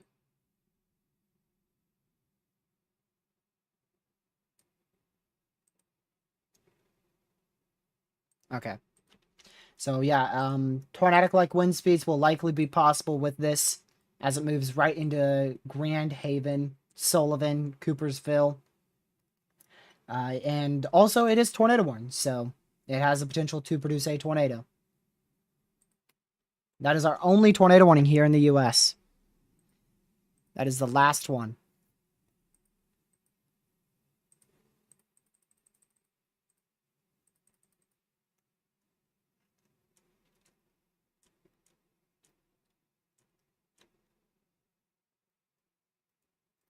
So I wouldn't be shocked if that enhanced risk gets pushed tomorrow as far as into my area. Likely for damaging winds, but probably also including a 5% tornado risk if they decide to change it. I think we're going to see quite the change to the outlook tomorrow with the introduction of a good old pink Sharpie. Not for sure on exactly where, but I would be... Honestly, I would almost be shocked to not see a high risk tomorrow. At least, they should introduce a 15 sig tour in the morning update, and then maybe a high risk be decided towards 1630Z, play it safe.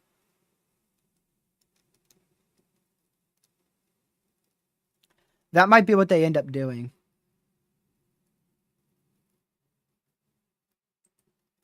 They might end up doing a 15 sig tour in the morning update, and then waiting until 1630Z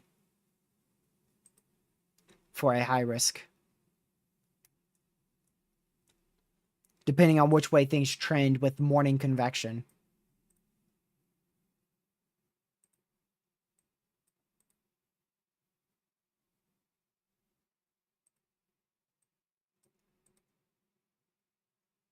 What about Omega, Ethan? What about it?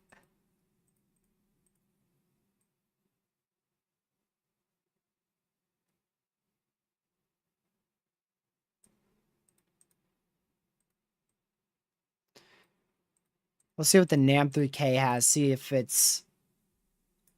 how far off it is from the HRRR.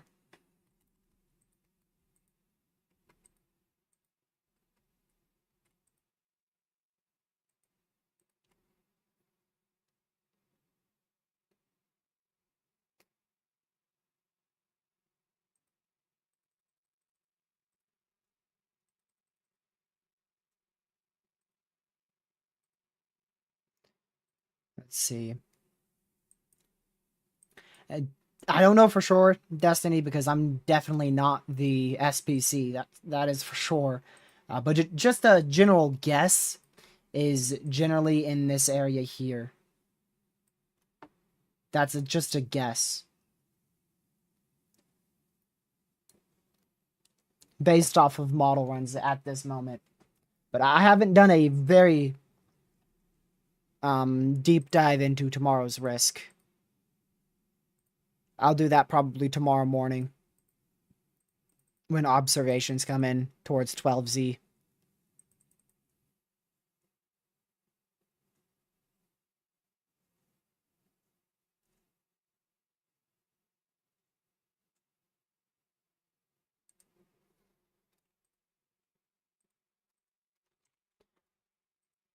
All right, let's see here.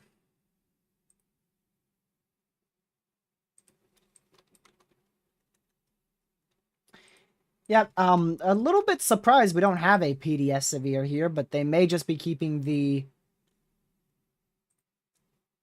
tornado warning in place because of those wind speeds. So even if they don't issue a PDS severe, you should still be in your safe spot because you're under a tornado warning.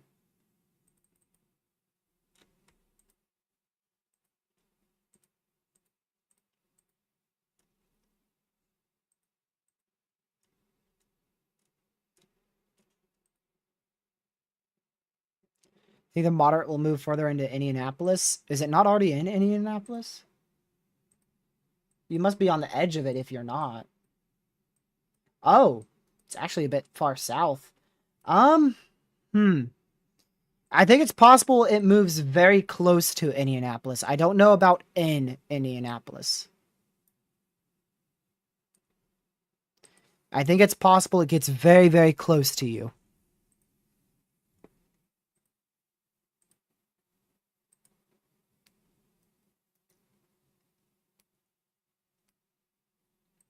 Central Arkansas's threat, severe weather. It's a little bit trickier towards Arkansas. It might be a little bit more conditional for an all hazards threat, in terms of a significant all hazards threat, but at least the chance for a couple tornadoes, as well as depending on how far into northeast Arkansas you go, Jonesboro under the greatest threat for wind up to 80 miles per hour, and then also large hail. Hail will probably end up being the biggest issue. Upwards of about 2-inch in diameter could be possible. If you're in Jonesboro, that's where your hazards are the greatest. Jonesboro pointing to the northeast. In Arkansas, that's where your hazards are the greatest according to the SPC. But that risk may be shifted more to the southwest with their outlook for tomorrow.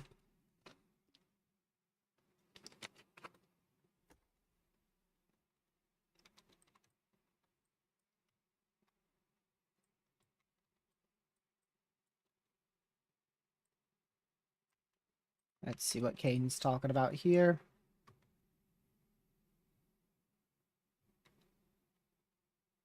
Yeah, there could be an embedded supercell in this area.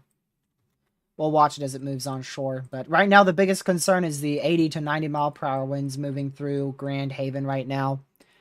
No damage reports just yet, as this storm is still rolling through the area. Very, very electric storm, too.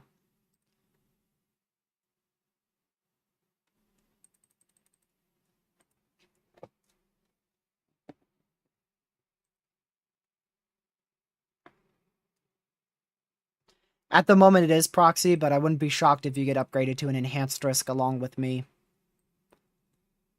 It wouldn't surprise me at all.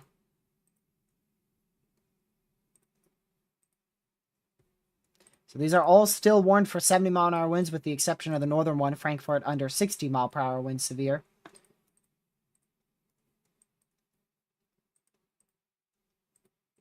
With that tornado warning still in place over Grand Haven, towards Sullivan, Ashland, and Bridgeton in west central Michigan.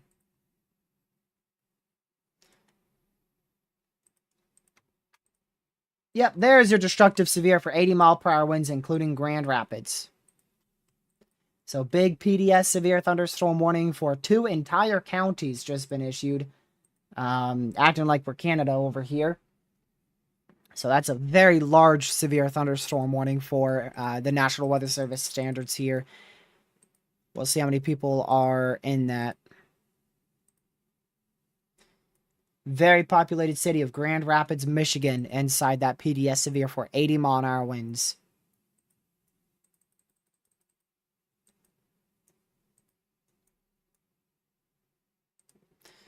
There are over 750,000 people in that severe, as well as almost 300 schools, and there's 9 hospitals in that big PDS severe for 80-mile-per-hour winds.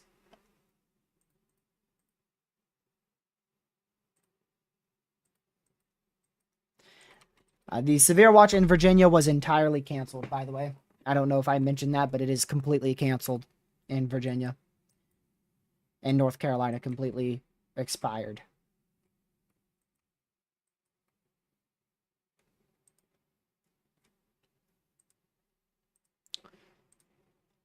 Speaking of completely expired, we also lost our first tornado watch of the day. So we officially covered an entire tornado watch in this live stream. We covered an entire tornado watch. The tornado watch that was issued out in Minnesota and Wisconsin, both of them have expired.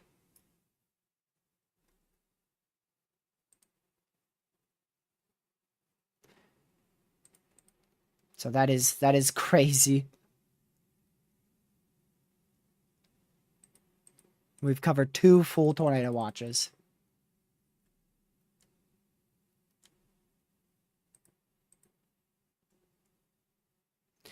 Lucky is slow. He's still an hour and a half away from home.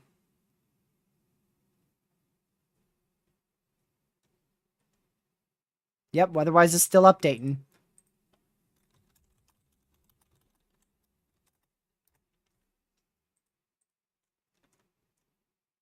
He stopped at McDonald's for like 30 minutes, dude.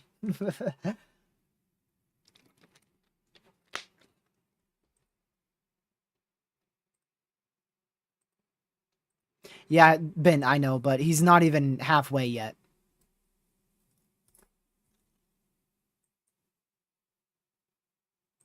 He's literally not even halfway. He got to about 2 hours and 20 minutes away from home. He's still an hour and a half. So he barely just knocked out an hour. It took him 2 hours to knock out 1 hour. Let's see when he left the storm. That shows you how long of a pit stop he took at McDonald's. So he left the storm on this scan, and that was 020, about 028Z. It is almost 02Z. So that's like an hour and a half. He's knocked out an hour in about an hour and a half. I guess it's not horrible when you count for traffic and that pit stop.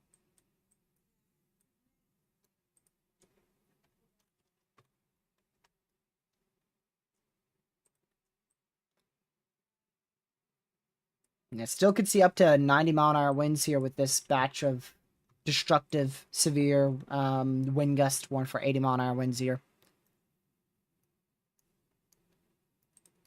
Yep, it will be almost midnight. So if we want to stay on till Lucky comes back, we'll have to go over our 10-hour mark, which would be insane.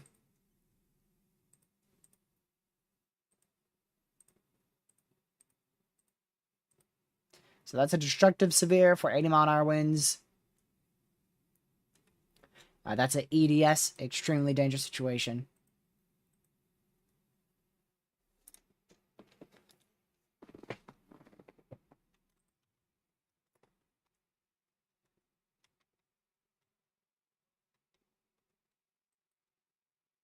No more severes in the entire state of Illinois, Wisconsin, or Minnesota. There is no warnings active in any of those states now. Not even a single special weather statement. This one, as you can see, is on the edge. Not even a single special weather statement active for Minnesota, Wisconsin, or Illinois. No, EDS is a extremely dangerous situation. It's not an emergency severe. We've only had one emergency severe in the entire history of the National Weather Service, and that, I believe, was back out. It was either Nebraska or Kansas.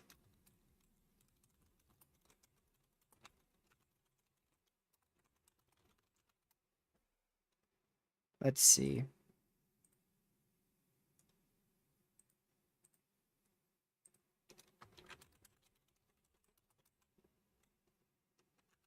It's so difficult to find.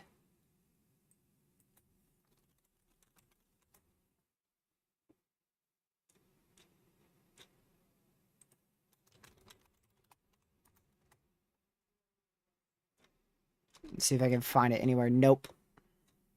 It would take me hours of scrolling on Twitter to see if I could find it. And it ain't gonna pop up just randomly on Google.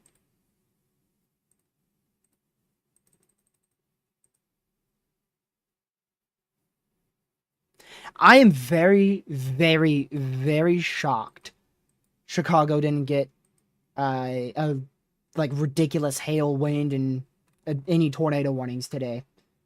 I am really shocked.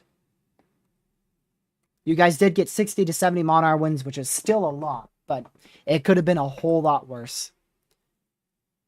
Ben, I think it was for like 60 mile-an-hour winds.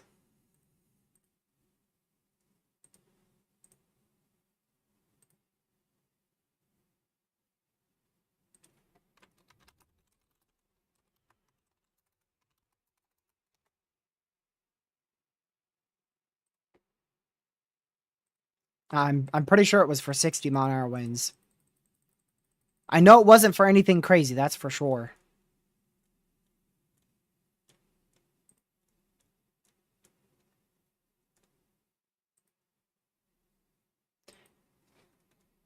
I'm sure power outages are starting to skyrocket.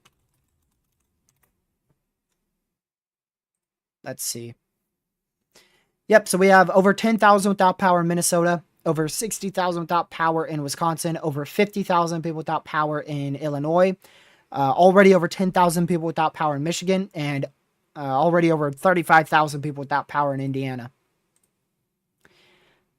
And there is almost 5,000 people out of power within that county. Within this county right here, there's almost 5,000 people already without power. And that is going to keep skyrocketing as the storm moves through.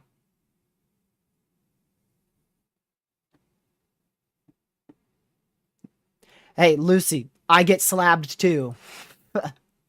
Like, literally, I don't know if... I don't think it goes exactly over my house, but I get like 4 miles away from being slabbed on the HRRR tomorrow.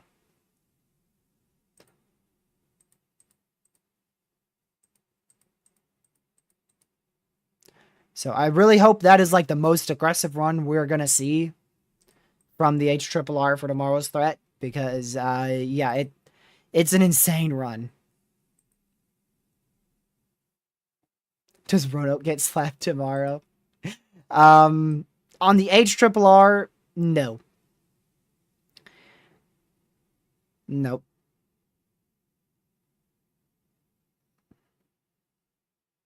Roanoke and me as well. I don't actually think we'll get slapped. Okay, that's just me over exaggerating it by a milestone and a half. Mainly here in Virginia, we're going to get probably 60, maybe pushing 70 mile-an-hour winds. A tornado or two is definitely possible, but some models don't initiate much supercell development at all, so there's a lot of different scenarios for tomorrow.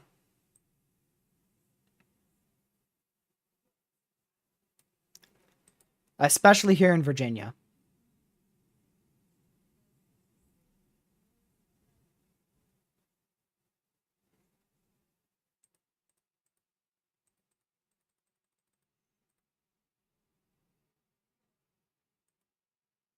So, yeah, just to put that out there, when I say I'm going to get slabbed on the HRRR0Z, I don't actually mean I'm going to be slabbed. And I would never say that for any of you guys. I would only say that for myself. Because I know if I say that for like one of you guys, you're probably gonna, you could probably panic. Because I understand a lot of you guys have severe storm anxiety. And also, it's a model run. It is a model run. So that means it's going to change a lot. Like a bunch.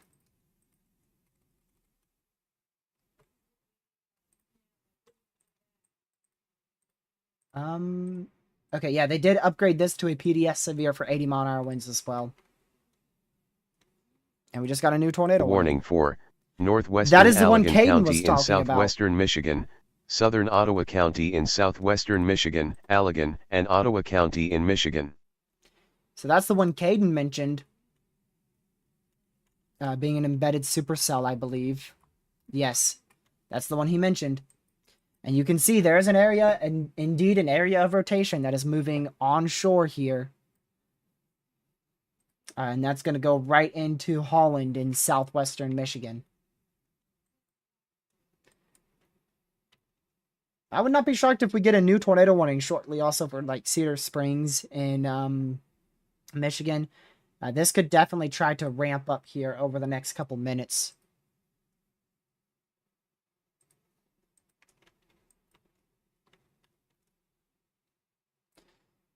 So this peak severe threat out here in Michigan, we're going to keep seeing this for at least another hour.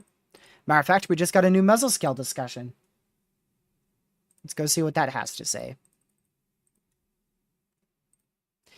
A severe MCS with embedded supercells is moving onshore across the lower portion of Michigan, damaging winds and as well as embedded tornadoes are the main concern. The potential for, well, they say up to 80-mile-an-hour winds, but we've already seen multiple events of that. So, in my opinion, we could see up to 90-mile-per-hour winds. Also, the potential for 1-inch hail, and as well as a couple tornadoes, potentially 1 or 2 strong, will be possible for the next hour and a half.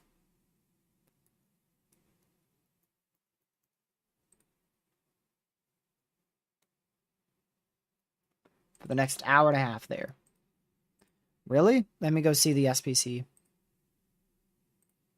Yeah, there is a tornado report.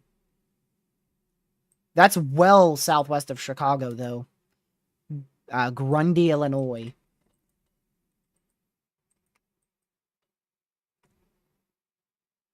When? 046Z.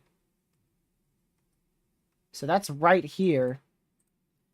And it's on, like, this road. So there is Chicago. Follow the main road out of Chicago. Follow it south. Should be right in here. Grundy, Illinois. Possible damage to branches. Sightings of a building. Braceville. Near Braceville, estimated by radar. Yeah, that's your tornado report. But it comes up as a severe wind report here. So possible tornado damage there, according to the SPC.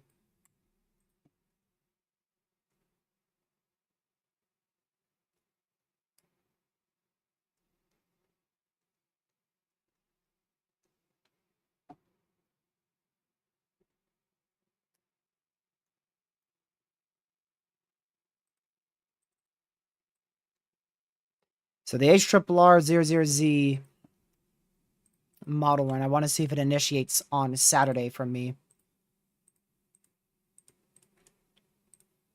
See what it shows here. Because I don't see a slight risk in the Mid-Atlantic, and yeah, the 0ZHRRR doesn't initiate. But we'll be live Saturday for sure, because we'll probably have significant severe weather around the Dallas area on Saturday. So big time bow echo here. Look at that. Big time MCS and bow echo all the way from northwest Indiana into much of western Michigan. A huge area.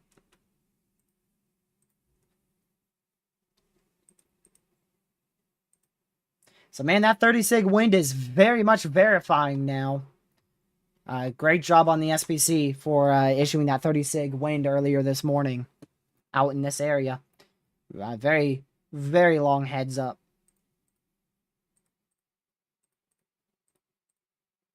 That is an extremely impressive MCS right there. Very, very impressive.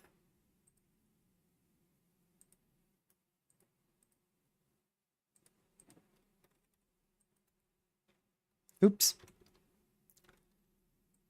Click the wrong thing. Okay, there we go.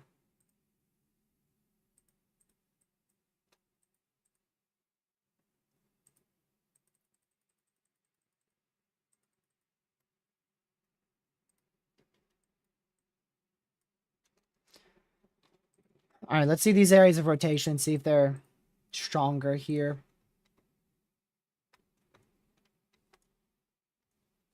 Yeah, we're probably going to lose the Grand Rapids radar site too. If not, it's definitely going to take a direct hit from these 80-mile-an-hour winds.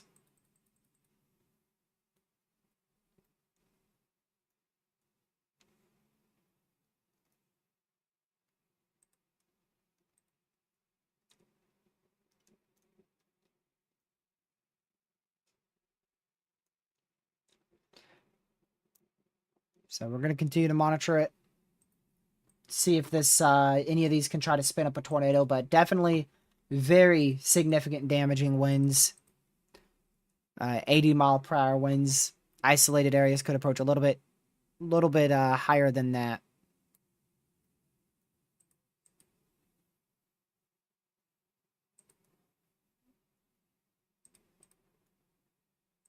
See the power outage update. Now almost 20,000 people without power there. In that singular county in western Michigan. I still don't know how to pronounce the town. This county here. Overall, there's, I think, yeah, now over 25,000 people without power in Michigan as a whole.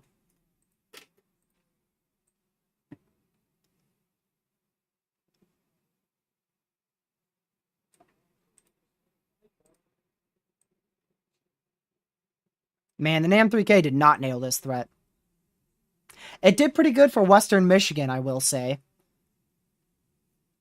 But in Wisconsin, it did horrible. And much of Illinois, it did horrible as well.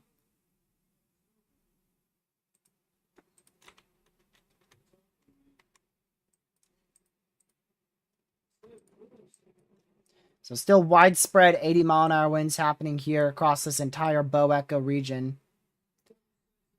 So that's going to move into Grand Rapids, into Fremont, Amber, and West Central Michigan.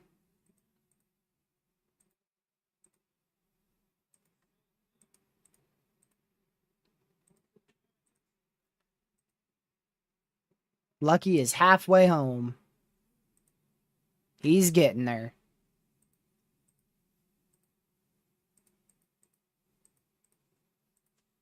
He is getting there.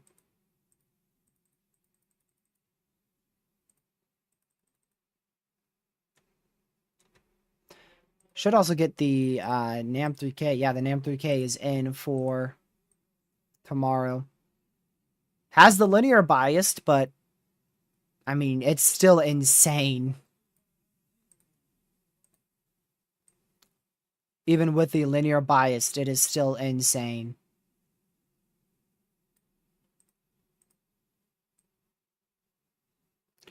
Ooh. I don't like how that also has supercells going through Virginia at 11 p.m. at night. Much closer to Roanoke than the HRRR, so quite a bit further to my north. But I don't like how that's a consistency now between our two main consecutive model runs.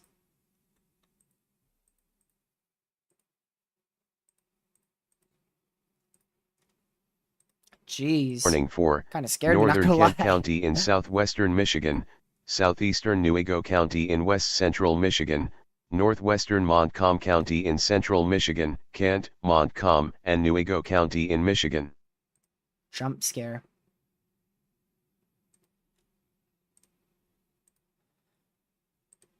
There's a model run that literally has a full-fledged tornado outbreak in Virginia and North Carolina tomorrow.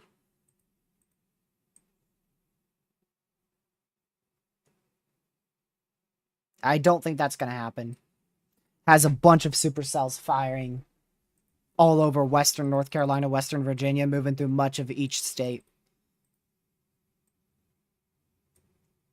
I'm in the city of Martinsville. Very convenient for someone who loves NASCAR.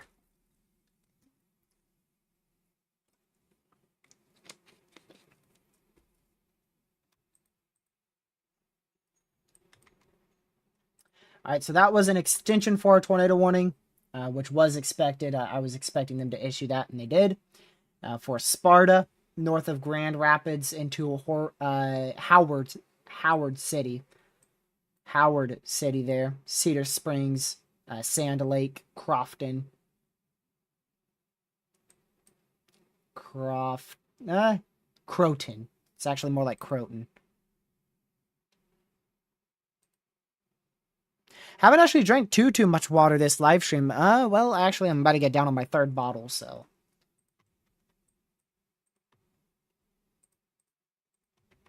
I've almost drank 3 bottles of water here.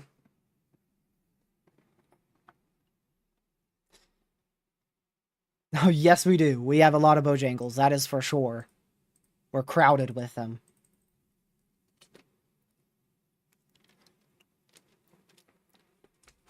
I don't mean to make anyone upset, but personally, I only like Bojangles fries.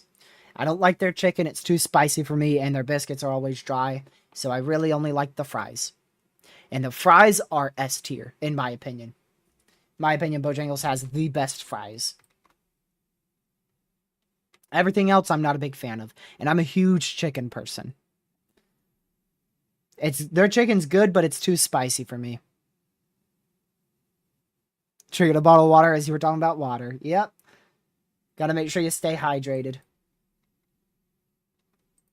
I haven't gotten out of this chair in like 3 hours, so I should just take another break right now, but I'm not gonna.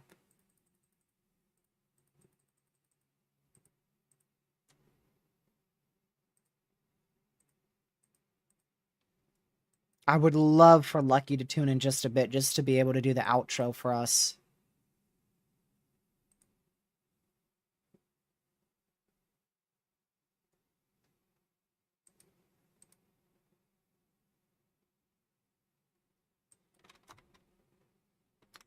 I don't know if he's going to be able to, though.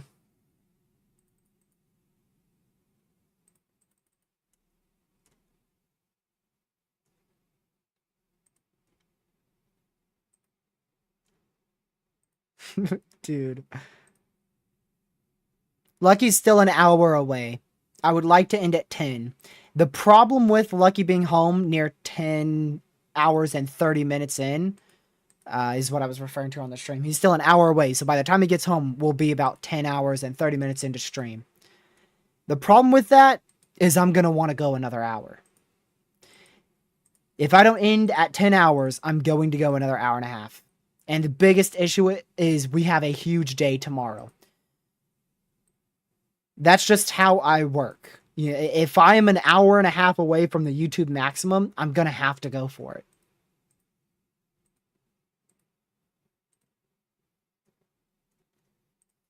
So we'll see. And in that case, we will be live till like 12:30 Eastern.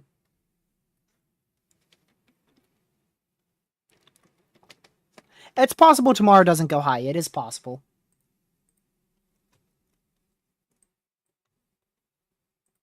So Grand Rapids, Michigan. You're about to be hit with 80 mile-an-hour winds. The winds do look quite a bit weaker than when they were impacting Grand Haven off to your west-northwest. But still producing likely 80 mile-an-hour winds. Sam, you are sending multiple messages. I'm sure that's an accident.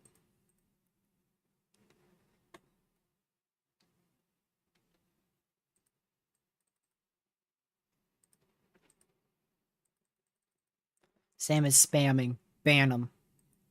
I'm just kidding.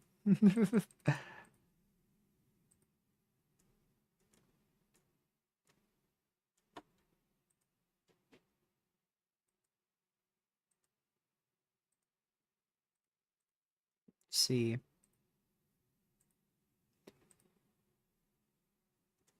So Lucky is almost on top of the radar in Raleigh, North Carolina.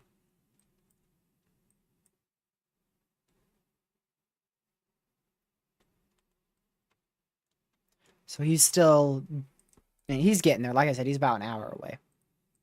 About an hour away.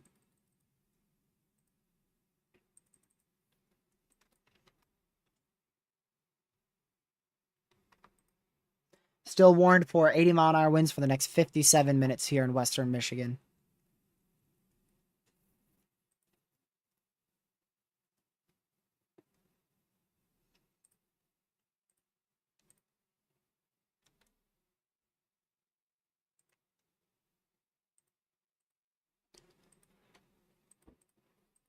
Let's see if we're going to get anything new here.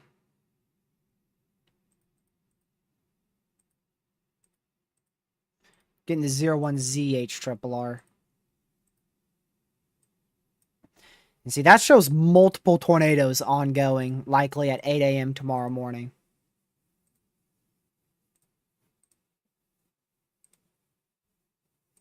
I really don't want to be live at 8 a.m. I really don't.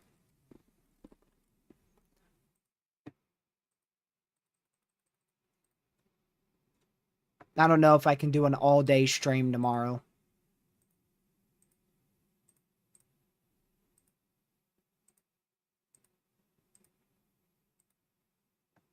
Let's see here.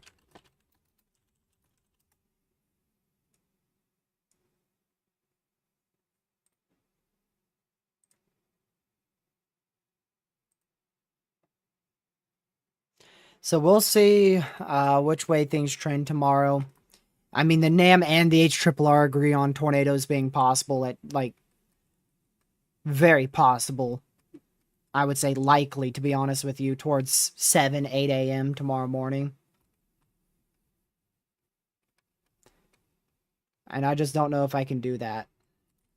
Because that would mean starting up a live stream at 8 a.m. Eastern Time, continuing all the way through, starting up a second live stream, and then ending towards probably near midnight.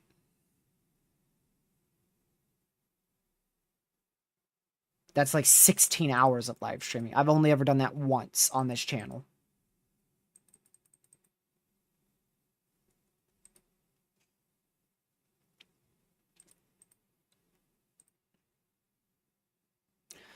$40,000 people without power now in Michigan. 40,000 people without power now.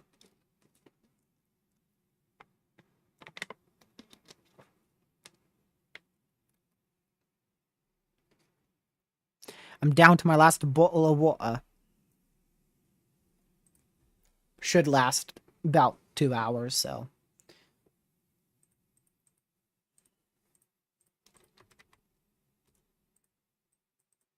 Just a crazy MCS here. Wild MCS.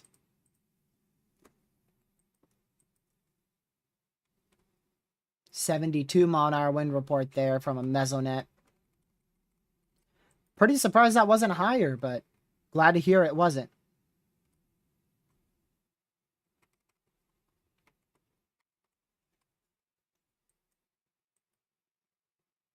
Man.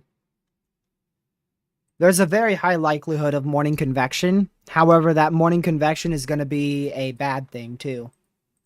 Because it will likely try to produce morning tornadoes.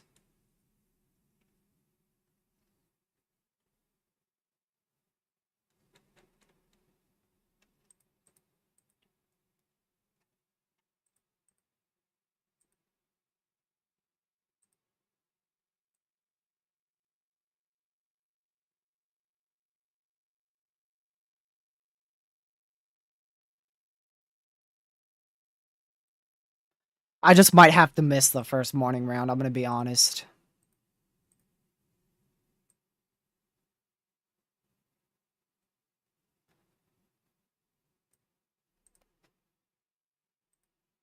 We'll see.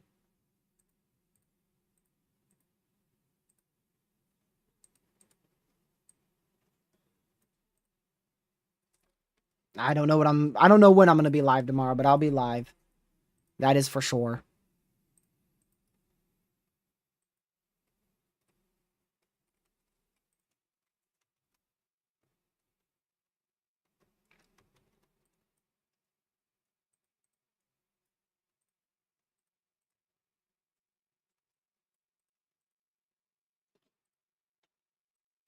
So still a MCS ongoing here in Western Michigan. This is where the main 80-mile-per-hour winds will be all along that area. So Grand Rapids, you're about to be hit by what could be producing up to 80-mile-per-hour winds, and this is going to be a pretty long storm. To be honest with you, it's going to be quite a long duration, severe.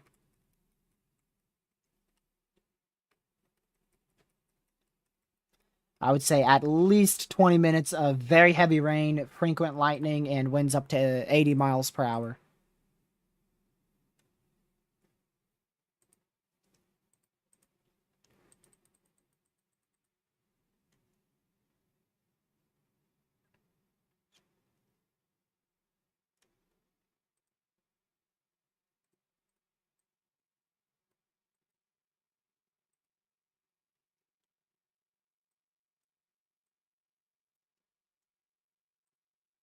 Let's see, the NAM should be almost out to Monday's threat.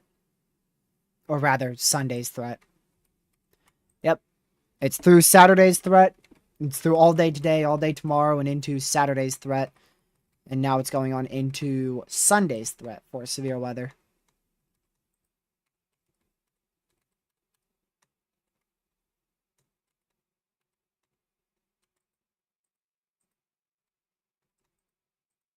Man, the NAM has one insane environment. Pretty normal for the NAM, though. Lord have mercy. Okay, that's crazy even for the NAM. 1,110 surface to 3-kilometer SRH. I did not expect to see that one. Jeez. 676 0 to 1 kilometer SRH there.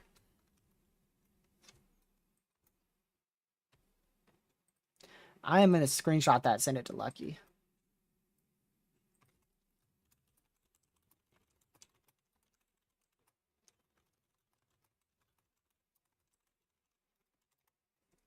Northern Kentucky. I believe that's near the Louisville area. It's right at the indent up here. So actually, yeah, that's northeast of Louisville. That sounding was taken near the border of southeast Indiana, north central Kentucky. And there's a storm actively taking up that environment too, which is why it was a little bit corrupted, but not by much.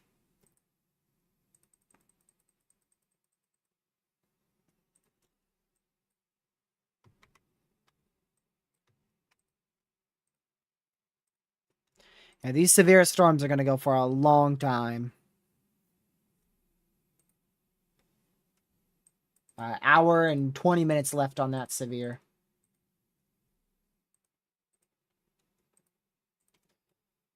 I don't know. I don't know what to do for tomorrow's risk in terms of when to start.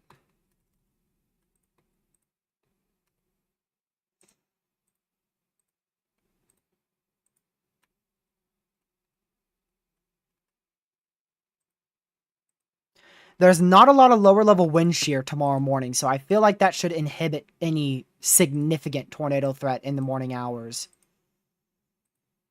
That significant tornado threat should really be limited till likely after 4 p.m. Eastern. And absolute peaking towards like 7, 8 p.m. Eastern time.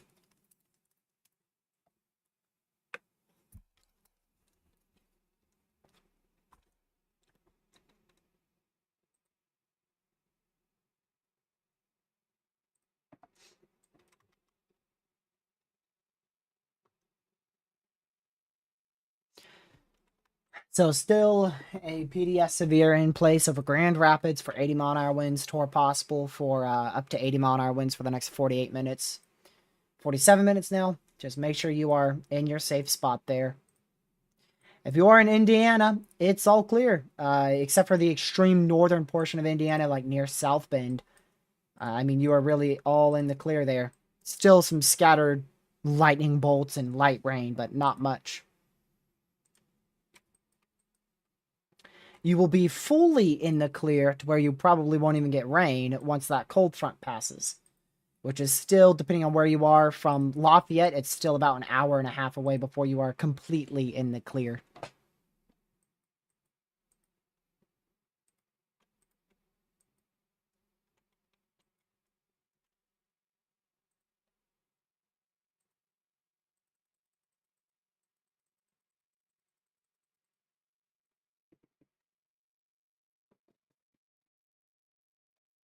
I had to fix my chair for a little bit. A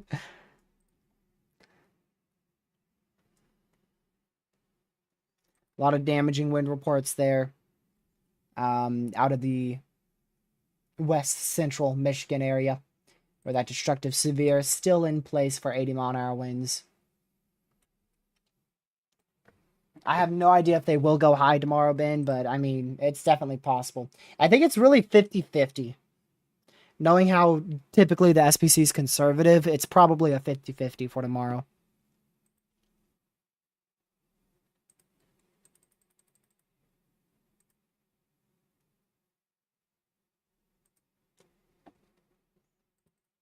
Most likely more of a 50-50.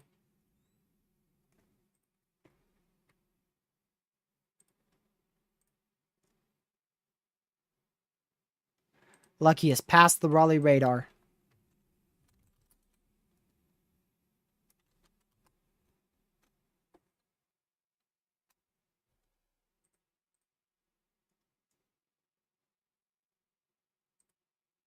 So he's getting there. He's just about into his county. This is where traffic's going to get rough for him, though, so.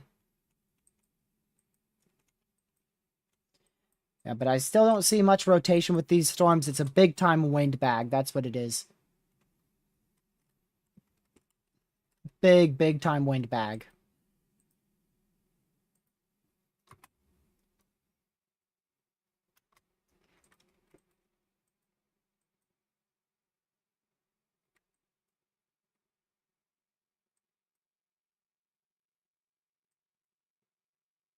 Man. Crazy wind bag.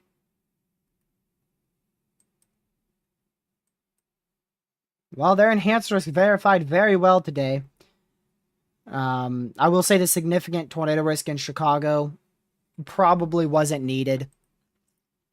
Their outlook that they had yesterday, where that SIG risk was only in Wisconsin, was probably the better outlook. But still, I mean, models were starting to show a significant tornado risk in northern Illinois, so they issued that. But then we started to see those temperatures significantly higher than originally expected. And those got up into like the mid 90s, low to mid 90s in Illinois. That decreased your overall tornado threat just significantly all across statewide in Illinois.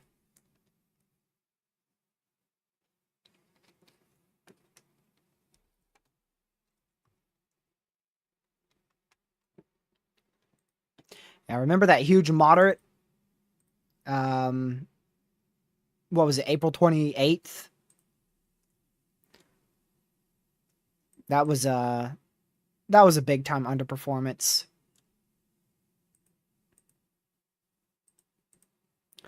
I think that was probably one of the worst busts I have ever seen. This was a 15 sig tour in Minnesota, Iowa, and Wisconsin from April 28th this year. And we had just a few spin up tornadoes here. The only strong tornado was from this cell here in Wisconsin, and that was it. This was a spin up. very brief. This was a spin up very brief. This was a spin up very brief. And then this was a bit longer tract of a strong tornado.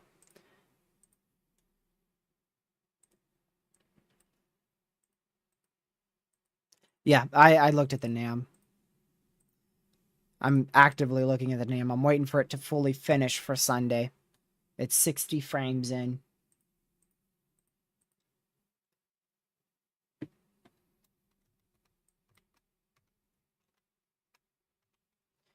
We do have a tornado on the ground here.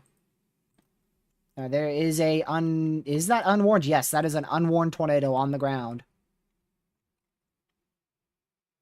So unwarned tornado on the ground here in west central Michigan.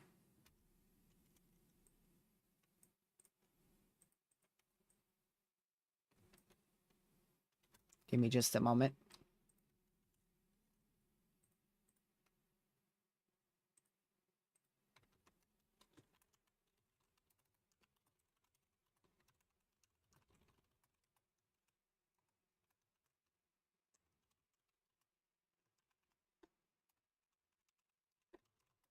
It's probably going to be warned by the time I can tweet this.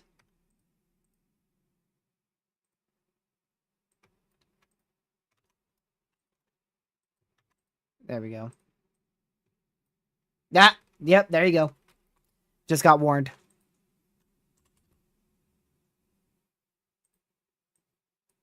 Well, all I have to do is remove the unwarned part there.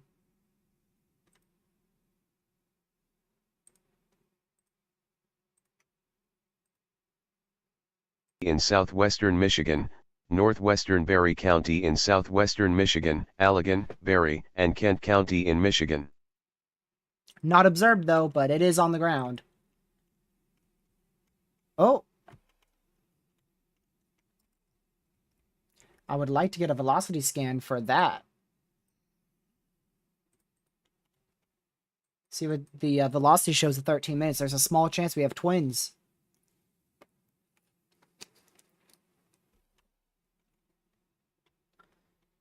Three, two, 1, 0.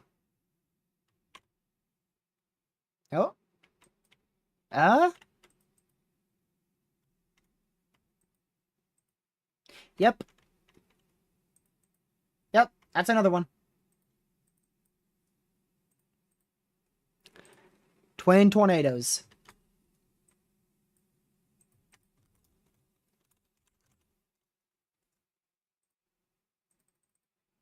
So there are now 2 tornadoes on the ground here in west central Michigan. Just like that. That's what we were talking about. And that is completely because of a cell merge. That is completely because of a cell merge. We would have not seen that without the significant increase in southerly winds thanks to the cell merge there. So both of those tornadoes are completely because of a cell merge.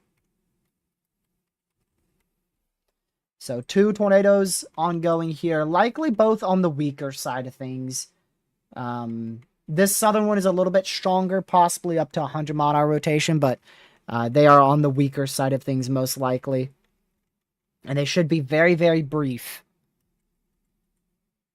Well, this one's pretty strong, lofting debris about 3,000 feet up, so possibly a quick, strong tornado on the ground northwest of Wayland, and then a brief, weak tornado just barely to its northwest.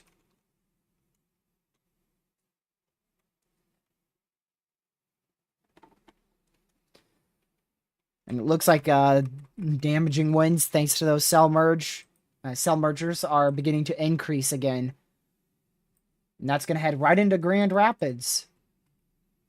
So we have tornadic like wind speeds about to move right into Grand Rapids, and then two tornadoes, twin tornadoes, moving northeast up towards the southeast side of Grand Rapids.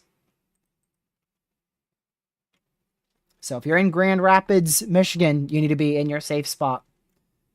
You're in a PDS severe and a tornado warning that is actively producing twin tornadoes to your south.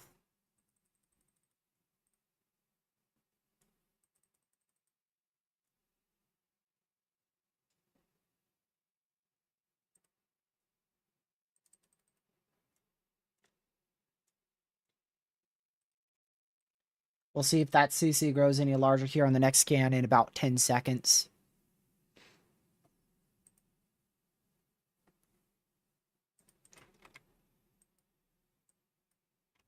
Don't see anything else up here at all.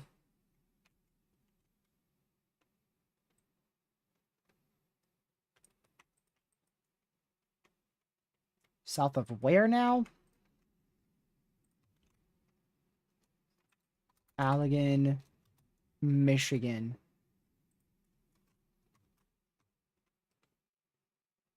Maybe on the last scan. That. Yeah. Yeah. That was probably a tornado too. Didn't stay consistent with the next scan. But everything does verify there for a potential tornado on the ground. Unwarned there. South of Allegan in west central Michigan. But the good news is that is likely lifted.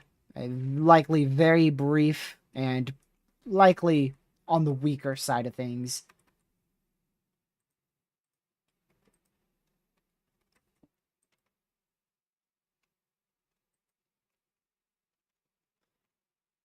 So likely our stronger tornado of the twins is probably beginning to lift. The northern one also likely beginning to lift as well. Getting worried for Grand Rapids, Michigan here. 80 mile an hour wind velocities across the whole west side of this storm. And that's going to move right into the southern side of Grand Rapids.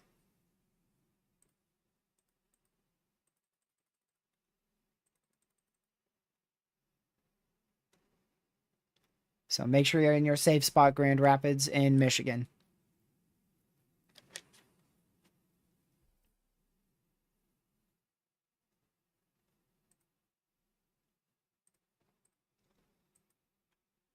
Let's see the...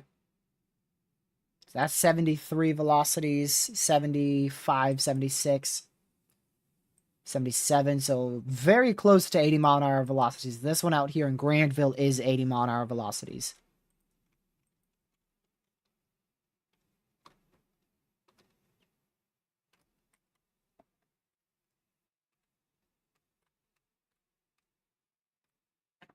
Yeah, we don't have many enhanced risks that perform to their full potential like today. Outside of northern Illinois and like central Minnesota. There are some little spots that underperformed. In my opinion. I was expecting a little bit more out of central Minnesota, but I mean, we still saw like 4 landspouts in west central Minnesota, so...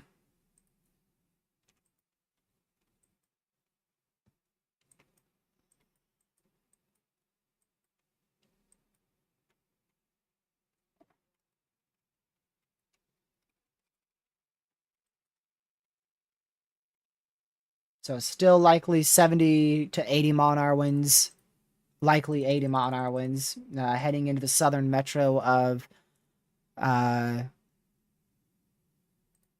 Grand Rapids, Michigan right now.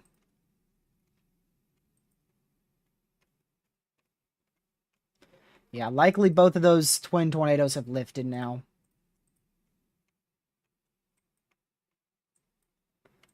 So there you go. In about 5 minutes, we just increased our tornado count +3.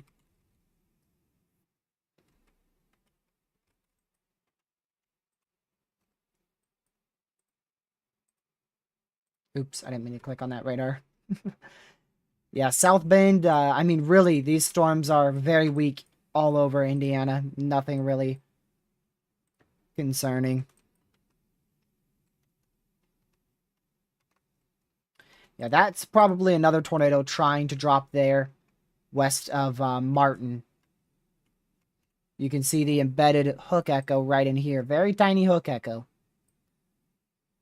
So likely a tornado dropping on the ground right now west of Martin unwarned.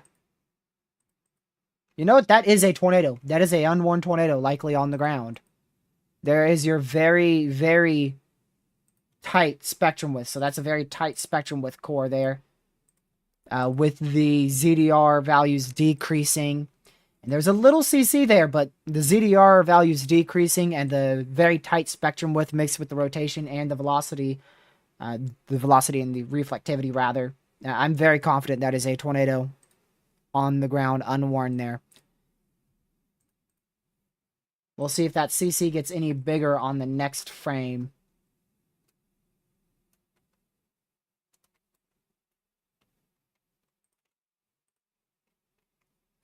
There you go. Tornado warning. So just touched down, and they've just now tornado warned that. So that's already another tornado. That's your fourth one. If the CC doesn't get a little bigger on the next scan, Tornado warning it may for not be a southeastern TDS. Allegan County in southwestern Michigan, Berry County in southwestern Michigan, Allegan, and Berry County in Michigan.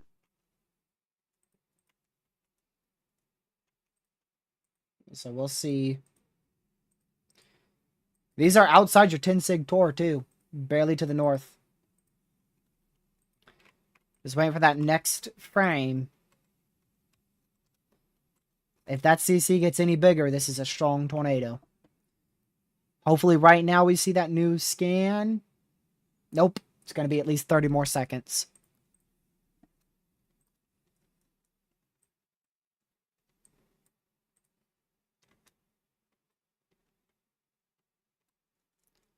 At least 30 more seconds here.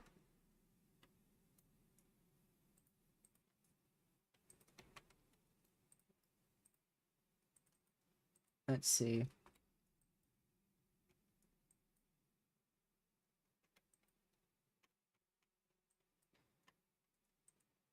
Oh, Lord have mercy. Yep. Reflectivity debris ball. Oh, the gut feeling. Oh, I hate it. Oh, my goodness.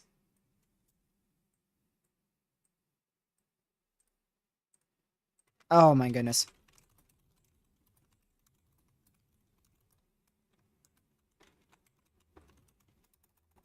Gracious day.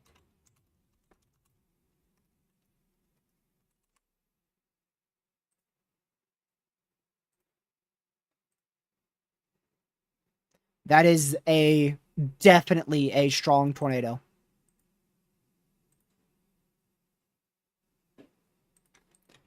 Gracious. So likely a large and very dangerous tornado on the ground over Martin right now. The good news is that velocity couplet is already on a weakening trend. If that does sustain any longer, we will see a PDS tornado warning. But my goodness. I am very shocked. That is a extremely potent and very obvious reflectivity debris ball right there. Very, very obvious reflectivity debris ball. So it has hit homes. That is the only way that we have such large debris being lofted. Is it has hit homes in this area. And that's the debris that's being picked up on radar here. Gracious day. So not really too high resolution radar imagery there. We could go to radar omega. Almost breaking correlation coefficient over here. And you can see this is directly over the town of Martin. So it touched down here.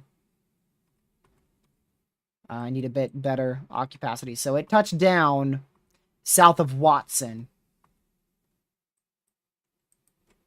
So it moved through south of Watson.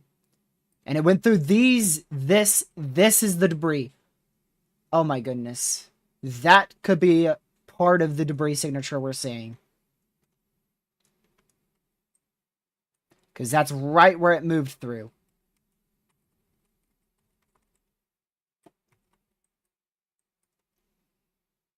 It moved right through that, is that like a trailer park there?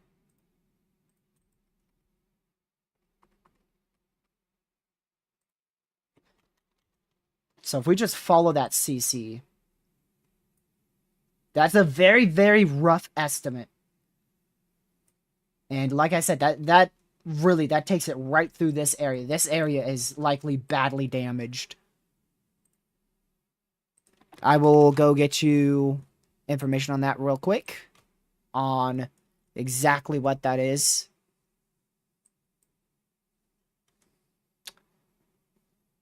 All right, let's see. I need a little bit of a zoomed out area. Okay. Martin, Michigan.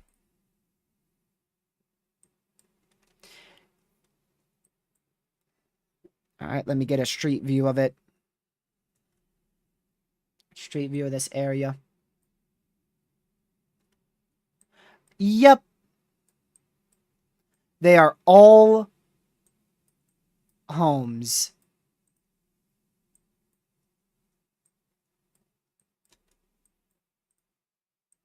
Gracious day. I don't know if they are mobile homes, but they are not like brick homes or any very, very well built homes.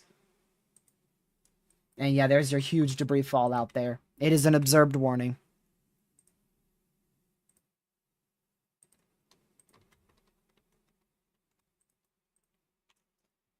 Let's see.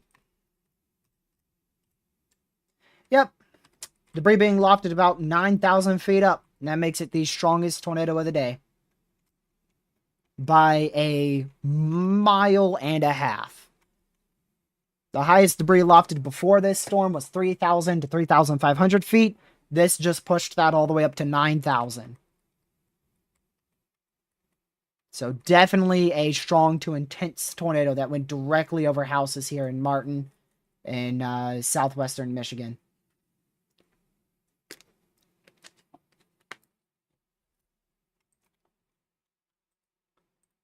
Newest scan on that, I'm quite confident it has lifted.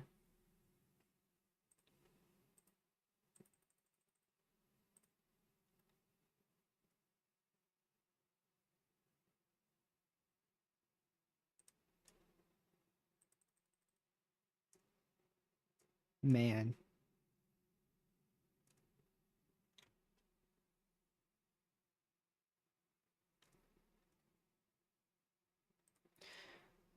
So we'll continue to keep an eye on this storm here. Still an observed tornado warning.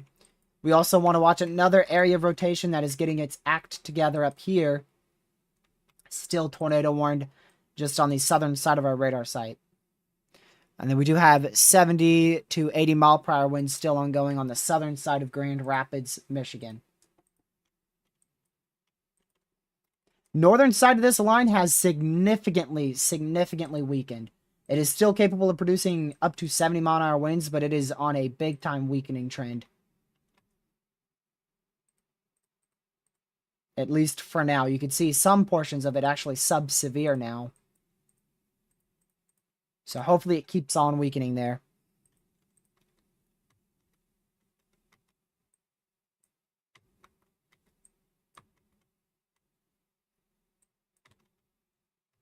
I wouldn't be shocked if this is producing a tornado. Let me go check GR2 here.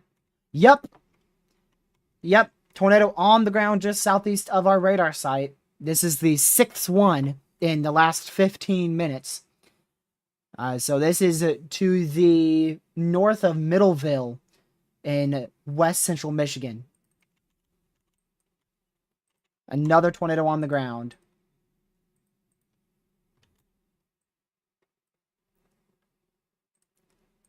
Go over here.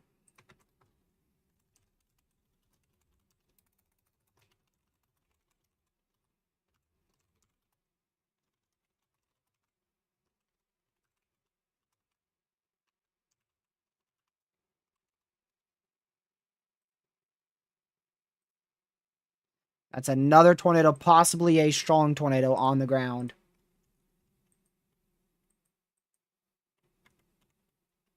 This is probably going to try to recycle. Look at that. This is probably going to try to recycle here south of Middleville, Michigan.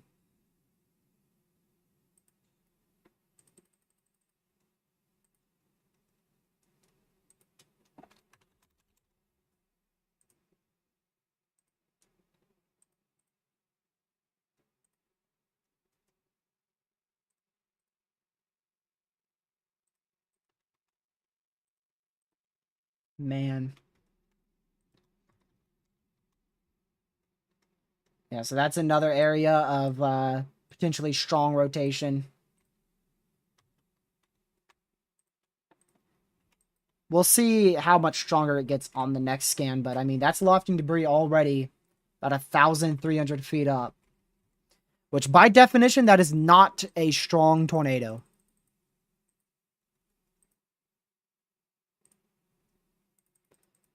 That is not a strong tornado. By definition.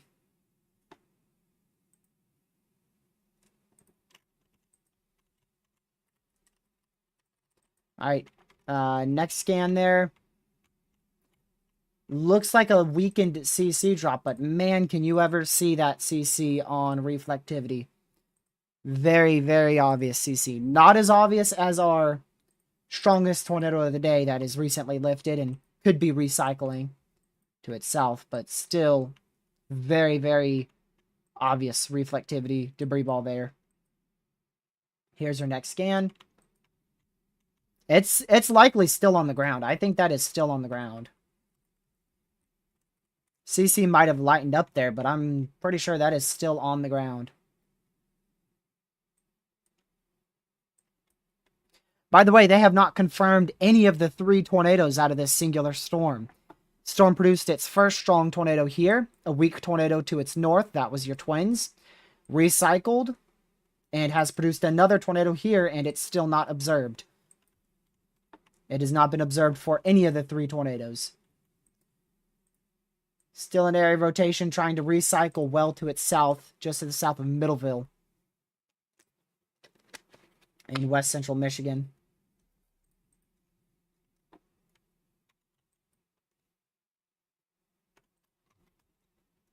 Yep, so there's your tornado right there. Likely going over a lot of homes. This area should be very populated, unfortunately. Yep, very populated area. So that's going over mainly homes.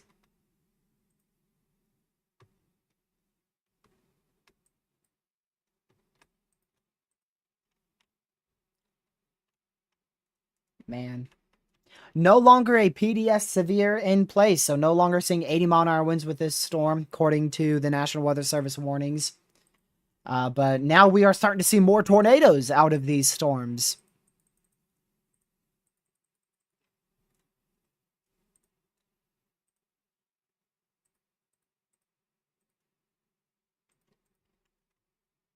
Man.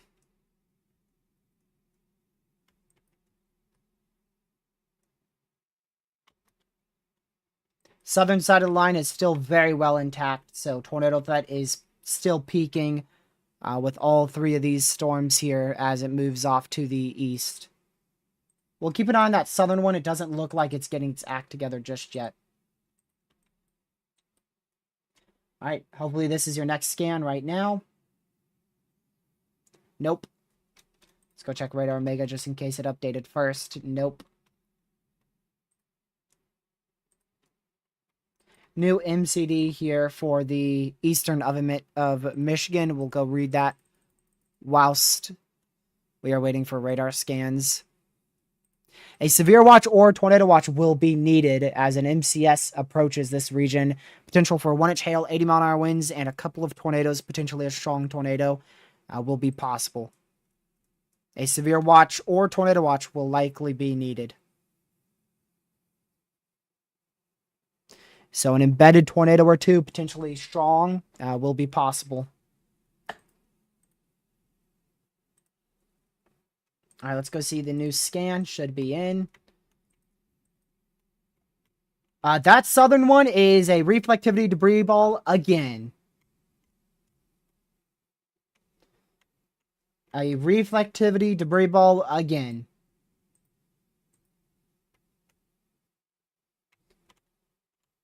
Not very strong on velocity, though. Lofting debris about 4,000 feet up already, though. About 3,000, 4,000 feet up. So potentially that could be another strong tornado. The velocities are fairly weak with that, but the CC being lofted is fairly high.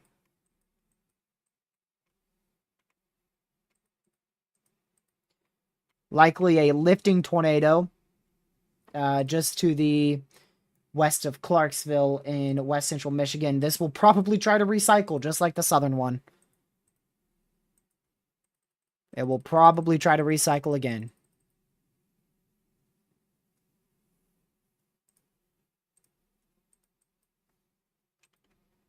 Don't see much coming out of that far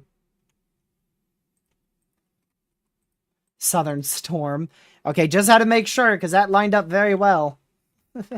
That lined up really, really well. Don't see much happening with this, though. Too weak of rotation. I don't know. Watch that on the next scan. Keep an eye on that. See if that shows on the next scan at all.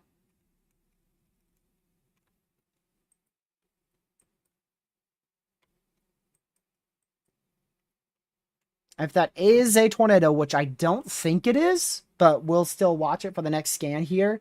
It's going to be going into Midland Park, South Gulf Lake.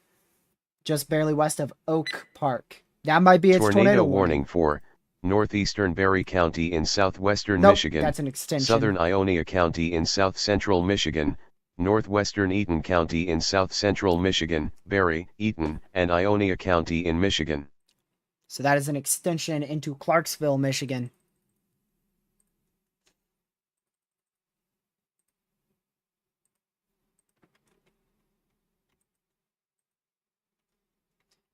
So this is what we've experienced for the last like 30 minutes or so. This is your second peak for sure.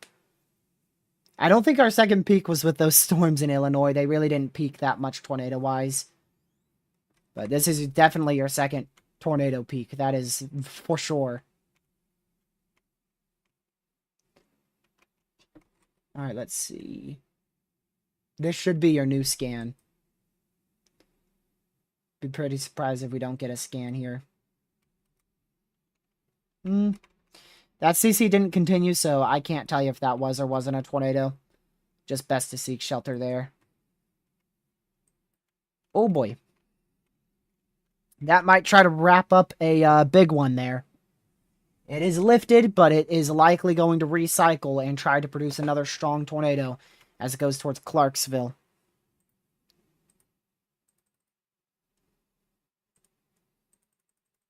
In west central Michigan.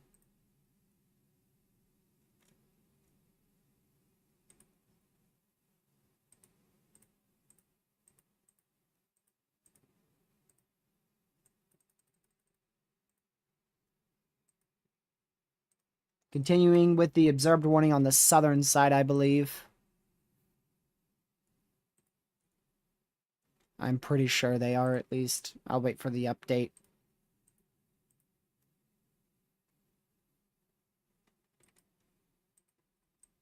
Oh, nope, this one's observed now. Now that it's probably lifting. It's now observed. So 2 observed warnings now.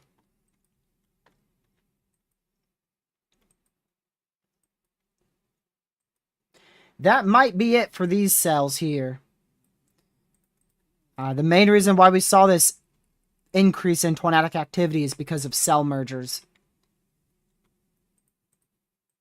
So our tornado activity may be done on the southern side, but it's definitely not done with this northern storm yet.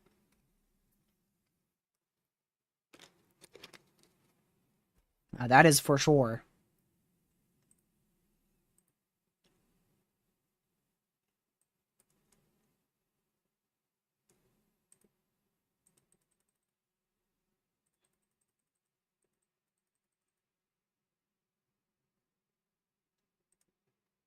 Let's see here.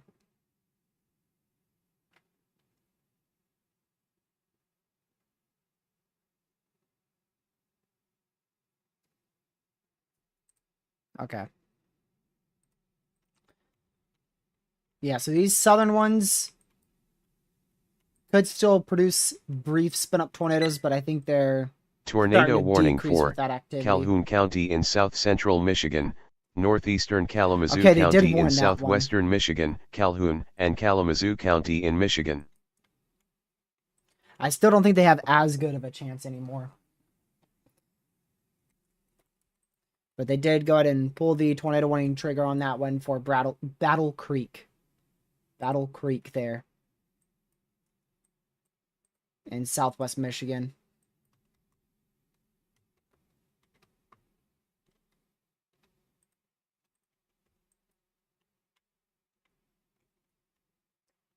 Let's see, we got a new scan here. Looks like a huge hook right there. See if velocities correlate with that. There's no CC anymore, so that's definitely not on the ground. Yeah, I was thinking that could be a tornado on the ground, but I didn't want to jump to conclusions. But now I am very confident that is likely a tornado on the ground. North of Climax in south central Michigan. I was really, really hoping that these would be dying out, so that's why I didn't point out that CC. But there you go. Just produced another tornado. Lofting debris likely about 5,000 feet up, so... and unfortunately, that was unwarned directly over a town. And that is now moving right into the city of Battle Creek. So, Battle Creek, Michigan, there is a tornado moving right into your area. Very populated region. And that is indeed a huge hook echo up here on our northern storm. Not very tight for rotation, not a lot of inflow, but it is still trying to produce. We'll also have to keep an eye on these little areas for spin-up tornadoes here. Along the northern edge of the line.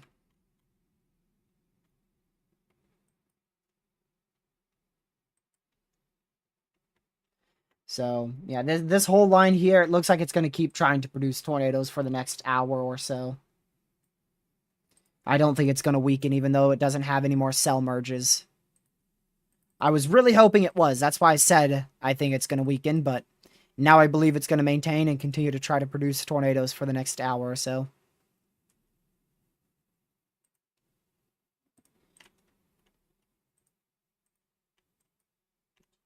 Let's see. That is still fallout from your old tornado. Your old strong tornado south of, now it's south of Hastings. That debris is still falling from the sky. So I believe we only have one tornado on the ground right now at this minute. And that is this cell here, producing a tornado going into Battle Creek in southwestern Michigan.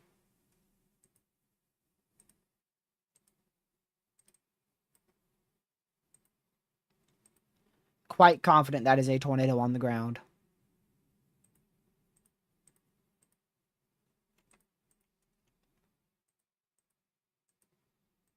Now, I mean, I'm 100% sure it is, honestly.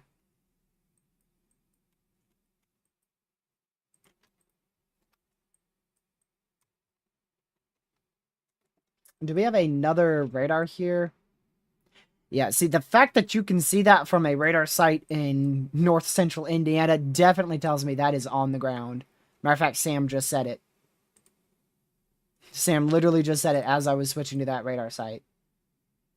Yep, that is definitely a tornado on the ground. 100%.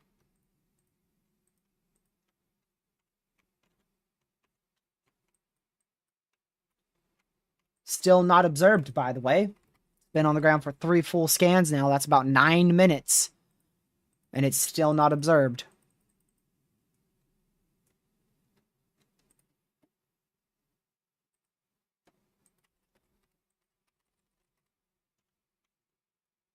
All right, here comes the velocity. That is tightening up. That is not weakening. That is tightening up. That is actually tightening up going into the city of Battle Creek. Battle Creek, Michigan.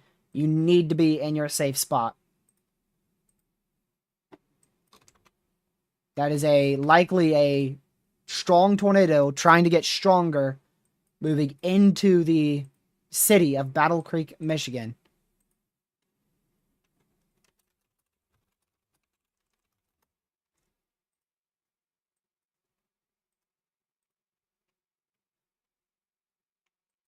still some weak rotation up there, but it is starting to die out now on our northern tornado warning.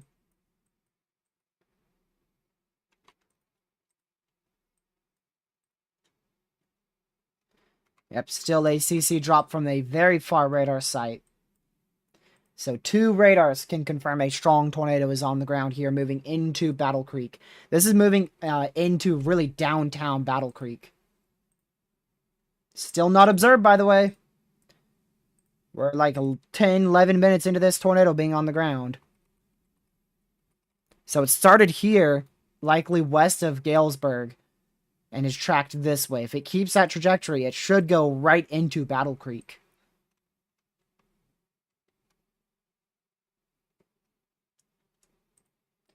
Just keep waiting and hoping they're going to observe this thing. What's those wind speeds? 80 mile an hour wind speeds with the RFD associated with this tornadic thunderstorm north of Clarksville and in Clarksville in west central Michigan.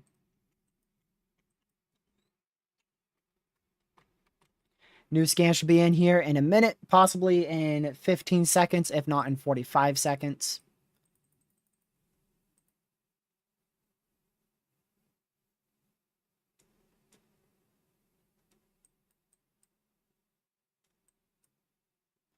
Let's see here.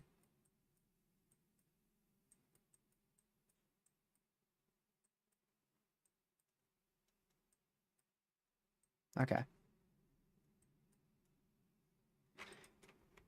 All right, we didn't get it in the 15-second one, so we got to wait just now at this point. Only 15 more seconds.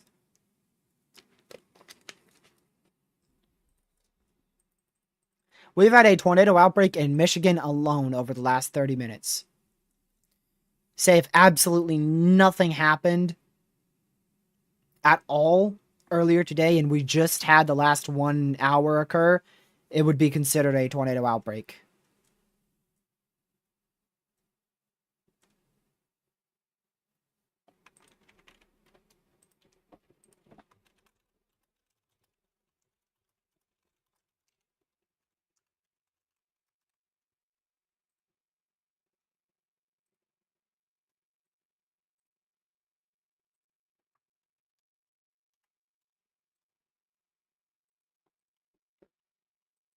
All right, I mean, it's moving into Battle Creek now. It did weaken, so that's good news.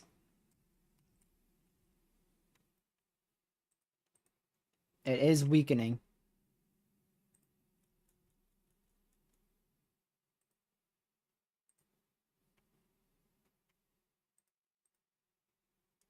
Northern, we're going to watch the northern area of rotation here too. It has CC with it, but I can't tell you if that is a tornado or not. We'll just keep watching it, just in case. That is 100 mile an hour winds being picked up on radar with the tornado's RFD there. That is 100 mile an hour winds. We'll see if we get a PDS severe out here at all.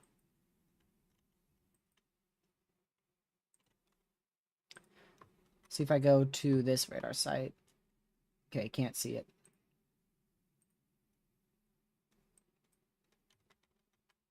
That might be the start of a tornado north of Battle Creek, as this one is beginning to weaken.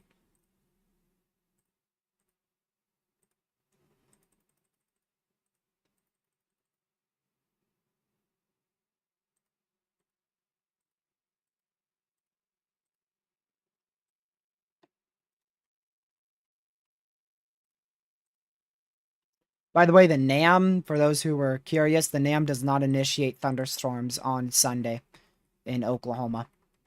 Whole state stays relatively dry all day Sunday.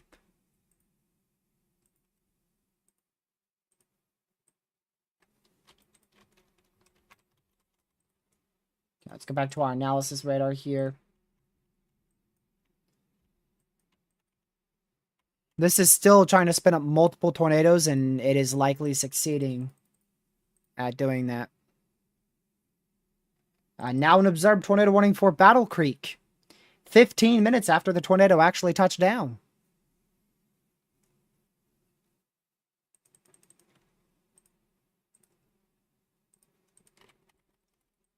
Like I said, it touched down way back here, likely west of Galesburg, that's about 16 minutes ago.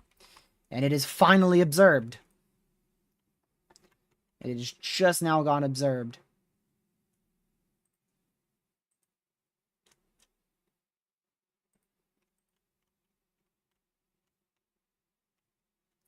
Alright, the southern one definitely is lifted. It's hard to say if this northern one is on the ground or not. But we'll keep monitoring it. We'll wait for our velocity scan here in 15 seconds, see if anything tightened up at all. See if anything at all tightened up.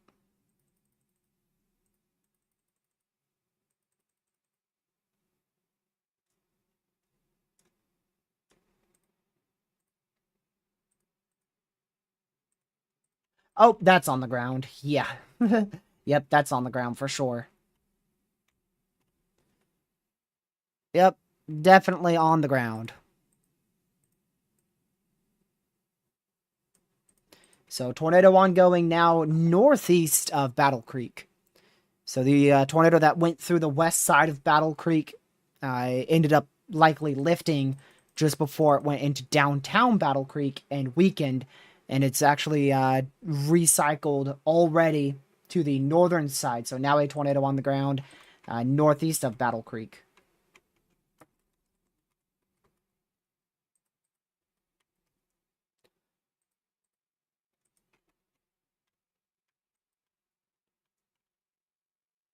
Still 85 to 90 mile an hour winds ongoing with this tornado warning here. West of Portland in Minnesota. Or not Minnesota, Michigan. Man, that is crazy. That is crazy. Storms first showed signs of initiating in northwest Iowa. And we tracked them from northwest Iowa, southwest Minnesota, all the way to central Michigan. Do you realize how long that is? And how just ridiculous and absurd that is? The loop here on GR Earth doesn't even cover half of what we have seen today. I mean, we are literally, we started the stream when storms were in the general thunderstorm risk into the marginal, especially in the marginal. And there's now a severe that has gone through the entire slight risk, the entire enhanced risk, and is coming out on the other side. Right there.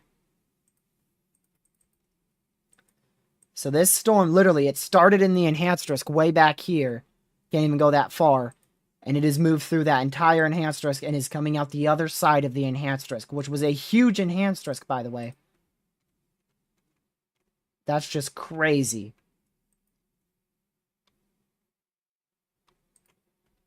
I think we've been live for a little while. Just a little while.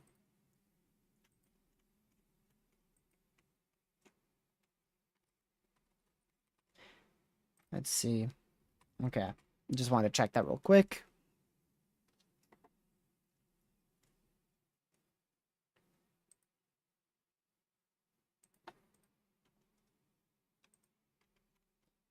Can't tell if it's still on the ground. Well, unless that's it. If that's it, it probably still is. Wait for the velocity scan here in 15 seconds.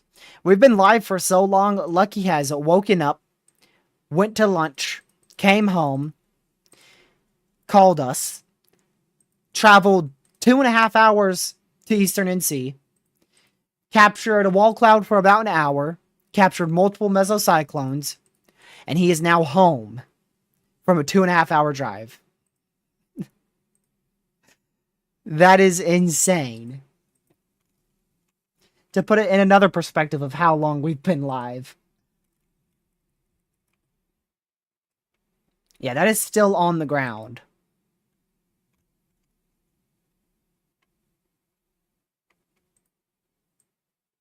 Still on the ground, likely. On the ground there. Matter of fact, that is on the ground, about to move outside of the warning. So there is actually a tornado that is about to be unwarned here in the next few seconds. That is going to go moving into an unwarned area. So if you are out here southwest of Charlotte and west central Michigan, there is a tornado that is moving into your area.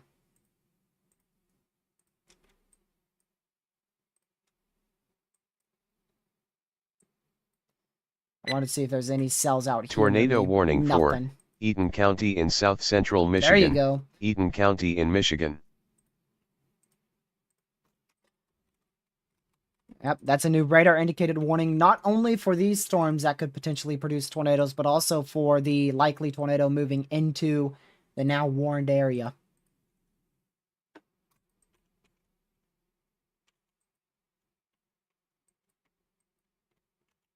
Definitely could get another tornado out of this. Easily.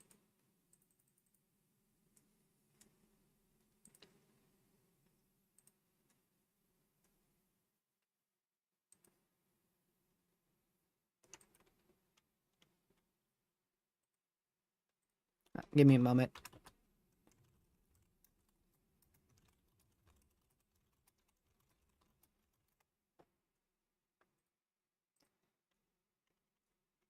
Why did Michigan pop off? A few reasons. The orientation of the line being north to south thanks to cell mergers. The enhanced area of lower level wind shear. The decrease in temperatures and the increase in moisture. And just overall the pretty good environment.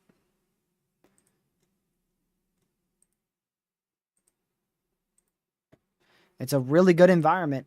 All it took was that boundary changing more north to south, and then things exploded. And then those cell mergers occurred and helped that even more.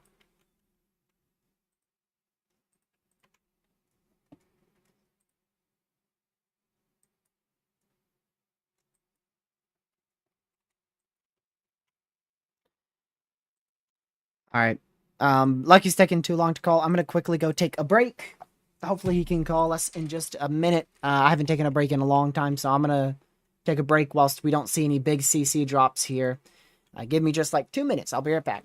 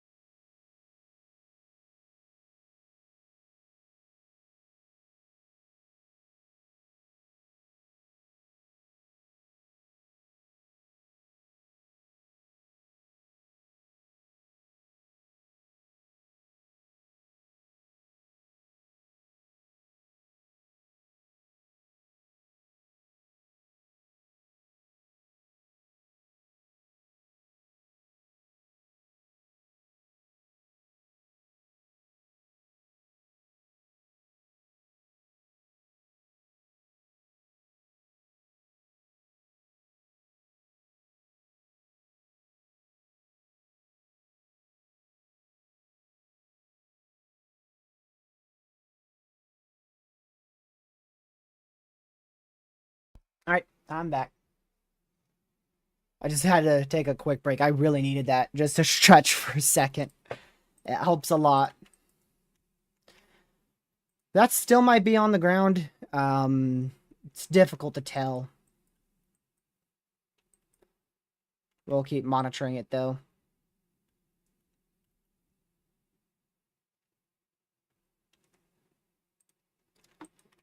But a lot of these are starting to just become normal severes now. They also took away that tornado watch for portions of central Indiana. It really wasn't for dead central Indiana. It's now all the way back up towards Warsaw in north central Indiana.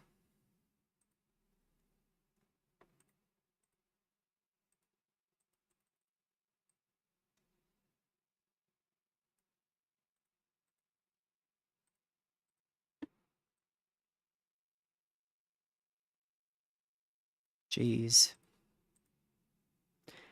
Yeah, the HRRR is still keeping those supercells firing extremely late tonight and going into tomorrow, but I think lower level wind shear might inhibit them from being too large of a tornado threat.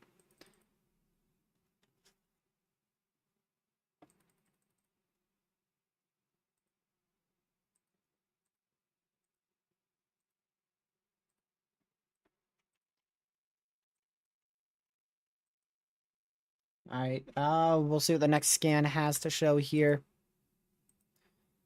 I'm going to check a few things for tomorrow's threat.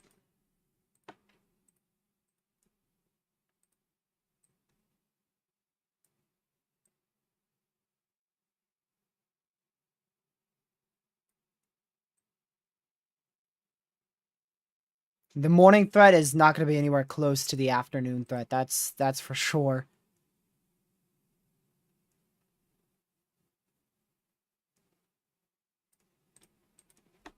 I really hope the HRRR is wrong.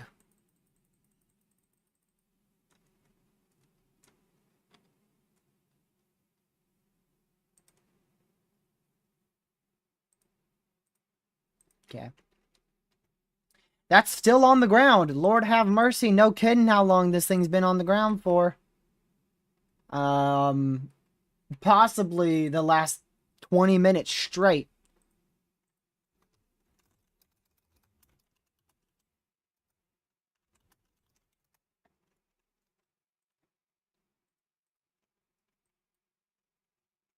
And the northern one is likely trying to touch down here near Charlotte, western Michigan. So 2 areas of strong rotation. This one likely has a strong tornado on the ground. Or at least a tornado, possibly strong.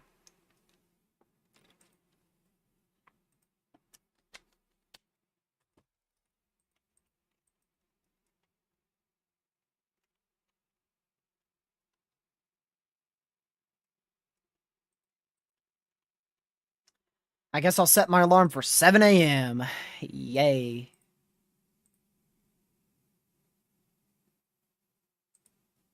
That might be a little too early. I might set it for 8.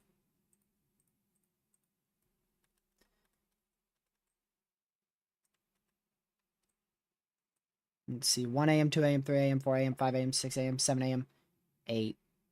Yeah. 8 a.m. I need to get 6, 7 hours of sleep. I'd say 7.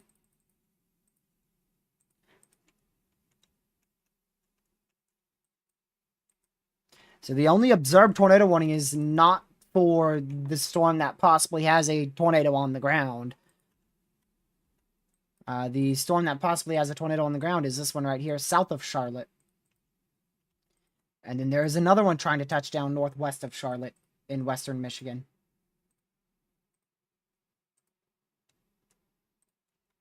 Really glad I stayed live for the Michigan threat, that is for sure. I definitely do not regret that at all.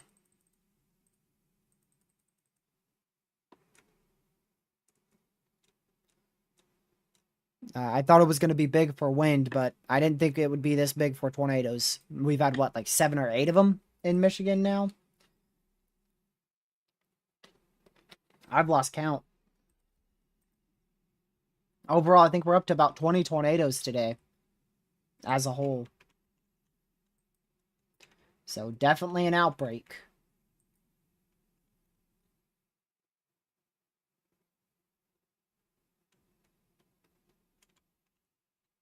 But I agree with Ben's statement of this feeling more like a moderate risk. It definitely did.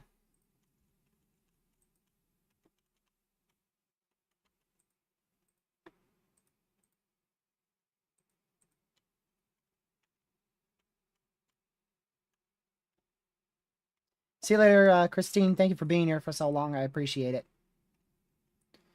That might be a lifting tornado now south of Charlotte. Hopefully it is lifting. Still could see a strong tornado develop at any point north of Charlotte, Michigan. The difference between velocity and storm relative velocity is storm relative velocity takes into account the location of the radar site orientated to the storm's location. So sometimes without storm relative velocity, so in this case, if we go back here, for instance, blue in this case, blue is inflow, red is outflow. That's correct. If we switch to like normal velocity, it might switch. Sometimes it switches. It depends on where you look. But sometimes the red ends up being inflow, which is not typically what, what people are going to say. Typically, your green is going to be inbound and inflow, and then your reds are going to be outbound and outflow. So sometimes it switches on you. No good example here, though.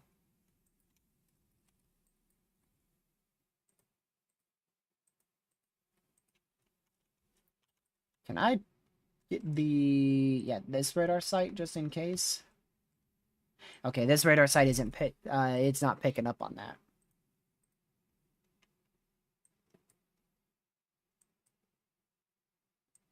Oh, they did re-upgrade that severe to 70-mile-an-hour winds there for St. John's in Michigan. I agree with that. That storm is definitely capable of producing 70-mile-an-hour winds, for sure. Maybe even a little bit higher.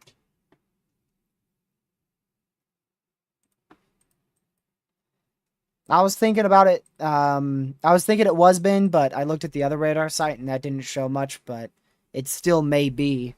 We'll give it another scan and look at both radar sites on that next scan.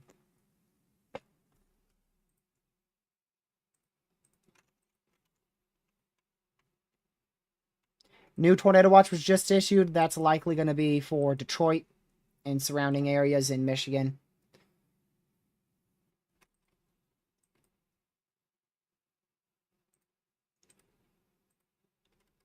We'll wait to see that get issued. Unfortunately, the HRRR is now in agreement with other model runs for the potential of a tornado outbreak in western North Carolina and southwestern Virginia tomorrow afternoon.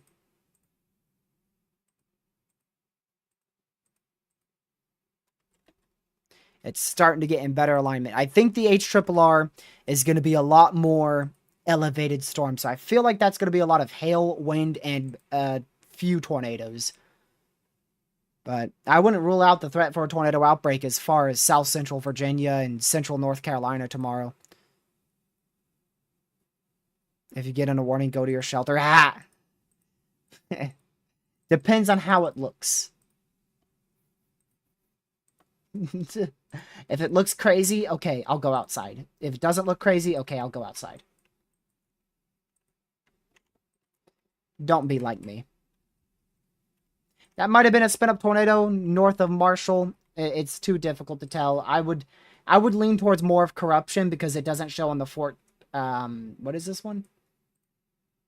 What radar site is this? Fort Wayne radar site. That's what I was looking for. But a tornado is now on the ground up here in Potterville. Potterville, now a tornado on the ground. So that was the storm that passed just barely north of Charlotte.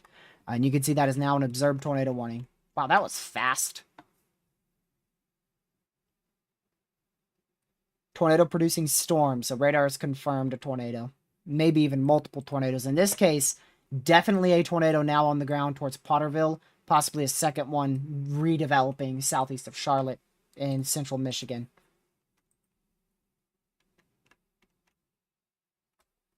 So still tornadoes happening here.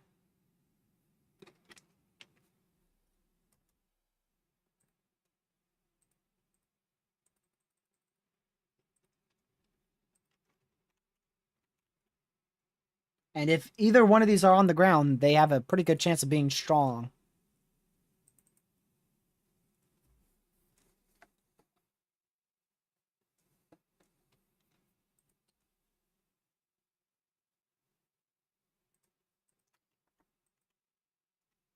So we'll continue to monitor these cells here. Still, the main issue is with this batch of storms here.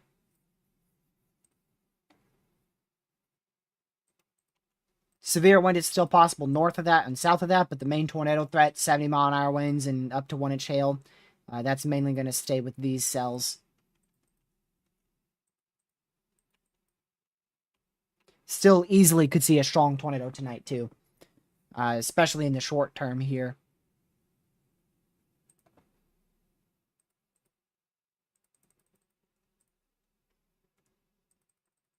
Oh, by the way, that new tornado watch, it was indeed for Detroit. In central Michigan, northern Clinton County in south central Michigan, Clinton, and Gratiot County in Michigan. quite low probability tornado watch there, so the threat for all hazards is definitely decreasing, with wind being the main issue tonight. Cleveland, I think you're in the clear. Storms on the southern side weakened, which we were really, really hoping for. And if that were the case, then a lot of this area would actually get an underperforming risk. And that is exactly what has happened.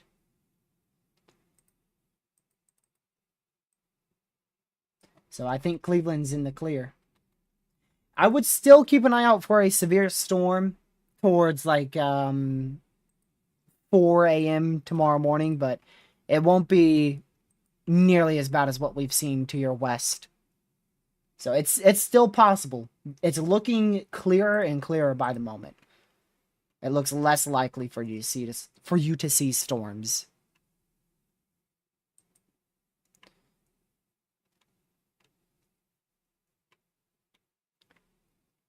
But still a tornado on the ground here, going towards Lansing. This is definitely the main concern for a tornado. That is definitely on the ground and getting stronger.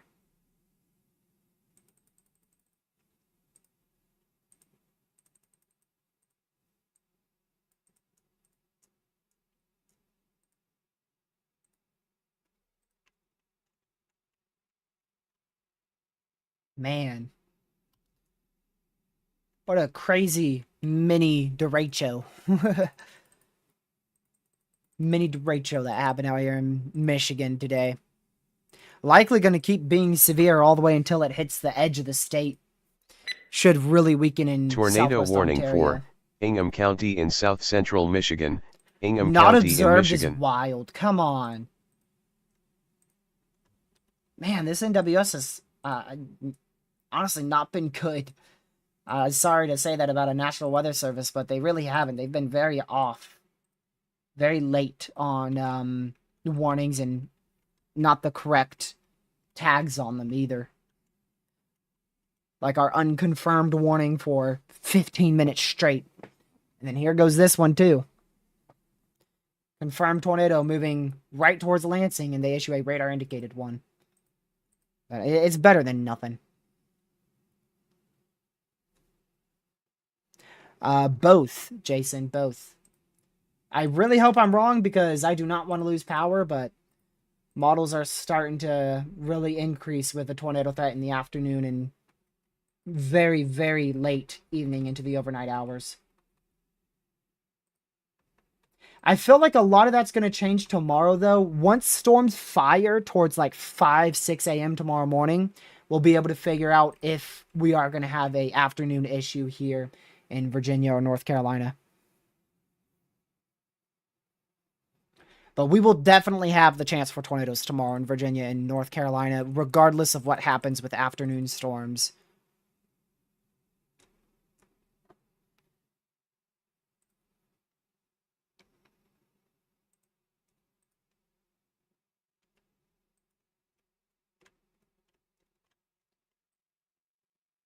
Proxy, you definitely need to be hyper weather aware. Just because a single model run doesn't show you getting storms doesn't mean you won't get storms. Today was a very prime example of that in North Carolina. The HRRR barely initiated anything in Eastern NC, and thus we thought, probably not much is going to happen there. And then Lucky somehow managed to get a full-fledged supercell out there.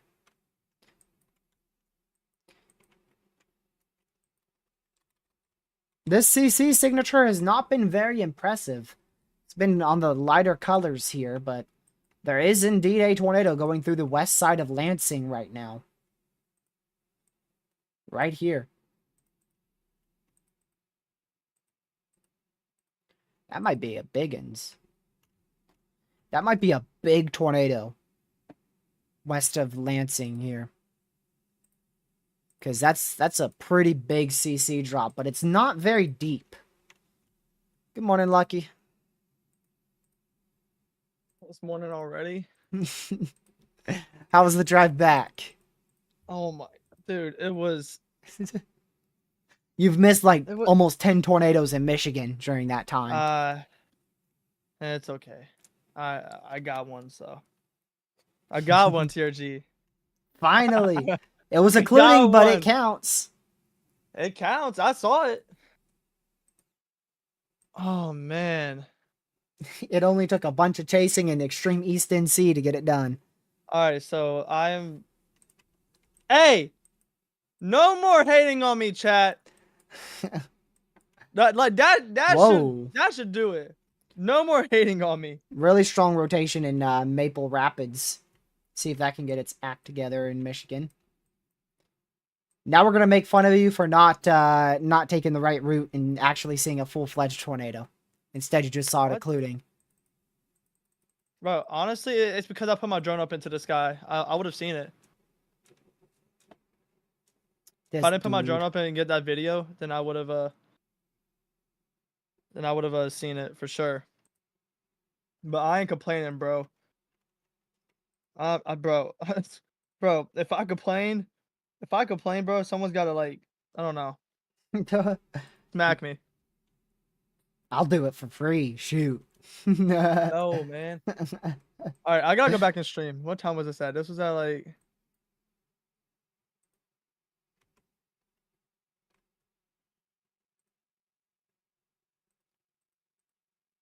I tried to show as much of it as I could, and I sent you a bunch of screenshots of things that I might not have been able to get.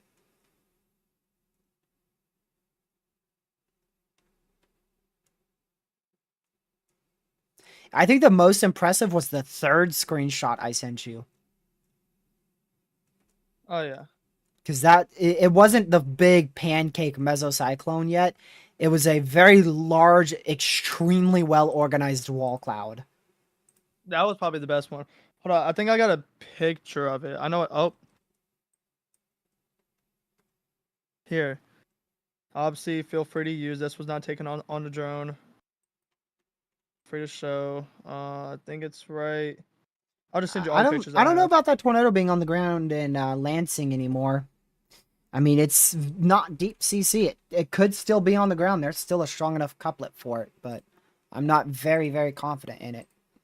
All right, have fun looking at those screenshots. Which I mean, hey, I wouldn't be complaining. I'd be looking at these screenshots for like days, months, years, Decades. probably. Yeah. All right, there you go. There's a quick video. I don't think anyone said anything. I don't think I said anything. Lord have mercy, that's a lot of stuff. Dude. Dude, I got that. Yo, I really got that. Yeah, you did. Oh man.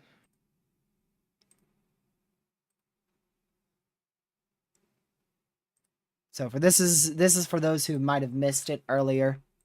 I think that was when it was at its peak. That was after the tornado Lucky was finished occluding. And then a couple minutes later, like 5 minutes later, this was what it looked like.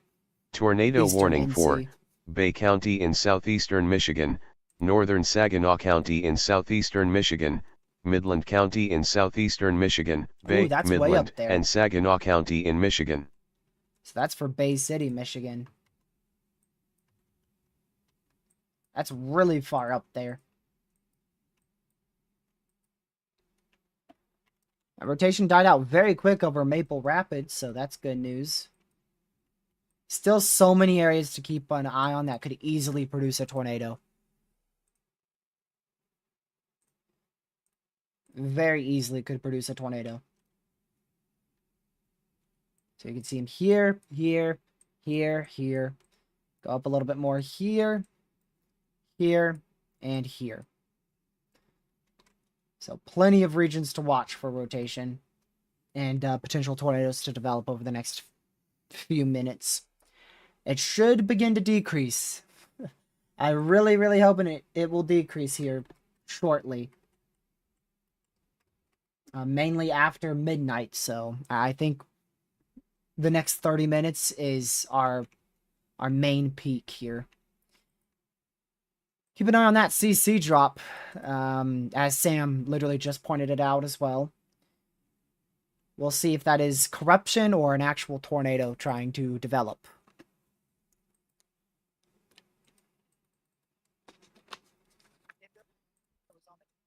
Hey, no copyrighted audio, Lucky.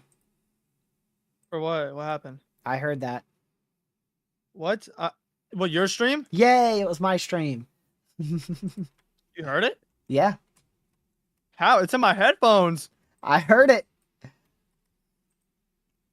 Yeah, I don't think that was a tornado. It's already disappeared. Probably. Whoa, loud echo. Looks pretty. And now I've muted it.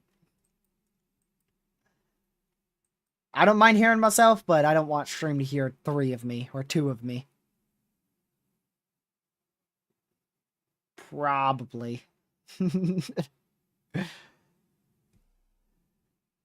I've been live for 10.5 hours, man. You can't get upset that my voice is dying out.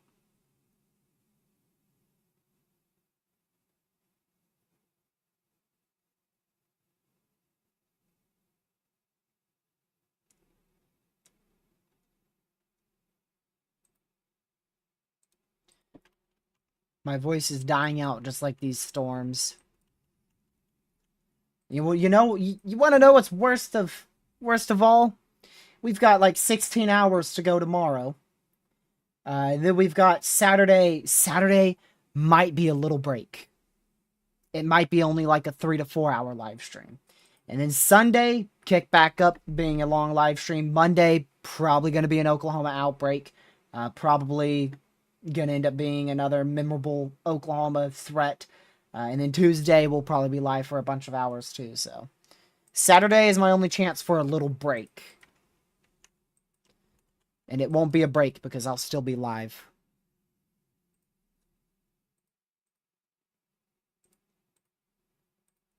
Oh yeah, Lucky, by the way, the HRRR, I don't know if you've seen it, but the newest one shows like 1, 2, 3, 4, 5, 6 supercells at 3 p.m. Eastern time in Northwest North Carolina, all producing significant hail, significant wind, and the potential for a few tornadoes. So, hopefully that doesn't happen. I definitely don't need to lose power.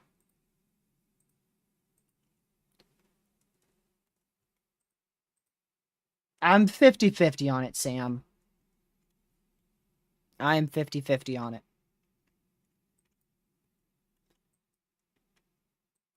I think it is well worth a high risk, but I know the SBC is always conservative. So it makes me more 50-50.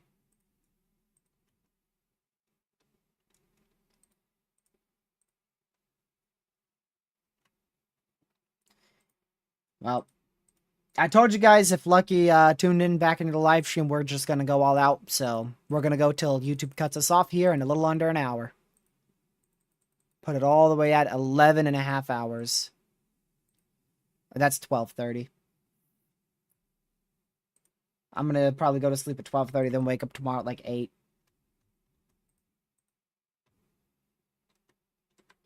Hopefully tomorrow will be the only day I have to get up early for thunderstorm initiation.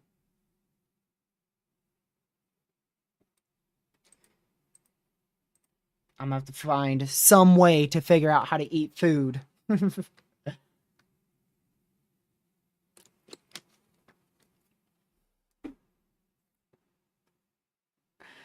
Yeah, you were. You were driving right into the hook. The first time you got close to it, literally there was a tornado on the ground and you're driving right towards it.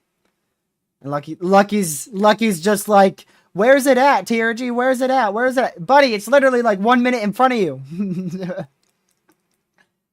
This dude's still driving right towards it, and then eventually he's like, oh, that's it. That's it, including.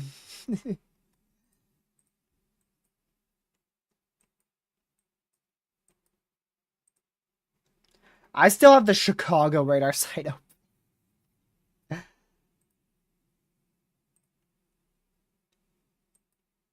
And I still have the Central Illinois radar site open. Man.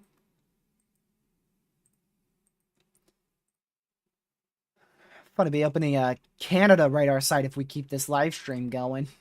Jeez. Got to put all 3 of my radars in Michigan now. We went from Iowa to Michigan in one live stream. Tomorrow, we're going to be all over the place, man. We gonna be going from Oklahoma, Texas to freaking Ohio and North Carolina. Shoot, we may even get into like freaking New Jersey and Delaware and Pennsylvania and Alabama. We're gonna be all over the US tomorrow. It's gonna be a big threat. I mean, that's slight risk. Oh. Yay, Radar Megan, it's terrible probabilities. There you go. That slight risk literally goes from New Jersey, North Carolina, all the way to Texas, Louisiana, Mississippi, Alabama, Georgia, all the way to Oklahoma, Missouri, almost back into Chicago, Michigan, and Ohio. That thing is huge. It is a huge slight risk. Almost 50 million people under the slight risk for severe weather tomorrow. Man, I remember when slight risks were like a big deal for like winter. Like I remember winter season 2024. Like literally we were looking for day 1 slight risks, and that was like a crazy event in winter. And we would end up live streaming it for a couple hours. It shows a big difference. In tornado season, slight risks are nearly every day, whereas in winter season, it's a little difficult to even get a single slight risk. I feel like for winter, it's like more big troughs that come in and cause big severe threats. Whereas with tornado season, it's just severe threats every day. It really is.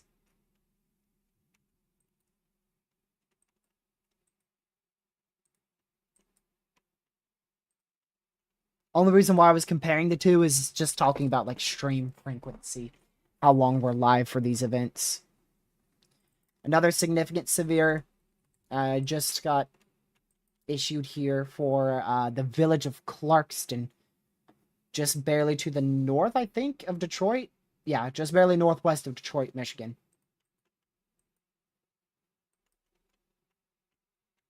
Spotter reported power flashes southwest of Lansing.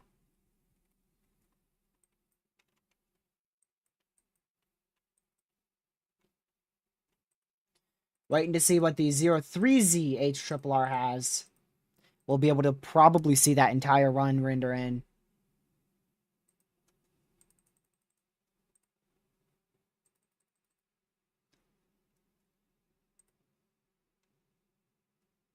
Let's see here.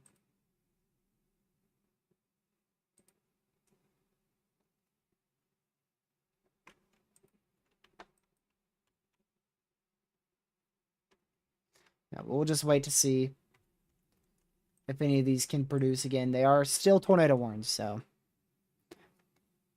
Alright, see you later, Sam. Thanks for tuning in all day. I appreciate it.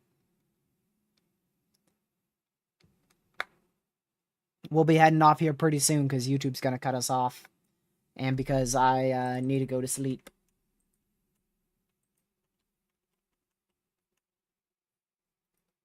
I really, really hope not much is happening in the morning tomorrow. I would love to get a lot of stuff done tomorrow morning. So, there's been a lot of events where the HRRR shows like significant severe weather in the morning and then it's just not happening. I would love for tomorrow to be that same case.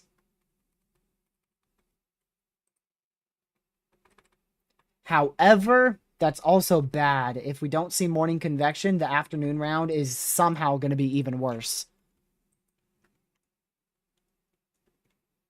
So, it's a lose-lose situation.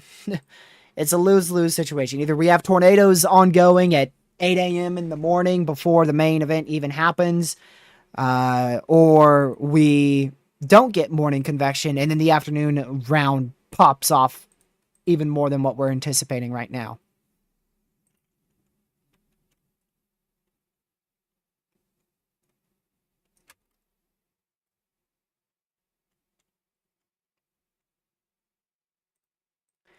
All these tornado warnings expire in 23 minutes with the exception of the northern one. It expires in 52 minutes.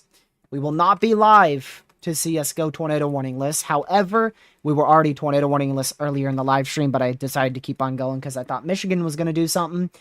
And, well, yeah, I mean, it produced over 10 tornadoes and 90-mile-an-hour winds, so I think it did something. I think it did something.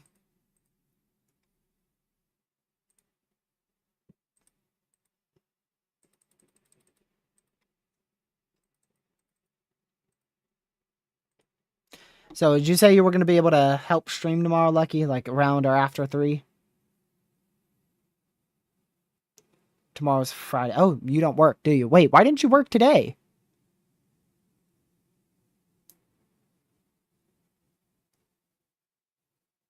I never noticed that Thursday and Friday you don't work for some reason.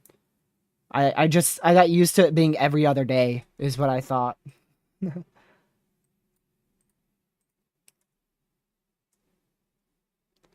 Ooh, wait, you work Saturday? It's not like it looks like a good threat anyways. We're under a slight risk for blue skies. The NAM 3K doesn't initiate. The HRRR doesn't initiate. Shoot, even the RRFSA doesn't even initiate.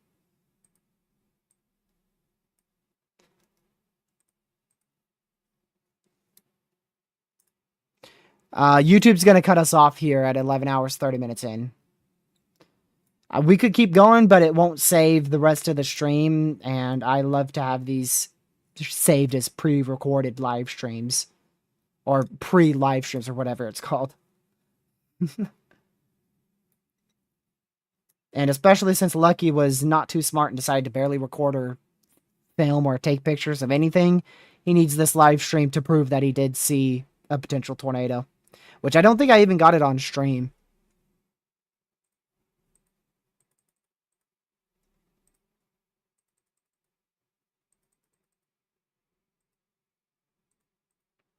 Yeah. It was just Scud Lucky. It wasn't anything. I'm just kidding. I'm just kidding. Uh...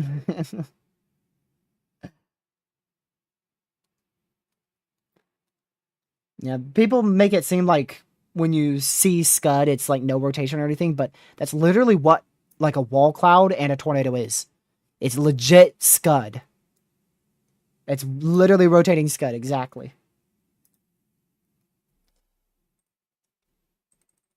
Yeah, it's violently rotating Scud.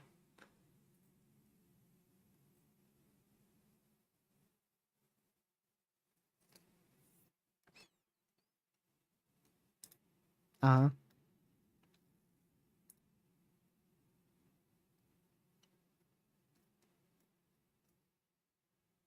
Yeah, it just didn't look like it.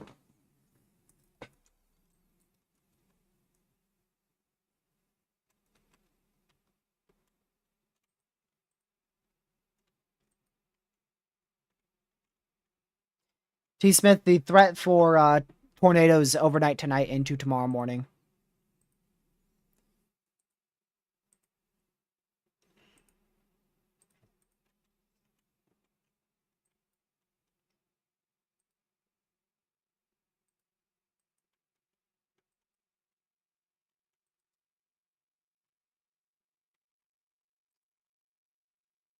Oops. Yeah, so we're going to keep watching these severe storms as they go into the thumb of Michigan. Tornado threat should begin to decrease from here on out. We'll see if that actually happens or not. See you later, Rockets. Thanks for tuning in.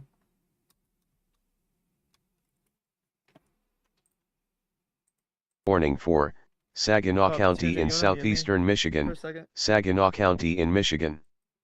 Go ahead.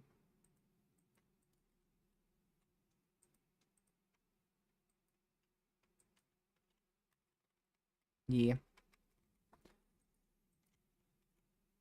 So that's a new tornado warning for Bridgeport in the north, dead central portion of Michigan. It's really dead central Michigan there.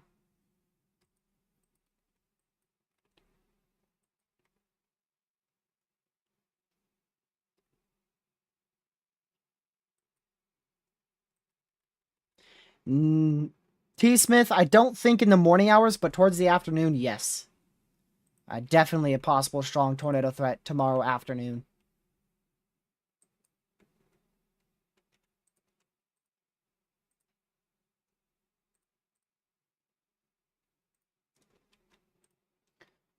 I wonder if the radar is reading those wind speeds correctly. If it is, this is probably back up to 80-mile-an-hour winds.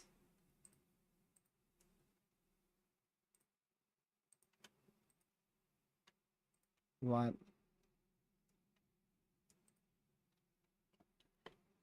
Yep.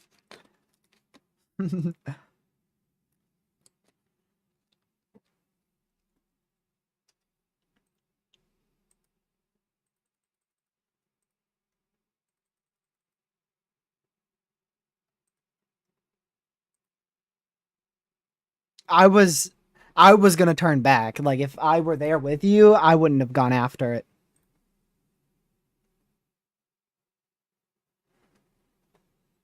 Not if you went full for it, no.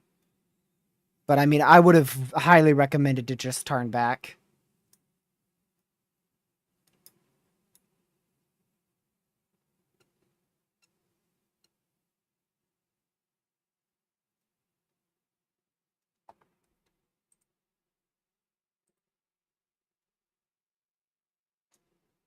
Let's see here.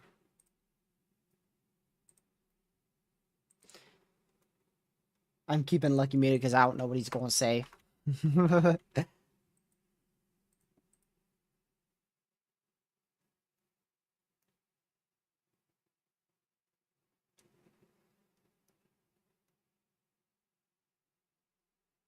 What? Capping. Lack of daytime heating. I mean, yeah. Likely those two main things. Considering it wasn't carried by a cold front, yeah.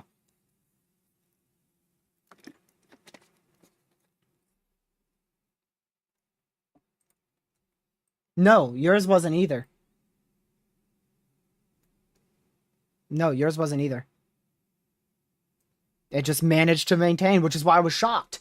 No model had it maintaining like that. Not a single one.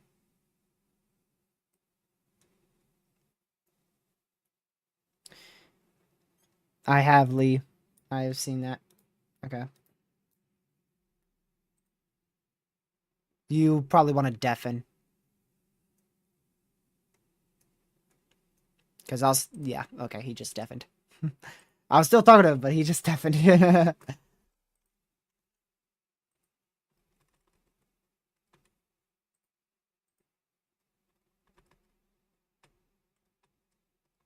See what the HRRR has. We're getting the new 03Z in right now. We'll take a look at that. We'll track these storms for a little longer, and then we'll end.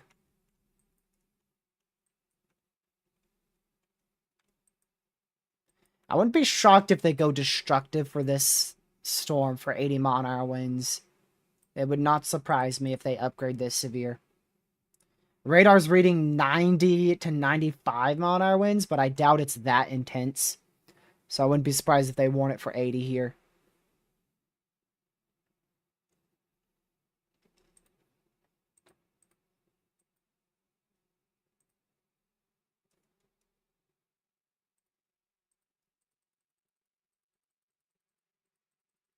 Next SPC outlook should be at 06Z. I won't be up for that. That's 2 a.m. Eastern. I will be asleep. I hope I will be asleep. I really want to be asleep at 1 a.m.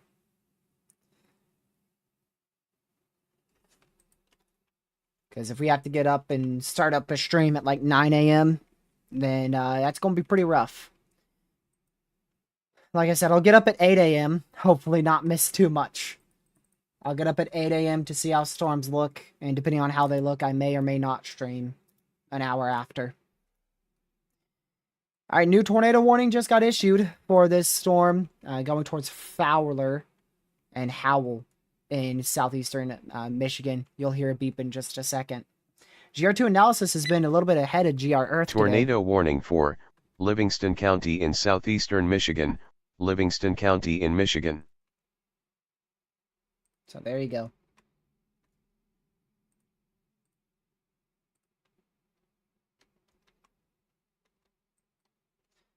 They're really just keeping a good chunk of this this line warned because it could spin up tornadoes at any moment.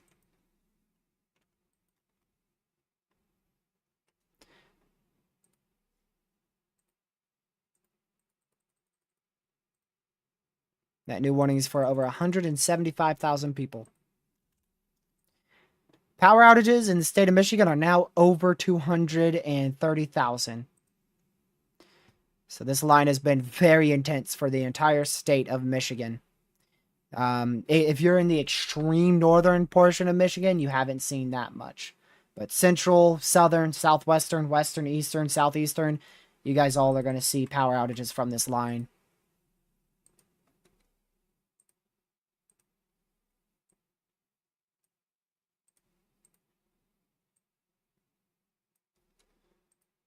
So according to the HRRR, the environment's already favorable for all significant hazards in Arkansas.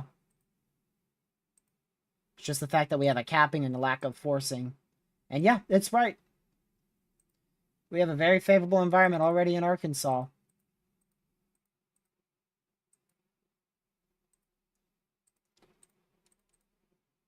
But hopefully the lack of lower level winds overnight, the lack of a good boundary, will prevent anything very tornadic from happening overnight. But that's why we have a 2% tornado risk, just in case.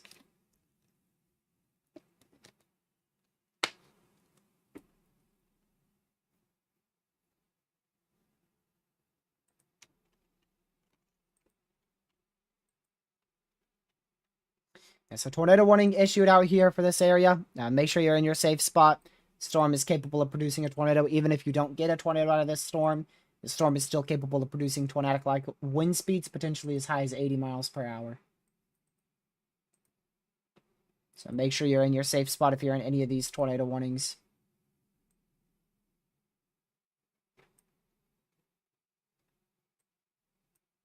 See if any convection is happening out there in Arkansas. Nope. No robust convection at all, but we should see storms start to become more robust in southwest Arkansas, likely towards 2 a.m. Eastern, 1 a.m. Central.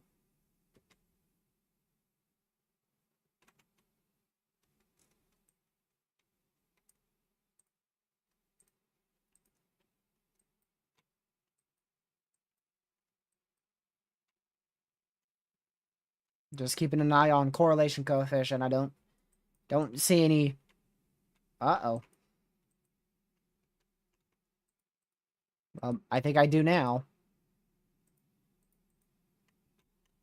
Did that just appear, or is it contamination? Can I get... Ooh, no new velocity scan yet, so I want to see what that has. Yep, tornado on the ground. There you go.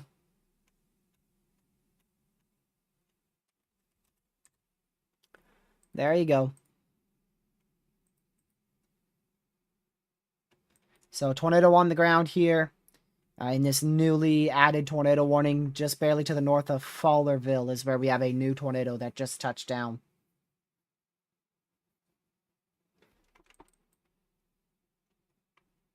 So, still getting tornadoes this late.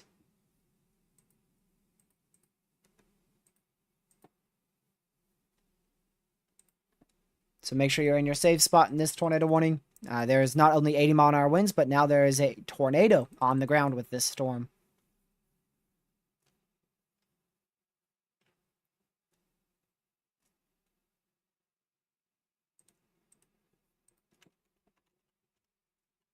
Another tornado.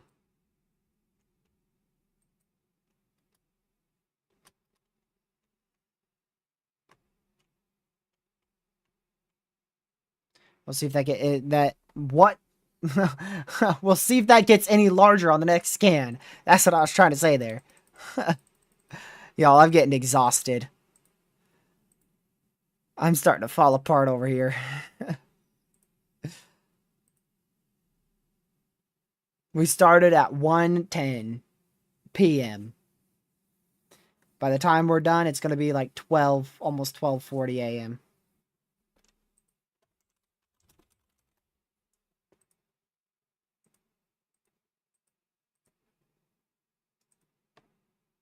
Excuse me. Thank you for the $2 donation. Did I see the CSU Outlook? Depends on what you're referring to. I looked at it like 6 hours ago, yeah. for all the upcoming severe weather days.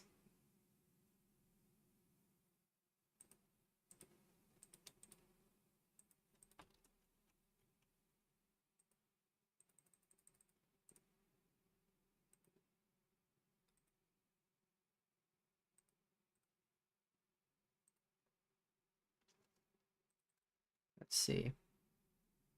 I want to go to the newest HRRR here. Yeah, but it still continues with tornadoes occurring early tomorrow morning. I mean, like, we're talking about 4 a.m. early. So make sure you sleep with your weather radios on, phones fully turned up, EAS alerts turned on if you live anywhere in the risk area tomorrow. So that tornado is now likely lifting. As you can see that debris fall out there. Lofted debris about 4,000 feet up, so that was a pretty good tornado. Pretty strong tornado there. Looks like it was mainly a tree ripper. Hopefully it didn't hit any homes.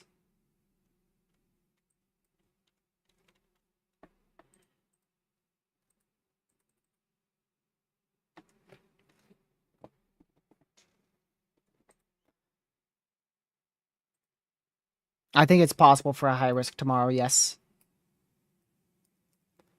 I do.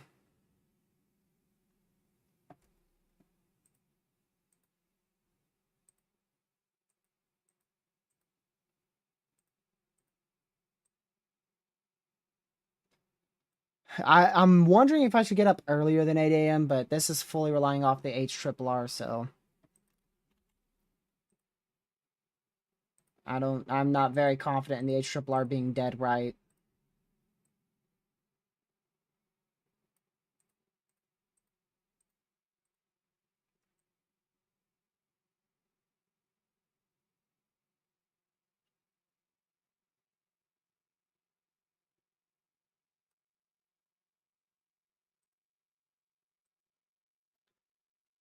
What'd you say, Proxy? Black lines following the storm. What does that mean? That is updraft helicity tracks. So it means an intense thunderstorm. It doesn't necessarily mean it's a tornadic thunderstorm, but it could mean significant wind, hail, and or a tornado as well. It just means intense thunderstorms. There's a very strong updraft present.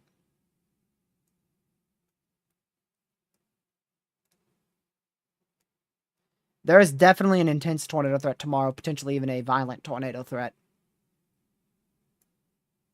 Hello. Oh, he's still alive. I forgot about him.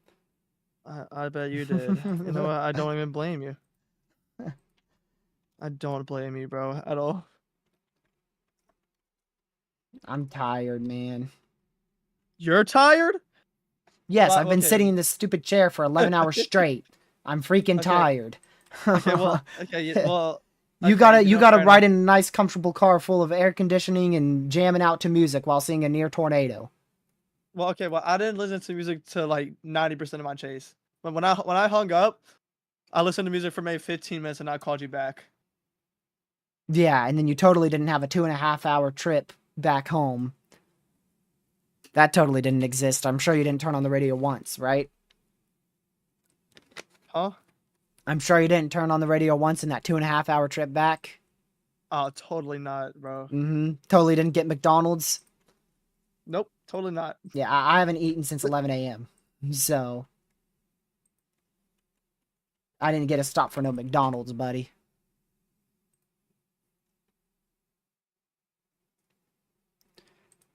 Let me go back over here.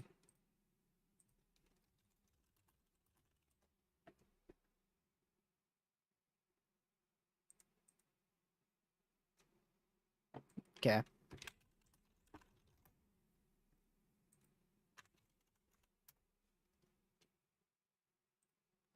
Checking a few things real quick, y'all.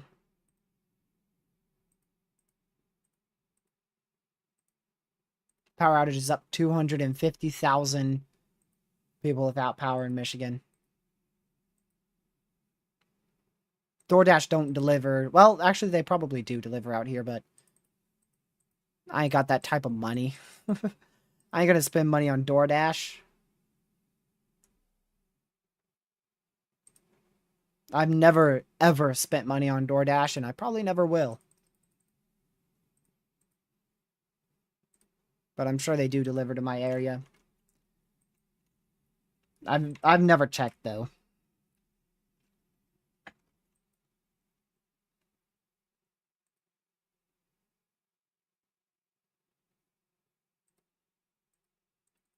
Not only that, but the price of fast food is not that fun either.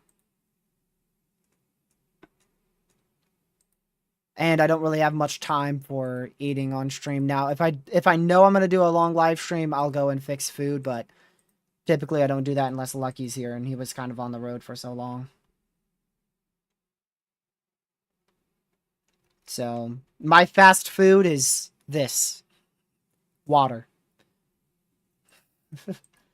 That's about as fast as food as I get. It's really it.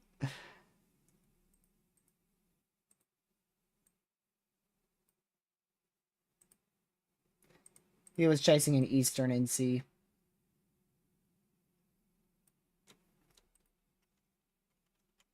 Could get a tornado at any point up here. Rotation really is ramped up on both of these areas.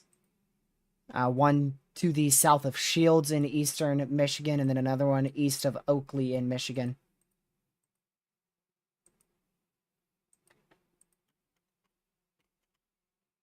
And then another one actually south of that, too. So a few areas that might be able to spin up a tornado here over the next few minutes.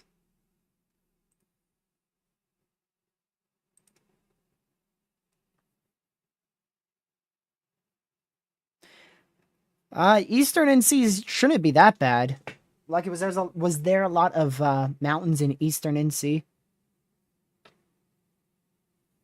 Yes, mountains. Yeah, not a lot of mountains. Yeah, I don't think there's mountains in East NC.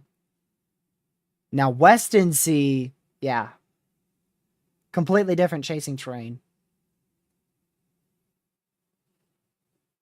In West NC, you're not going to see anything.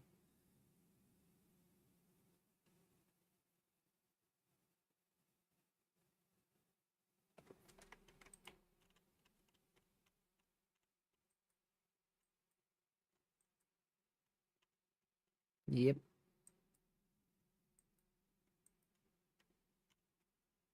Mainly trees and then open fields.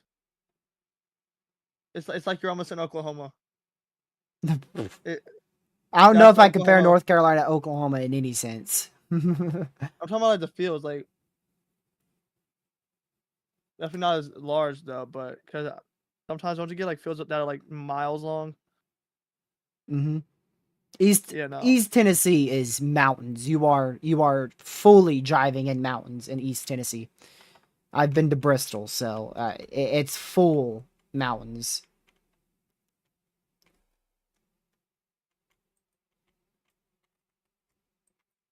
But the good thing is, you're so high up, you're right next to the clouds. So I felt like, I mean, storm I got in Eastern Tennessee near Knoxville, it was a photogenic storm. So even though it was in the mountains, I was still very easily could see it. It wasn't even that bad for terrain. Used to North Carolina where it feels like you got trees the height of skyscrapers. It really feels like that. Even with the drone. That drone came in clutch, bro. That drone confirmed it that it was a wall cloud, and then like a minute later it went tornado warned. Yep. I think they were listening to our call, TRG, and they were watching my drone footage. They're like, No, don't you show that on stream? they have a lot of other chasers and law enforcement agencies there. That's what it is, Lucky. That's it. You're not the only person who was in Eastern NC. There's kind of hundreds of thousands of people there. Yeah, I know that. Yes, I've been live at least twice with a tornado warning in effect over my city. Yep. The first time I ended stream and booked it outside and chased. The second time I ended stream, booked it outside on the front porch, and live streamed it. Neither one of them was I in my safe spot.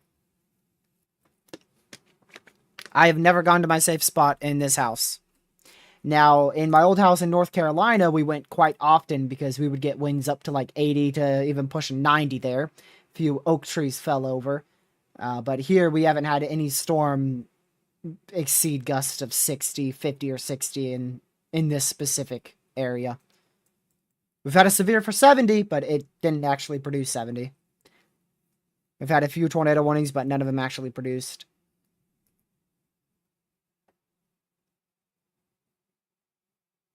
So, we've still had quite a bit of weather, but nothing like what I used to get in North Carolina.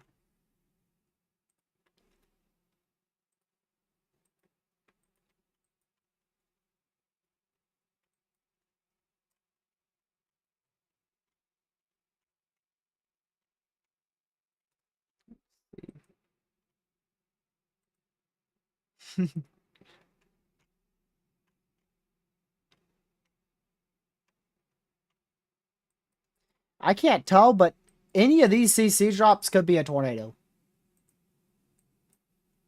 I'm thinking that middle one might be a tornado right in here. This might be a tornado. This might be a tornado. This might be a tornado. I think I'm most confident in this CC here. Let me see.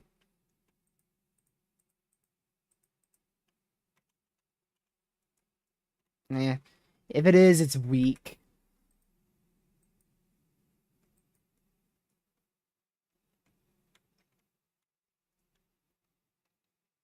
Mm-hmm.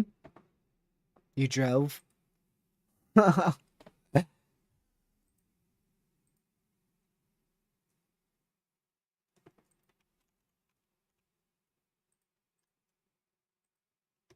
me see.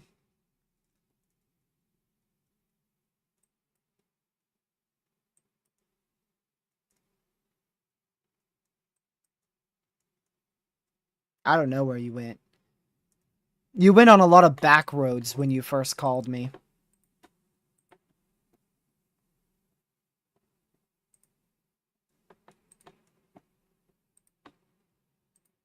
Yeah, that's what I was saying. For now. It's bro. as classic as you get in Eastern and C. It's not fully done, but it's rendered in till like 2 p.m. So it's still the same.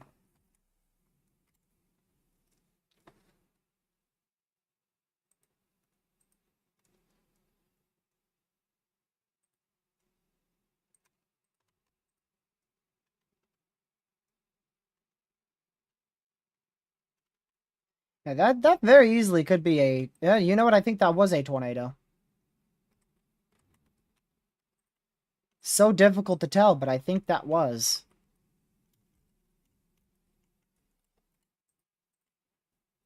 Looks like it started to the west of Linden, then moved to the northwest of Linden, then moved dead north of Linden right now. So we very easily could have had a few spin-up tornadoes, potentially even an unwarned one, just a minute ago.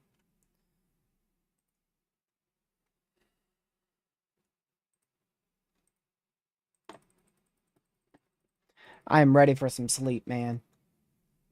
I am going to pass out so fast, it might just be a record. I won't take any melatonin. I will go get ready for bed, and then in 5 minutes, I will be asleep. Right after this stream's done, I am out. Which reminds me, I should probably set my alarm right now before I forget. Let's set the alarm for 7 a.m.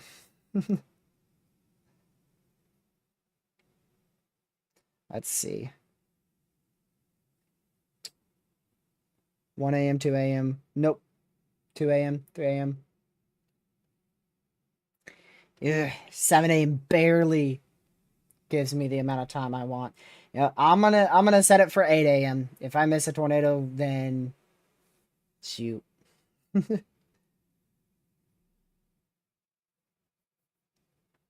So there we go.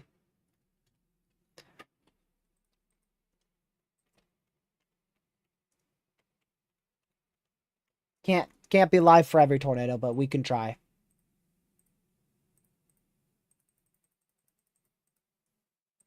Stop liking all my tweets.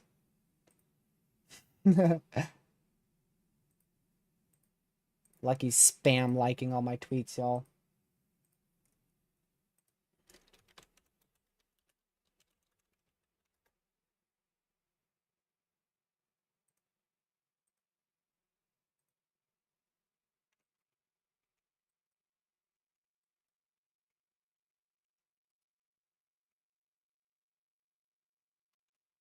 Man.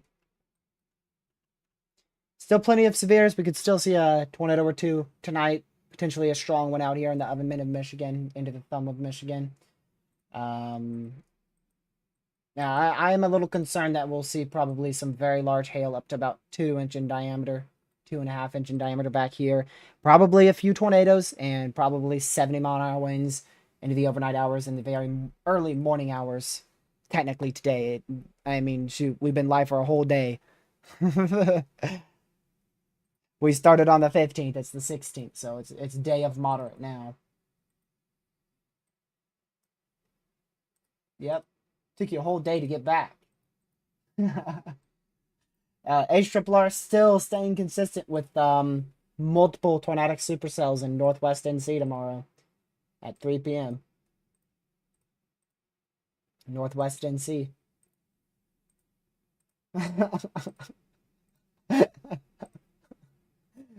Nah, you can just stay home and cover.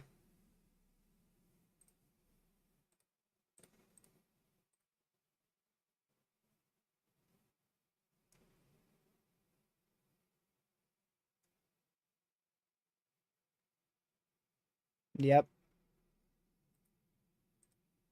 It's because that actually initiated. It looked like today was going to initiate. Tomorrow it initiates on some models, but then others it doesn't. So we'll have to pay very close attention to morning convection. That is going to completely make or break our risk here in North Carolina.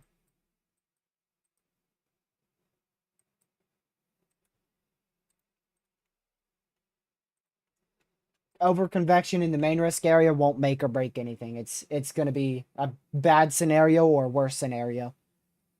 Neither of them are good. What about what now? Nothing initiates on any model run. We're in a big slight risk, but nothing even initiates. I mean, unless you want to go to East NC at 8 p.m. for a light rain shower. I did not even realize, actually, let me show you guys. Day 3 outlook. The slight risk in Texas and Oklahoma is actually hatched. I just realized that. It's a day 3 hatched slight.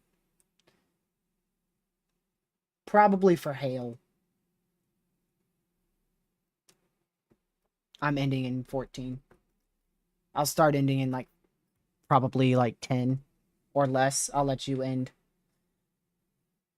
Here is the discussion for day 3. Convection may be ongoing across portions of North Carolina and Virginia Saturday morning, but will likely weaken as outflow is expected to be surging ahead of the Piedmont area. It is unclear if redevelopment is going to occur along the surface cold front during the afternoon and evening. While a very moist, unstable air mass will be across the region, a large-scale ascent will remain extremely weak and focused more towards the northern portion of the northeastern U.S. If storms can develop, they will pose the risk for large hail and damaging wind gusts. Additional storm development is expected northeast into the boundary and near the low ahead of the surface cold front. Cool temperatures aloft and modest destabilization and isolated, widely scattered severe storms will pose the risk for hail and winds. So, hail and winds if storms even develop.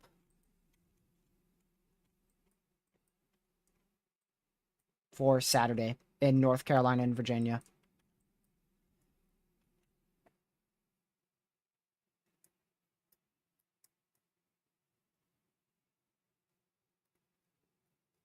It just said greatest convection ongoing.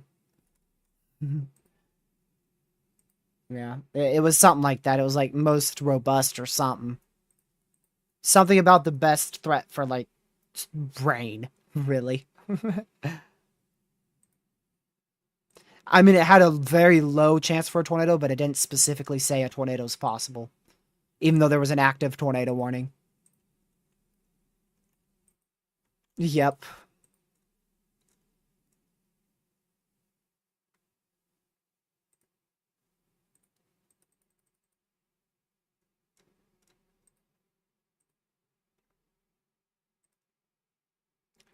At least my thread isn't going to be at 1 a.m. What do you mean?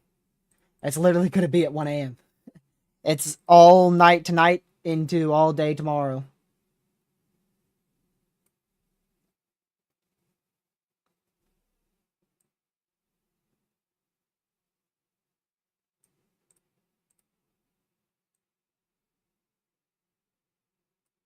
But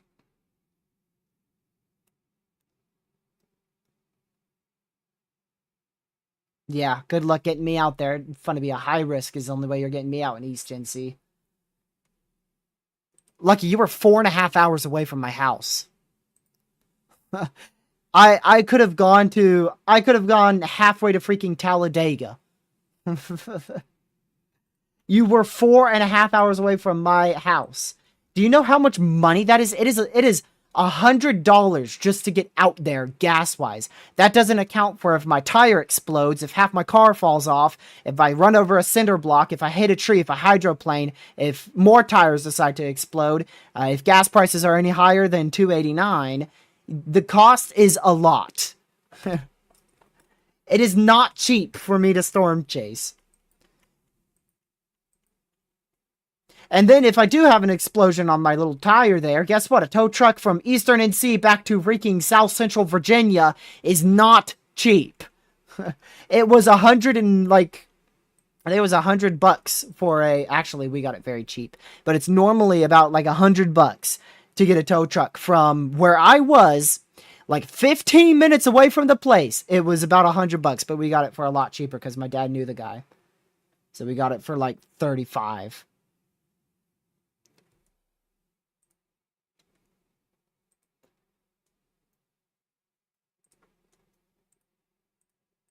So I'll chase Central NC, but if it's a good risk, like if it is a 10 sig, I'll debate on it. But you know how many 10 sig tours bust? This was like the first 10 sig tour in 2025 that actually performed. New tornado warning. Warning for northern Oakland County in southeastern Michigan, Oakland County in Michigan. Minutes from your house. Trying to hear a tornado warning there, Lucky, and you just hear 15 minutes from your house, dollars. TRG's new slogan, never start chasing. Exactly. It's too expensive.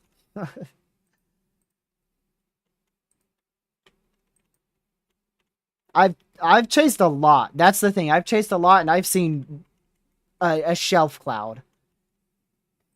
I've seen a shelf cloud out of the 6 storm chases that I've done from the freaking high terrain of West NC to near the beach in East NC. I have seen one shelf cloud in the metro of Charlotte. I did see a wall cloud with Lucky, but that thing was so pathetic. I mean, shoot, I could have freaking blown the clouds faster than that thing. Literally, I could have went up to the clouds and went, just start blowing on him, and boom, the wall cloud would have been spinning faster than that thing. Like, dude. I wonder if that is a tornado there. Lucky's dying. Yeah, might have a tornado on the ground here in Michigan. It's hard to tell because it's over the contamination, CC contamination. So we'll see what next scan has.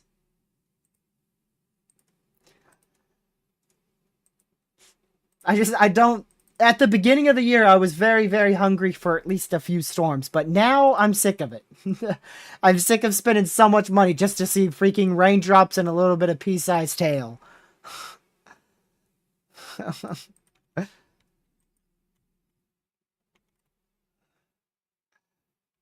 Really, like some of the risks in early 2025 that were general thunderstorm risks, I was like, hey, maybe I should chase this day. Now it's like a slight risk and enhanced. I'm like, I'll skip.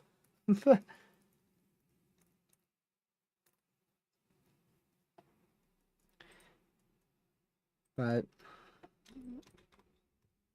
also, I had to cover today too, and I'm glad I stayed back and covered. It might have been a brief tornado there, so. All right. I'm gonna start concluding here. Most likely. I'll since Lucky takes so long to conclude, go ahead and start. Oh man. All right, guys. Well, it's Friday. Happy Friday. Um, yeah. It was a great Thursday, honestly. Other than all these tornadoes that happened, but just for me in general, it was a good Thursday. I got to see the end of a tornado, and I got to see a massive wall collapse. I'll show the live stream. They watched 10 hours of it. They know what you saw. Y'all been here for 10 hours? I Well, feel sorry for you. kinda. Anyways. Thankfully, you weren't here the whole time, or I would have lost my mind. Believe me, the 4 hours that you were on call was hard enough. Okay, so all right, so lesson learned. Just never talk to TRG again. 'Cause Yeah, then apparently I you annoyed him definitely way would too have much. seen that tornado. You wouldn't have, and you know it. I think I could have. Every 5 Maybe. seconds, where am I? Where am I? What's radar look like? What Well, warning no. is it? Dude, TRG, what is this? Is this Scott or is this a tornado? Crap, it's right in front of me. Hook. I was driving through the hook. What do you expect me to ask? Oh, where is it? All right, I'll is just it- outro it myself. Holy crap, you're taking too long. All right, y'all, I appreciate you for tuning in. Well, Memphis, you're in the risk for severe storms tomorrow. Just make sure to receive multiple ways for watches and warnings.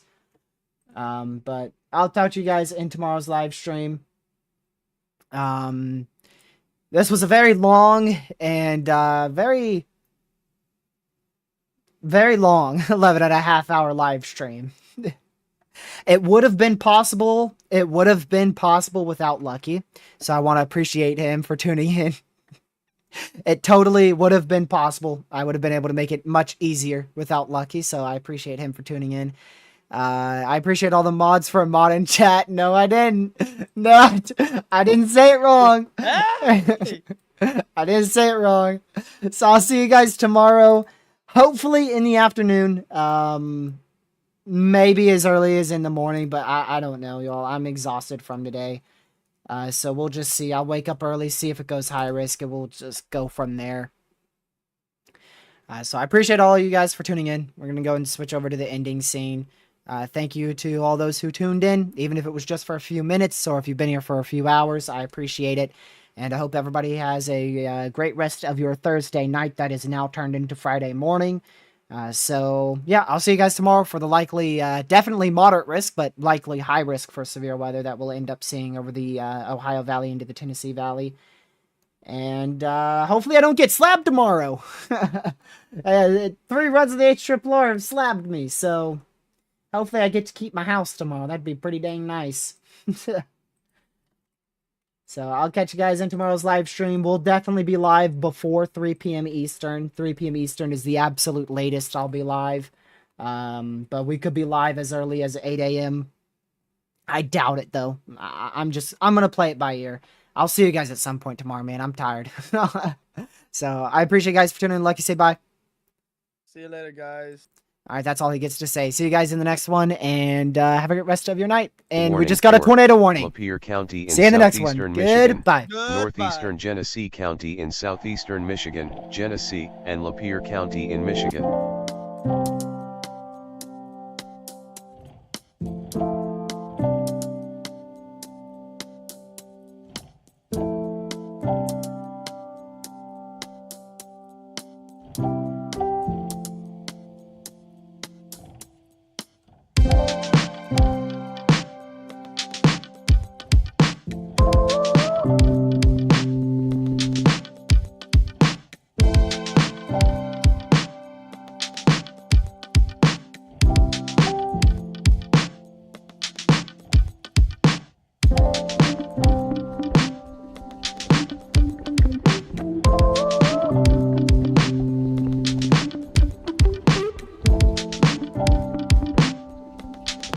Hate to do this to you, but I have to interrupt the music. There's another tornado on the ground. This one likely a strong tornado south of Davison in east central Michigan.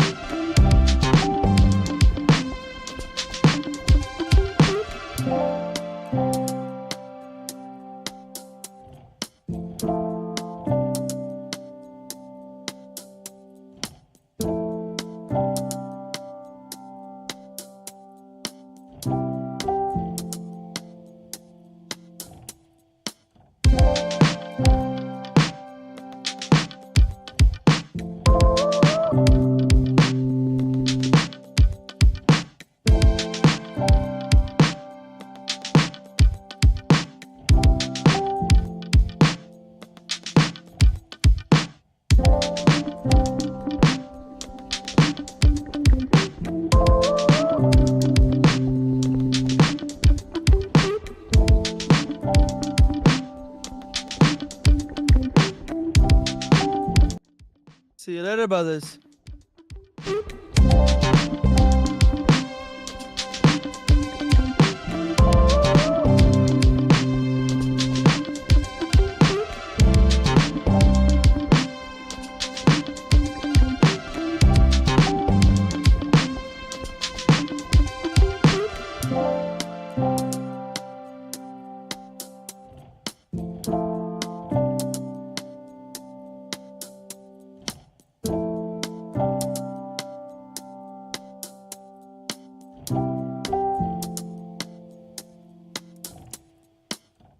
Stay safe, and I'll see you guys in the next live stream. Have a great rest of your night. Thank you much for on chat. Have a great rest of your